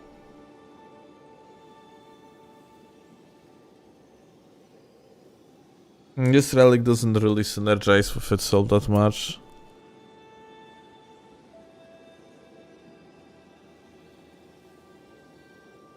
Look, initially when you're looking at this relic, first and third passive could potentially work pretty well with Revenant, but then the second passive actually doesn't do anything for Revenant.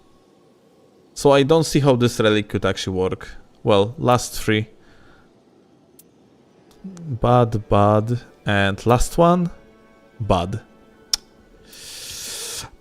Well, I don't know what to tell you gamers, but across 400 pulls, we have 3 good rolls.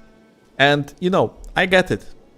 You could say that maybe I'm a little bit too picky, but even if I would be less picky, and I would actually keep the relics that I was actually considering initially to pick, it would be still less than 10, dude. It would be less than 10 rolls, yeah? Like, which even like, let's say, you know what, let's be generous, go with 10, yeah? 2.5% essentially of the overall relics were worth keeping in case if I would be like a less picky about the rolls. So far, it's 3 rolls that are legitimately very good. It's less than 1%. Dude, it's insane so far. And I don't even know if there is a point to keep on rolling.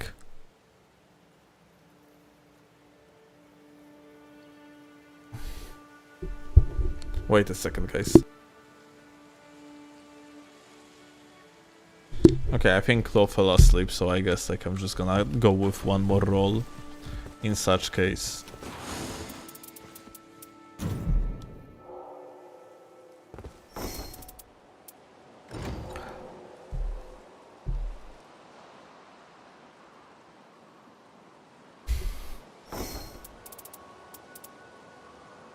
Let's do like 500 rolls.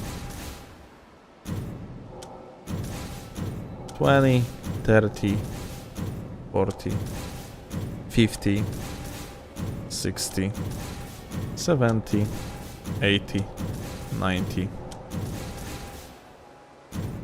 100.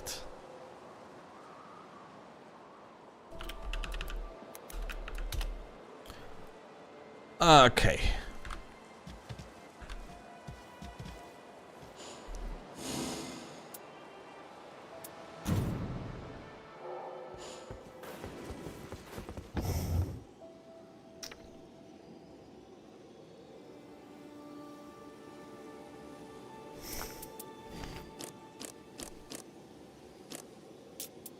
Alright.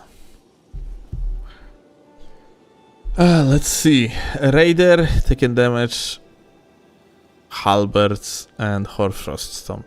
Dude, this shit would be actually good for Guardian if it had like a decent Guardian passive. Wow, that's actually kind of unfortunate. But yeah, for Raider, this roll is just bad.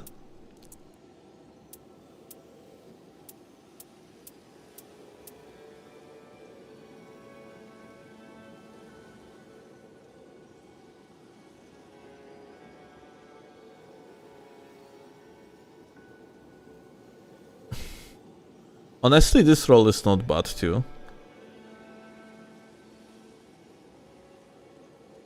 Like, Fire Attack Power Up is gonna work well with Wilder's passive on potentially like different relic. I'm talking here about the one that puts the fire on your weapon.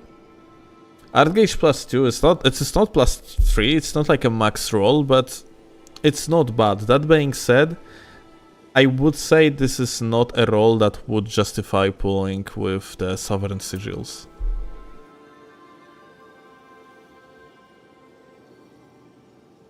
Hey, this one is interesting Guardian role. Look at that. Improved halberd attack power.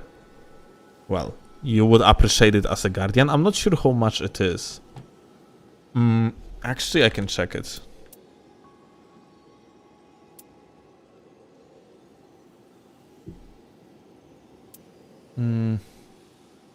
We probably should add the thing to the resources.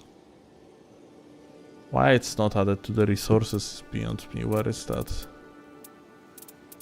Here we go. Oh, wait. This is encyclopedia. That's not what we are looking for. That's a calculator.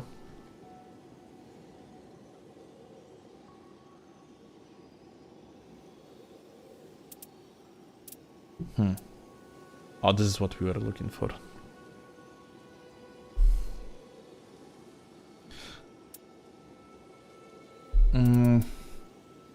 Oh.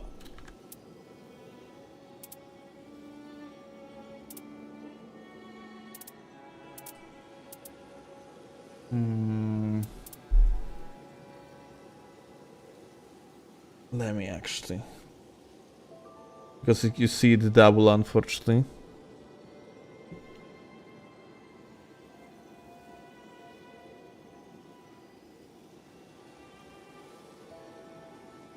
So it was called what?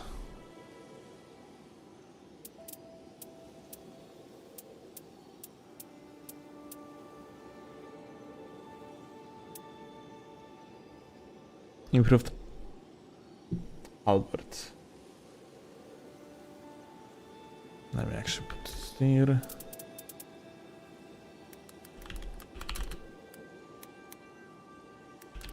Albert.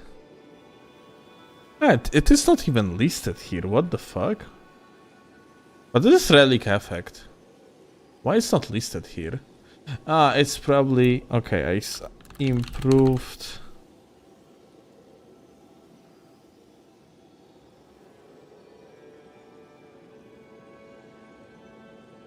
Physical damage negation. Why the fuck it's not listed here? It's so annoying.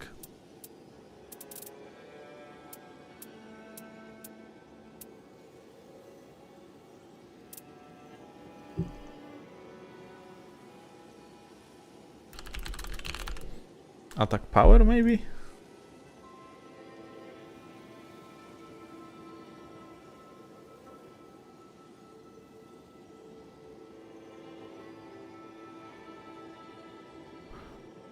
Okay.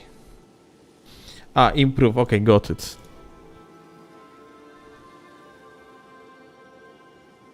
%6.5%. Well, not too great, I would say.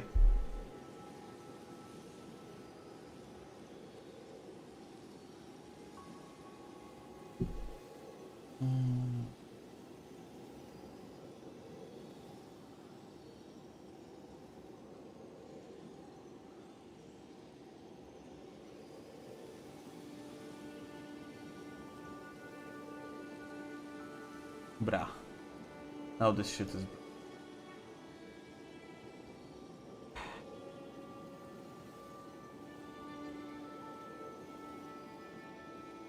Why you fucking broken? Fucking dumbass bitch.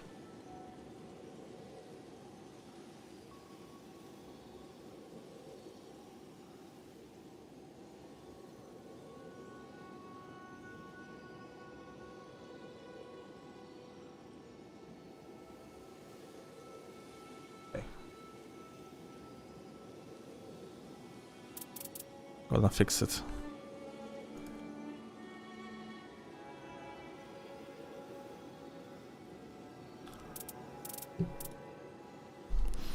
All right.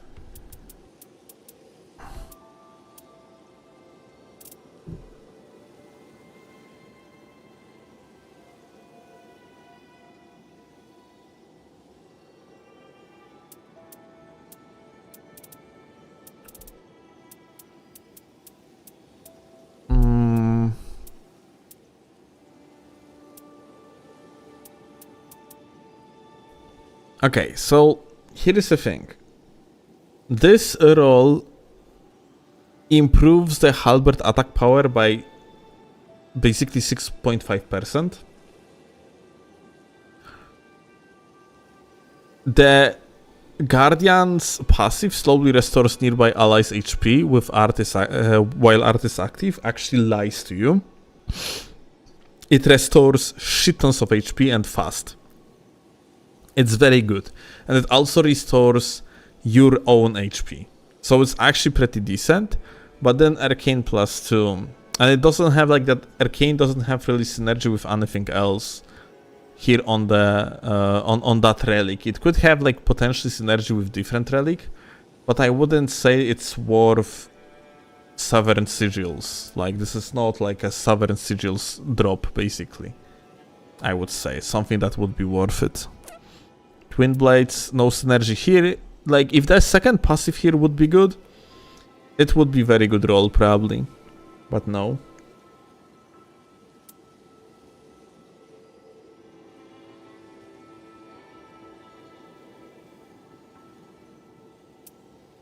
No synergy.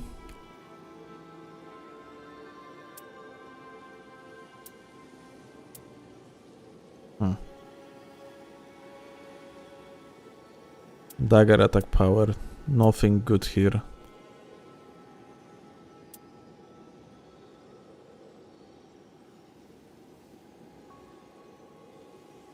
Starting armament deals holy damage. No synergy. Plus 2 poise. No synergy for Ion Eye.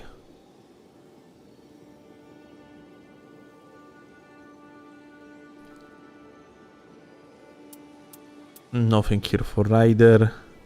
Determination, not even Royal Knight's Resolve. I'm not sure if you can get Royal Knight's Resolve at the starting like starting cash though. Probably not. Taking attacks improve attack power. That one would be good for Guardian. Not Guardian, Jesus. For... actually... Nah, it's probably blocking doesn't work, yeah? It's probably have to be direct hit. So it probably would be good for Rider, but like then, like Vigor, not even plus 3. Stone Sword key at the beginning of the expedition is always good though. Gamba Stream, yeah. Arcane plus 3, no synergy within itself.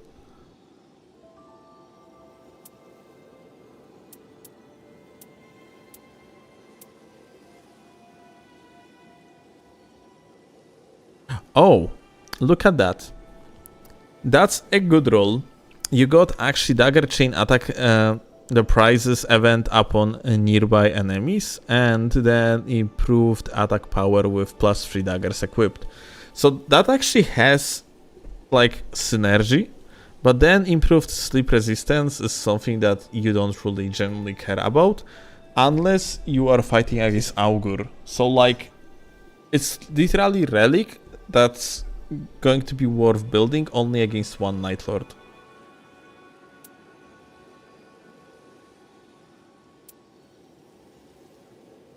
That Duchess specific effect is Grief anyway. Why? Ah, right, because you cannot like combo it into the into her ability. Like it cancels the previous restage, right? You have a point.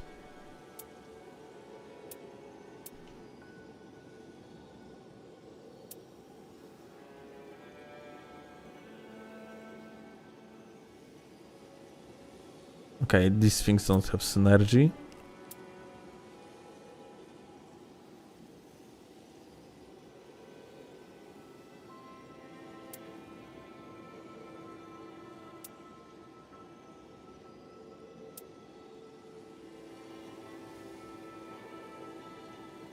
Improve critical hits actually works well with Rider, but then improve throwing pot damage is like, well, worthless, pretty much.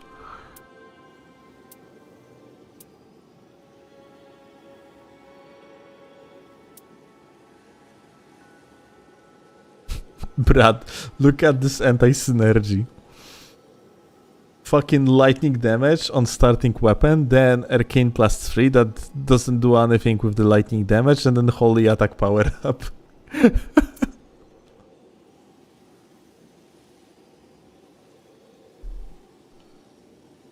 Thunderbolt pretty bad in the PvE, frankly.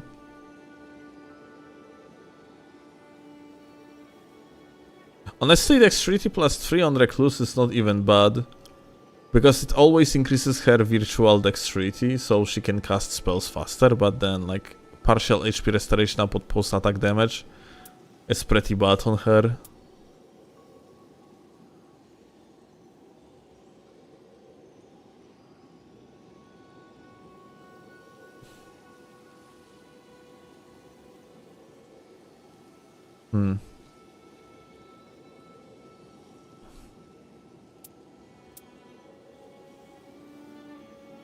Damn, this is under Relic that could be absolutely goated if instead of that Endure +3, we would get like a swap of the starting armament damage to Holy, frankly. Do you think From Software ever changed the Relic system? I certainly hope so, because lack of ability to roll on like individual parts of the passives of the Relic is absolute BM. You should be able to roll these particular passives, because it would actually diminish like RNG related issues by so much, dude.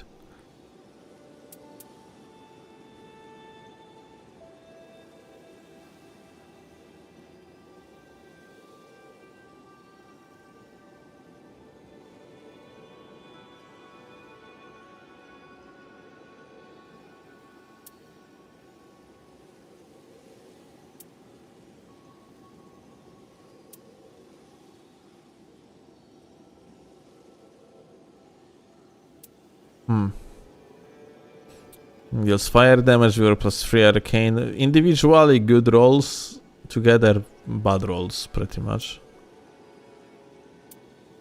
I could see myself using this roll, by the way. For an example, on Welder. Like, especially because, look, like, I'm going to mark it for now. We got here a roll that give us Chilling Mist at start of expedition and increasing the power up when someone is frostbitten. And then with this relic, I could technically keep on like cancelling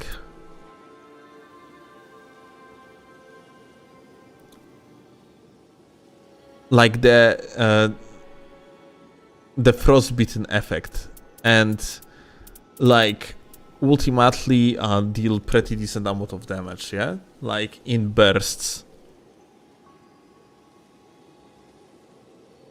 So yeah, I personally see myself using this one, but on its own it's not really a good roll, technically, I would say.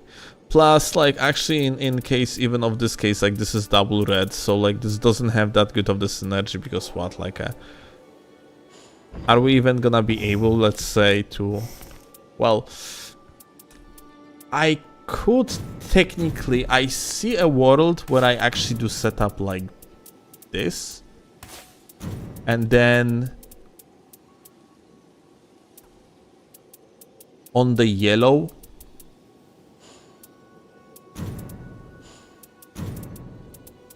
I would get myself... What is this fucking relic?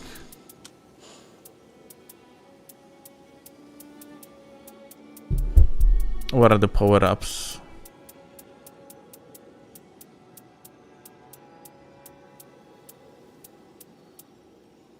And then on... Yeah, I could like get myself also the like the attack power-up from the Everjails, yeah? And I can see myself running something like that. But then you don't have like the Wilder's goodies, like the fire spread, for example, on the ultimate and so on, yeah? So this is kind of lackluster. On top of that now, like, dude, now when I think about it, it doesn't even have synergy, because where is the great where is the great great sword follow up on the ability. So I couldn't even actually utilize it. Nah, like, never mind. Never mind. I wouldn't be even able to actually use it. So yeah, never mind. Like, yeah, okay. You know what? Now when I think about it, it's yeah, not a good role at all. Like, I cannot even cope about it, unfortunately. Recluse and character skill cooldown doesn't go together because she doesn't have the cooldown on the skill. This one is bad.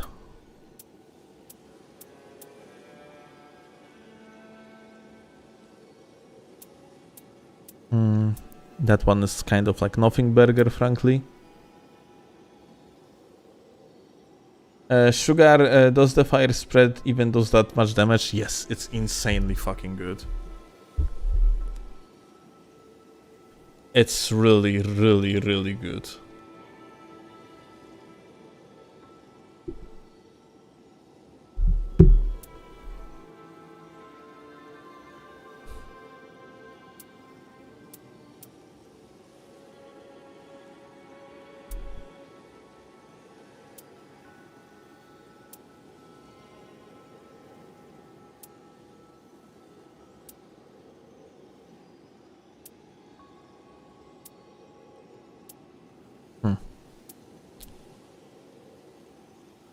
Per damage for Duchess at the beginning, rather no.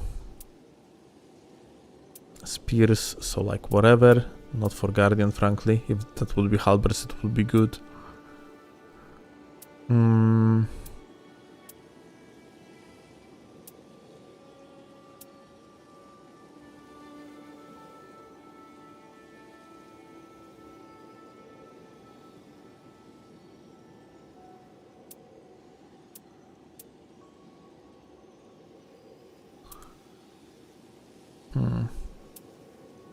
Nothing good here.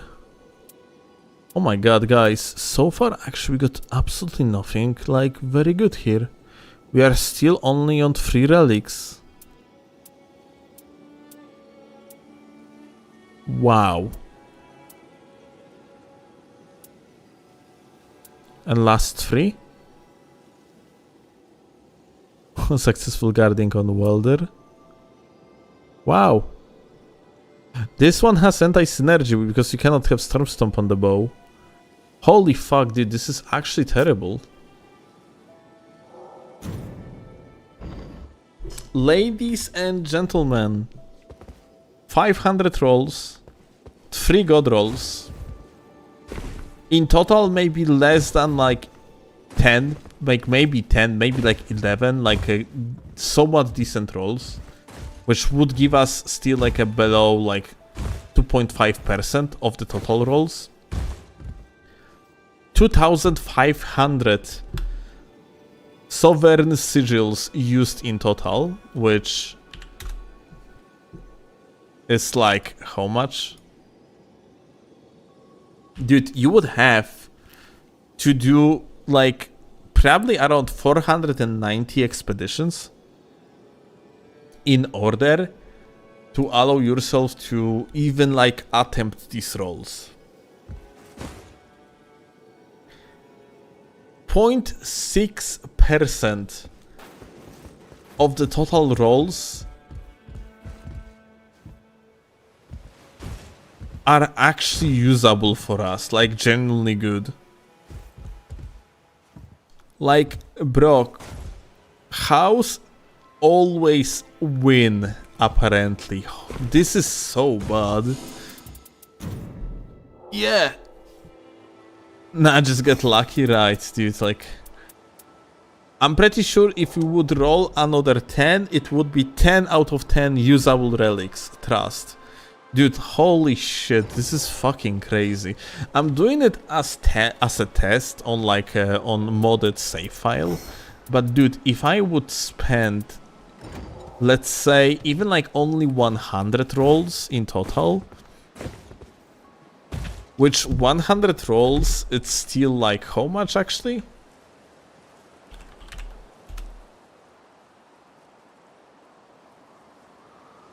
Like, it's still like we need to win like a 20 freaking enhanced expeditions, yeah? Like minimally less, of course, but like you got the point, yeah?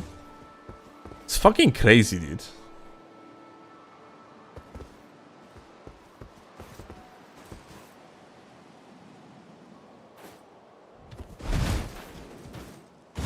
I hear the raids in normal Gamba are as bad if not worse. There is a difference though, like by rolling on the normal Gamba over here, yeah?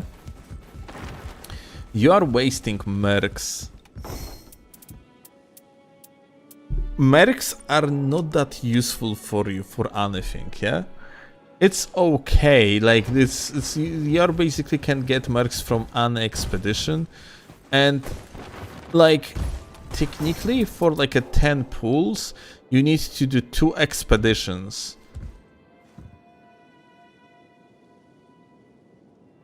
Now actually when I think about it, yeah?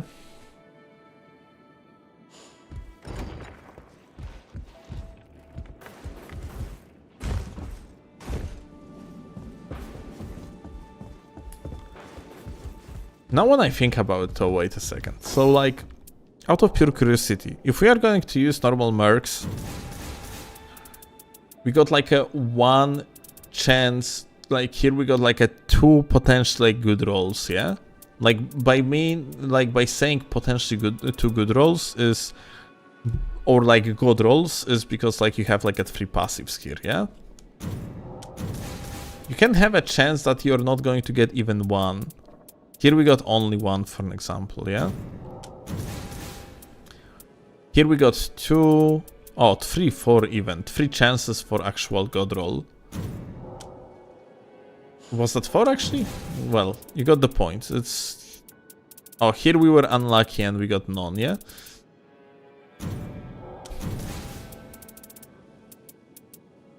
Considering the fact that you are going to sell immediately every single roll, yeah? Let me actually see it, like out of pure curiosity, yeah?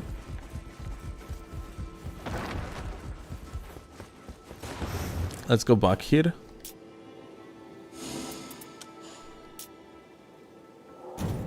Sell it all. And let's see.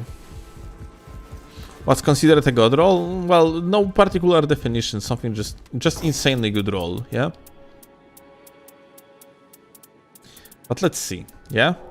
Let's see it like this. We are going to use normal mercs. 6,000 mercs is basically 2 expeditions, yeah?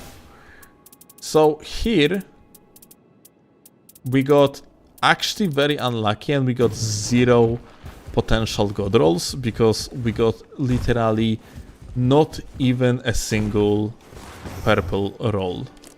Now we are going back and going to sell it, and look, practically half of we just spent, we can actually get back through selling like our shit.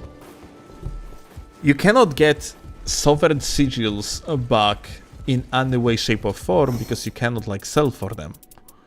You cannot sell like, you cannot get like sovereign sigils through selling like the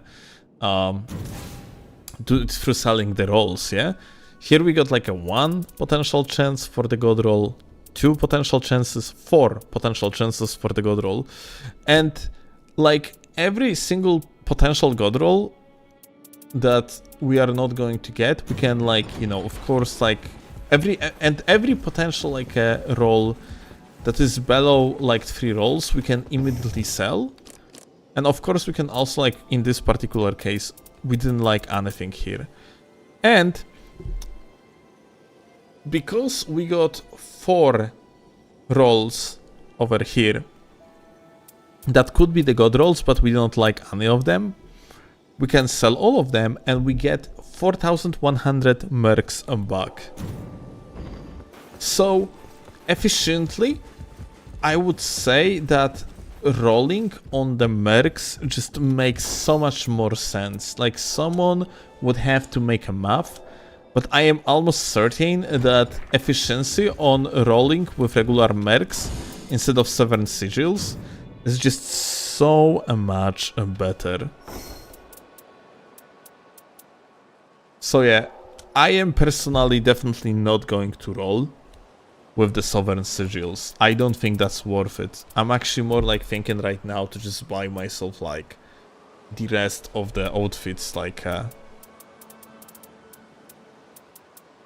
skins, that is, with the Sovereign Sigils, and just like I keep Sovereign Sigils only for like a guaranteed drop. Because yeah, like in my eyes, rolling with them like just doesn't make sense whatsoever. Rolling with mercs is probably going to give you so much better results than that. Like that's for sure. Just because of the fact that you can actually sell the rolls that you got and just like get some merc back. So like in total, you probably are more likely to get like a decent drop. You have like just more chances because of it. On top of that, you know, like the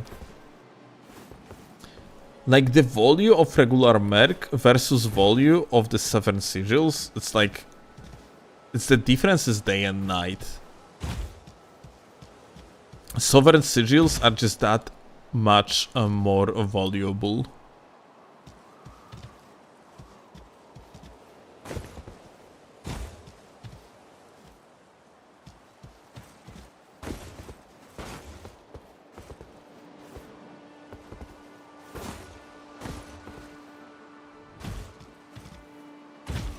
So yeah, that was the rolling session, and frankly, bruh, like, this is pretty disgusting, not gonna lie.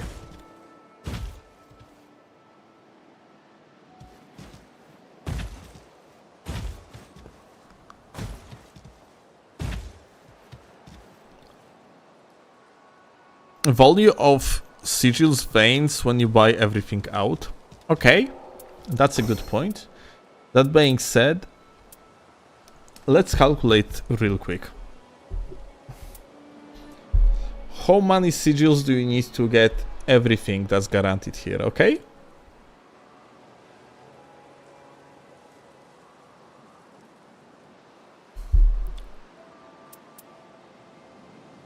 So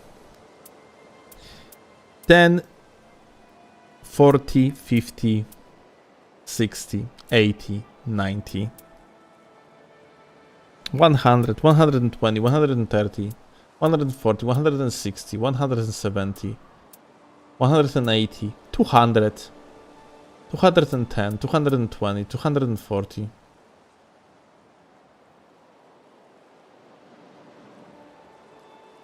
$250, 260, 280, 290, 200, 300 and 330.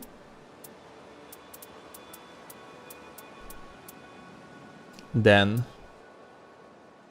let me actually 330 from the skins plus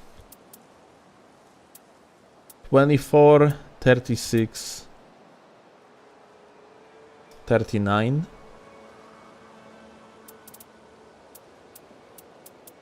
Plus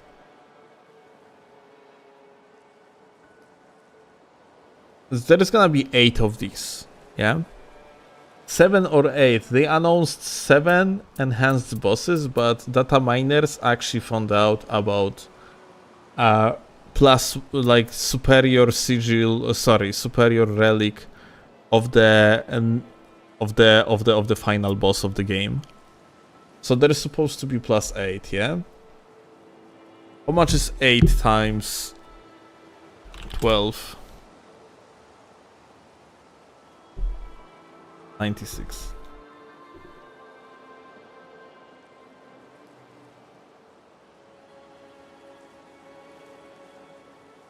Plus 96. Plus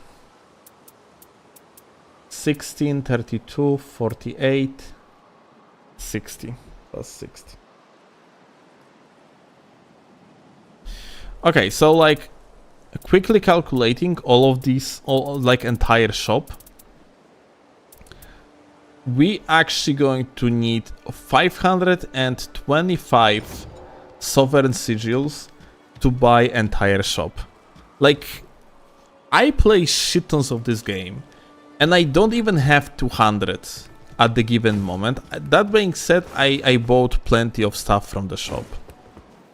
That being said, I think across like shit tons of hours that I have spent like a bit in enhanced bosses, I'm pretty sure I didn't get myself more than 500 sovereign sigils in total. So like I'm almost sure I probably didn't get even like at 300, let alone 500.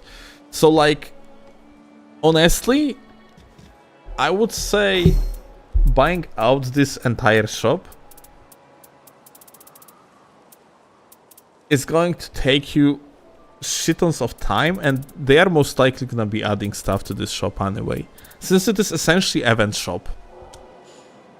So I would say it's always worth to like keep your sovereign sigils just in case, unless you have like really shit tons of them, but I have no idea how much you would need to play to actually have shit tons of them.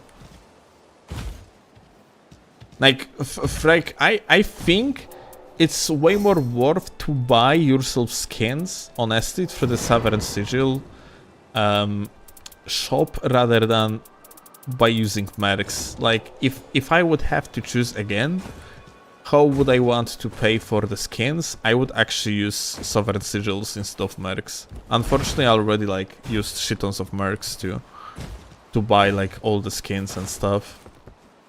But I much rather would actually, after like acknowledging all of it, I much rather would use sovereign sigils for the skins, frankly.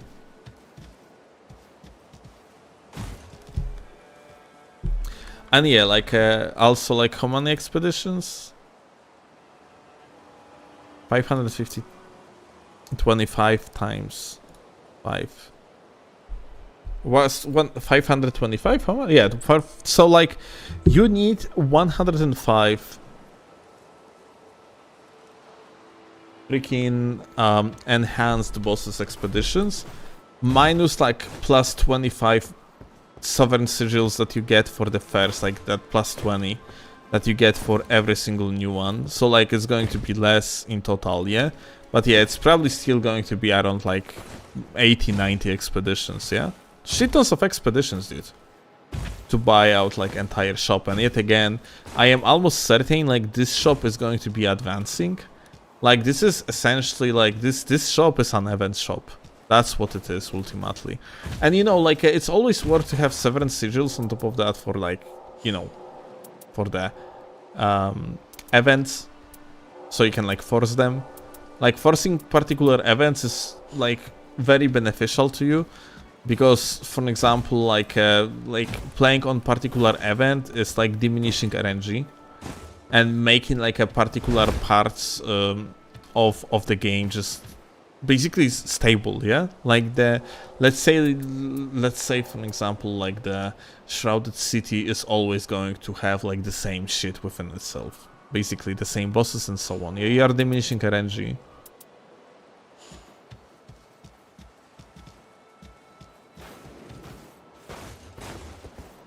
So yeah.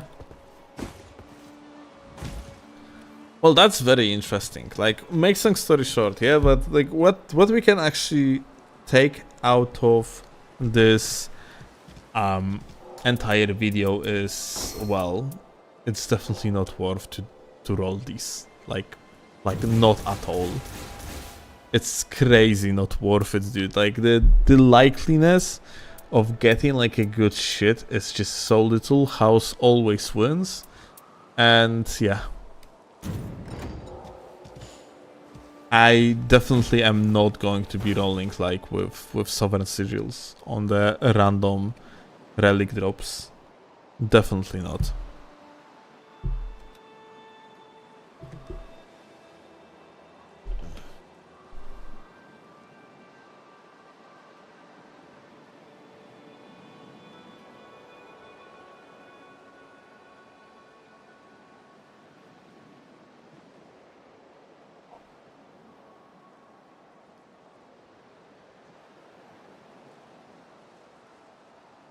I think with the shifting herbs is that you have less than Less ever jails on the map? Always? Really? Oh well. I guess it makes sense.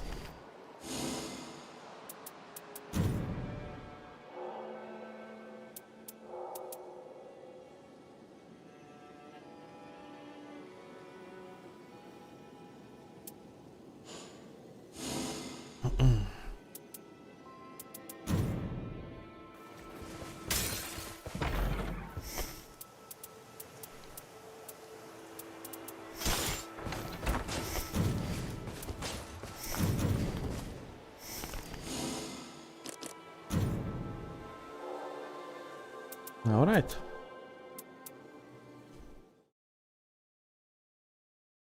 By the way, like, free reign models, dude, it's fucking amazing. Like, ability to just practice the bosses, like their movesets, it's so fucking good.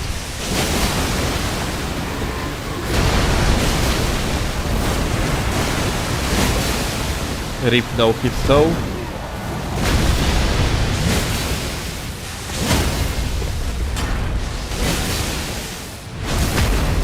I got hit by Splash.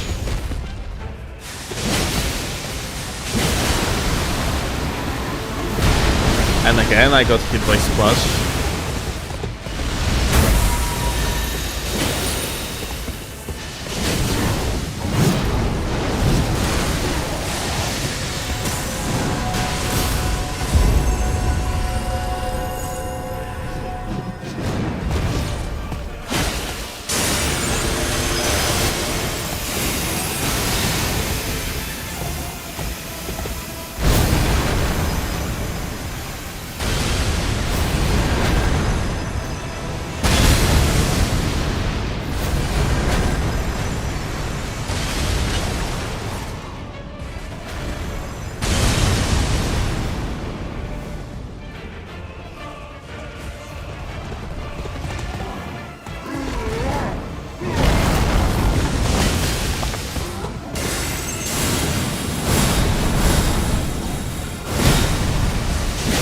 I didn't see even the guy.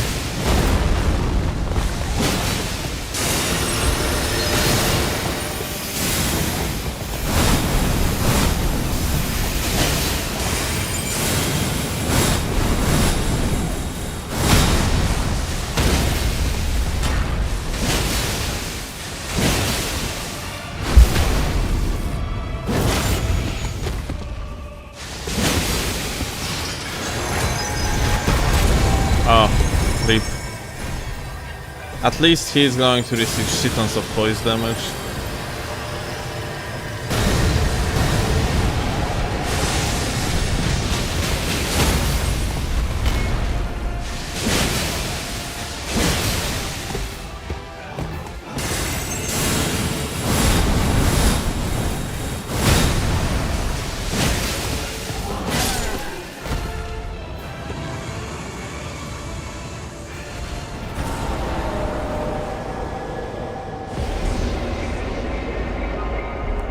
If not for that splash damage, like, you know, doing hitless, like learning the boss patterns, like it makes such a big difference, dude.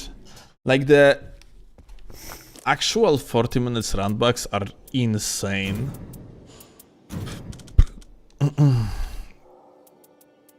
Meanwhile here, you just what? You just load up yourself onto the map and then you're ready to go.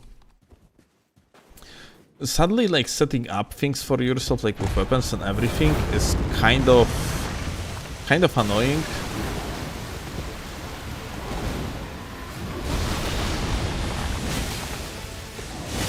But otherwise, like, just like for learning the movesets, it's super good, yeah.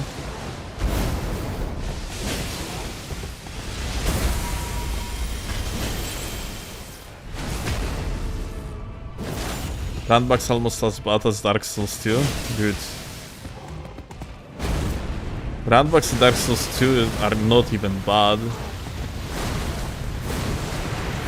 Drink Demon Souls.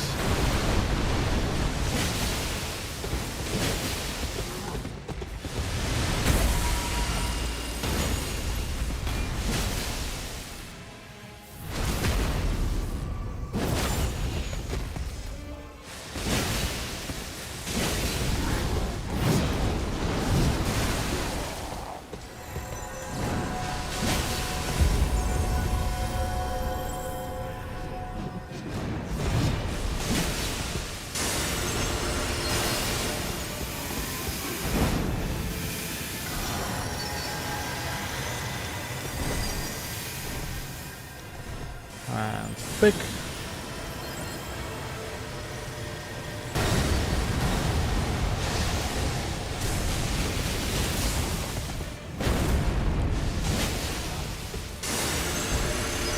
Wow. Ah, rip. Fortunate.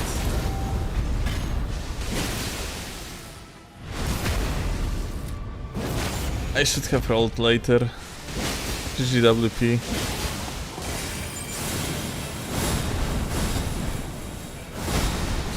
No hit ruined.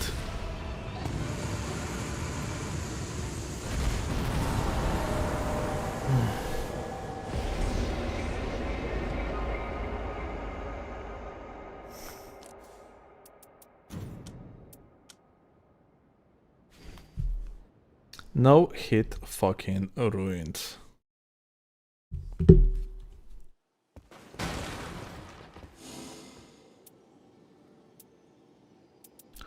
You know what I'm actually thinking? Like, so I actually wanted to practice something today. I wanted to practice...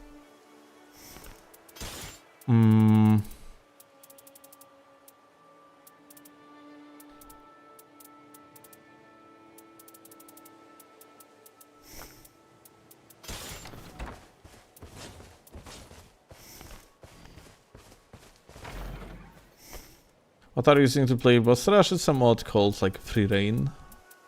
I wanted to practice Gnoster because I'm actually curious if you could make it so that you can actively like dodge the first part. I wonder if you can like manipulate the AI. So you will get like a, you would never get hit.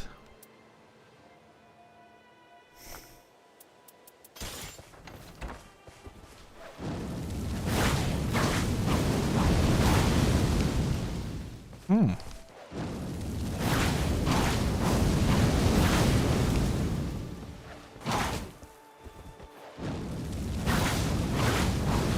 can always ult first charge? No. You are not going to stagger them with Ulder. Actually, I'm pretty sure it would be better to do it on Duchess.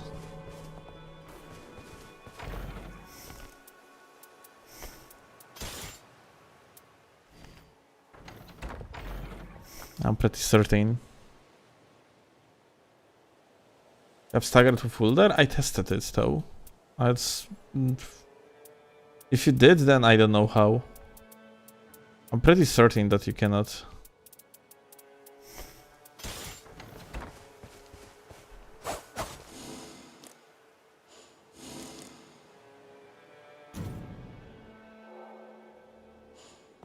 Super tight timing? Maybe.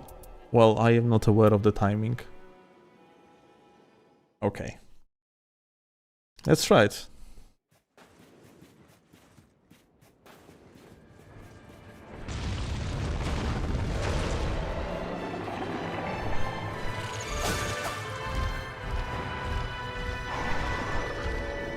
He scream. And now what? He does the running. Okay. Well.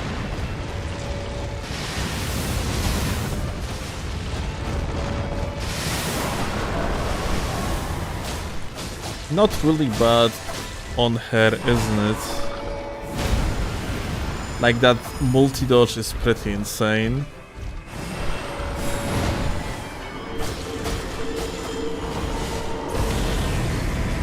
That being said, you are not dealing much of the stagger damage though when you are on the Duchess.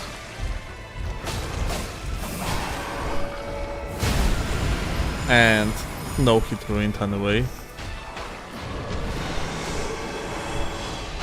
Like, I want to see... Oh, I'm not going to see. I wonder how many casts we could actually pull off of this. Huh. Okay, it seems like we could do like plenty. Can I get myself Starlight Shards, I wonder? Probably yes.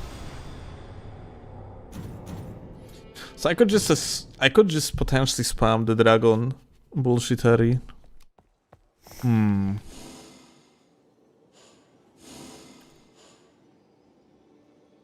Makes me actually wonder if that wouldn't be better to apply. Okay, wait. Consumables.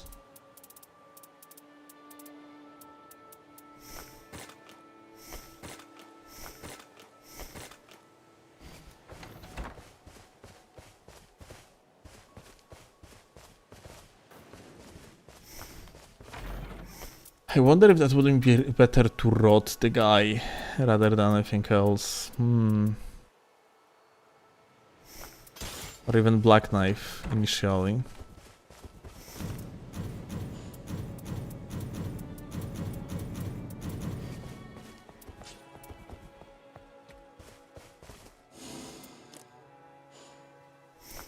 Okay, let's try it. I'm actually curious.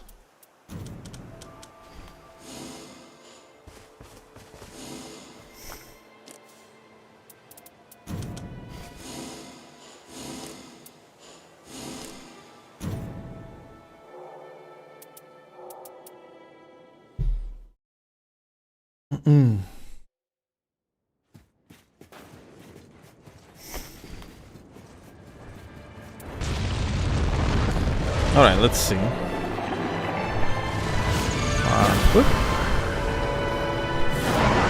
Interesting. He doesn't have like the grey health at all. Why? Okay. I brain farted. Let's reset.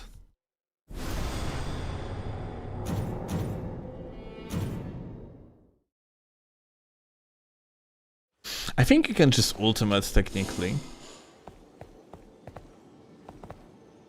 If you're gonna ultimate, are we going to skip his entire like rush mode?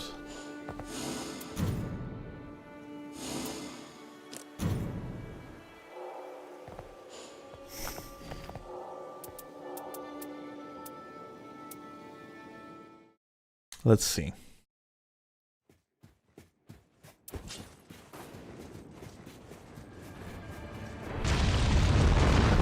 Alright.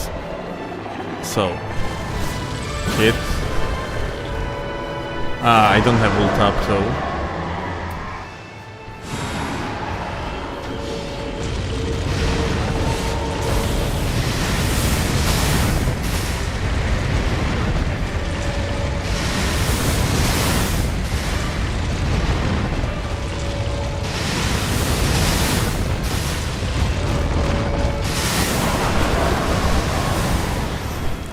Unfortunate. And I accidentally quick entire game. GG.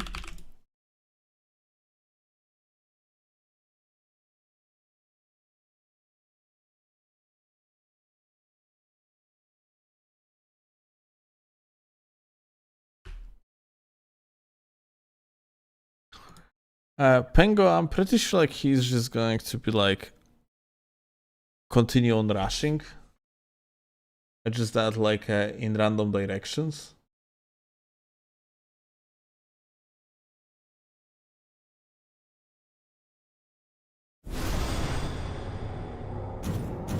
Like,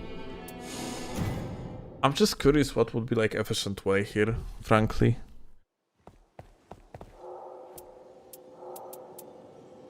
Okay, let's go to the Gnoster. And now what? We don't have ult up. We can like just enable it like that. And now what? Okay, let's see.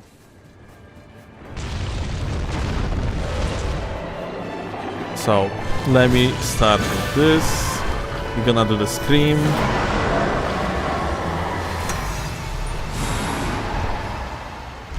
And what?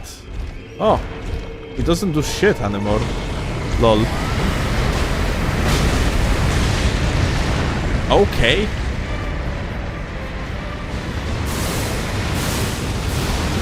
You cannot be serious. Okay. That actually skipped most of his bullshit though.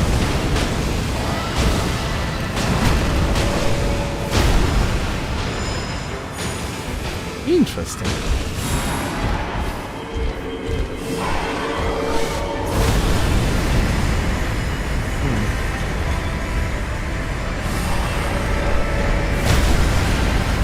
Okay, fantastic.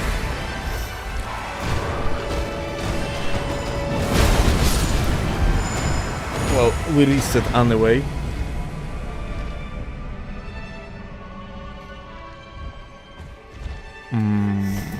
Okay. So when he's actually... You cannot stand beneath him when he's actually stomping, like at all. You cannot also jump over it because lag is going to hit you. Alright, let's start over.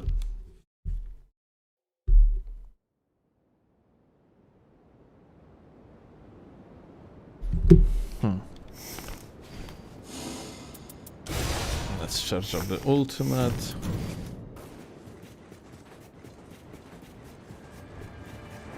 And now what? Okay, let's start with that thing. He's going to scream. Can I cast the ult?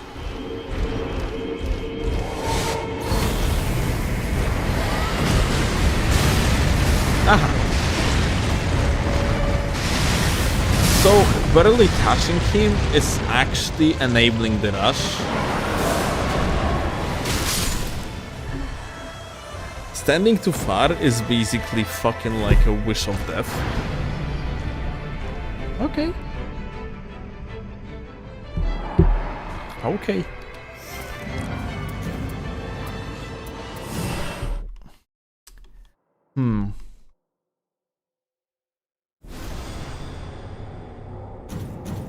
Okay. If that's the case, then maybe if you're gonna ult earlier. Let's see.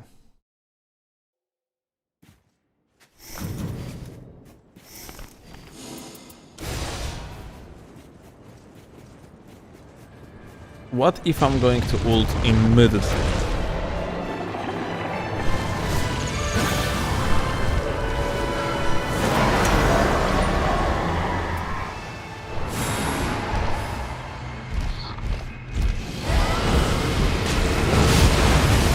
And he's doing the... Okay, he's scripted to do it no matter what, dude.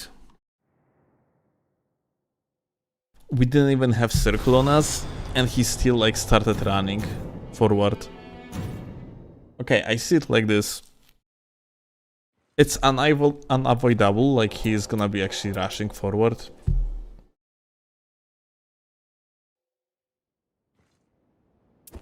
So... I'm just gonna use ultimate afterwards.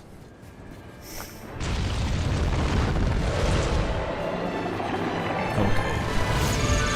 So get hit, my dude. I'm gonna scream.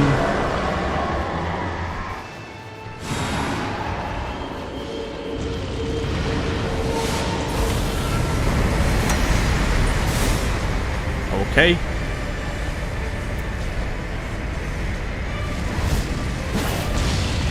Okay, okay, we made him like rush again. Okay, we good.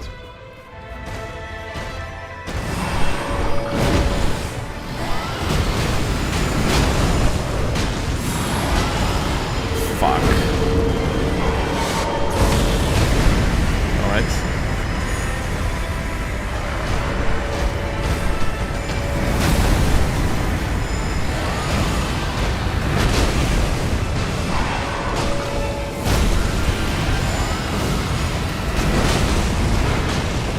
I'm actually quite impressed that the gamer is not staggered yet. And okay, fuck you. Unbelievable.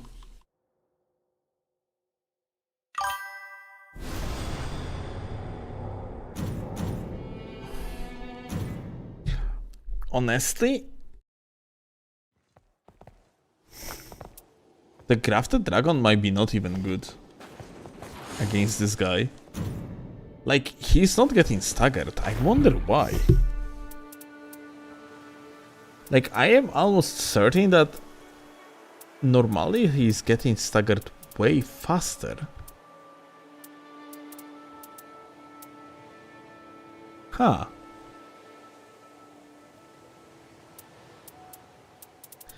Anything else that actually is doing well against this guy? Like, we need a fire damage, yeah?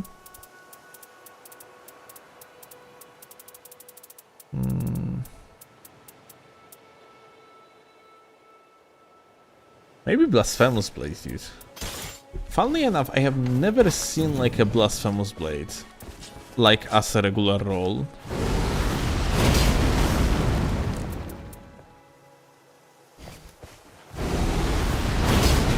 Does anyone of you guys actually got Blasphemous Blade like ever? Yeah, Scarp.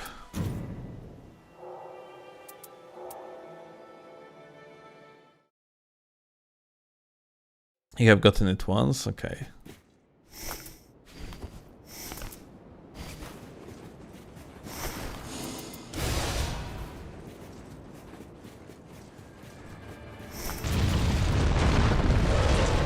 Alright, so hit the guy. We're gonna scream. We're gonna wait for the nukes.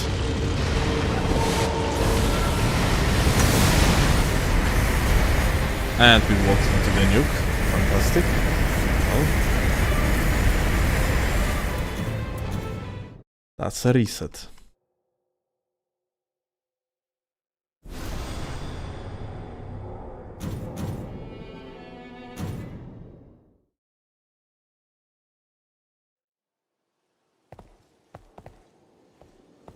It was underwhelming? Oh, maybe they nerfed it then. We're gonna see how well it's going to do against Noster. Alright.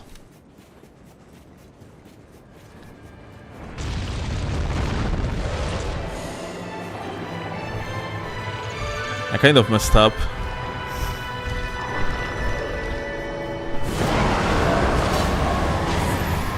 Hey, that damage is decent. I actually can restage even. Well, I should have done it earlier.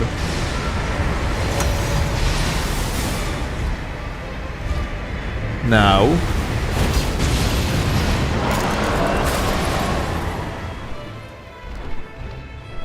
Are they going to rush more?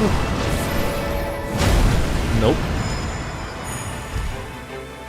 He went into normal fighting mode.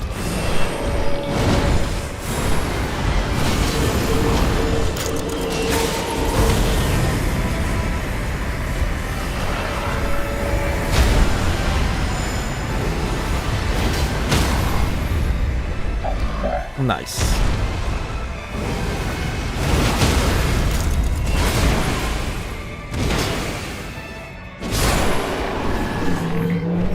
All right. Yeah, that might be like good weapon against Noster. Let me actually see if we are going to like. Let's see. And we're gonna be attacking both of them at once. Yeah.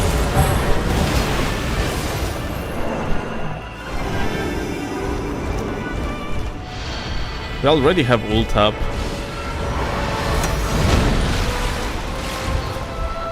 Let's actually use it.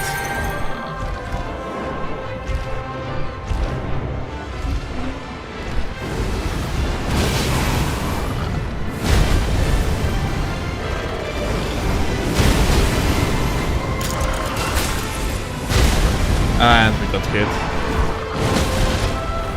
Unfortunate.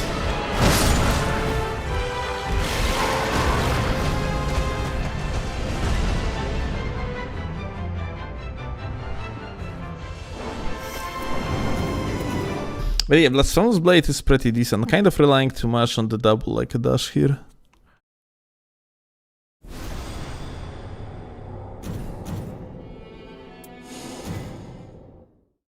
Like no hitting this guy. Do we have anyone on YouTube that actually no hit Noster? Like this boss must be a fucking hell to no hit. Without like you know, when you're using the free reign mode, at some point you're going to no hit it, but without it, dude, it must be such a fucking pain.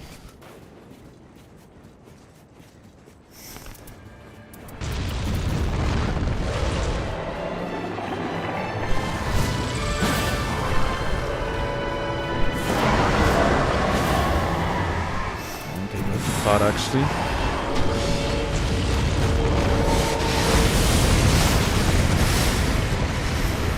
Fuck you, bitch.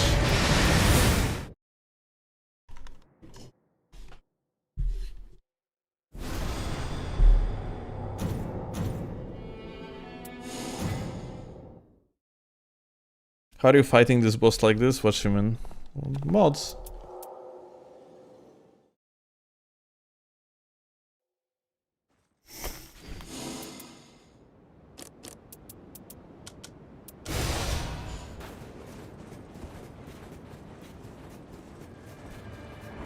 Yo, howdy.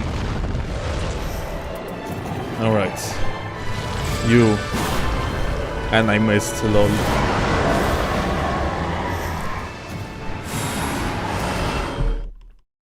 Was too close to the AoE. Kind of wonder if you could like stagger the guy. Like instantly. Maybe with... maybe with Wilder.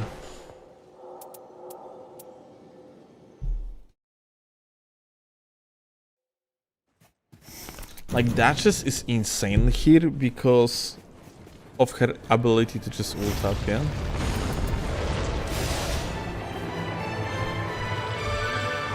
Okay.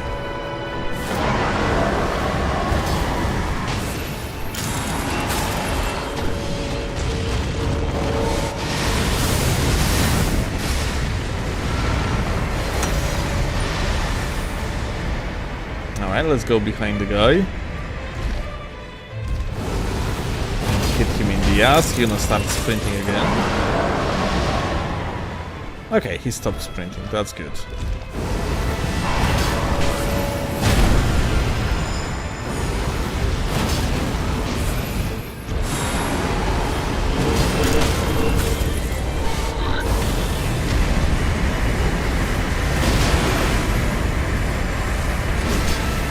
Unfortunately, out of mana already.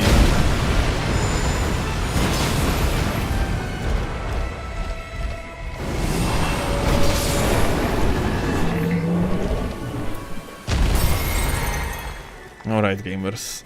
Now what? We want to hit the double, yeah? Cannot kill this boyo just yet.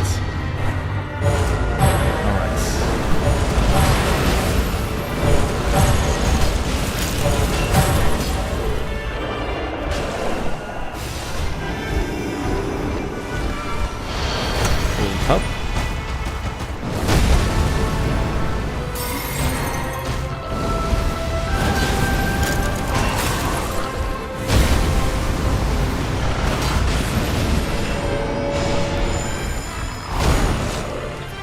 Okay. Let's try to get away. And now what? Maybe like luring them out a little bit. Nice.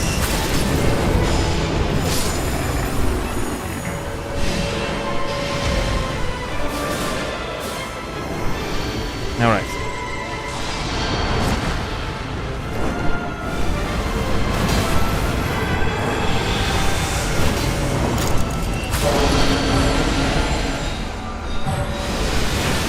Are you serious? Oh my god, I didn't see it.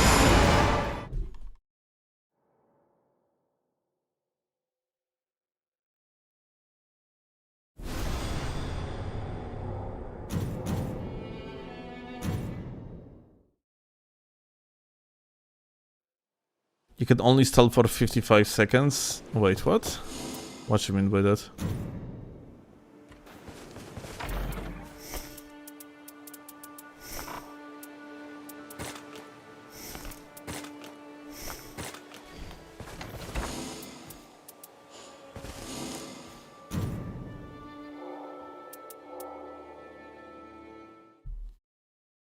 I would say the strategy with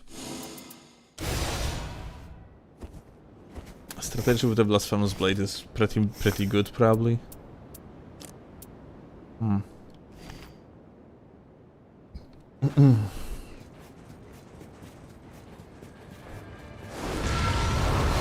I want to try something out. Let's ult up first.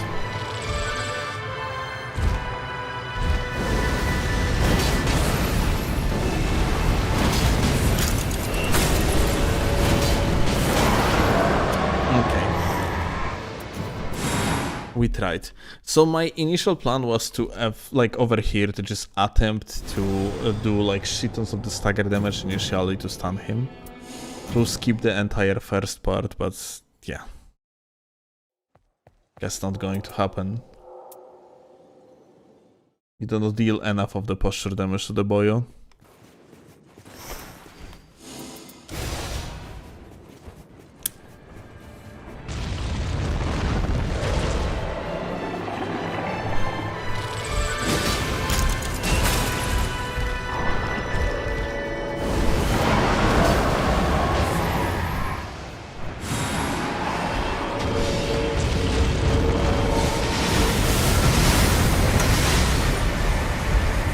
Alright.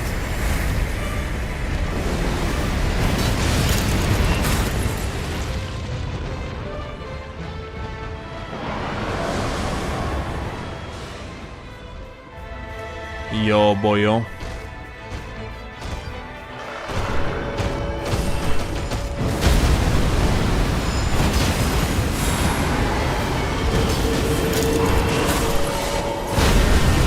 Oh, you serious? I didn't see this attack actually. Like, focused my eyes on the moth.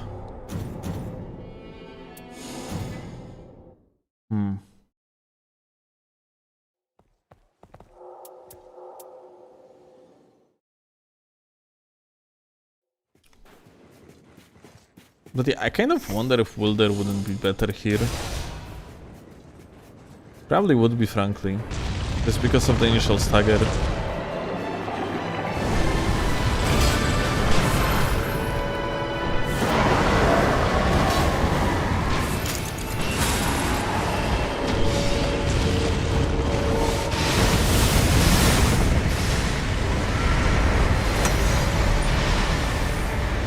Okay.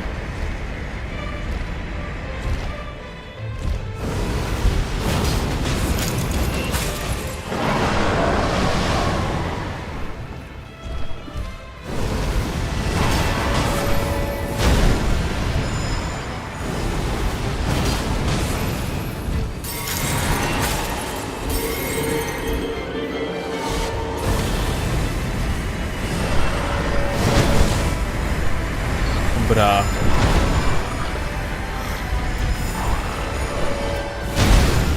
Okay. Let me try Wilder. Same setup, but Wilder.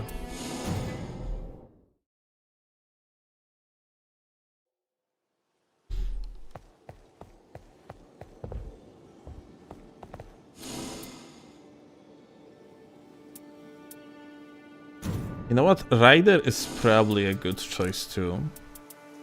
Ryder is probably the best choice when I think about it. Give me a second.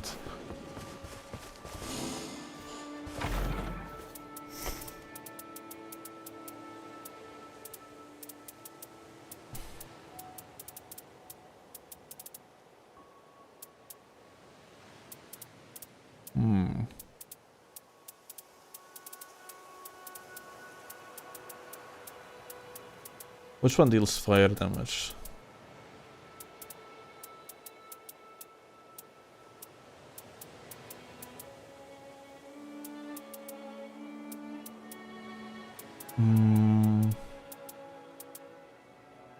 The Great Hammer.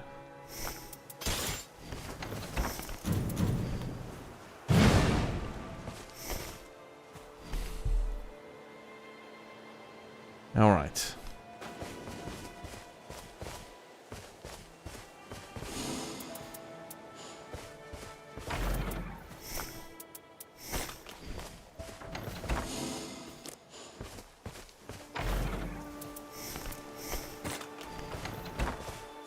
All right. Like technically, we could also just go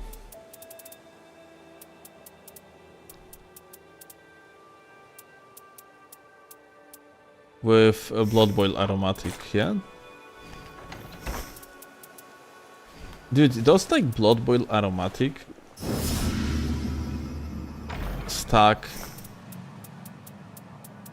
with other? I think it does, yeah?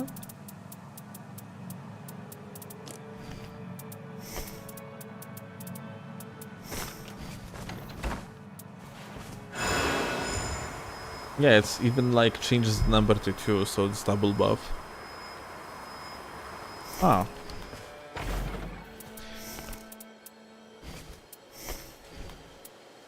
Okay. I mean, that sounds like not a bad idea to use these two then.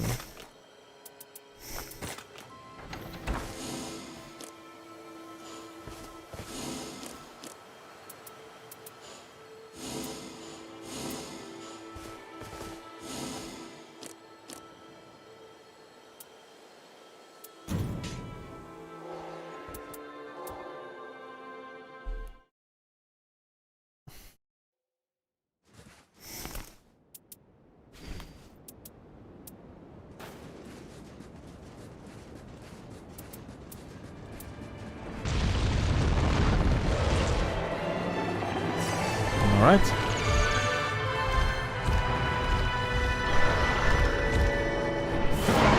But I just realized, like, initially I won't be able to actually dodge shit.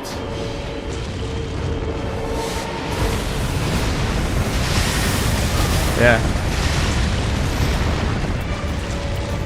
You need to have ult up to ult the guy and instantly try to stagger them. Because, like, that's the problem with Raider. You cannot. Yeah, that's why Duchess. Yeah, that's why it was, like, my initial, like, a thing about Duchess. Maybe Wilder better? Yeah. Wilder. I'm gonna try something. Before we're gonna swap to Wilder. Okay, so, like... Yeah.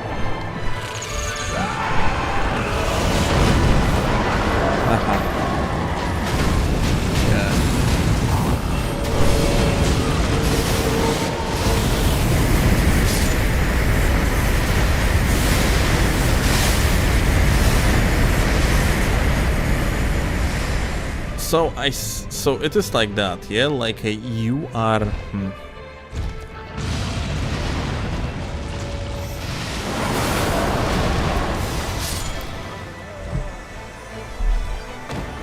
You cannot stagger the guy.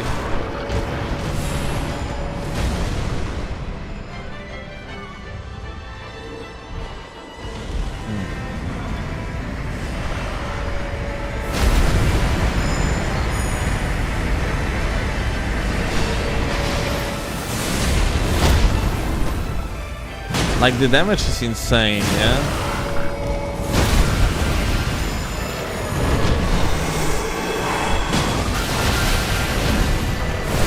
Like, stagger damage would be also fucking amazing.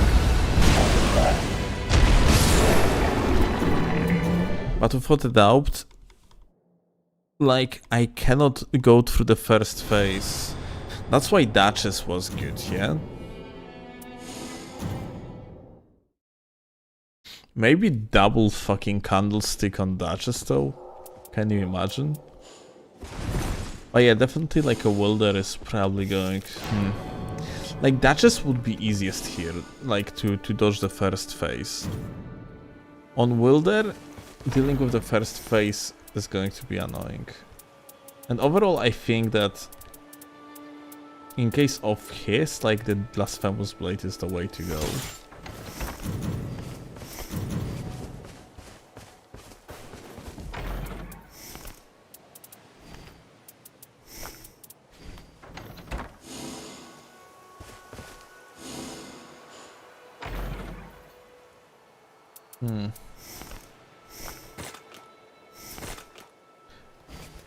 Funnily enough, we have no relics, by the way. I can actually equip relics now when I think about it. Probably would make even sense to do so.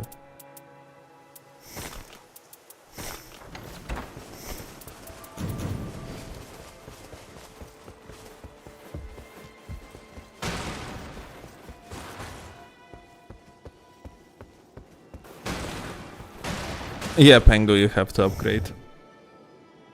Update free reign to get all of these.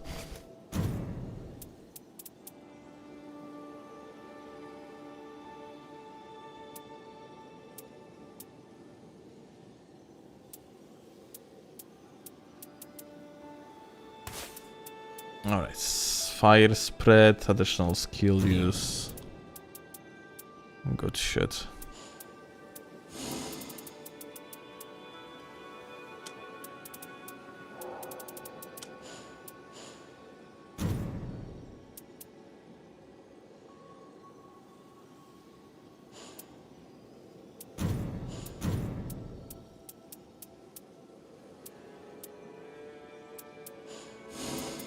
I'm just gonna use the guaranteed ones, apparently.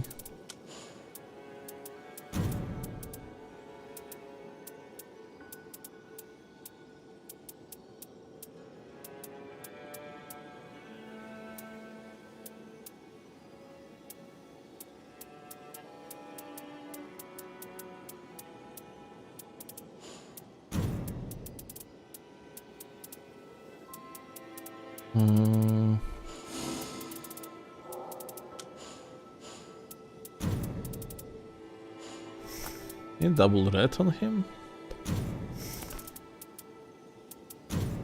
Interesting.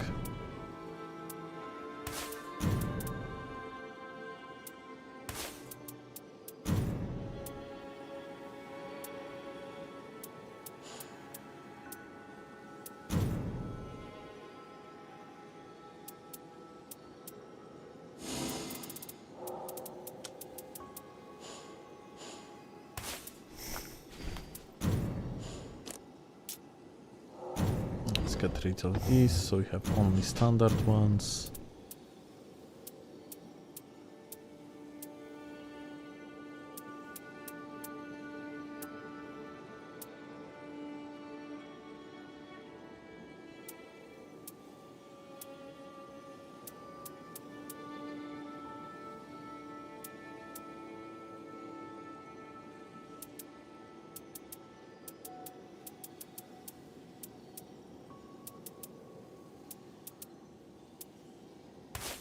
Okay.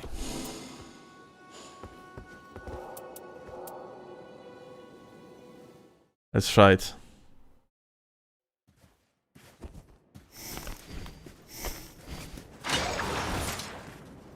Ooh.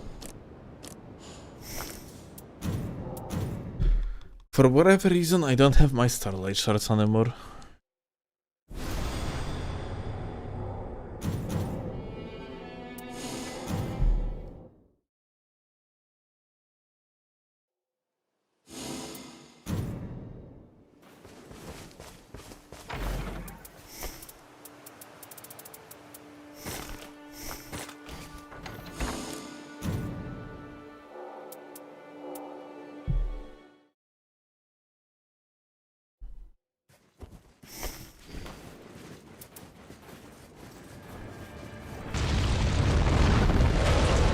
Okay, yo boyo.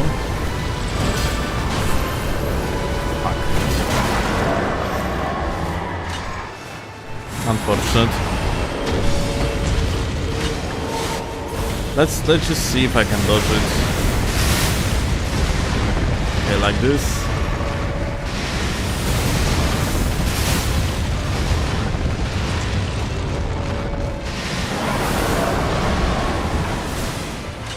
Okay, that last part is so hard to dodge too. What the fuck?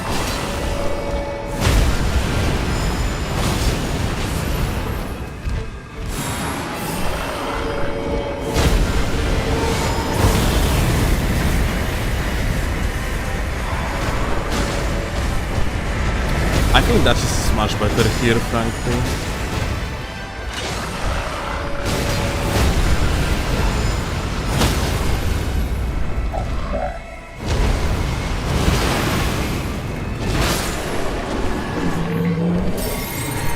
Let's see other movesets before we're actually gonna try to focus too much on the no-hit.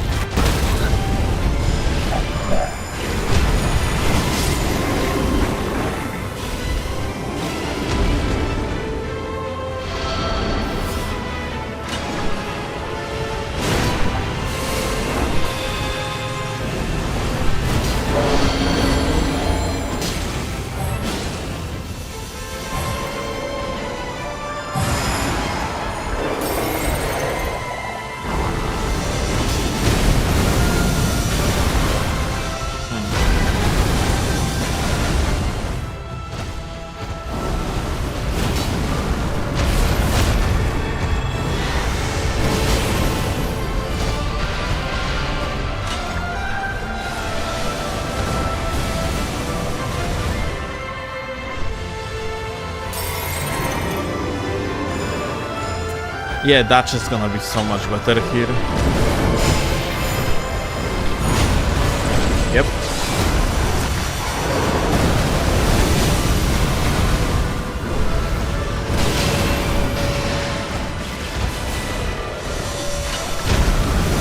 Maybe Ion Eye, actually.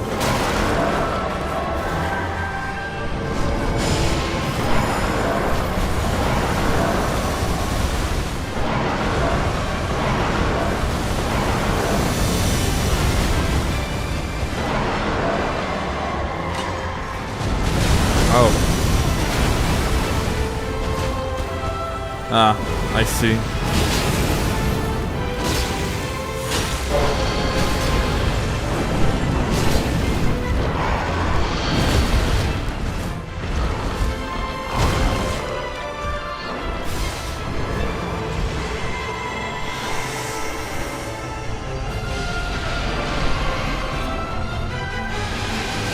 So it's not going to hit me now because, yeah, like the projectile is hitting like the big boy instead.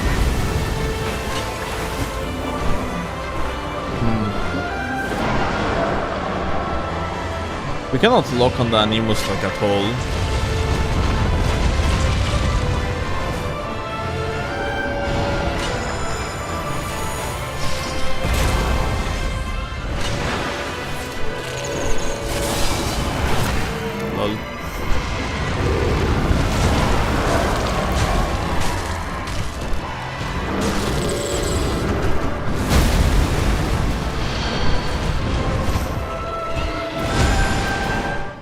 Alright, see it like that.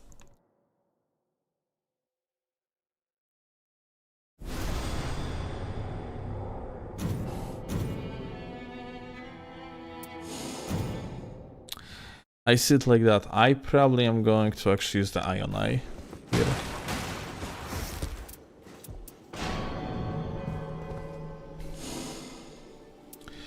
Problem with Ion Eye is that like without upgrading the starting armament, it's probably gonna be pretty shit performance, all things considered, because he doesn't have like a firebow at all.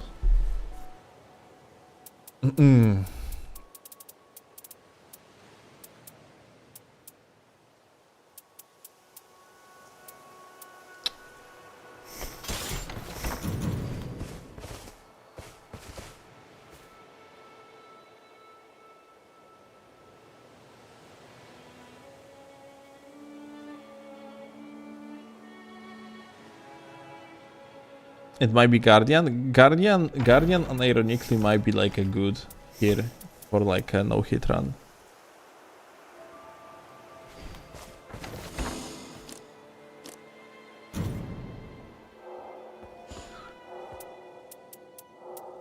Learn the chainsaw in Nightreign. Pog idea. Why would you fight the boss if you can skip the boss?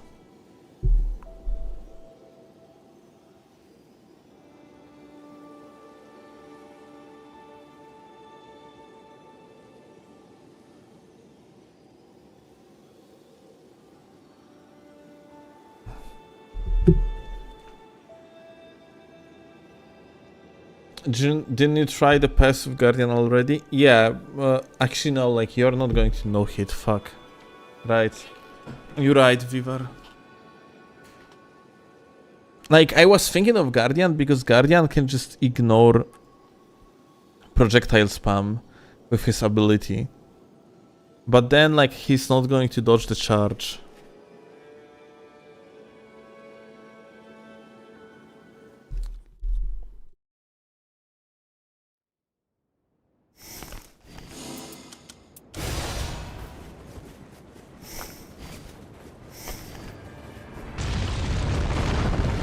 Alright.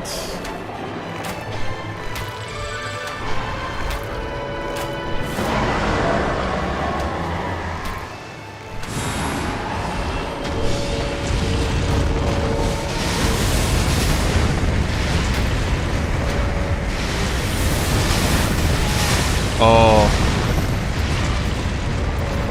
I don't have relics. Let's actually equip relics.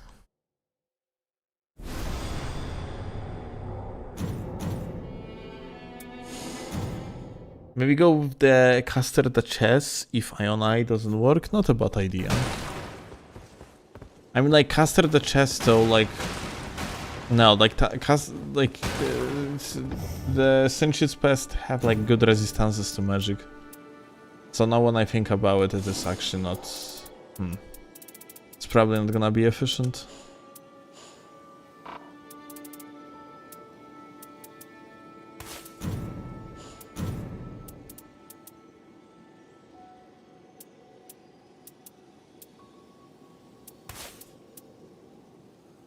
Ooh.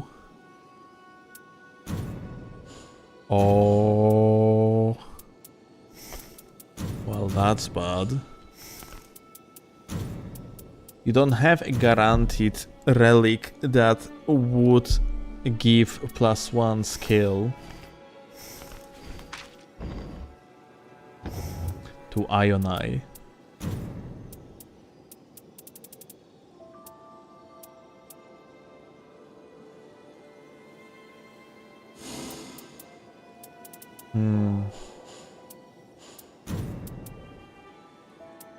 You have the one that extends the duration of the weak point, but you don't have any that would. Well, fuck, that's bad. Don't have any that would give you +1 skill. That's pretty dog shit.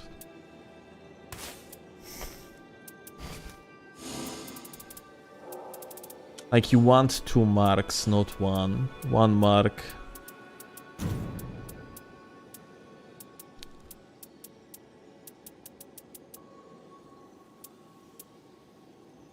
One mark is like, like, you know, I was about to use the ability of Ion Eye to just dodge the attacks. That was the initial idea.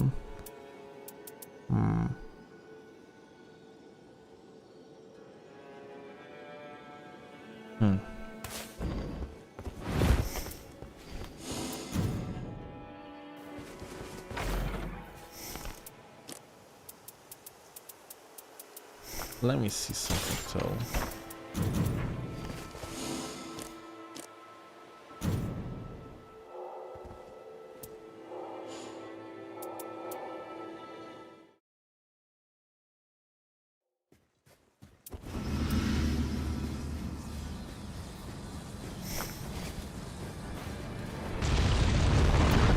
Alright. Let's see. I actually didn't mark. Oh, that actually bounces like projectiles all together.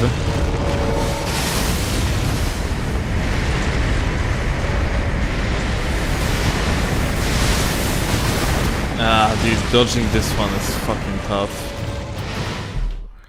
If we had like a 2 marks, that would be so much easier. Not 2 marks, but like a 2 abilities.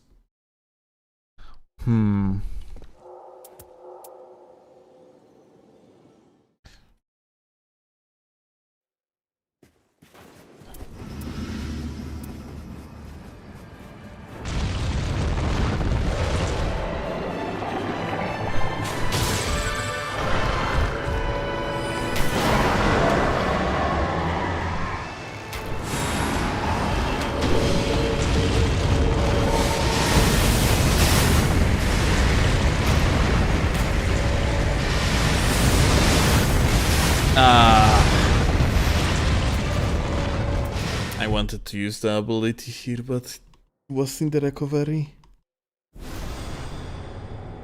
I could have double roll here and that would be much better for me.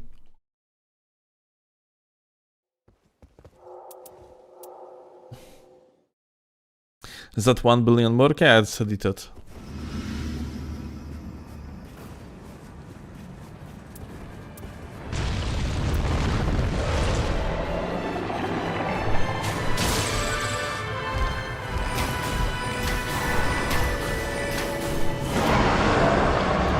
Screams.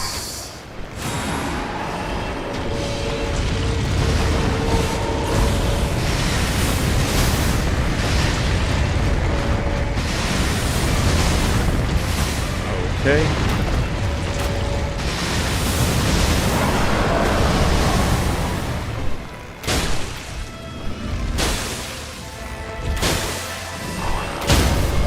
Okay, good stagger.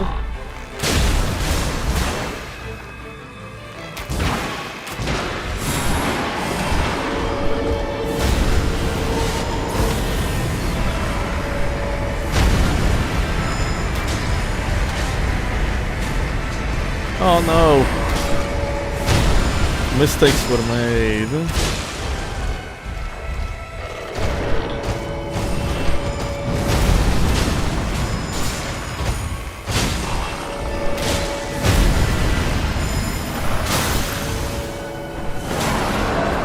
And the scream. Fuck, like without like that +1 ability use, it's kind of like, man, not only Mark doesn't sit on the target for long enough, I have feeling like.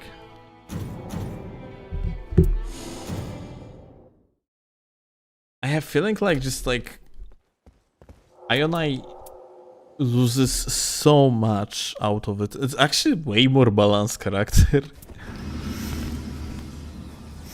Just because of the lack of like a 2 marks. That's funny.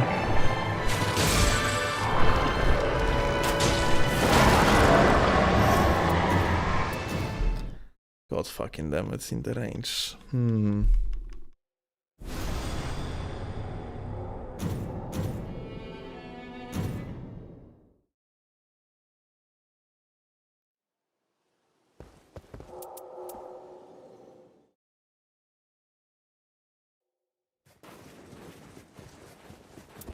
Maybe we're supposed to roll something for the Ionai. Alright.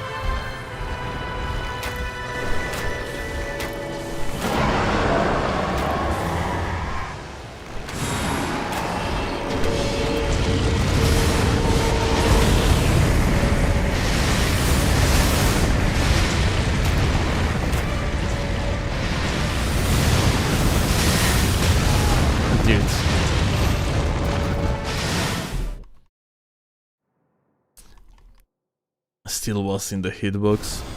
Like, bro doesn't have hitbox on its full body, it only has on the, like, front part of it.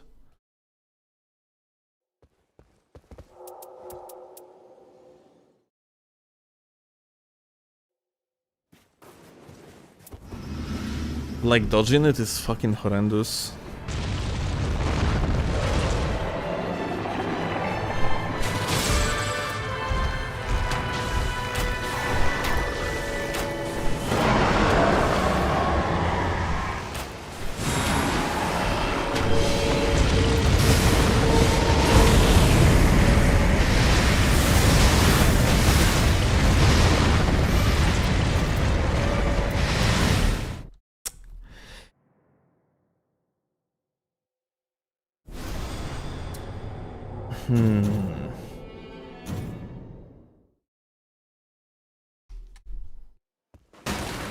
I think I'm gonna go for the like double.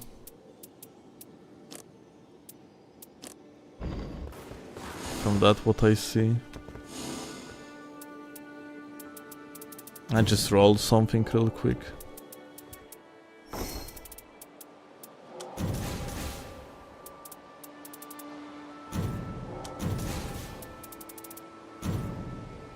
That was Art Search for I&I. Oh, okay, we got something good.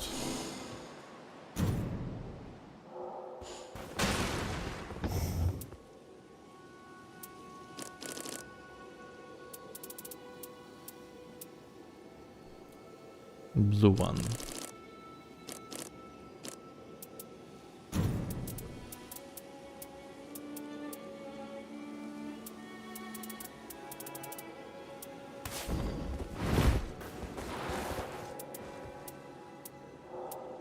Okay. It's gonna be much easier now, I do believe. Let's see.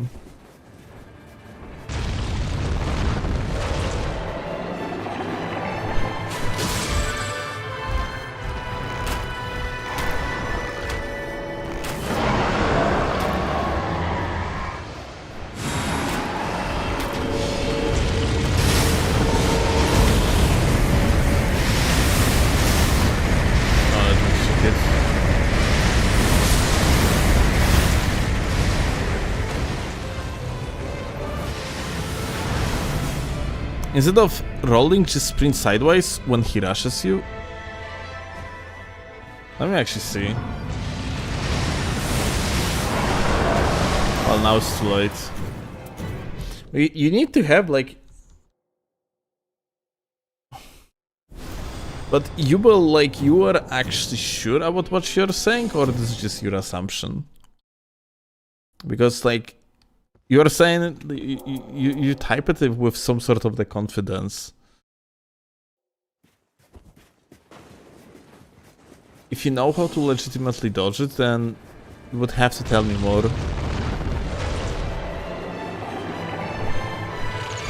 Let's see. Oh, such a miss. Lula.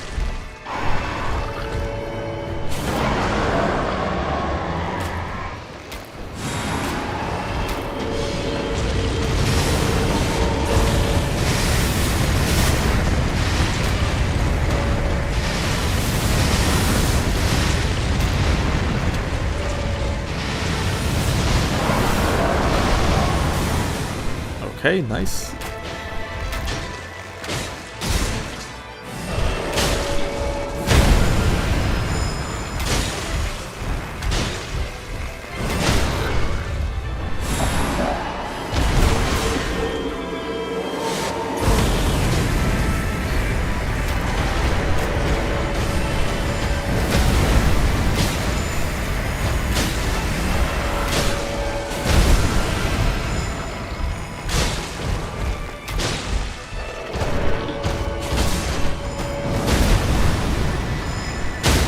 Alright, beautiful.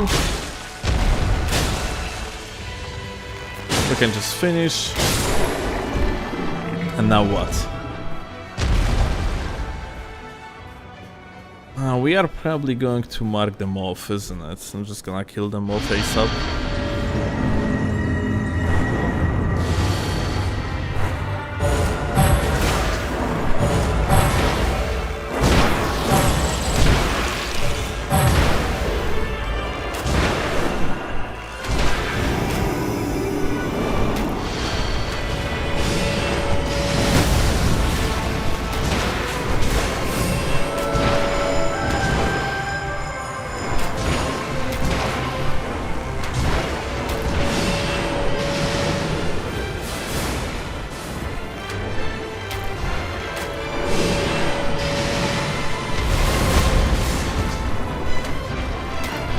Come on, gamer. Dead. Nice.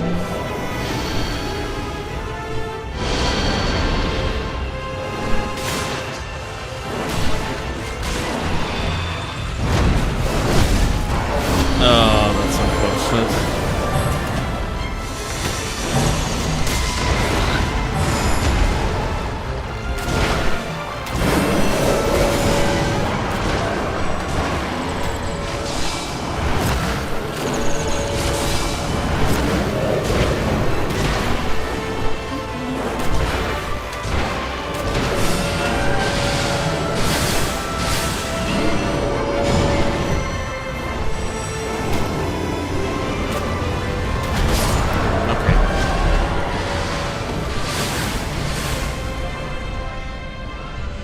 This boss is probably worst no hit, I agree. We are trying right now to figure out strategy. Like the problem with actually...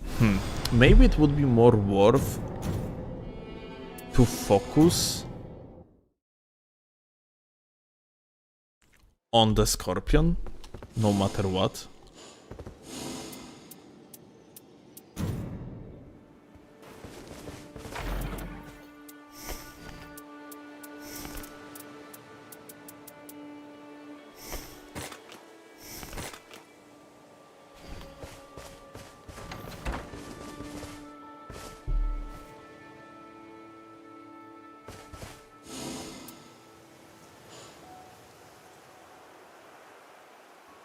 Then you get hit with the Moth projectiles. Not exactly melee, because Moth is actually hitting Scorpion.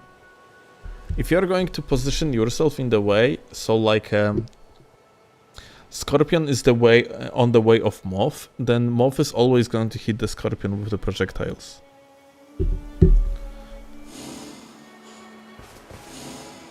But that being said, it is of course easier said than done. 100%.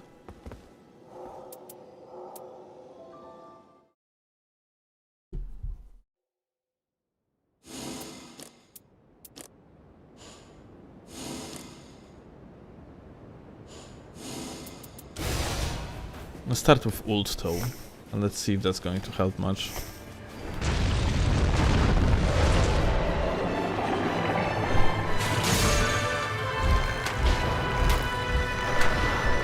Alright.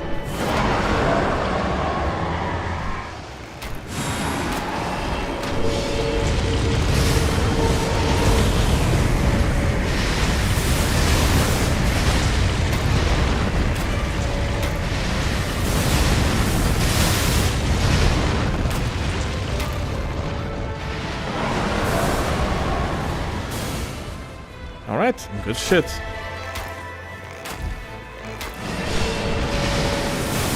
Oh. Big messed up.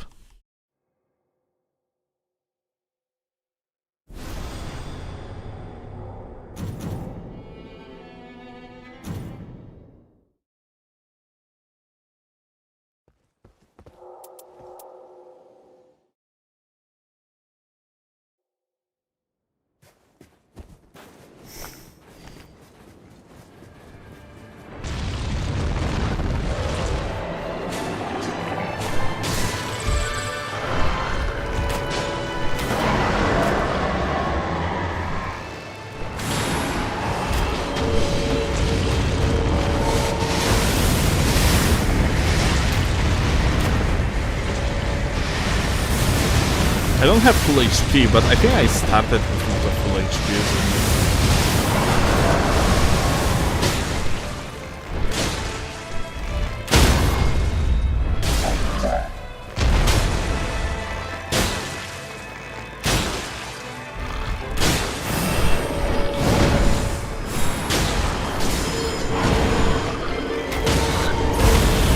Oh, what the fuck? I was actually looking at the chat.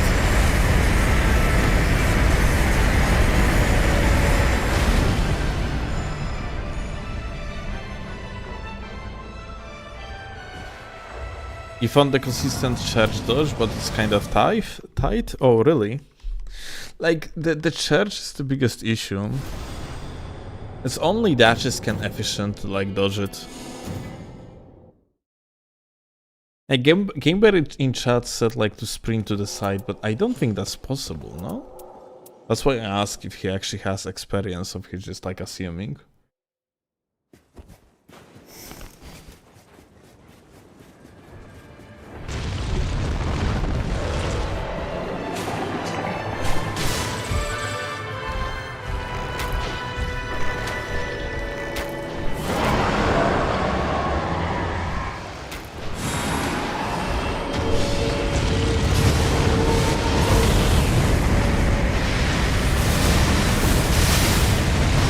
Okay.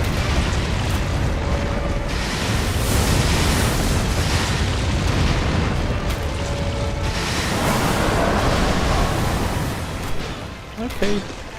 So far so good.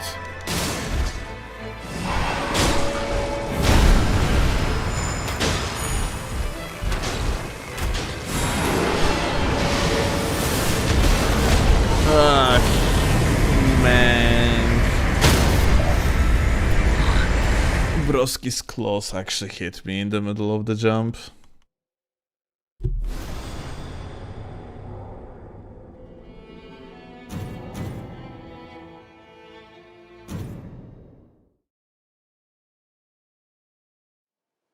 Alright, Pengu.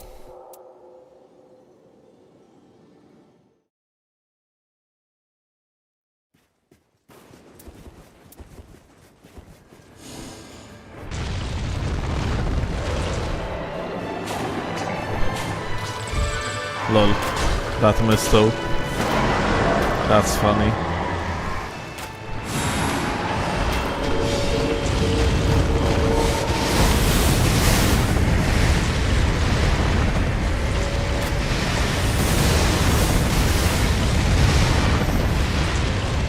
Let's see. What if I'm gonna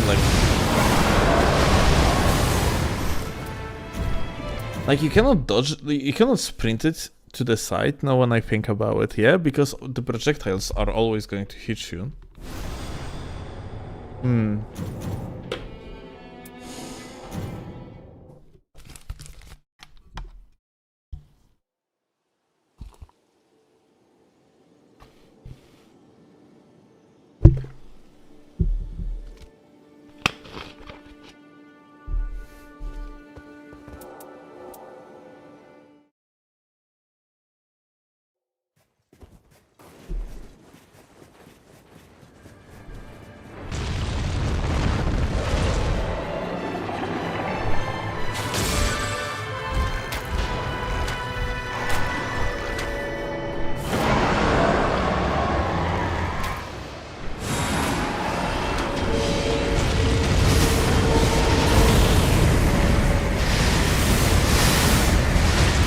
Okay, so far so good. Ah, that was too far.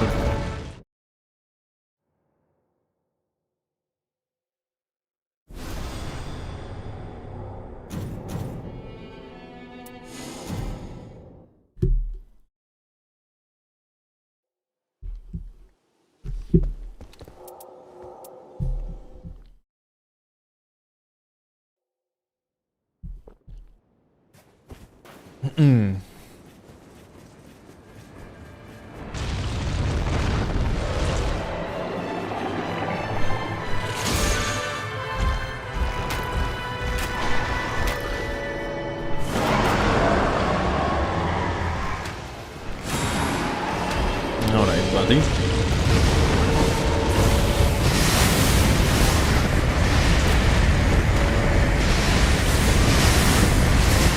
Alright, so far so good. I got hit by something, isn't it? Or I didn't. Did I start like with the amount of the HP or something actually hit me? I'm not sure.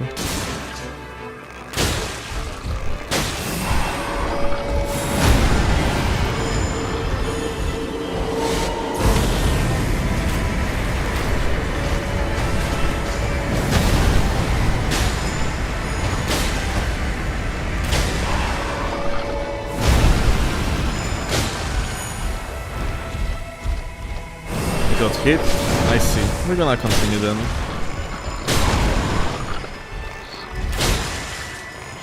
We're gonna try to attack like the big guy.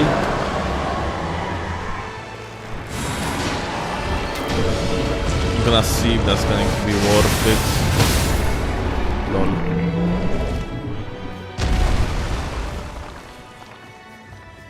So initially we are going to attack the small boyo.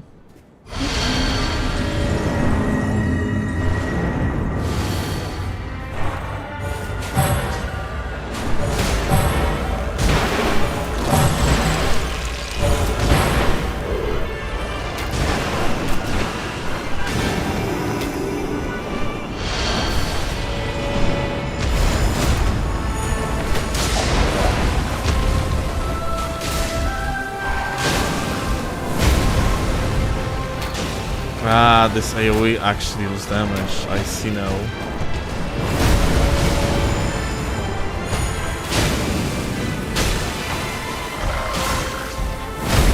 Yeah. Oh, that's so bullshit.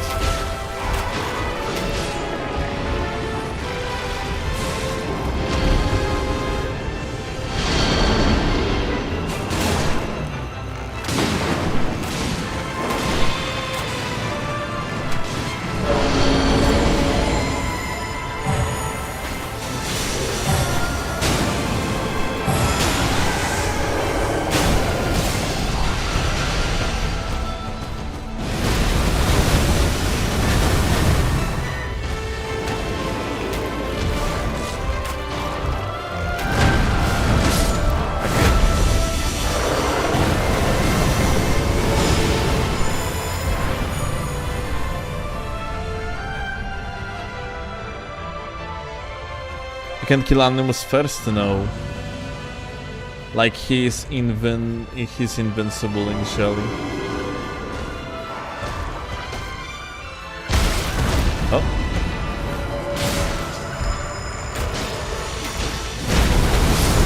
Oh my god.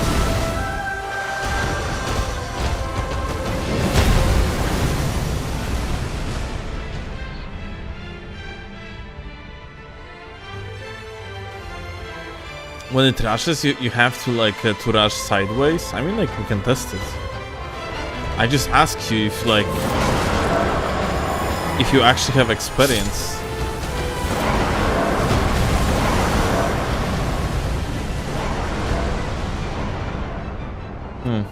I want to actually see something in particular. Let's see.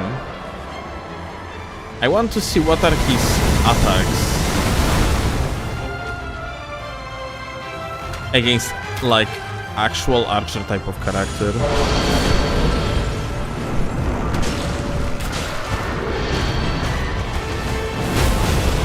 Okay.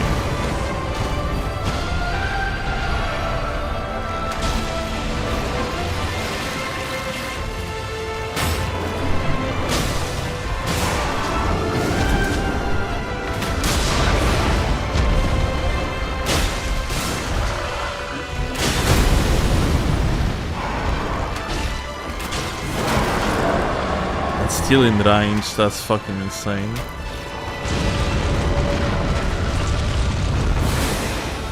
Dude, I actually got roll cut by it.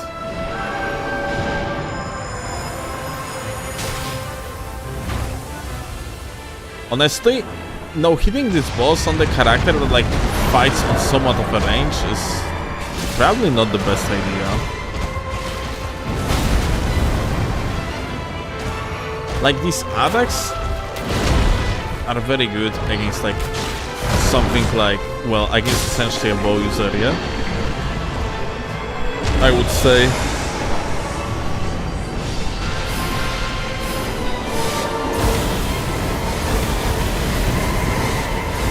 Aha.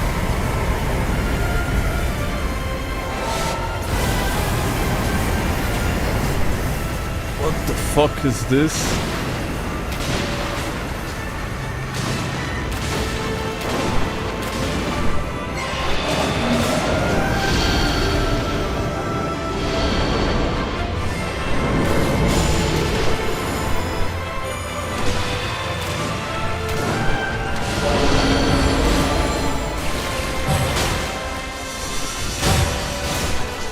Maybe it's worth to wait for the animus to actually like get off the coast.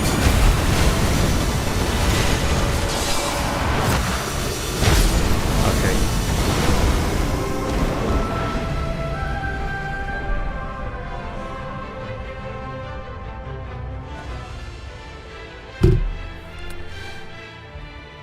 Bruh, you will. I swear to fucking god, this is fucking retarded, but... Let's actually try it.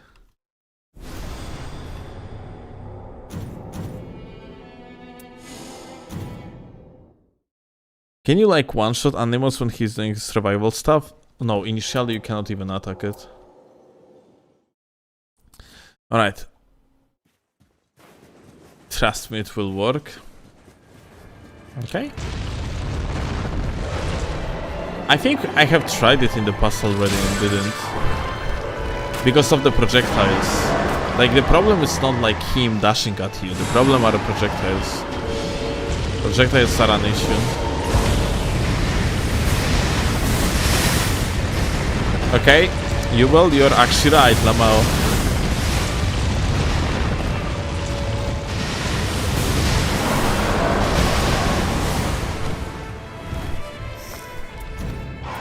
Guys, check this out. Jubel actually was fucking right. The goat that didn't even fucking play the game.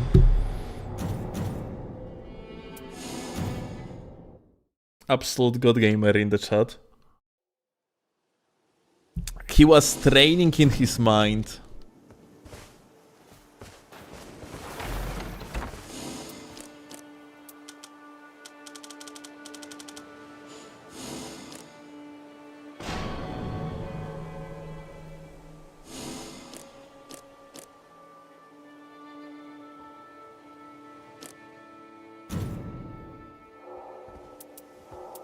You need to keep like a proper distance though. If that's the case, I think Rider is going to be good.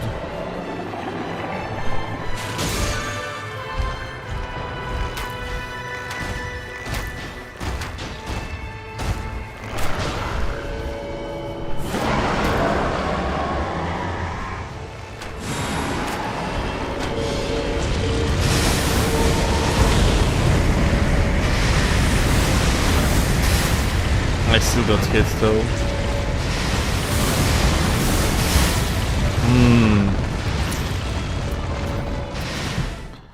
We need to find like a proper distance at which like the projectile is not going to actually home at you.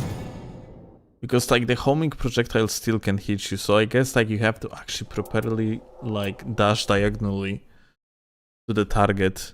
Because if you are going to maybe not even complete. Wait, I gotta have to see it again.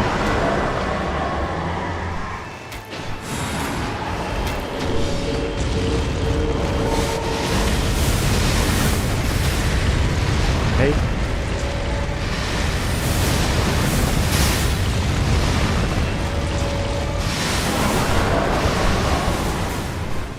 Okay, that works so far. Too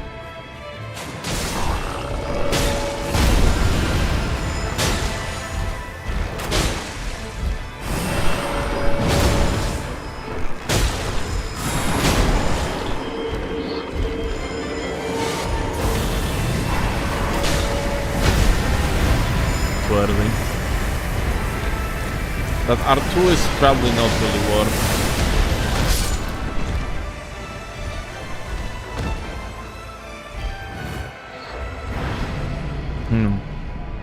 Let's swap to Raider. Maybe it's going to work well. Like with Raider, we can just like a jump like morons. And do well, I guess.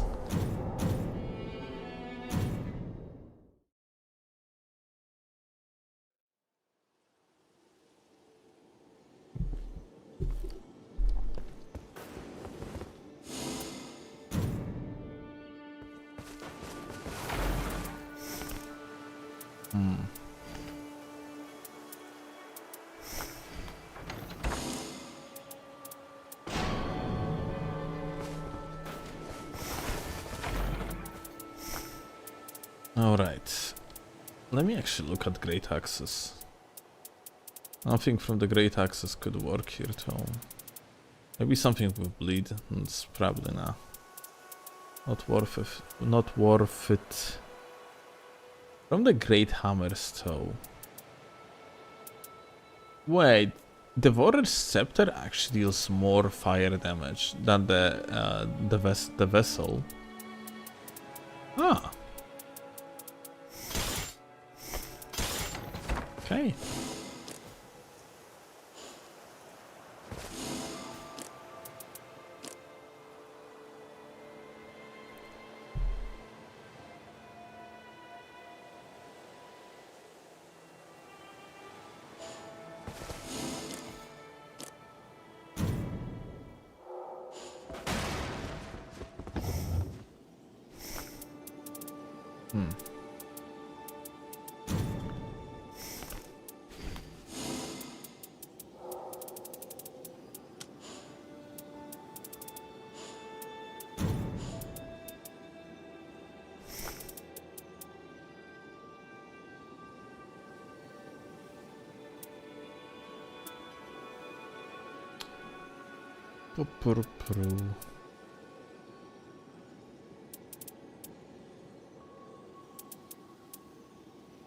Well, it's pretty bad colors. What the fuck is this?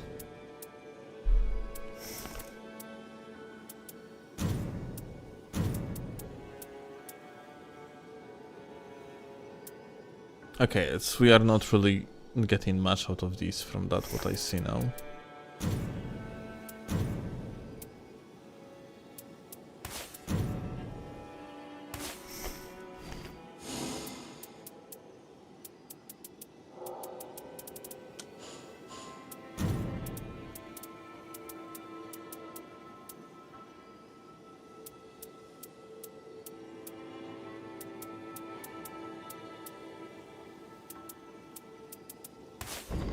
That one is useless, but like we are going to use it, whatever.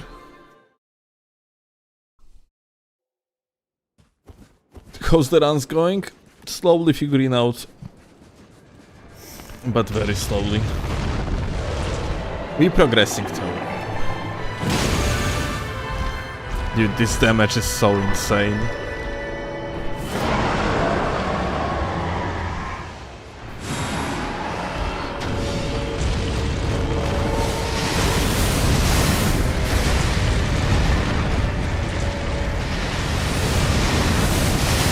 Oh, it hit us. Unlucky.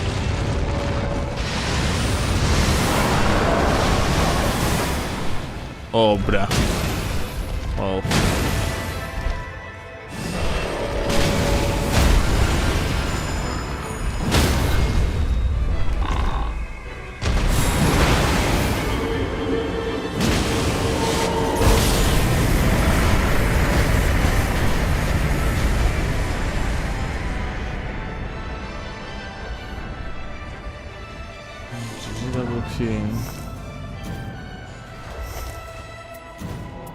Like leaving to the menus in this game is just fucking horrendous, dude.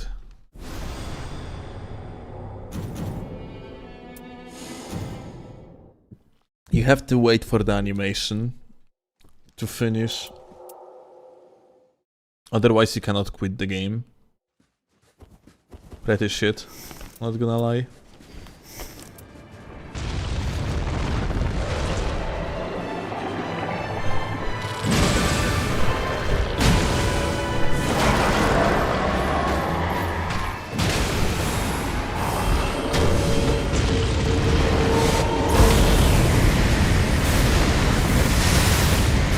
Let's see with lock-on.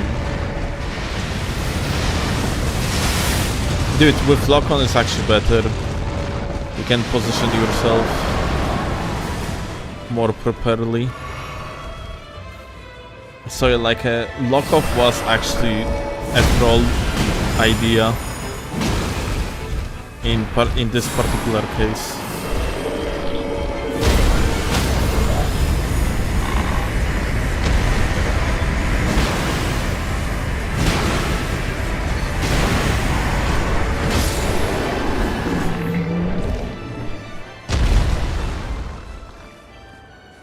Still doesn't seem very consistent. Oh, is it now?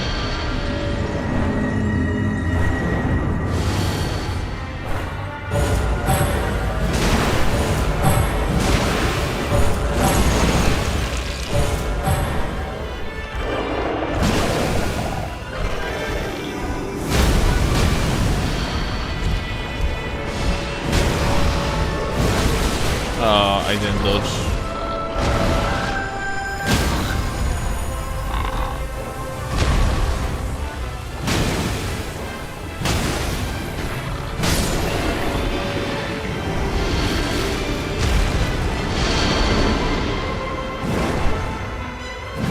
What the fuck?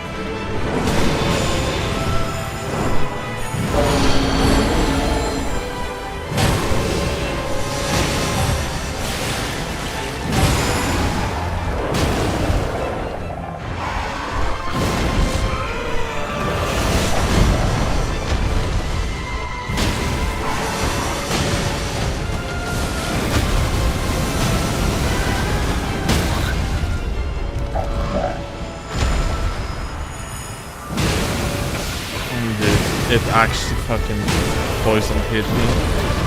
So annoying.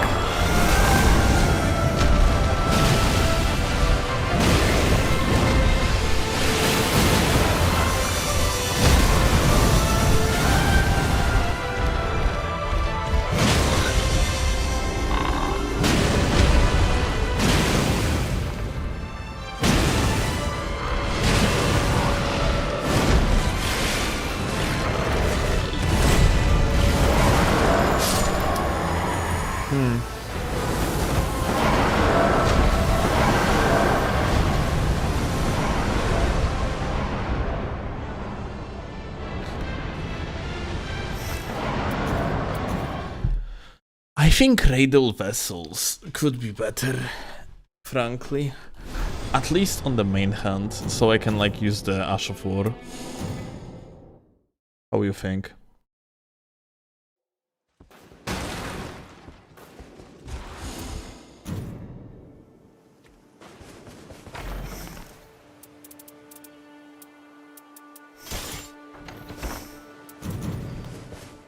Like, this is probably going to be better, frankly.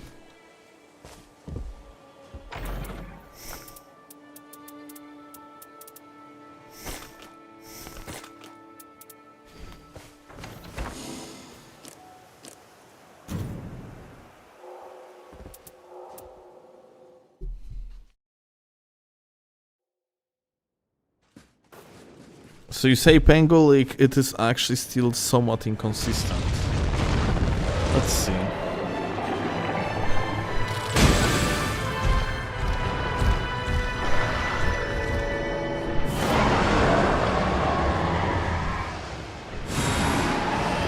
All right.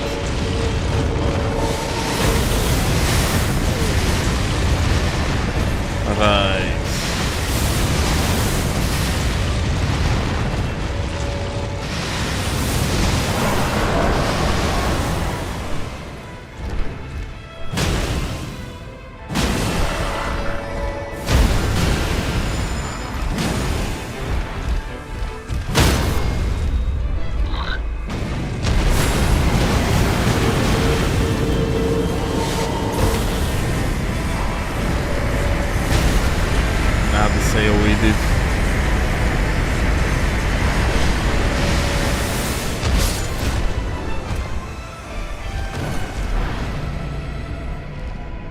Guys, can you clip it and send the clip in the chat?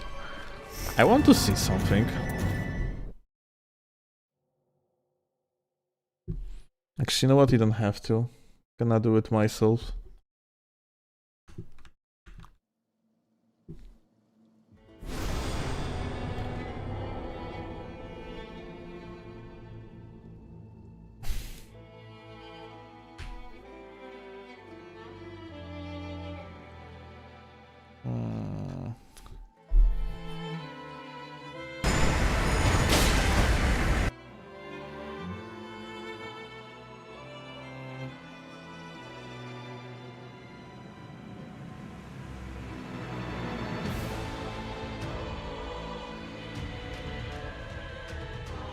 What hit me?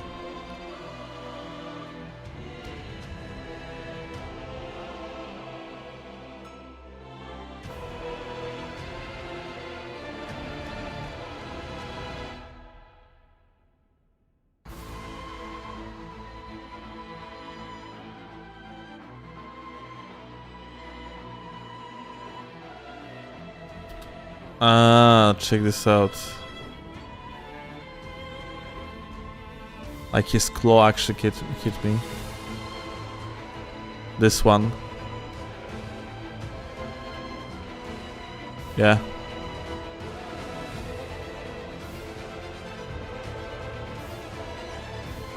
Achilles feet moment.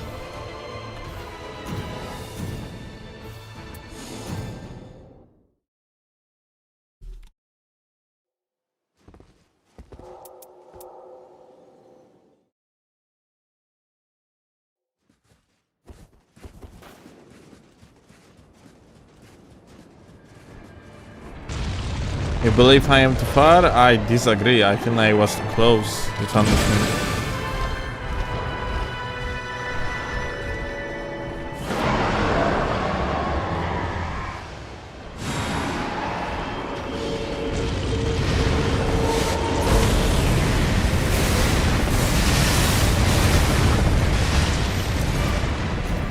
You have to react to the direction at which he's turning. Let me actually see that again. Otherwise, he's going to hit you anyway. Interesting.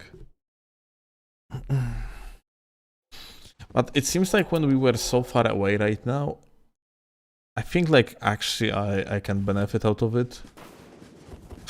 Let's see.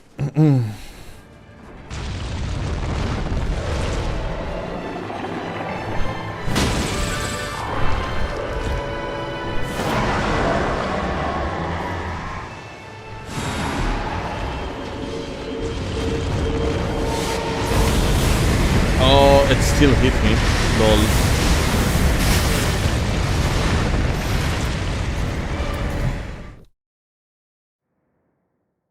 It might be actually manageable though.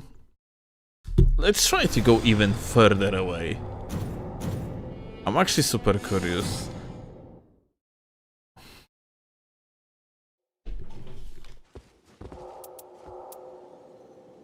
Although maybe like actually like being closer is... Maybe actually being in the sweet spot is the way to go. When it comes to range. Not too far, not too close.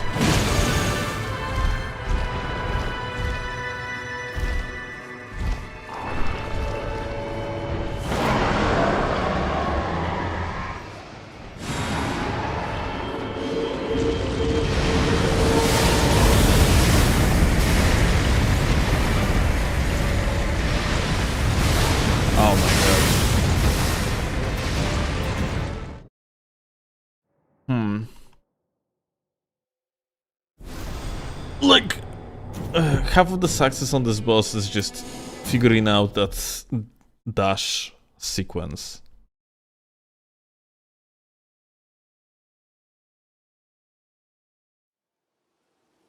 That's genuinely like a half of the success.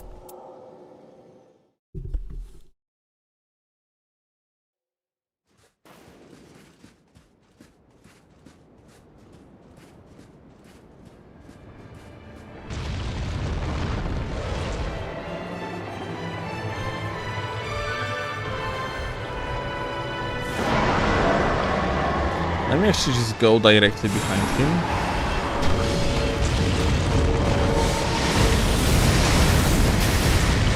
Okay.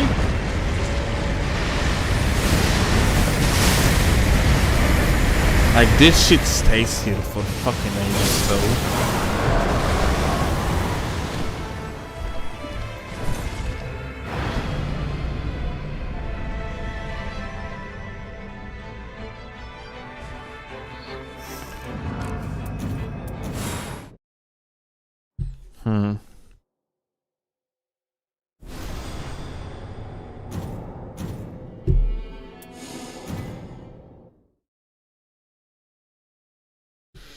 I remember someone asked earlier, why not just run behind him?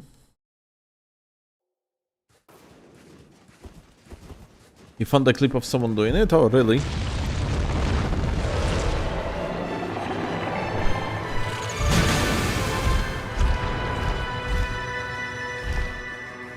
Rocky numbers, Wi-Fi.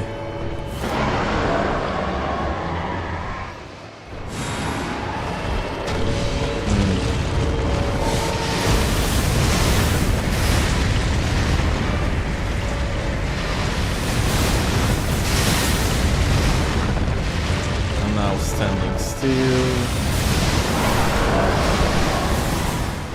Okay, that works so far.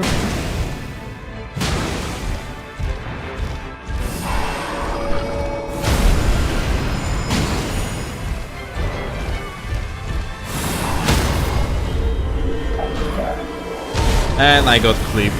Unbelievable.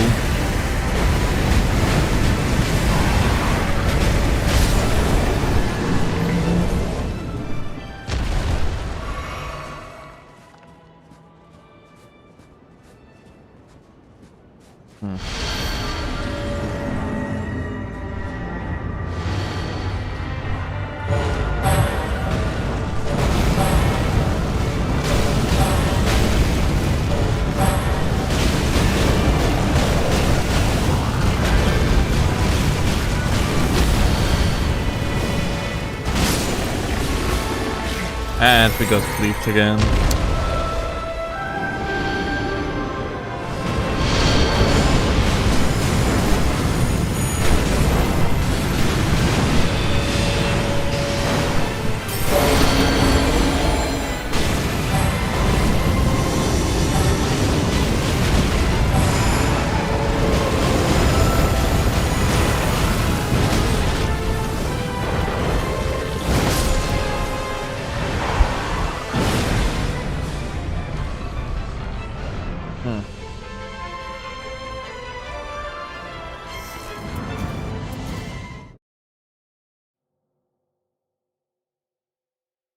Okay.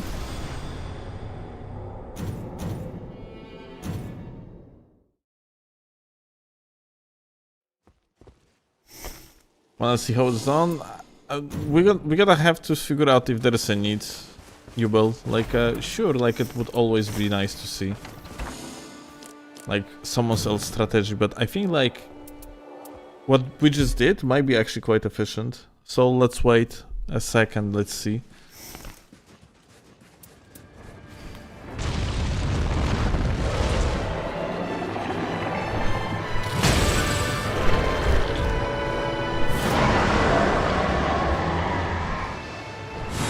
You're trying to no-hit? Well, trying to no-hit is probably like a not correct term for it. Because like, I mean like, I'm trying to no-hit, but like, it's not like a serious no-hit. It's more like I'm looking for the strategies for the no-hit. Because, you know, like, it's not a valid no-hit without actual entire run.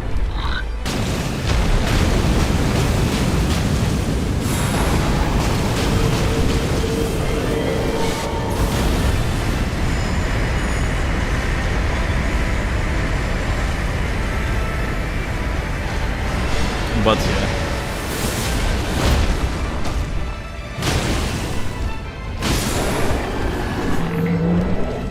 I'm trying to figure out strategy for the no-hits. That's essentially what I'm doing.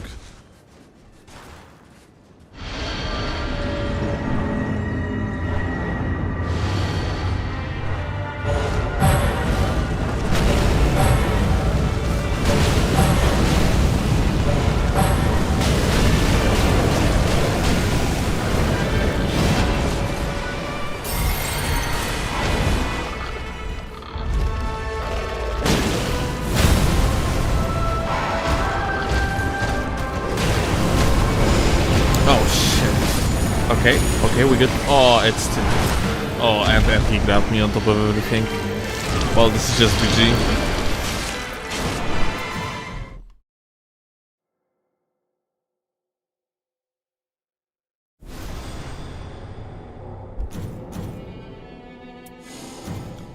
That Ash might be not before the no-hit. I mean, like, if I'm going to position myself correctly, I think it's fine.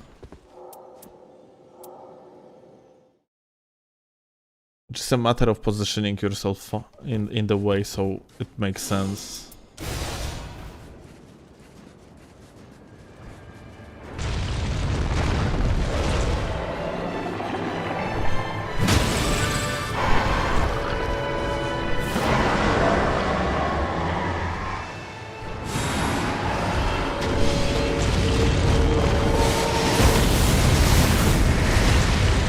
Right?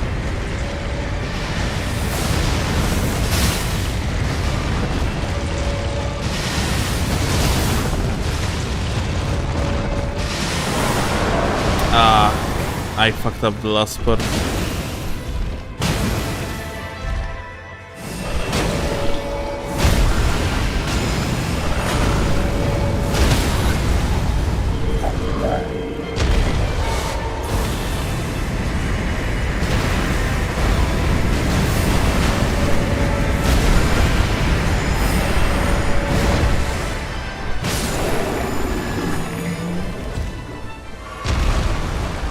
You have it consistent? Somewhat. Not really consistent yet, but somewhat consistent.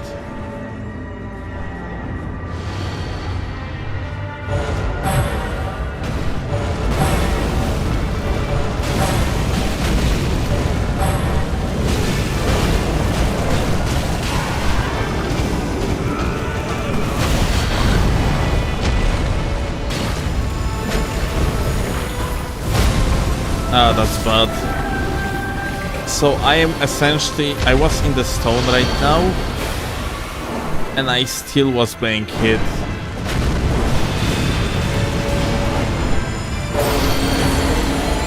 With the with the like bullshit fucking like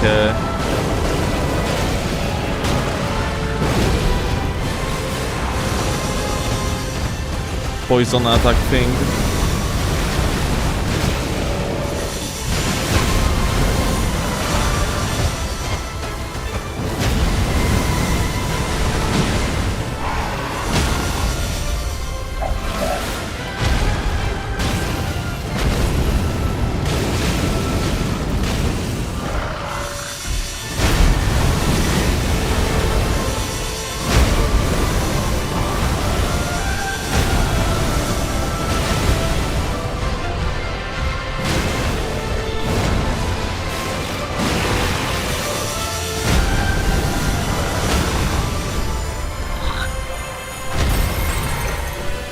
Yeah, you see I'm getting hit by that bullshit.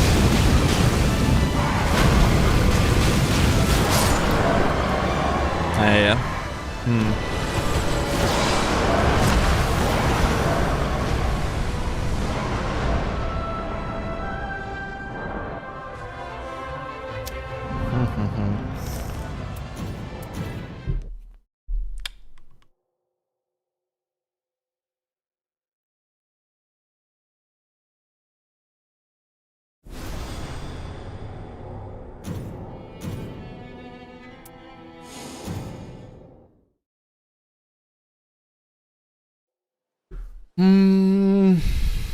I'm kind of worried. I think I'm gonna have to like just play it very slowly and somewhat manipulate them off in order so like it would get away from the scorpion.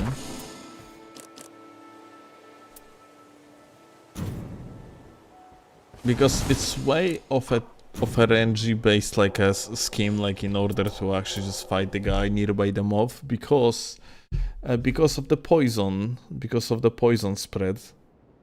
Like the projectiles are not issue at all because you can just stand behind the scorpion and that's about it.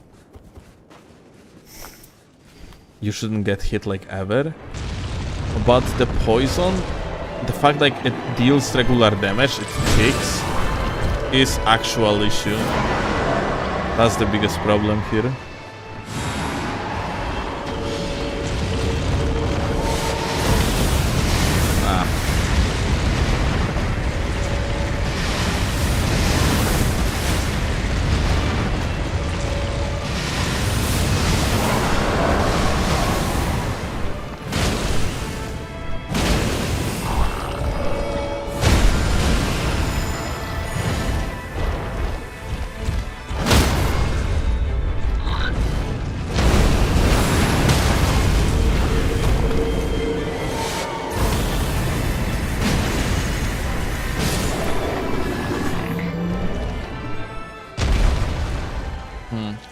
Let's try to play it like slow and see where we're gonna go with that.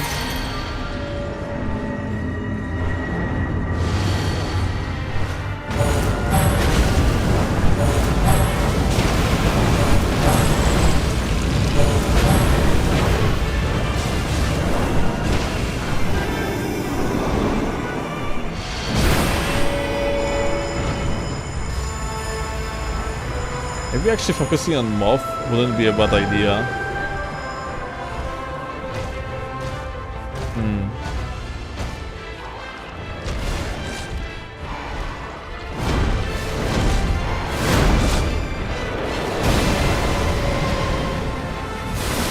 Oh my god. That tracking is insane, what the fuck?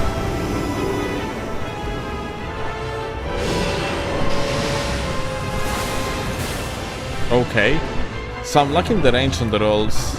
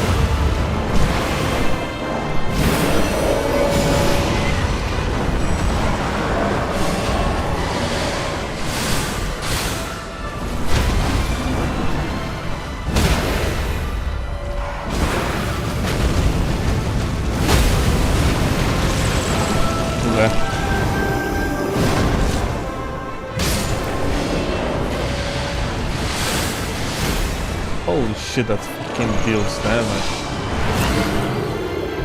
What? That's bullshit.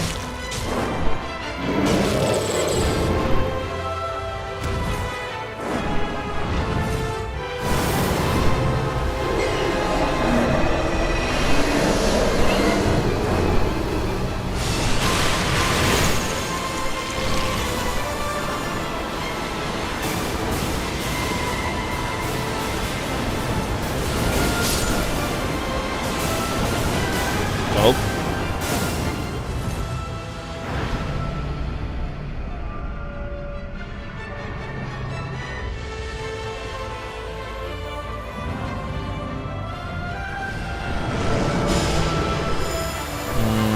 Okay, standing here doesn't do damage to me.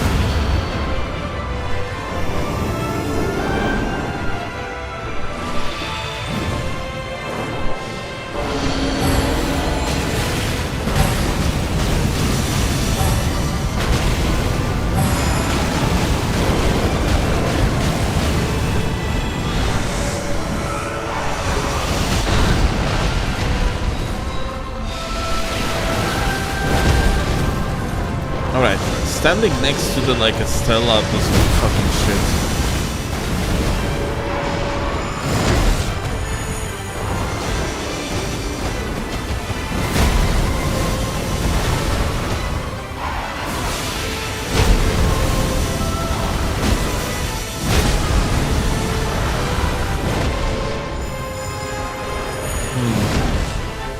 Like Stella is not blocking things like at all.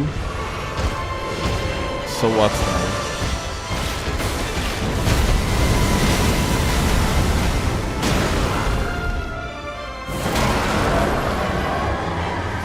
So that scream indicates he's mouthing. Ah, okay, that actually one-shots, right.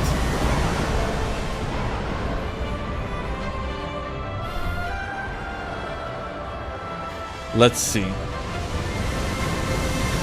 That's a long fucking bullshit, like...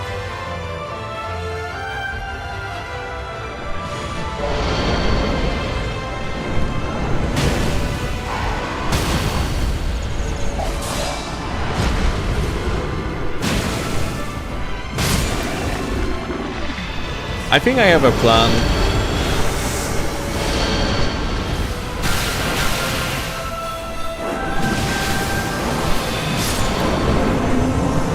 Okay. I might have a plan for this boss fight.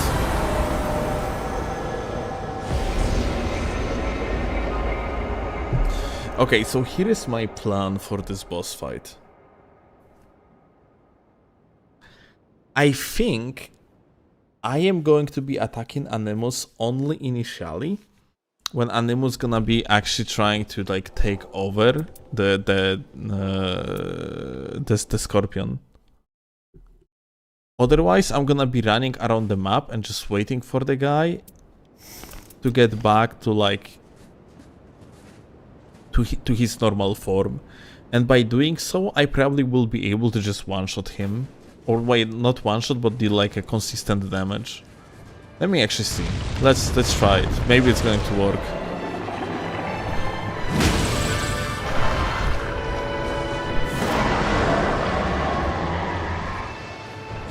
Okay, gamer.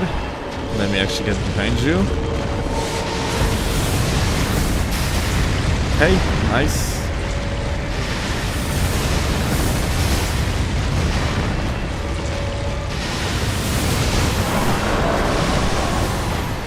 Ah, that hit me. Alright, we're gonna be testing those, fine.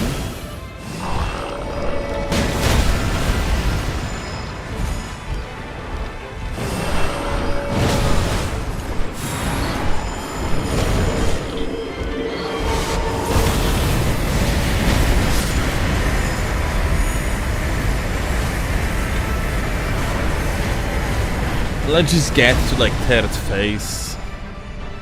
The fact like we died right now doesn't mean anything, honestly.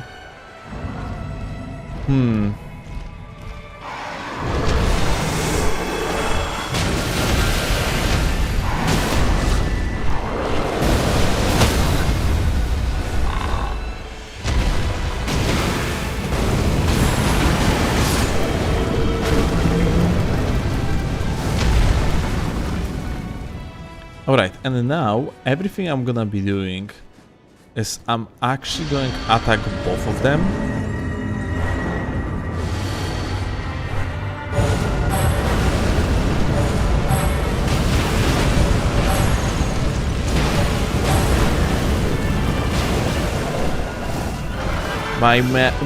But my like a main goal is the Scorpion.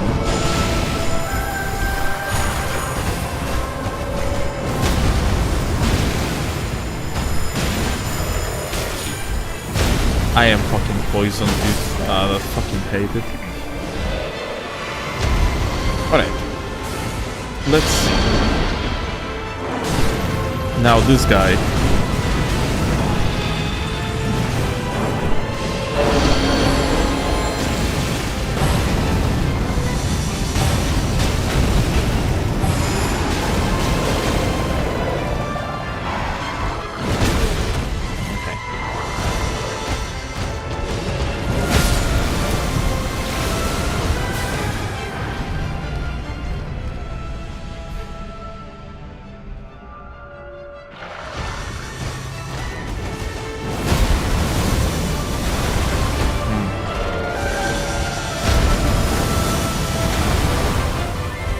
Dude, like that, these particles just hit me all the time.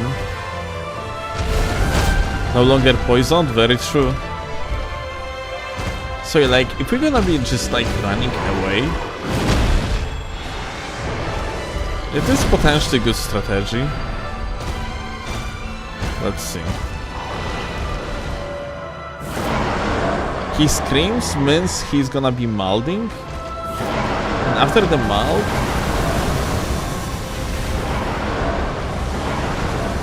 he's actually like, you know, like the Animus is going to leave Scorpion's body, like now, so we can rush.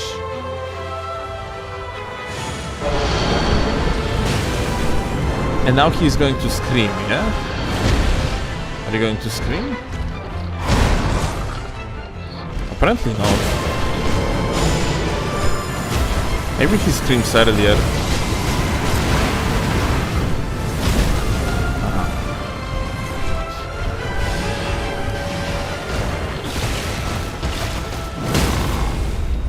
Alright, but like, we hit the guy again. And now what?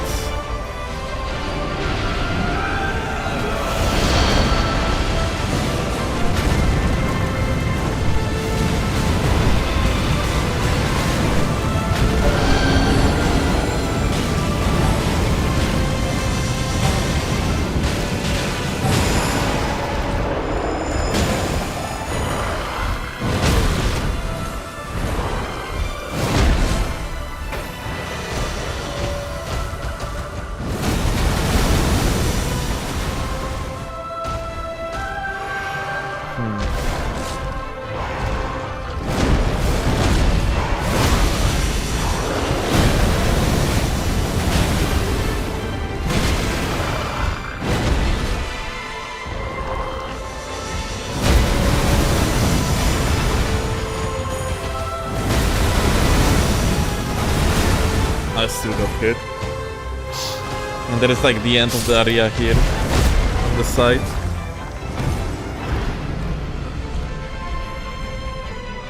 I think the tail shakes before he's about to scream. Okay.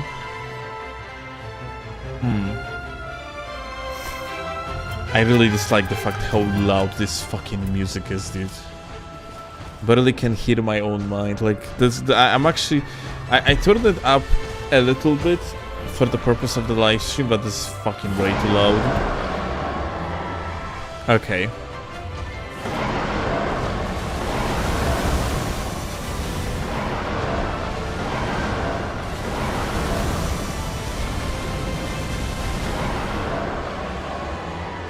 Let me just jump over it. Okay.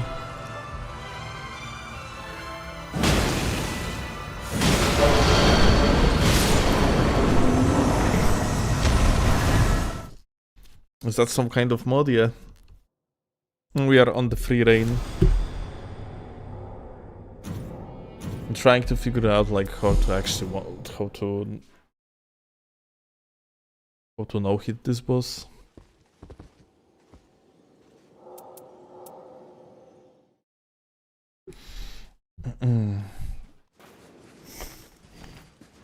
We kind of, yeah, I think we are nailing like the rush part.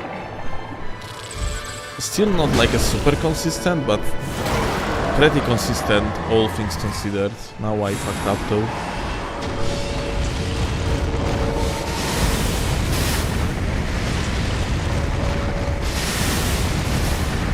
Hey, look at that. We can actually get very close to him.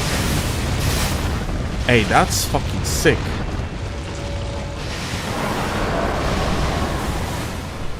Ah, we got hit in the air though.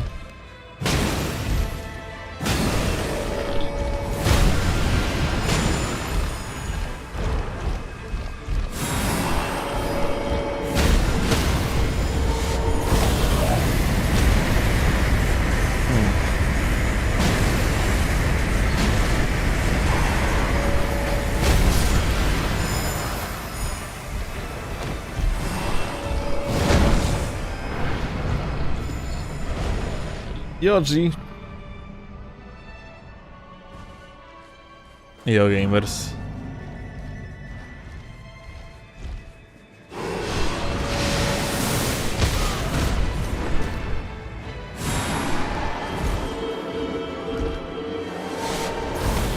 Okay, is he going to sprint again? Yeah, I think he will, yeah? Yeah, he will. Let's see. Okay, cool.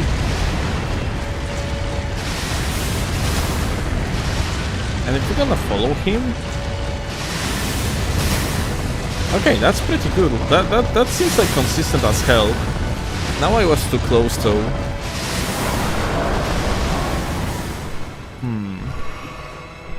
But this is good shit, I would say.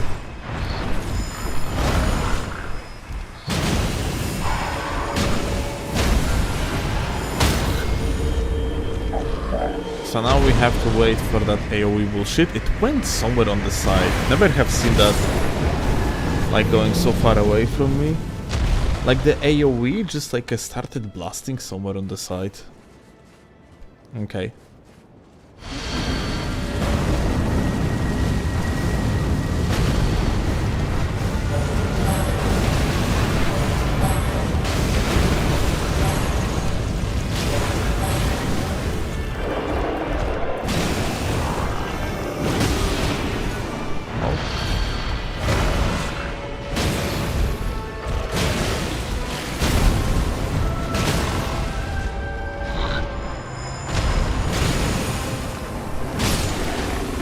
And it still fucking hits me, dude. Like, I have no idea how to deal with that. It's fucking AoE bullshit. And now he's shooting from the side.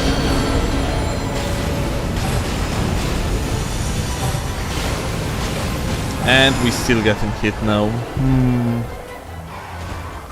Yeah, I have no idea how to honestly like manage this mob.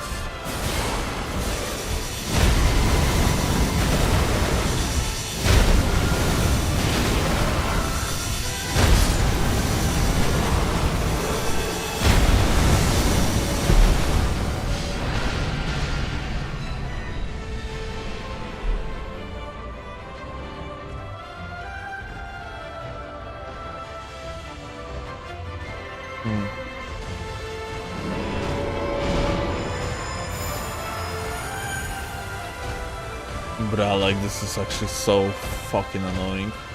I think we're just gonna be waiting for this guy to go like a rage mode.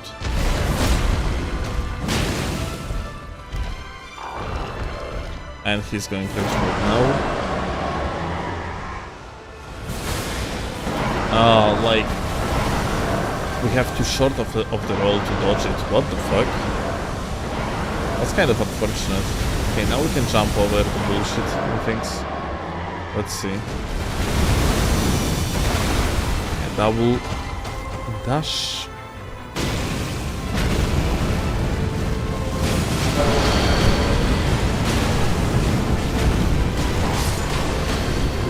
Alright, that's gonna be GG now, yeah? I think.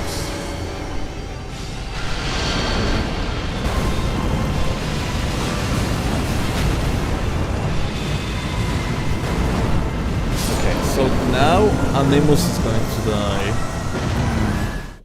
Alright, that's working. It's just that you always have to position yourself in a way so like this mob cannot fucking attack you, and then you can just like candle the shit out of the fucking scorpion. As long as Animus is nearby.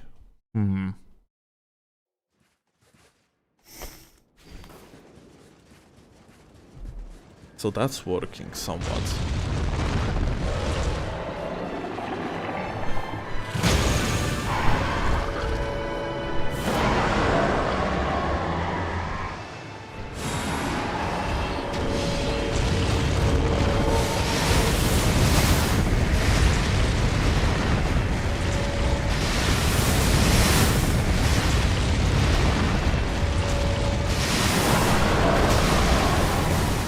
If you search sprint and jump to Noster's right side during the charge move, you don't get hit. Jump, you say. We sprinted right now, but didn't jump.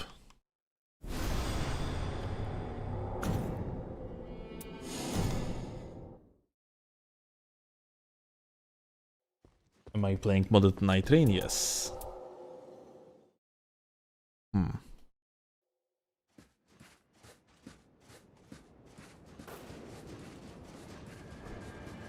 Sprint and jump thrust, okay.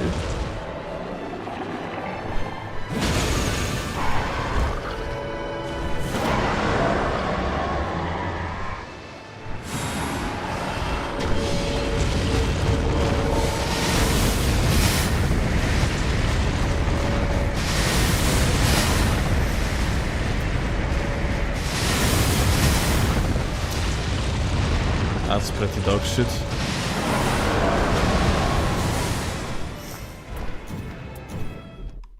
I'm gonna have to start jumping earlier.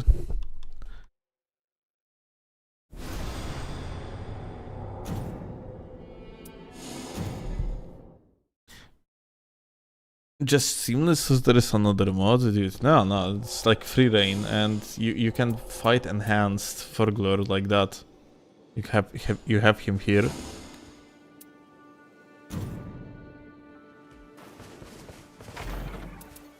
Can even like let's take a break from like attempting this guy over and over and just kill Folklore like once, because why not? I think like we deserve a short break frankly.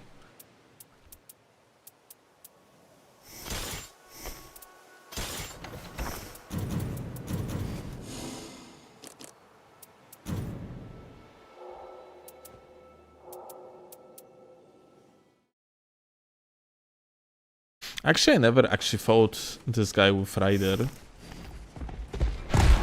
The short dodge can be quite tough, you know, when I think about it.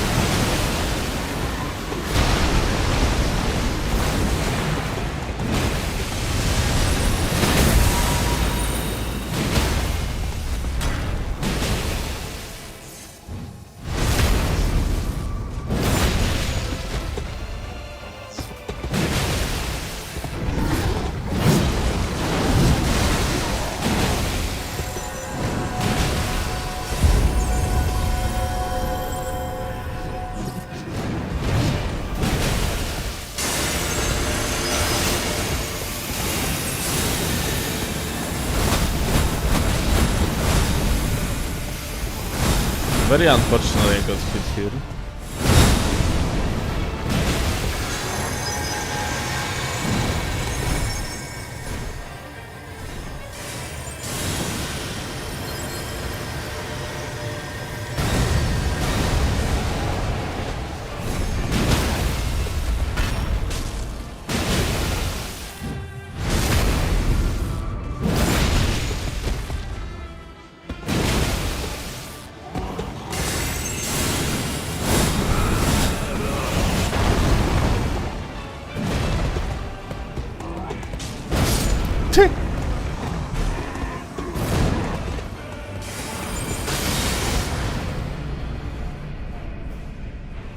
Can you try something out the first trash sprints near its legs? What you mean? Like, I don't understand.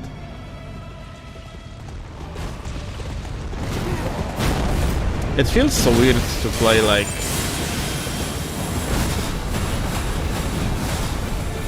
with Rider against this guy.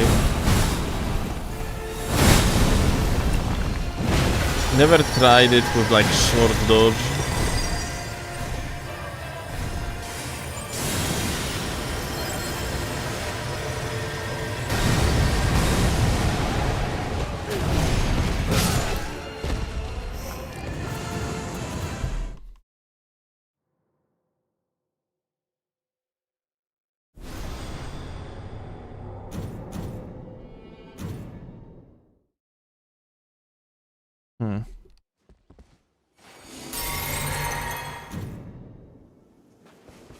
Honestly,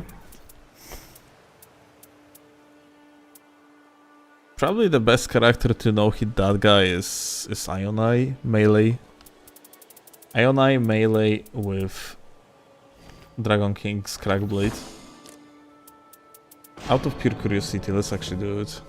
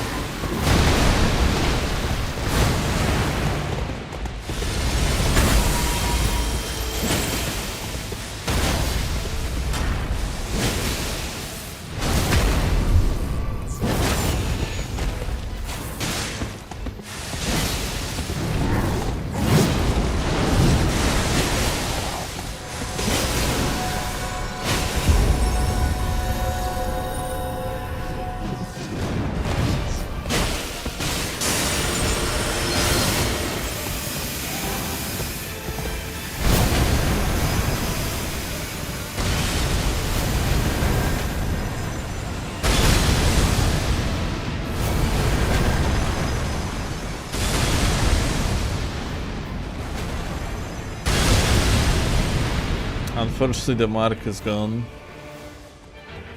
Oh well, it will be like that.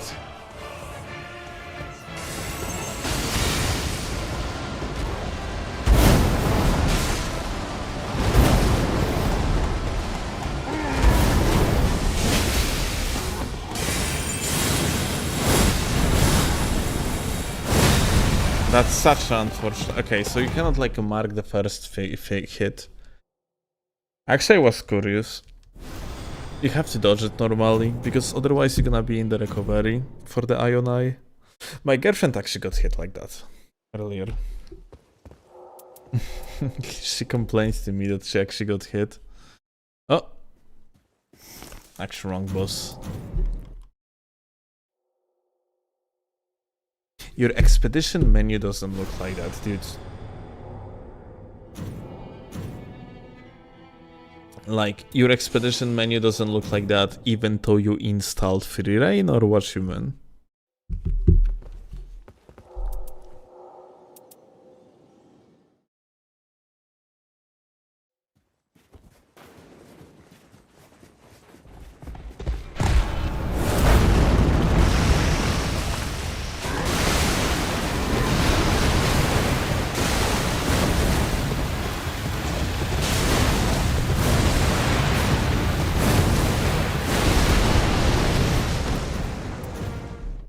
Oops. Like, this attack is kind of like weird. You can... So, you have two ways to dodge this attack that I just got hit by. You can either roll it or you can jump over it. But the problem with jumping over it is that like the splash can still hit you. And then you ending up like failing the no-hit. So yeah. That's pretty unfortunate. So technically it's safer to dodge it, but the timings are like weird, dude.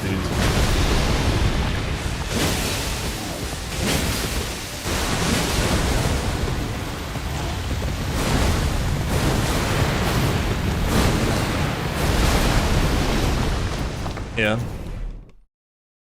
Although, like, I probably should just like use the ability here to like to dodge it. Like it would be the most consistent on Ion Eye.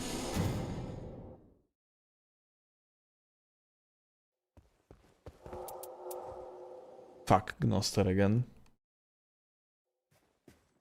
Damn, muscle memory hits in.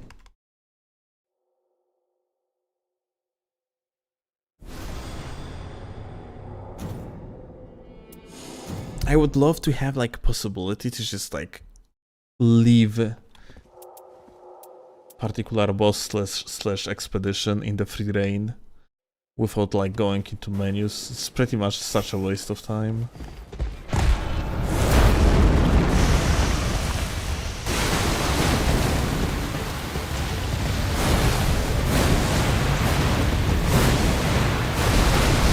Yeah, like this.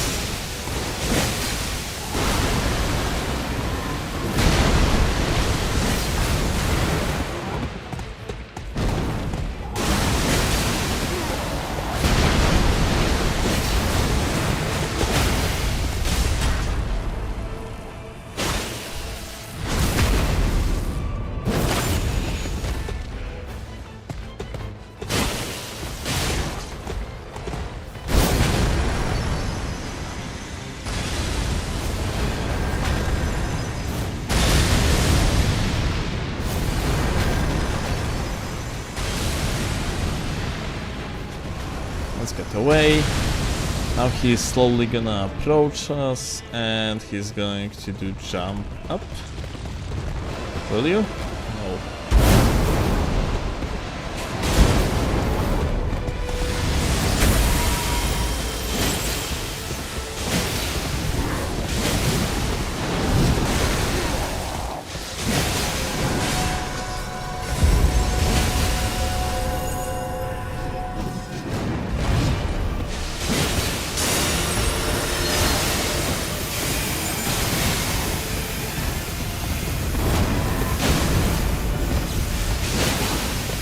Okay.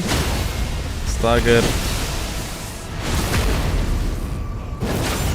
Hikari mode on, I guess.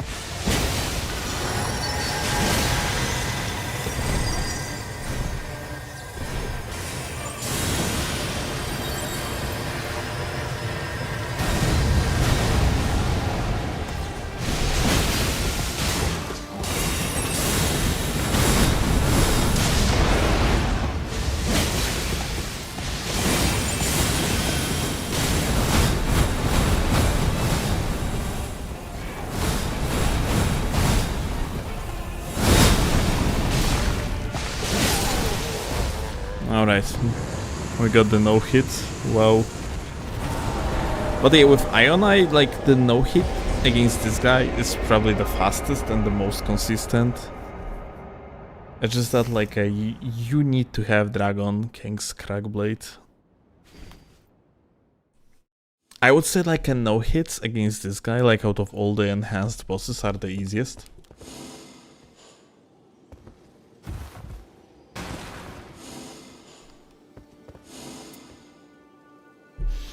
Like, Adel is okay.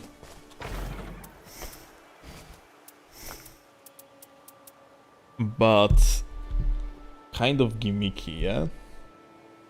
Like, this guy is straightforward, you just dodge in time and usually all is good. Like, the only gimmick that you have, like, on the Furglor, when it comes, like, to enhanced version of his, is when he is doing the splash. Then eventually you have to like be aware that you just cannot jump over the splash. Alright guys, I am tired as shit. I think I am going to finish for now.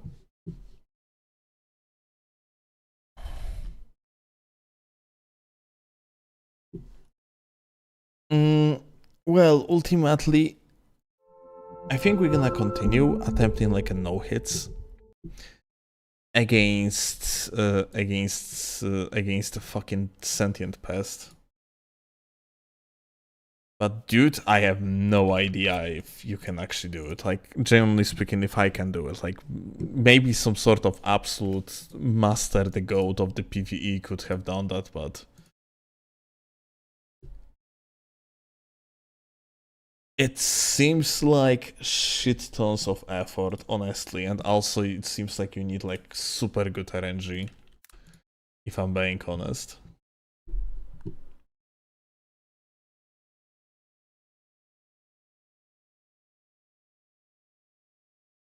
Just cannot get hit, true and real. And you know, like we are right now only testing, yeah? Like, if you want to make the run valid, you have to go through 40 minutes long run and then actually no hit.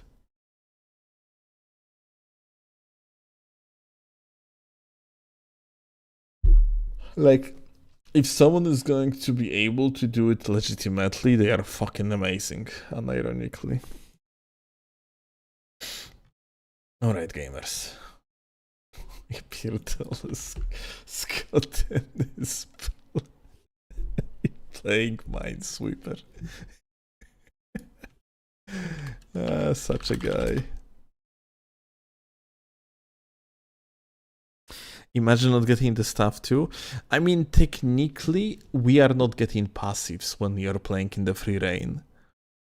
I would say if you would get, let's say, like jump attack setup and then like a decent passives, then you probably would be able to finish the guy much faster. Like, passives are super powerful in this game. Alright gamers, much love to you all. I will see you probably tomorrow.